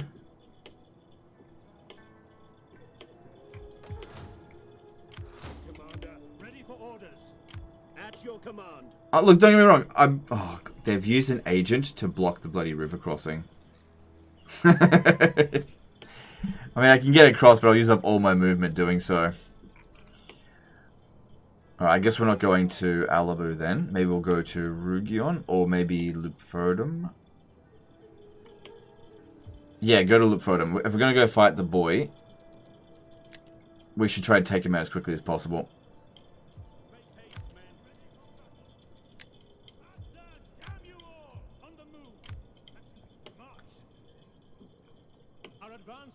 What type of stream is most watched by viewers? Warhammer 3. Hallock753 subscribe Prime. This is subscribed for 2 months. Thanks, dude. Appreciate that. Yeah, look, I appreciate people wanting me to play different things, but my advice would be probably try to stop asking about have I tried this mod or that mod, because I get asked that question so many times in a stream, and I get it. I get it. You want me to see. You want to see me play your favorite mod. I totally get it. It's like I get asked the same question over and over again, and at a certain point, it's sort of like, it starts to become really tiresome, just saying no constantly. Like, if I want to play something, I'll play it, right? If I thought something would make a good stream, I'll stream it. No matter how much people say in the chat, you should play 12-12 mod, you're never going to convince me that it will actually make a good stream. I've already done, I've done enough research based on how many people are currently playing it, how much interest there is in Total War Attila, how much interest in like modded campaigns usually get. There is no way it's going to work. I can't make it work.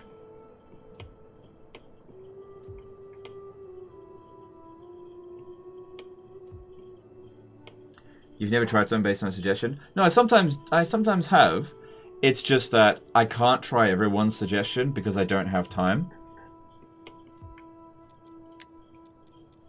And I think that's what people don't understand. Like, I don't have time to play that because there is no way that I'm ever going to do a stream on it. This is not going to happen.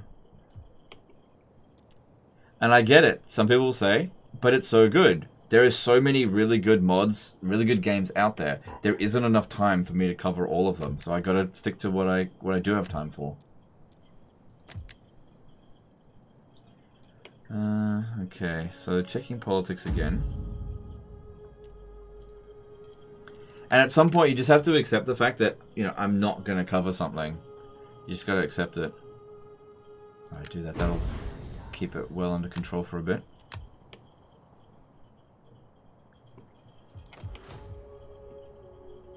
Alright, we've still got plenty of money. I think I've got some empty build slots somewhere. I don't want slums reappearing. Unless I fixed it up somewhere. Yeah, there we are.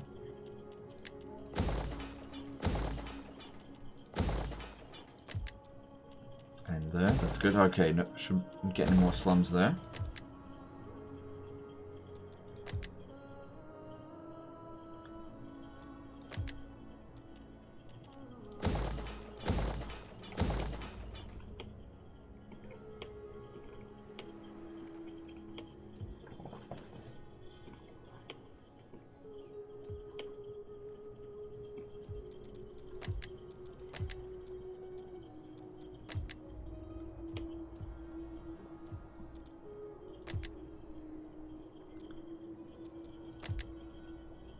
Alright, yeah, we want more research rate. Okay, food's pretty good. We can upgrade that civil settlement there a little bit. Still not sure what I'm doing with this other building here. It's just not important. It's like a little bit of extra income, but it's only a little bit. I'm just not sure what I'm doing with it.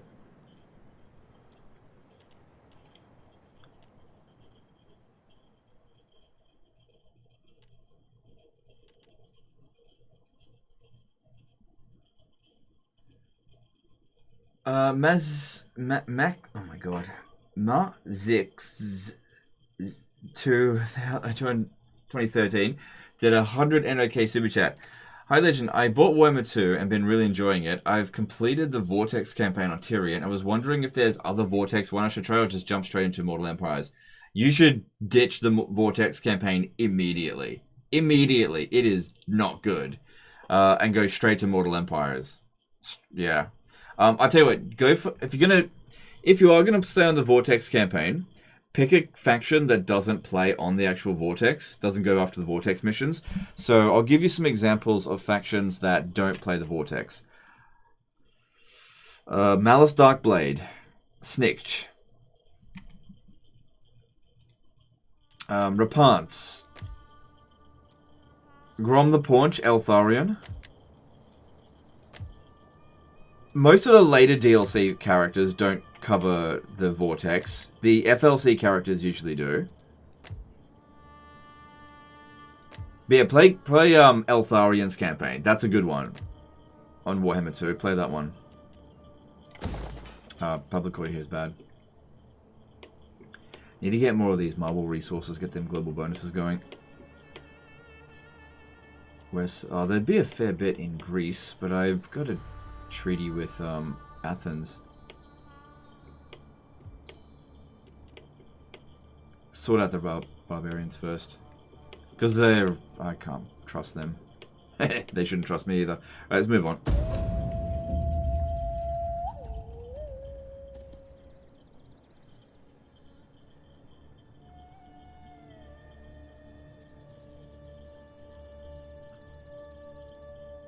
Do you realize that people watch your stream because of you, your charisma, skill, etc., not the game really? Franchise is dead, just 2 cents towards 1212 AD mod request. Yeah, but that's actually not true. That's actually not true. That's actually a... I get people say that a lot, but it's actually not the truth.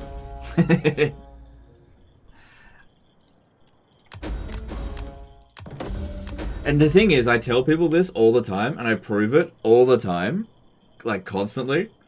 And people don't believe me. It gets very frustrating. You say things like, we come to your stream for you and your charisma, but you never believe me when I tell you something. So it gets very frustrating when I'm saying something and nobody believes me. It's very frustrating.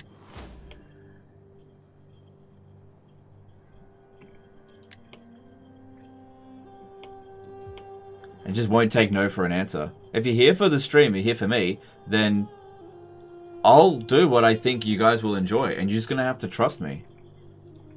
At your command. So that's what I'm asking for. Why can't you guys trust that I'm trying to do what you want me to do? You're just gonna have to trust me. Ready for battle.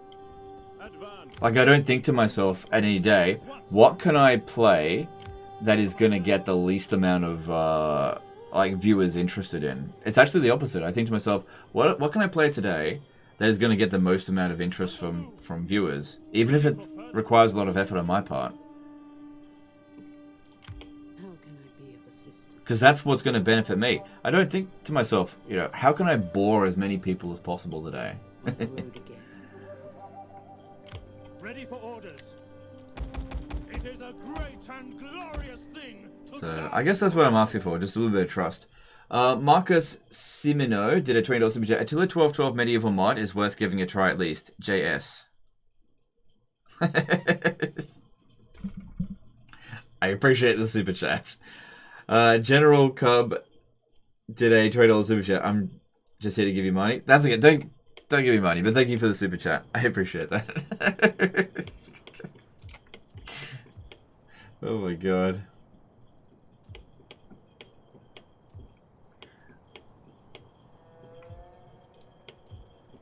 I'm sure I said that stuff before you put in the super chat, so I'm not mad. It's just funny.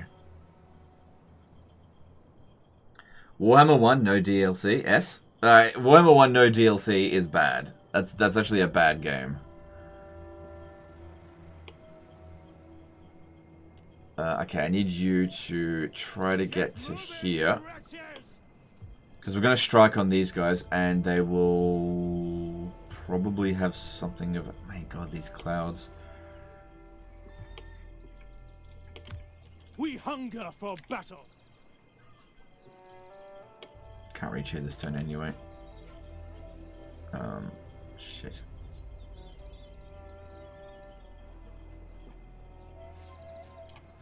I had 2 mouse clicks down, and I wasn't sure which finger I had to let go of. I had to think about it, because definitely done the wrong one before. Ready for battle. We hunger at once. We have these heroes chasing after me. You have to love how Warhammer 1 didn't have any good DLC. Well, they didn't have any good DLC by comparison. Like, things just got a lot better with Warhammer 2. And the Warhammer 1 DLC got better in Warhammer 2 and Warhammer 3. So, like, the Beastmen DLC sucked, right? Same thing with Warriors of Chaos. But it's good now. But only in Warhammer 2 and 3. 2 for Beastmen and 3 for Beastmen. And when it comes to... Warriors of Chaos, only in 3. Like, they're not good in 1 or 2.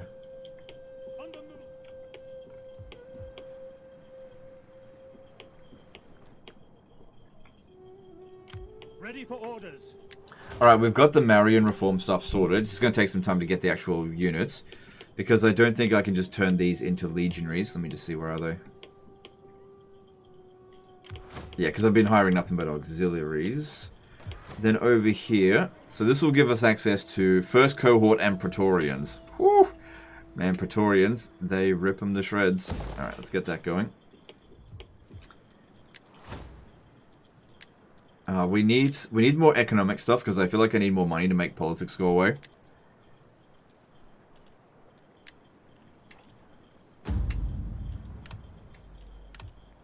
%.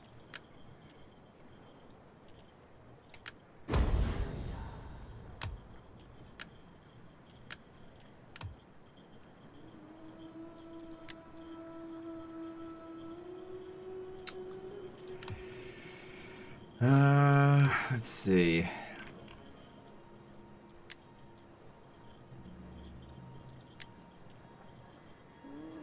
Yeah, I can't adopt any of these guys.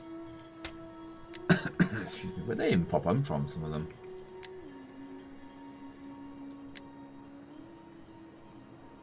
It's too old.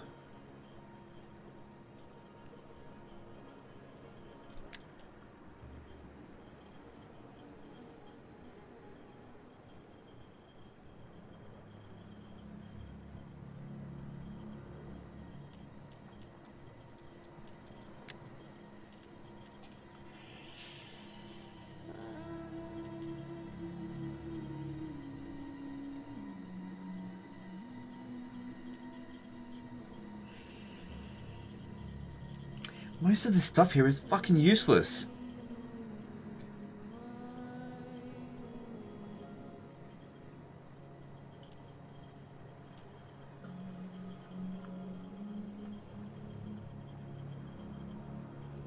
Alright, that's not too bad. Unfortunately, it gives them gravitas.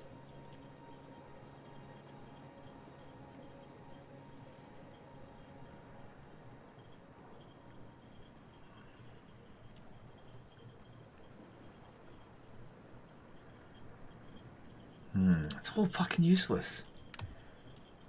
Like, here's some buttons that'll make bad things happen. Why would you click on them? It's like here's a gun, shoot yourself in the face button. What were they thinking with this shit?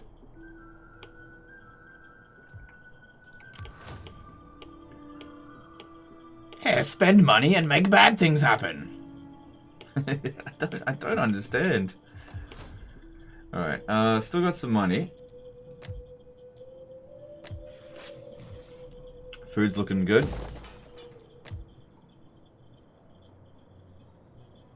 Have you ever thought about creating an FAQ section? No, because people won't read it.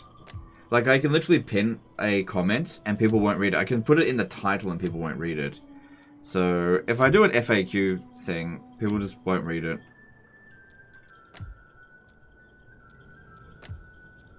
They'll still keep asking. I think what I need to do is just try not to, like, read those questions out so often. Problem is, they're usually atting at me, and I usually try to read the ones that at me. Gotta be honest, as bad as Rome 2's politics are, I think Attila's might be worse. No, I disagree. I think Attila's system is a light touch. Like, it's not a good politics system. But you can ignore the political system of Total War Attila without your entire campaign completely collapsing on you. Whereas in Rome 2, if I don't pay attention to this, it can cause me some serious problems, especially as you get bigger in the campaign. Like, these guys here have 7 regions. So these 7 regions will all turn on me, and some of my armies will probably turn on me as well, and be on the command of these guys. And so it can really derail our progress.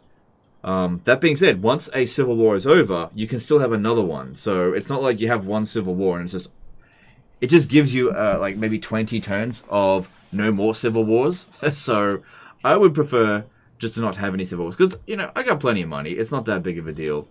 I just don't want to have a civil war every 20 turns, because I don't personally enjoy them. Causes you to collapse a little bit when we're in constant expansion otherwise.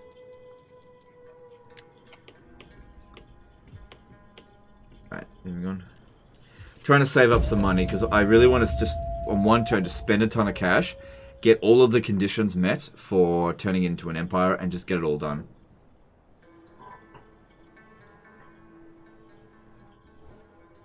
Can you not see? Together?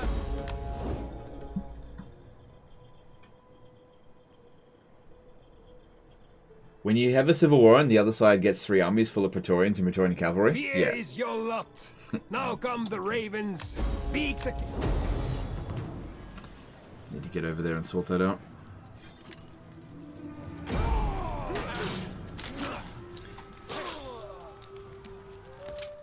Madison Ramanama did a $10 super chat. No, Legend, you don't understand. You have to play the Rome 1 Undertale conversion mod fork. It's the only way to have way to play Total War. YouTube analytics, and you'll find be damned. Okay. I appreciate the joke of that comment. Thanks for the super chat.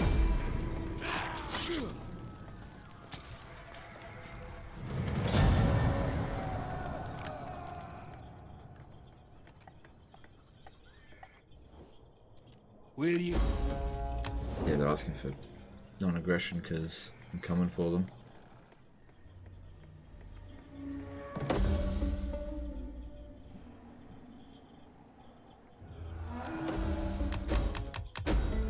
Ugh, not even paying any attention here. Alright, how bad was the damage there? They sacked Bagacum and took Trevororum. And there's an army heading over here. Alright, we need to turn these guys around. Oh, they got Vigiles now. Different unit. Alright, we need to turn them around. Need to get over to here. I won't be able to get there in time. But we just need to get there before they convert the settlement. It's a bit of a setback. But, oh well, that's what happens. I'm not turning these guys back around. Those armies will be able to sort this out, because that's one of my better armies as well. We need to be fighting against the boys. Ready for orders. Ready for orders.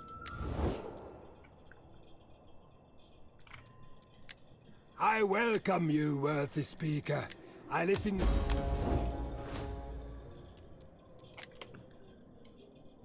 Ah, crap. Make haste, men. Commander? At your command. Oh, there's a bridge there, that's why. Okay. We hunger for battle. March. Okay, probably gonna need all the armies. We hunger for battle. Oh, no, we're not. Because this guy's on force march, we can ambush him. We take this settlement for Rome. At your command. At once. Ready for orders. Attack! For Rome!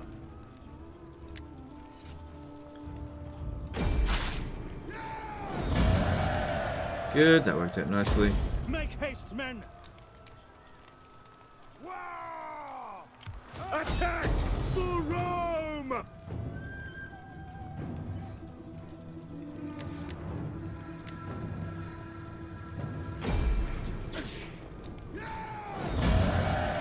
Oof, this army here took the brunt of the damage. At your command. That's okay, I think that was pretty much all their forces. So yeah, you're fine, you get out of there. You get into there.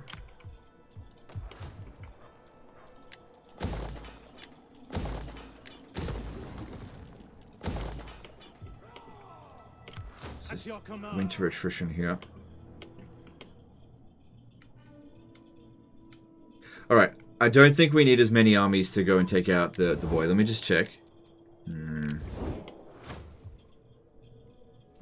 Where's my spy?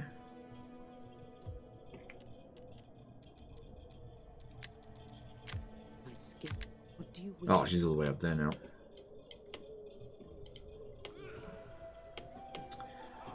Alright, send this. Oh, god damn it. Fucking river crossing.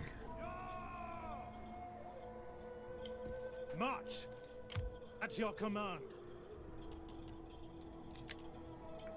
Guess I chose a bad angle to attack this from. On the move. Ready for orders. Should have gone to Carthage.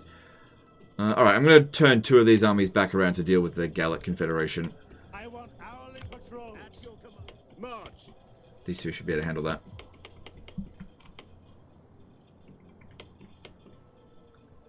Alright, this is all fine here.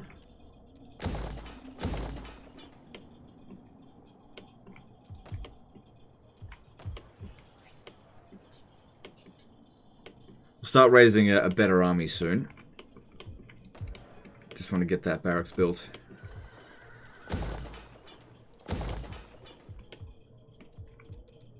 Alright, let's have a look at the politics. Still got 9 grand to spend. Only 1% risk of revolt. House of Julia. Let's have a look here. The cost of send diplomats gone down a fair bit because I haven't done it in a few turns. So it's not as frustrating to look at this time.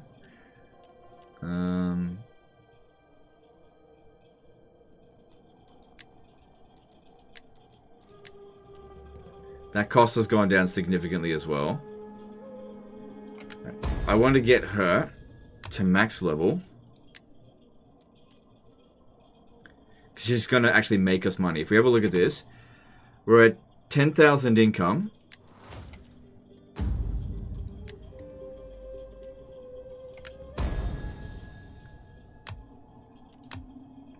And then we just need to refresh this by doing this. Yeah, that makes us a bit of extra cash because she's getting rid of corruption. So we have a look at Rome. Because yeah, you can definitely get the corruption down to 0. It's been going up, but that's because of natural increase of corruption. This one here will get rid of some more corruption and also increase our tax rates. So that'll help us faction by quite a bit. That's why we got to get this done. Our research rate bonus now 267%. Which is not too bad, I think. Alright, and our politics is under control for this. Oh, wait, no, not.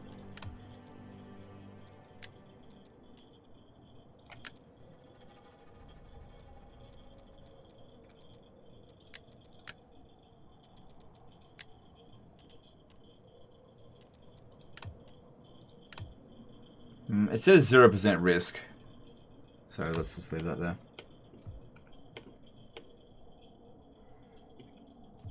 Ready for battle. Alright, so next stop for them is Budorgus. Yep. Alright, and let's get some more construction done.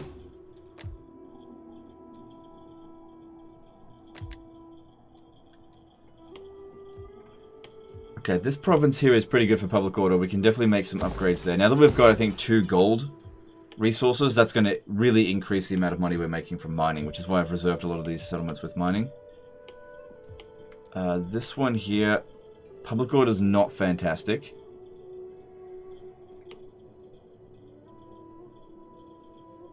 And there's going to be problems here soon, so yeah, don't upgrade anything there. Moving on. Guess what? Once we take out the Gallic Confederation, I'll go invade Britannia. Why not?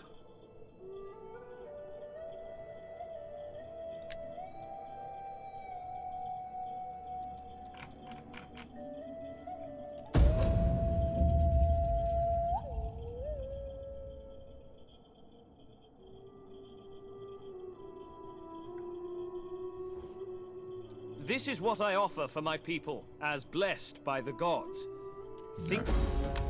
Still thinking about cancelling that treaty because I want to invade them.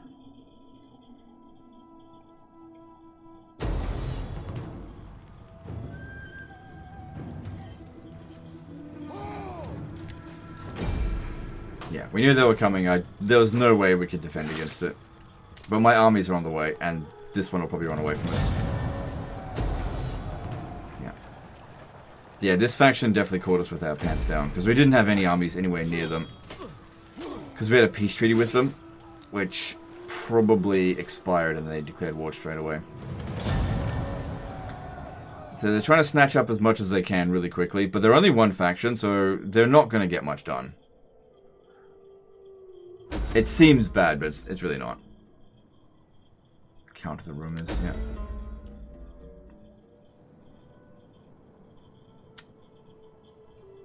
Failed diplomacy.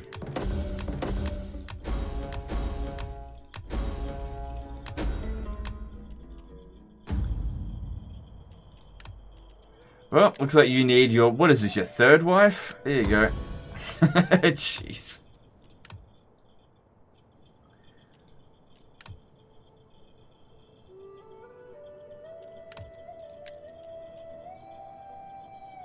Well, send her out to go and... Off you go. See how that goes.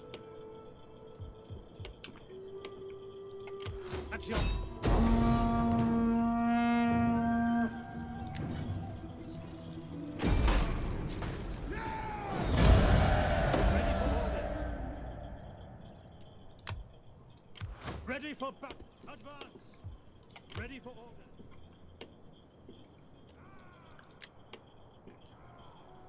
Alright, careful about force marching all the way there.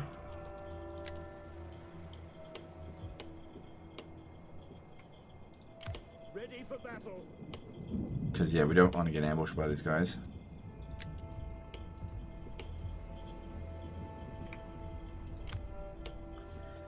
Alright, according to this, he can only reach from there. He will... If I come over this way, he'll go to Bibracte.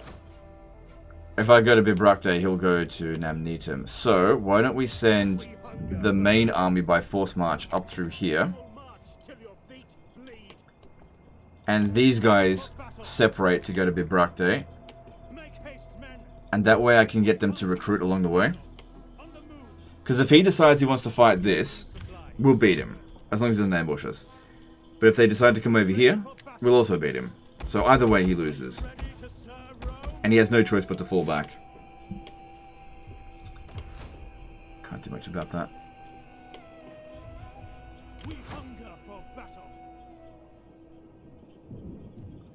This guy here really needs to sit back and rest for a couple of turns. Ready for battle. At once. Ready for order. March. At your... Maybe we'll move him in a different direction. No, just stay there for a couple of turns. You just need to replenish.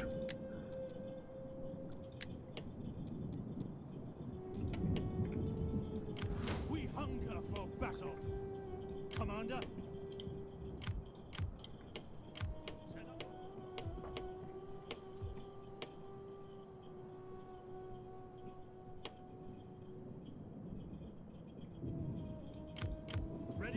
Okay, money's looking good. Looking looking at politics again, and yep, it's all good. Alright, we've got it under control.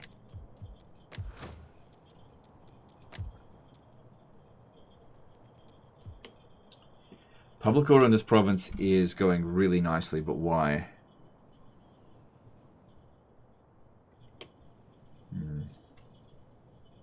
Just wondering if I should upgrade the mining. Because yeah, 15% wealth from mining industry, all regions. That's really good.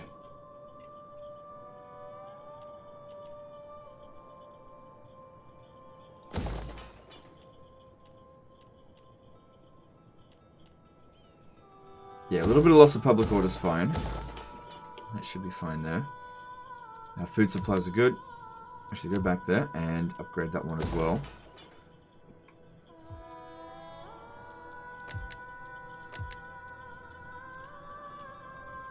Well, public order here is bad.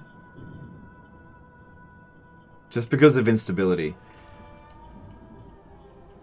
Right, if I upgrade this, this will not provide public order, but that will. Alright, we need to set up some games here. So, I'll send a character from the House of Papira.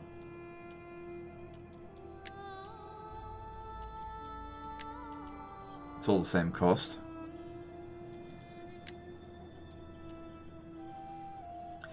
Look at this one. This one's slowly getting more influence. Still I'm just below 65% now. Maybe I should... But they're the ones that are always disloyal.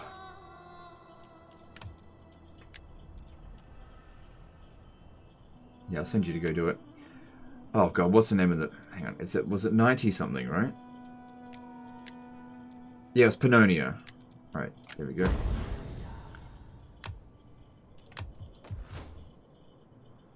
Cool, so that'll last a little bit of time, and that'll keep the public order under control. Because the main problem here is just instability, that'll go away. There's also a lot of slaves. Events 12, oh yeah. Oh, that's going to cause some public order problems. Well, I'm out of money now, so we'll figure it out. Moving on. At your command.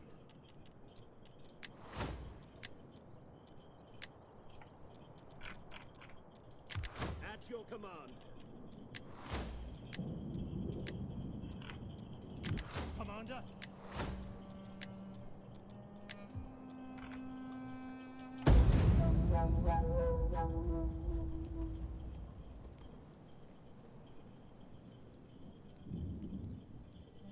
Favorite Rome 2 house in history, not in game. You are wise enough not to sit idly upon the bank. The Cornelius, I guess. The fish as it swims. Yep.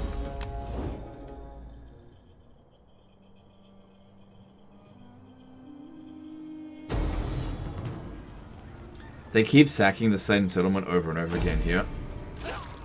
So it's not doing me any harm. Unless they actually occupy it. Which they just did. Which actually, that works out fairly well for me. Is that a rebellion? My office.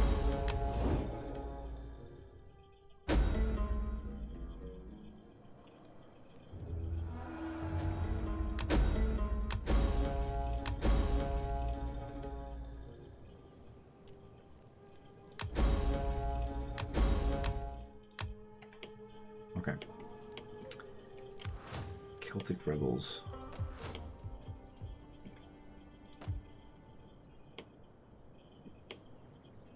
Alright, so what happened? Okay, so they came over here.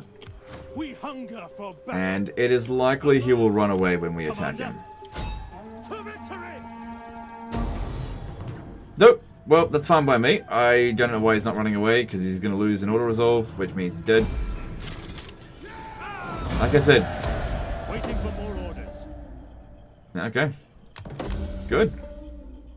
Fuck him. Ready for orders. On the move. Good stuff. Alright, now we need to get over to here. It looks like they're going to capture Vesontio. We hunger for battle. Oh, crap. Ready for battle. Advance. Ready for march. Rome needs good fighters. We hunger for battle. Just got to get our guys up and running quickly so we can retake it. You'll capture that. At These rebels can get quite out of control. If I attack this, it will likely go across the river. I wasn't expecting it to even stand and fight, but that's fine by me. You have further orders? Do you still take Warhammer 2 disasters?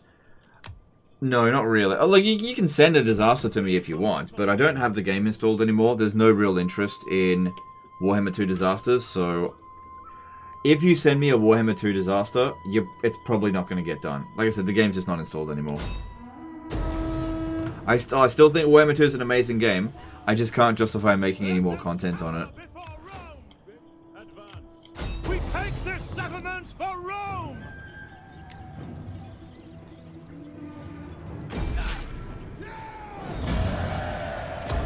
Ready for orders. Yep. Cool. Like I said, this war is nothing more than an inconvenience.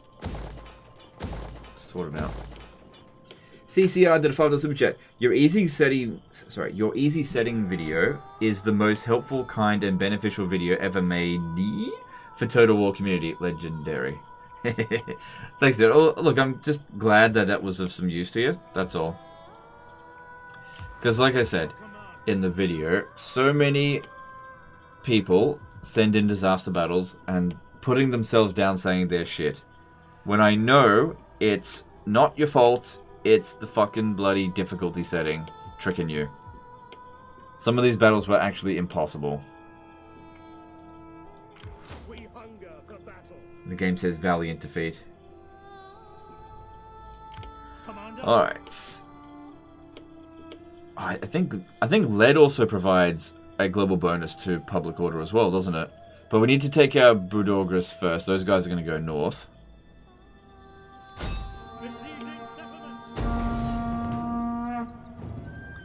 We take this settlement for Rome! Ready for battle. Make haste. Back for Rome!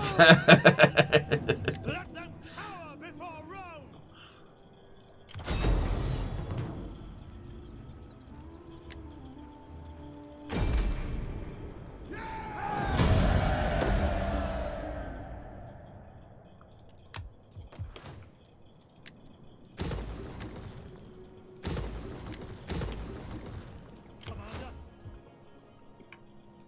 How can I? Swift and silent, a shadow among shadows. Alright, by the time these guys come back here, their armies will be attritioned to death. Is this one recruiting much? A bit. It's recruiting 3 additional units. You can tell because there's 5 units here and it says 8 out of 10. So, out of 20, I mean. And these ones will turn around soon.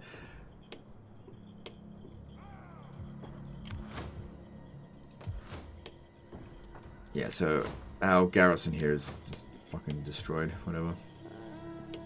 Also need to finish them off. Can I raise another army? Oh, yeah.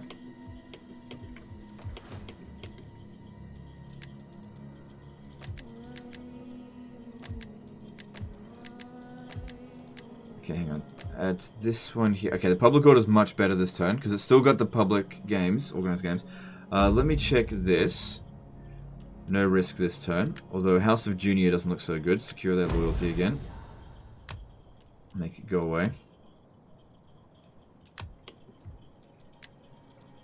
I think another thing to keep in mind is that politics in Rome 2 is made especially annoying because of the difficulty level. Like, I always play on Legendary difficulty, right?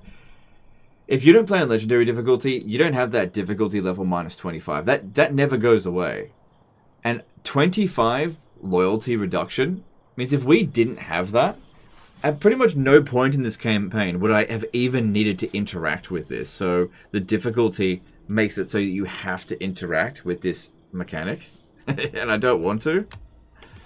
So it'd probably be more fun if you put it on like normal difficulty. But that being said, that is way too easy for me.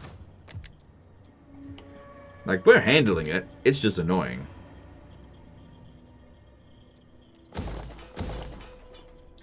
How's our corruption here? 36%. So, alright, next turn there's going to be a big boost in our taxes. It's also going to help with public order, which will be really handy.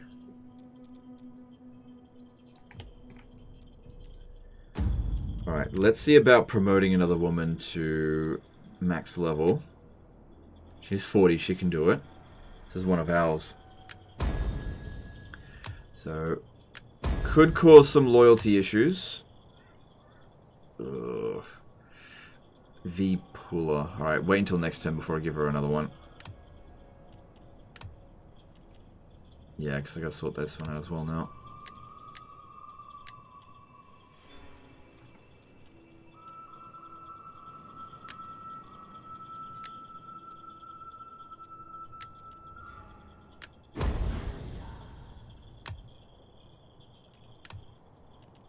There we go.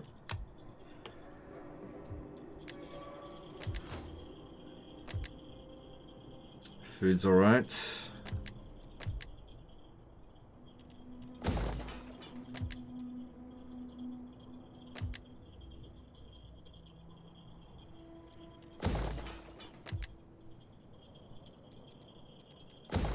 Yeah, they'll do it. Moving on. I'm sure there's a bunch of, yep, this stuff needs to be done.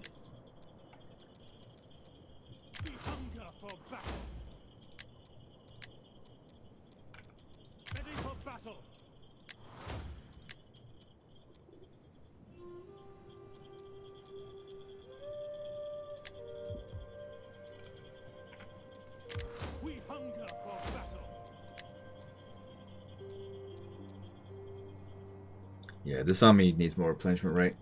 Okay. Cool, and let's move on.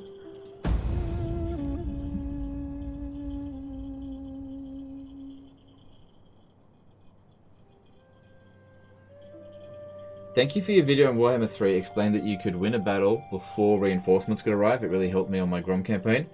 Yeah, a lot of people don't know that, but that's why they implemented that mechanic. That's what it's there for. It's rare that you can get an opportunity to do it.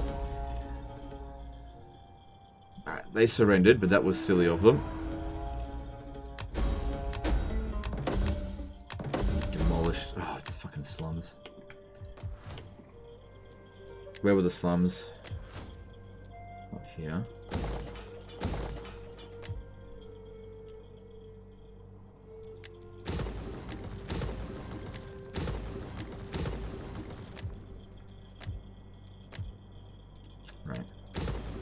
Try to remember that for next time.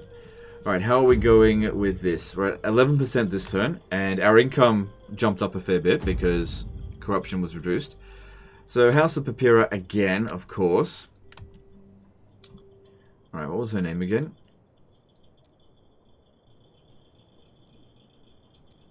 V Puller, that's it.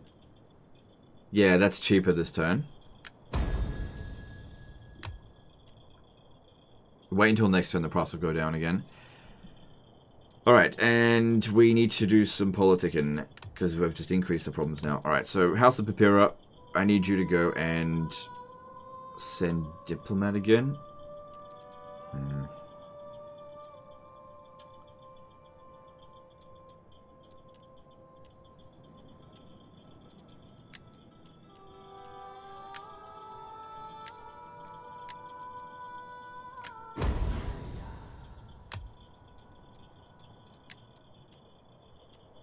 Oh good, that's cheap this time.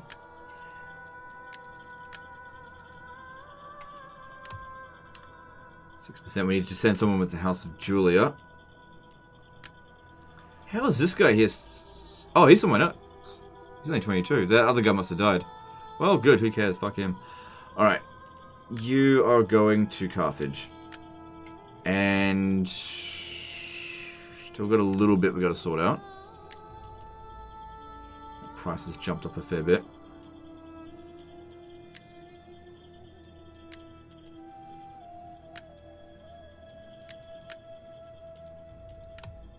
Alright, no chance of civil war. Good stuff. Ready for all. Yeah. Will escape. Laying siege to the settlement. At your command. March. Victory for Rome! Why not just promote guys of the House of Papyra? Because they'll gain loads of influence by doing that. If I give them influence, then I won't be able to... Like, I control Alright, I'll show you. So I've got 63% influence. That's because all of my guys are the ones getting promotions, while these ones are all mostly low rank. So if I was to promote them, that would give them 1 loyalty. Right? I guess that would be permanent, but that would also increase their... I guess I could. Temporarily. Alright, I'll give this one a bit of loyalty. See, I lose influence when I do that, though. These guys here are getting out of control. The other two are fine. But yeah, this particular house, House of Papira, the problem here is that you don't want them to have any influence, but you also want them to be loyal. We've got a reasonably good situation going on here with these two. But every time I do an action with them, they gain more influence, which means I need to do other things to counteract it, and I end up just wasting my entire money just throwing around on buttons. It's just fucking shit. Nick became a new member. Alright, thanks dude, appreciate that. Will you please accept an Age of Charlemagne SYDB? I'm being surprised attacked by a Cordoba as Charlemagne. Low priority for me, dude. Sorry, I don't think it would get good views. Typically speaking, with Total War Attila, I need like disaster campaigns, not disaster battles. People just don't have any interest in them otherwise. You're just gonna have to sort out your own campaign. Sorry.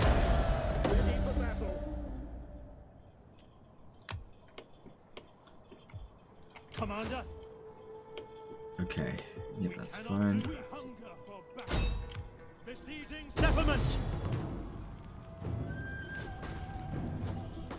Let them cower before Rome.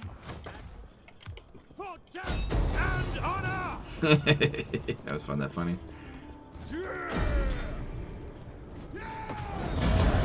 Ready for orders.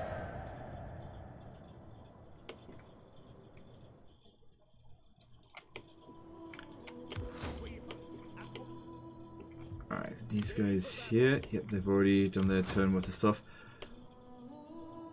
Alright, these two will go back up this way, but I'll send these ones off to Britannia, I think. I should have my army ready. No, it's not ready yet. Ready for battle. And we need to head over here. This has recovered a good amount, so that's good. At your command. Advance. Yeah, just stay there. Ready for battle. Ready for further. Commander.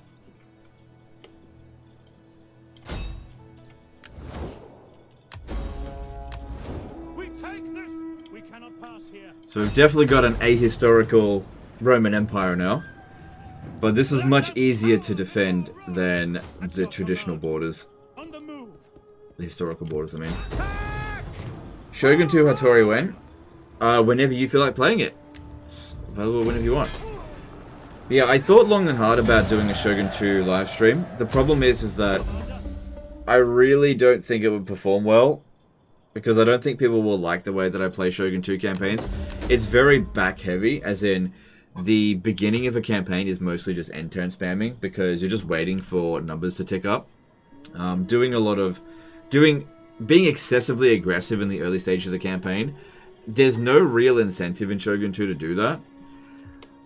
But once you've unlocked certain technologies and you've built up your settlements a certain amount, then you start being super aggressive. And I just think it takes a really long time to get to that point. It's kind of like what happens with Rome 2, except with manually resolved battles as opposed to aggression, which I'm being the entire campaign. Nick did a $10 super chat. Left for work this morning and your stream was starting. I lurked. Got back and you're still going. Love the content, legend. Well, it is a job. I've been at it for 8 hours. I probably should wrap things up soon.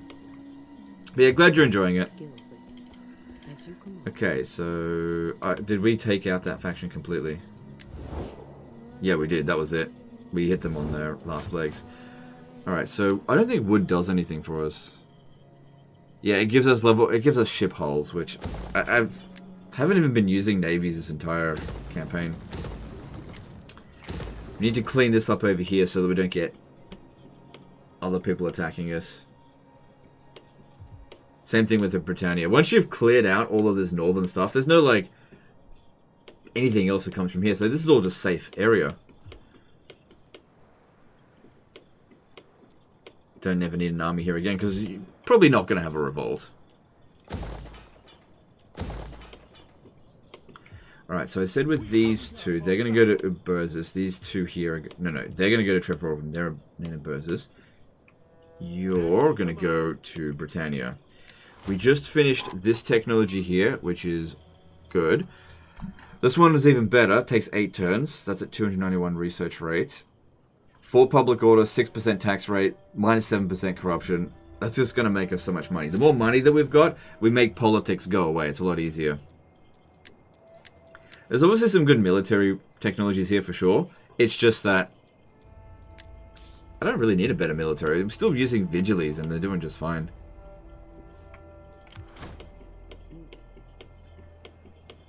Nobody's declaring war on us because... Well, actually, no, they are declaring war on us every now and again, I guess. We hunger for battle. Alright, checking politics another time. 1%, and that's because of the House of Junior. What can we do to fix them? I'll give you a promotion.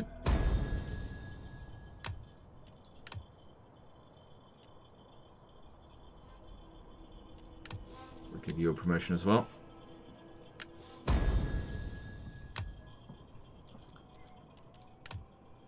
Cool, so if I wanted to switch... Well, so obviously we're not above influence for ruling party. We don't have the money, and we don't have positive loyalty. And still, that would cause huge problems. It is a better system. It's a lot easier to transition when you're not playing on legendary difficulty, but that's fair enough. It should be more difficult on this difficulty. Alright, construction. Let's have a look what needs to be done.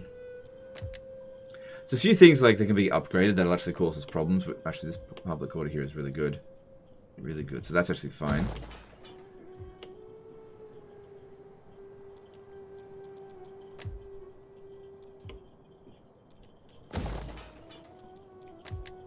Guess all those global bonuses to public order are now really kicking in.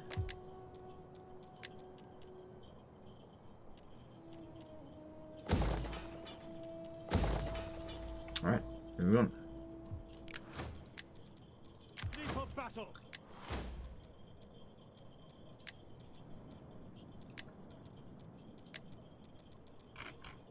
Commander.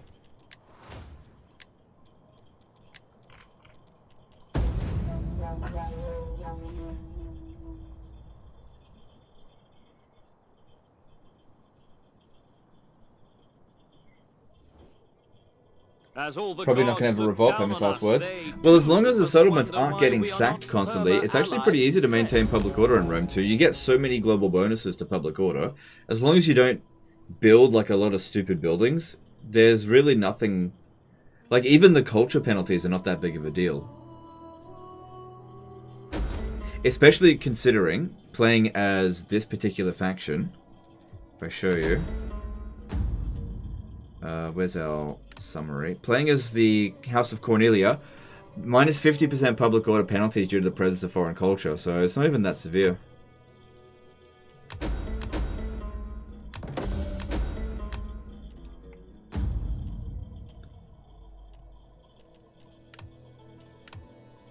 Alright, so who's being naughty again? And it's always you guys. Luckily, one button swaps that out this turn. Cool.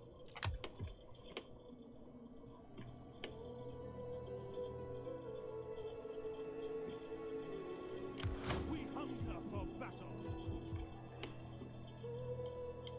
Make haste, men. We hunger for battle. At once. Alright, this will just be the end of them. I believe lead will also give us a global bonus to public order. Besieging the settlement. At your command. So yeah, the bigger you get, the easier it becomes if you get these resources. Make haste, men. Victory!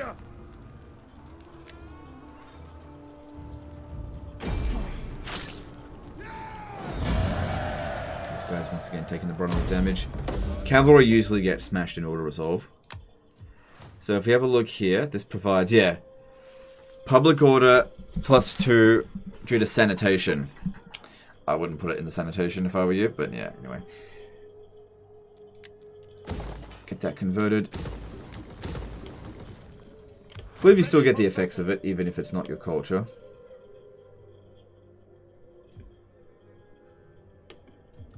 At your command. Oh, they've got territory down here. Okay. Ready. At your command. You really want to make sure you cross territory via the road. Otherwise, you'll take attrition. Like, if you just do this, he'll take attrition all along there. Because they don't take the safest route, they take the quickest. And I don't want them to take the quickest route. I want them to take the safest. Ready for orders. Alright, and that puts a stop to these motherfuckers. Is public order hard to maintain on legendary difficulty? No. For Rome 2, I don't think public order is affected by the difficulty. The politics is, but the public order is very easy to maintain in Rome 2. The only time you'll get revolts is when you excessively plunder a settlement. And in the later stage of the campaign, you just get so many global bonuses to public order. It's bloody everywhere. It's very easy to maintain it at that stage. I believe you'll get some negative to public order in Imperium. No. Public order penalties due to the presence of foreign culture goes up. But that's about it. CCR became member for 48 months. Don't forget to track the uptick in Rome 2 downloads and playtimes. You accidentally flexed your influence when you were covering Shogun 2 for a bit. Yeah, I don't think that's going to happen. Because I think... Here's the thing. Shogun 2 is a great game. You can see where I'm going with this. Shogun 2 is a great game that people just forgot about, right? Because it's been a long time. Rome 2 is very divisive. It's not universally loved. And the people that love Rome 2 have not had a game to take them away from Rome 2. So they're still playing Rome 2 because it's got a lot of mods and stuff. So if I come here and play Rome 2, what happens is all the people that are currently playing Rome 2 anyway go, oh yeah, he's playing Rome 2. And all the people that don't play Rome 2 go, oh, fucking Rome 2. So I really don't think it's going to increase the player count by much at all.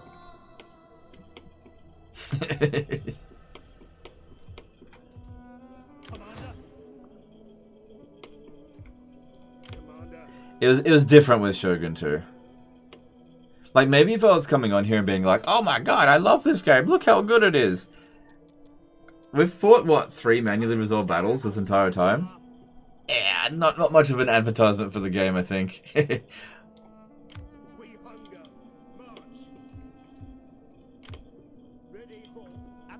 Alright, we're going to set sail for Camaludon and start invading Britannia.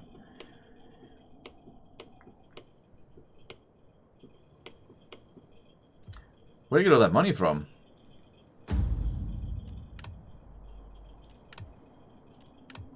If I keep saving up more money, I might actually get this stuff sorted.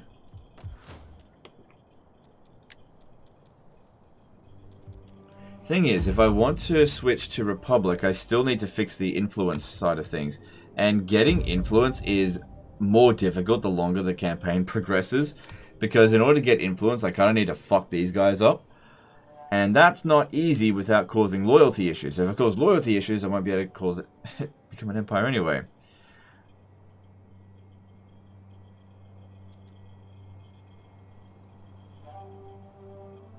Because I've had to do so many actions with these guys.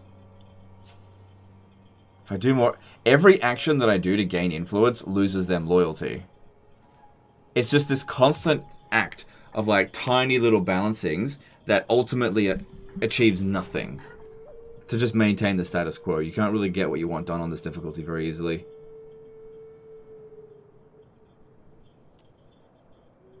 Forcing a revolt. I hate the civil wars in this. You just end up losing so much.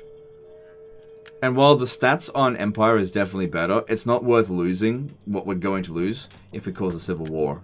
So this is fucking stupid. Very, very stupid. Oh, hang on a second. There's another thing that we can do.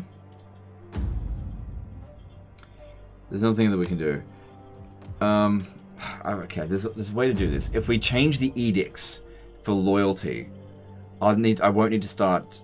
Okay, hang on. I gotta figure out what regions do they own. How do we find that out?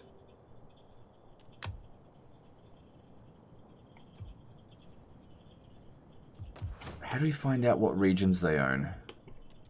Because, yeah, we can switch this one here, party loyalty. Plus 10 loyalty to political party ruling this province. Who owns it? Do you guys remember how to find out who owns which political party owns it? Tab and filter. Tab. Filter. Okay. Thanks, dude. There it is. Alright, so they own a lot of Gaul. Aquitania and Celtica. If we change the edict for that, this means we'll make less money, but that's okay.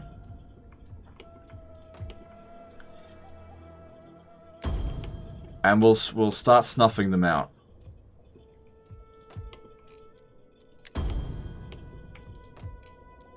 So that should mean a passive 20 loyalty there. So I won't need to do any more political actions to keep them loyal. How many edicts do I have now? 2. The next level of Imperium will... Doesn't tell me when I get the next one.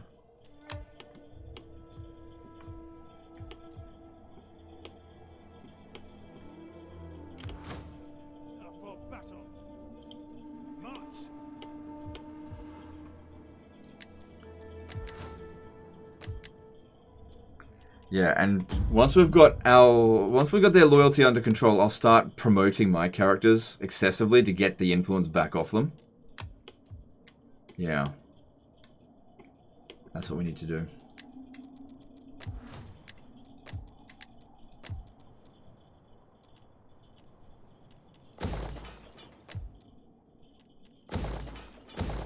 None of this stuff is that important apart from research.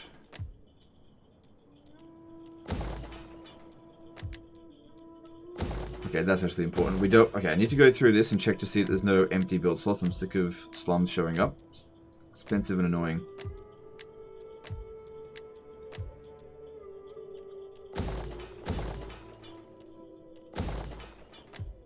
Oh, God, yeah, we need to sort that out. Oh, shit.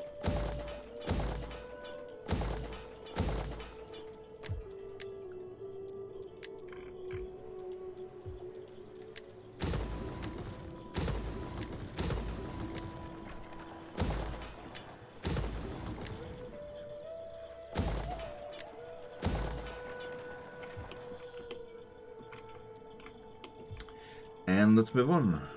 Yep, got a few of those to deal with. Ready for orders.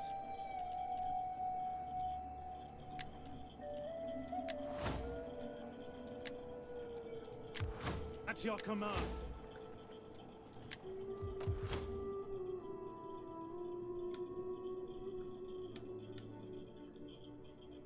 Alright, that all seems acceptable. Moving on. Hang on, I missed someone. There you are. At your command.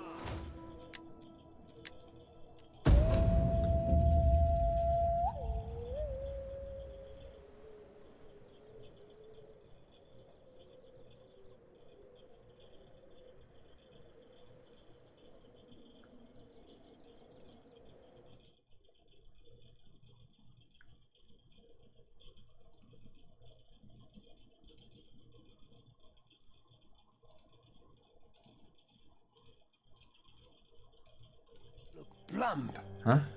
Oh, well, I was getting back to attack them anyway. Well, the problem is they're going to strike down here first. Yeah, okay. I guess they're just preemptively striking. Not a bad move on their part, but it's ultimately not going to do anything to us. Nothing more than a nuisance.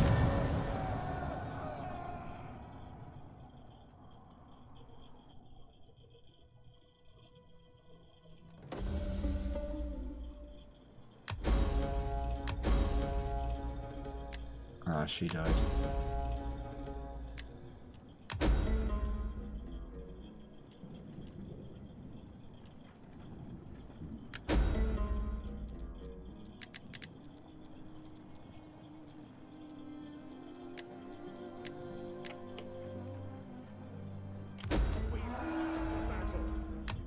Okay, cool. Alright, that's a pretty small army. but they can still do a lot with it. I don't have any armies in the area.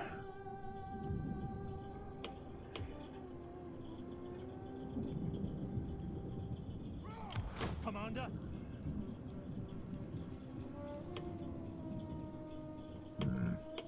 Alright, here's what I'm going to do with these guys. I could attack this army right here, but I reckon it would be better if I just go straight for their capital. Probably not. That's going to be an annoying war. Ready for orders. Alright, looks like we took out the boy.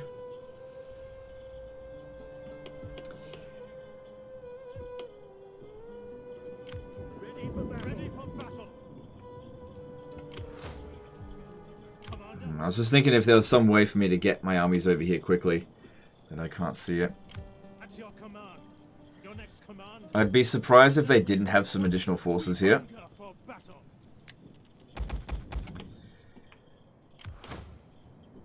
But this guy wouldn't be able to get back here in time. So there's probably a full stack sitting in there if I had to guess. Ready for orders. As you command. We hunger. Still going to continue my invasion of Britannia. That path is blocked. Any man who drops out is left behind. At your we cannot pass here. Let me in. Let me out. I mean, let me. I want to get out in the water. Legend, just use a port. There's no ports around here. The closest one's over there. Okay. Alright, you know what? Disband this one. The whole army. Because we need to deal with this sooner rather than later.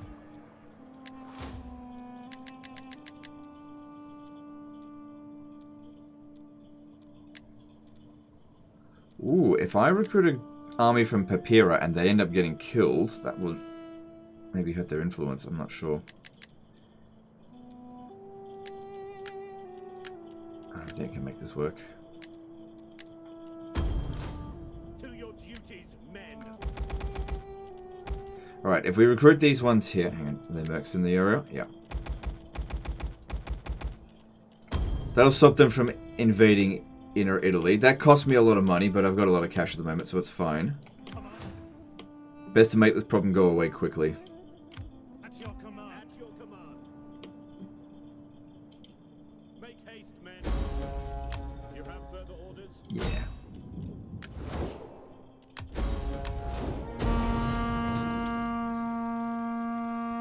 Laying siege to the settlement. We hunger. March, commander. Also, if you fight a battle while in force march, it'll pull you out of force march afterwards. Is it not pronounced boy? Oh shit, I don't know. I just call it whatever. I don't know how it's pronounced. Maybe it's boy. I'm not sure. Why don't you use global recruit? Yeah, good one. Ready for battle, commander. At your command. Ready for orders. So, this will provide income from manufacturing, industry, all regions. Okay, that's good. Global bonuses would be good. Ready for battle. We hunger for battle. See, Alabu's got 12 units there, plus this one.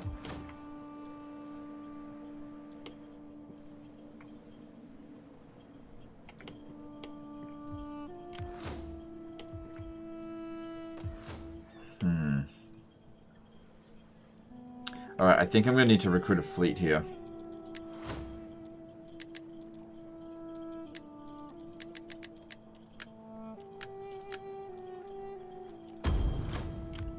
Going a port. We're going to need a bigger fleet. And I might have to wait another turn before launching my attack. At your command. Make haste, men. March. Are they just going to sit there raiding forever? Fine by me, I guess.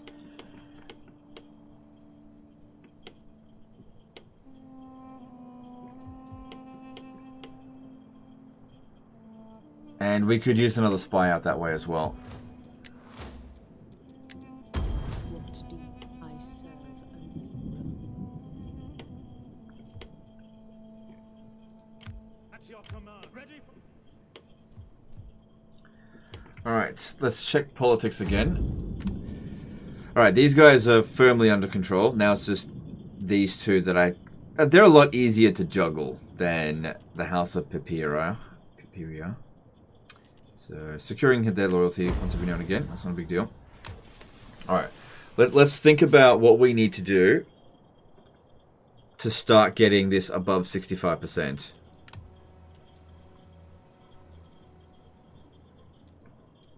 So that's a lot of promotions into. I still got my initial dude. He's fucking old as shit.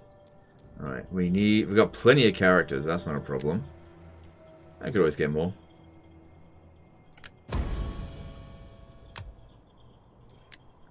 God, everyone's so ugly in this.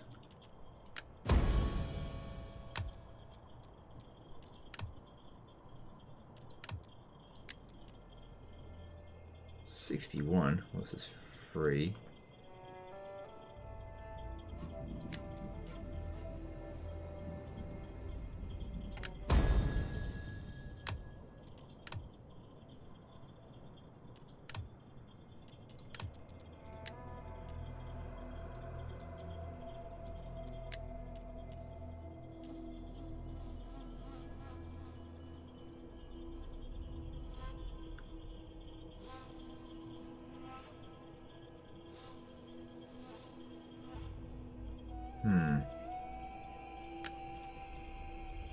This could work to help keep them in line for a little bit.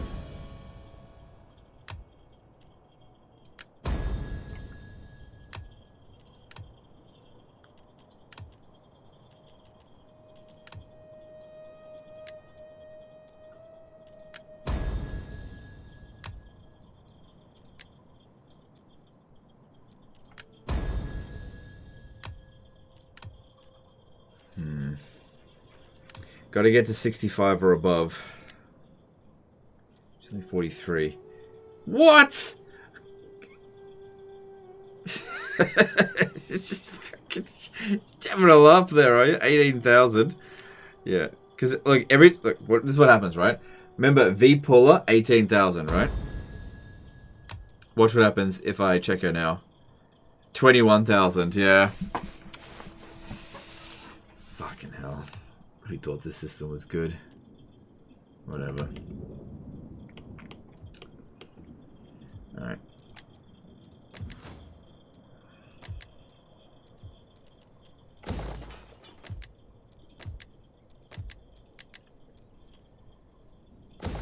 Actually, we're not super good with food at the moment.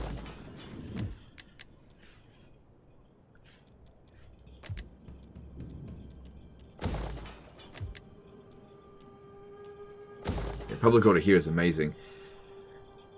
Should I build the food building here? I usually don't need to. Just give it a bit more time. Let's figure out a solution.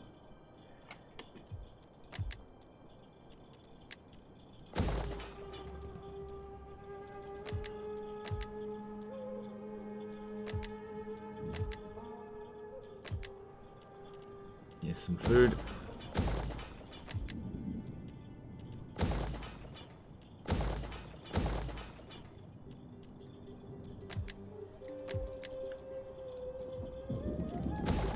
Moving on.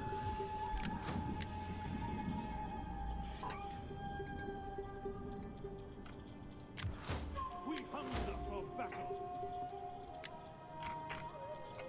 Your orders.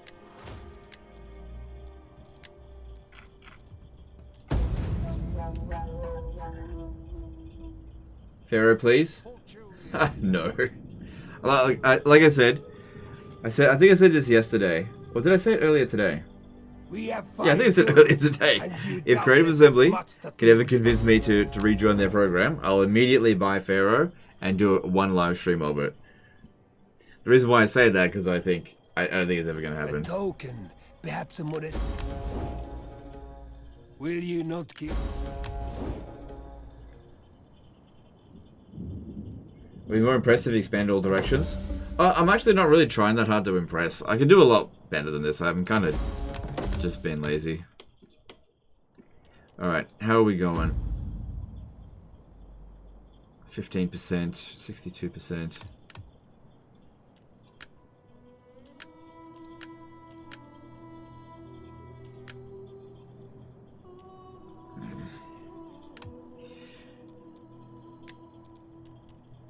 Alright, that's not too bad this turn.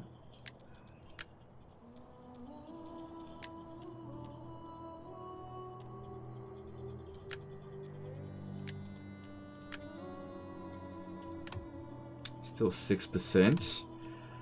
Nothing to do with this one, everything to do with this. Oh, that's good. +2 loyalty for every province that brings in more than 5,000 wealth. Should be a few of those that have that. But this one, thirst for power. -10 loyalty if the party's influence is lower than the ruling party's influence. So that's... Yeah, okay.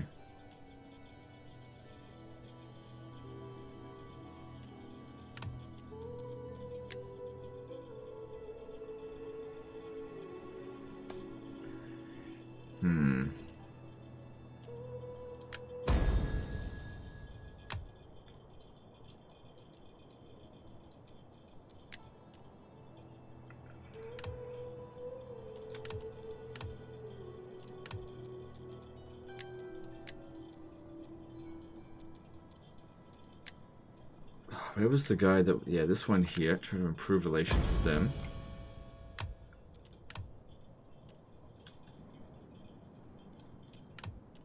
Okay, that's done.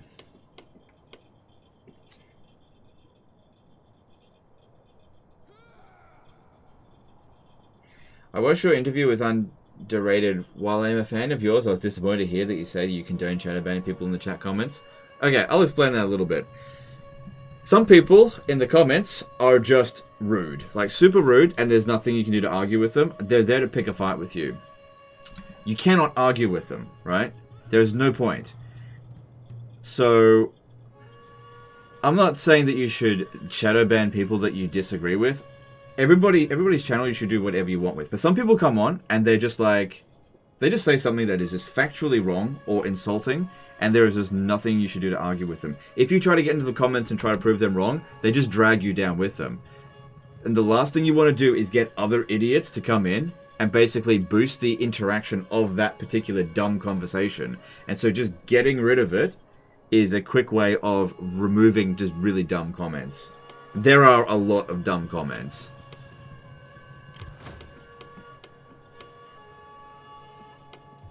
Now, if you don't run a YouTube channel, it could be very easy to say, don't condone shadow banning people, but define rude.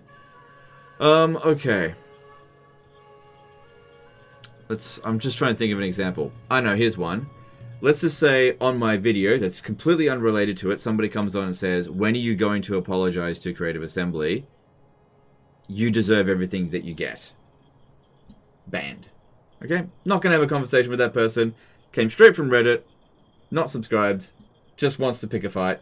Just banned. Not having a conversation with them. And if you think that that person deserves any time, that's totally fair. You start up a channel and you deal with those shitheads. I'm done dealing with people that just come on and just spout garbage. Not interested in it. Ready for order. So, here's the thing. I very rarely actually ban people on the channel. It's really rare. But it does happen. So, somebody got banned today because they came on and they started just insulting my appearance, right? Someone got banned in this live stream here. I'm not going to argue with them. But why come on here and be like, oh, Legend, you need to go get a tan? Fuck off. I'm not having a conversation with you. You're out of here. Fuck off. You know? If you're going to come to the live stream, there's a bare minimum of, like, manners that you need to have. And it's a pretty low bar. And if you fall below that bar, I'm not even going to have a conversation with you. You are instantly banned. Ready for orders. Just send him to do it by himself.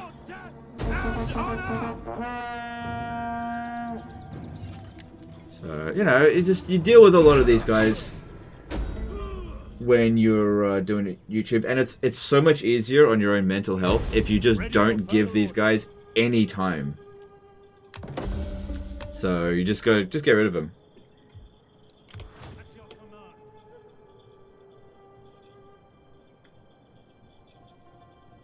Warhammer 3 questions still welcome during Rome 2 streams? Yeah, absolutely. Sure, why not? Not too many Rome 2 questions, I think.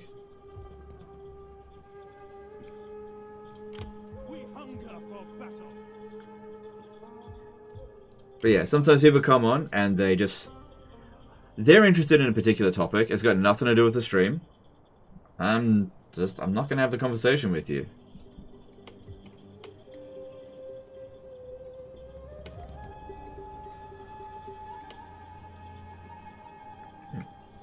Because if I do have a conversation with them, then it brings the whole stream down and everybody gets involved in a really negative way. So the easiest solution is just get rid of them. Like I said, there's too many people here for me to give one person any attention when they don't deserve it. Anyway, let's just move on. I think I made my point clear. Here's the thing: if you don't want to get shadow banned, just don't be dumb. Like, you can. The bar is really low to get banned. It's really, really low. Okay, so it's actually quite difficult to get banned. It only happens once every now and again.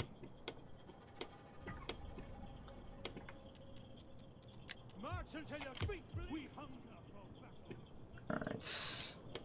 They might have an army down here. They might not. We'll see. Those guys, aren't they fairly strong? No. No, they're not strong. Okay, we can handle them. I just don't have any intel. Maybe I'll get a spy.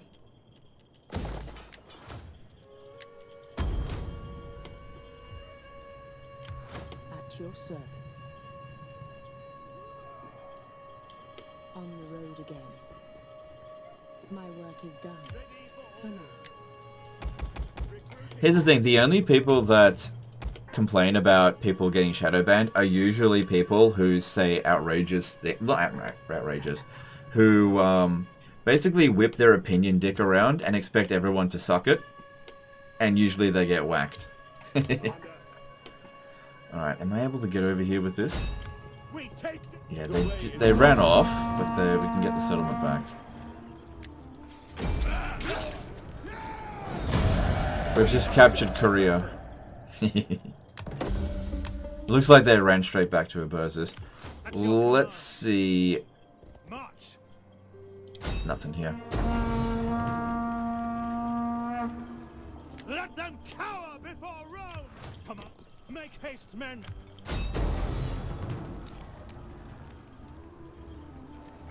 Roar!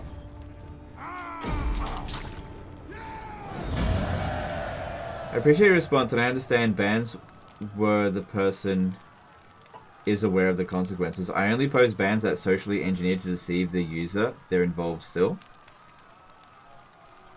Yeah, I get that, but I don't have any sympathy for people that try to make my job difficult. Like, I just don't. Like, if you come on here and try to... What I'm trying to do is entertain people, and...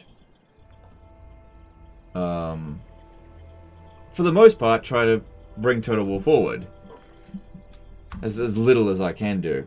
And if you're gonna come on and make my job difficult, I don't give a fuck about you. Because here's the thing: if you come on and you don't give a shit about me, I'm gonna give you the exact same respect you give me, which is none. Okay? And if that means that that person is sitting there typing away, not realizing they're banned, honestly, if you're sitting there arguing with streamers, you need to get a life. You need to get a life. You could very easily just decide not to watch. It's not my responsibility for those morons. You know? Oh, Legend, you don't have to call them morons. No, they're morons. They're morons.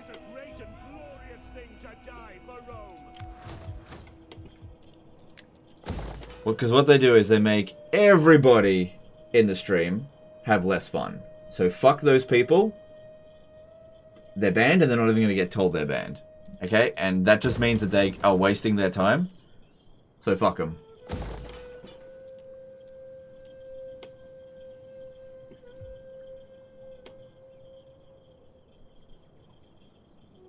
I was banned from a streamer's chat once when I was younger, and I was really mad. Then I realized, wait, who cares? Like, it wasn't a big deal. Yeah, it's not a big deal. The thing is, most people who get banned aren't fans of mine. Okay, it's not like somebody comes on and says, "Hey, legend, my favorite Total War game is Total War Pharaoh." Banned! How dare you have a different opinion to me? You're not welcome here anymore. That never happens, okay? Okay. Could you imagine if I did that? Legend, I don't like Warhammer 3. Banned! Not welcome here anymore. How dare you not like the game that I play? How dare you? You know? Moving out. Okay, I don't want to be here anymore. Oh shit. I'm not at war with them, but I don't want to. I don't know what. That's a lot. It's a lot more than I thought it was going to be. Maybe I'll go further up. If we had the 3 armies, it would be different. I needed this one to go take that one out.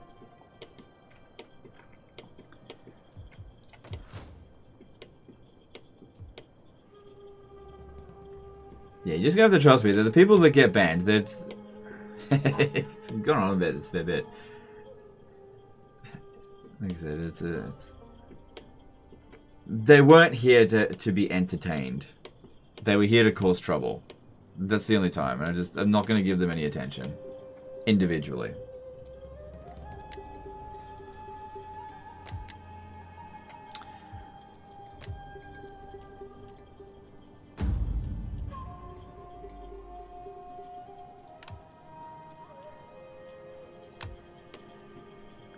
Juno NH at a £10 super chat. I actually would ban Pharaoh fans.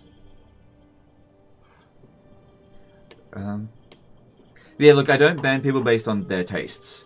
Like, if someone comes in and is like, I like to eat shit off the ground, I'm just like, that's gross, but whatever floats your boat.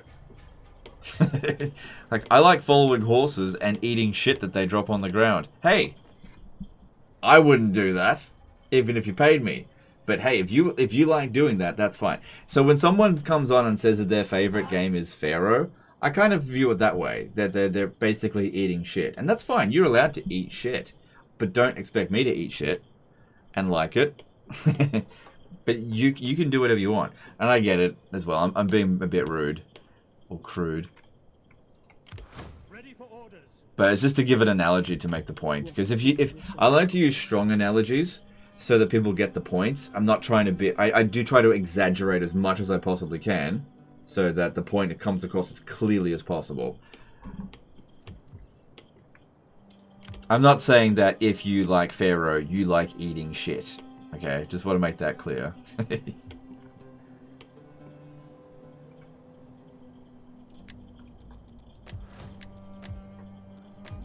It's just to basically put a picture in your mind. Imagine coming across somebody, like you're just out at a car park and they're just like picking bird shit off the ground and like just and they're like, "What are you doing?" It's like, "I like this. You should have some too."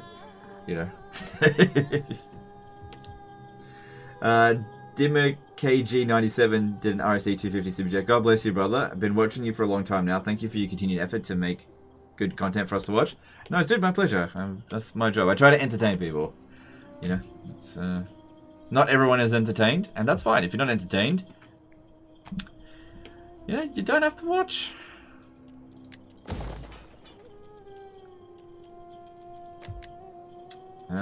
Did we check this?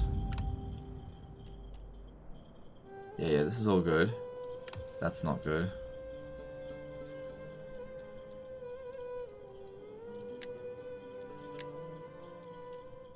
Oh, it's still super. It's probably still got the same turn.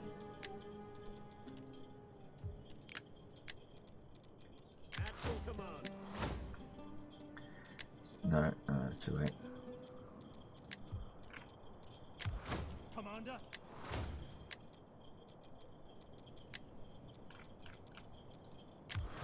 At your command.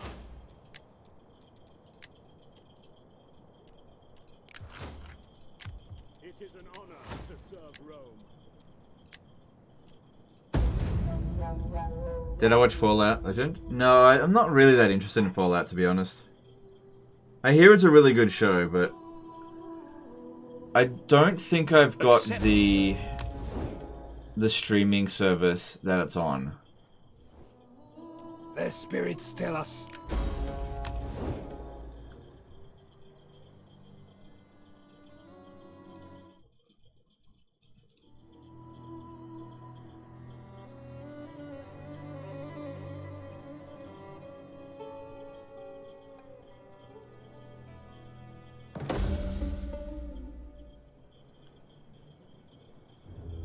Classic Total War campaign gameplay, 10 minutes panning around the map, quadruple checking every settlement. Yeah, well, you gotta do it, because if you don't, you could miss something really important.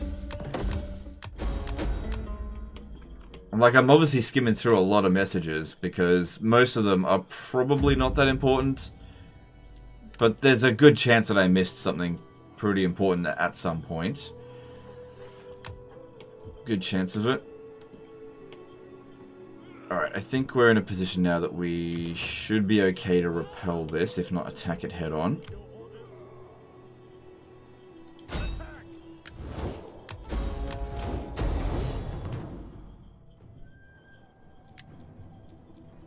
Nope. That's okay, we'll still be able to defend it at the city. That was the most important thing there. Ready for orders. Advance. Ready for battle. For death and honor. Commander, ready for battle. Oh, you fuck. At your command. Make haste. Ready There we go. Gotcha. What's next? The Thrones of Britannia stream? No, that's not coming. No. Goncho123, subscribe with Prime. Thanks, dude. Appreciate it. Fallout show isn't great on Amazon. Yeah, I don't have Amazon. You have further orders? What would you say is the best historical Total War at the moment, all in all? Medieval 2 for me. But obviously the historical Total War game that has the most players is Rome 2 and 3 Kingdoms. But they vary when they hit their peaks. So Rome 2 has more Western players. And Western I mean like European and American, right? Whereas 3 Kingdoms has more player base in Asia Pacific, and so the peak times differ between the two. Like peak time for Asia Pacific is least peak time for Rome 2. But so those two kind of match each other. But I think on average, 3 Kingdoms has more players. But if you want to ask me like my personal opinion, I think Medieval 2 is the best historical Total War game. General Cub did a $10 super chat. With CA falling apart, is my dream of Rome Total War 3 dead? Okay, well, Creative Assembly isn't falling apart. They're actually picking themselves back up pretty quickly, I think. Ready for battle. I would say no, but I would also say I hope you're not 90, because if that's the case, you're never going to see it. What I'm trying to say is it's probably about 10 years away. Probably. Maybe, who knows? I just don't know. I would love to see a Rome 3. Actually, I really would. Just please don't make it a reskin of this game. On the move. That path is blocked.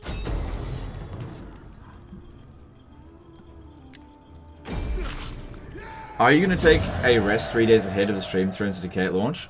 Actually, I was thinking... Here's what I thought. Today was a bit of an experiment. You might find this interesting. Today was a bit of an experiment. I thought to myself, I am going to try Rome 2 and see how it does. And if it does reasonably well, I'm going to reward these viewers with a follow-up stream of Western Roman Empire Total War Attila. So that'll be tomorrow. However, since today's stream didn't do well, you don't get it. I'm just kidding. It met my expectations, so it's all good. Tomorrow will be Total War Attila. We hunger for battle. Ready for... Alright, let's get some more. Reporting. Assembling the fleet. So we're doing the Rise of the Western Roman... Sorry, Rise of Rome today, Fall of Rome tomorrow. Alright. Alright, so that's the ghetto there. Not easy to get to this next settlement, and I think it would be better if I pieced out with them.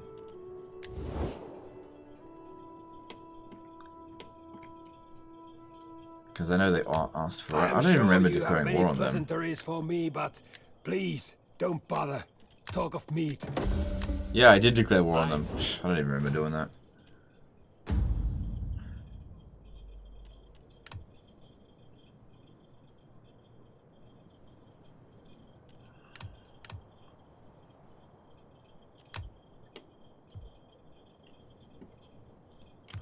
Ready for battle. At your command. March.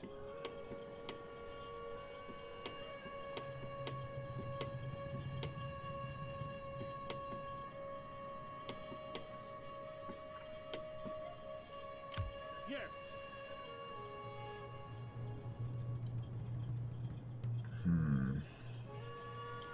Put your backs into it, you men. If this was another army of equal strength to it, it'd be one thing. Your orders. I need another army to invade Britannia. I'm going to land here, and we'll just see how we go. Disembarking now. Yeah, they can suck my ass. Oh no! What happened to my movement? Okay, you're going to have to force march.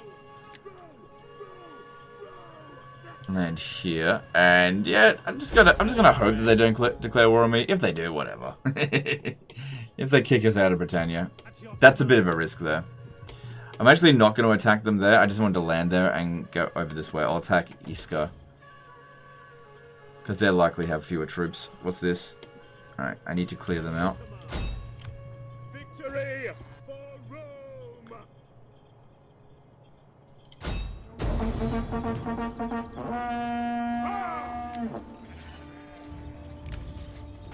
Disengage!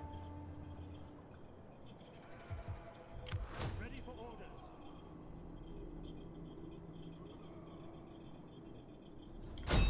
To victory! Oh, god damn it. Sorry, I got it.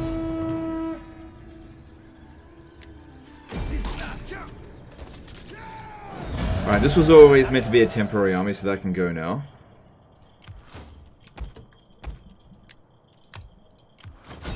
Finally, these guys are gone. They've been a big pain in my ass. On the move.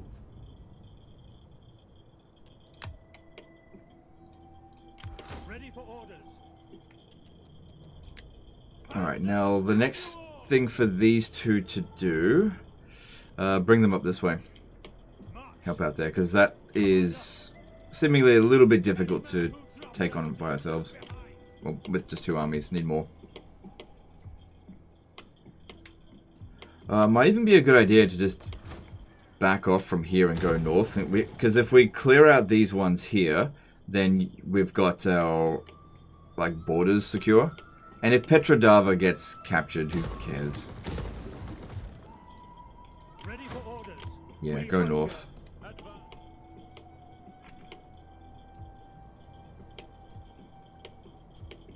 Right, how are we going for politics? Yep, that all seems fine, and our influence is not really changing. I'm not going to bother with construction. I don't need that. Just moving on. I'm just going to do a couple more turns. We're at 9 hours? Holy shit, I need to get off.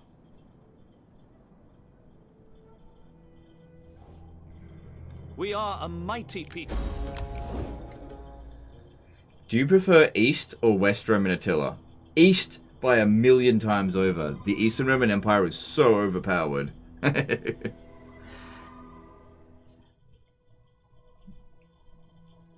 I think our dude finally died of old age at the age of 90 or something.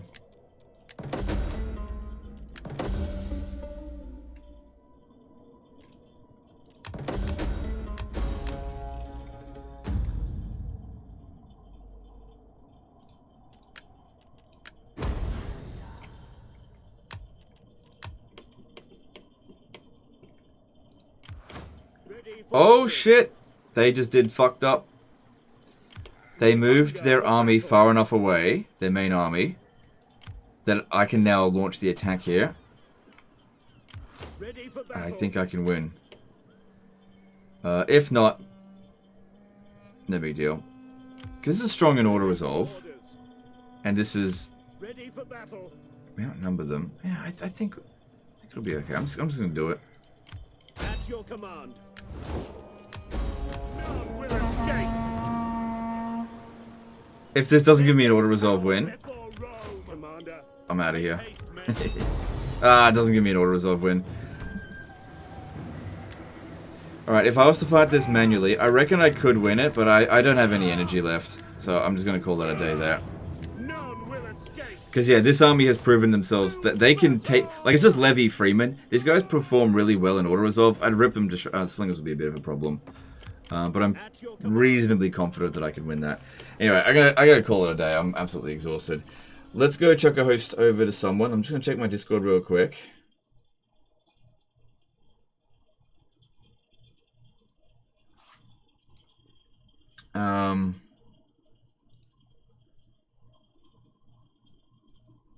Alright, doesn't look like anyone's actually live streaming Warhammer 3. Sorry, Rome 2. Let me just check.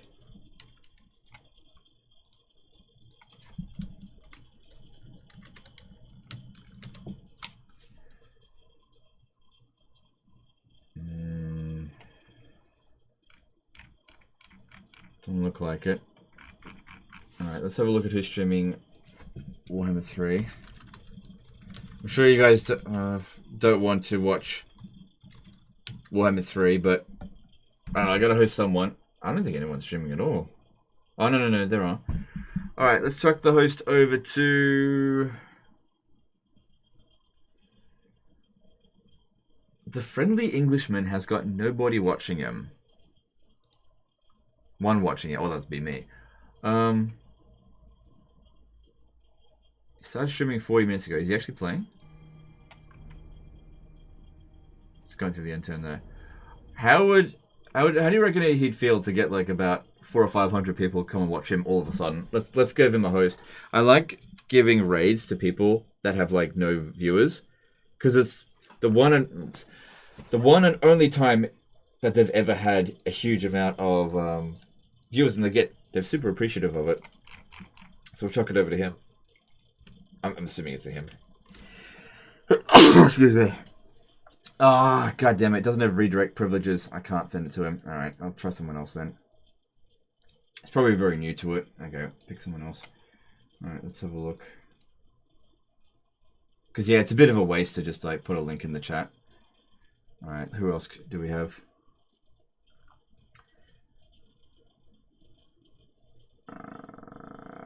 Alright, we'll send it over to BattleZ today. Always good fun, yep. Alright, send it over to BattleZ. Alright. Once again, appreciate all the support today, guys. I will see you tomorrow for Western Roman Empire Total War Attila. You know, I can't say that this stream here changed my mind about Rome 2. I wasn't expecting it to, but I didn't hate this campaign. I definitely hated dealing with politics. I think it's pretty clear to you guys that I wasn't enjoying that aspect of it. But everything else was fine. Obviously, it was a bit of an auto-resolve spam. Just is what it is. Anyway, that's the end of this one. Appreciate chat, and we'll see you next time. Later, guys.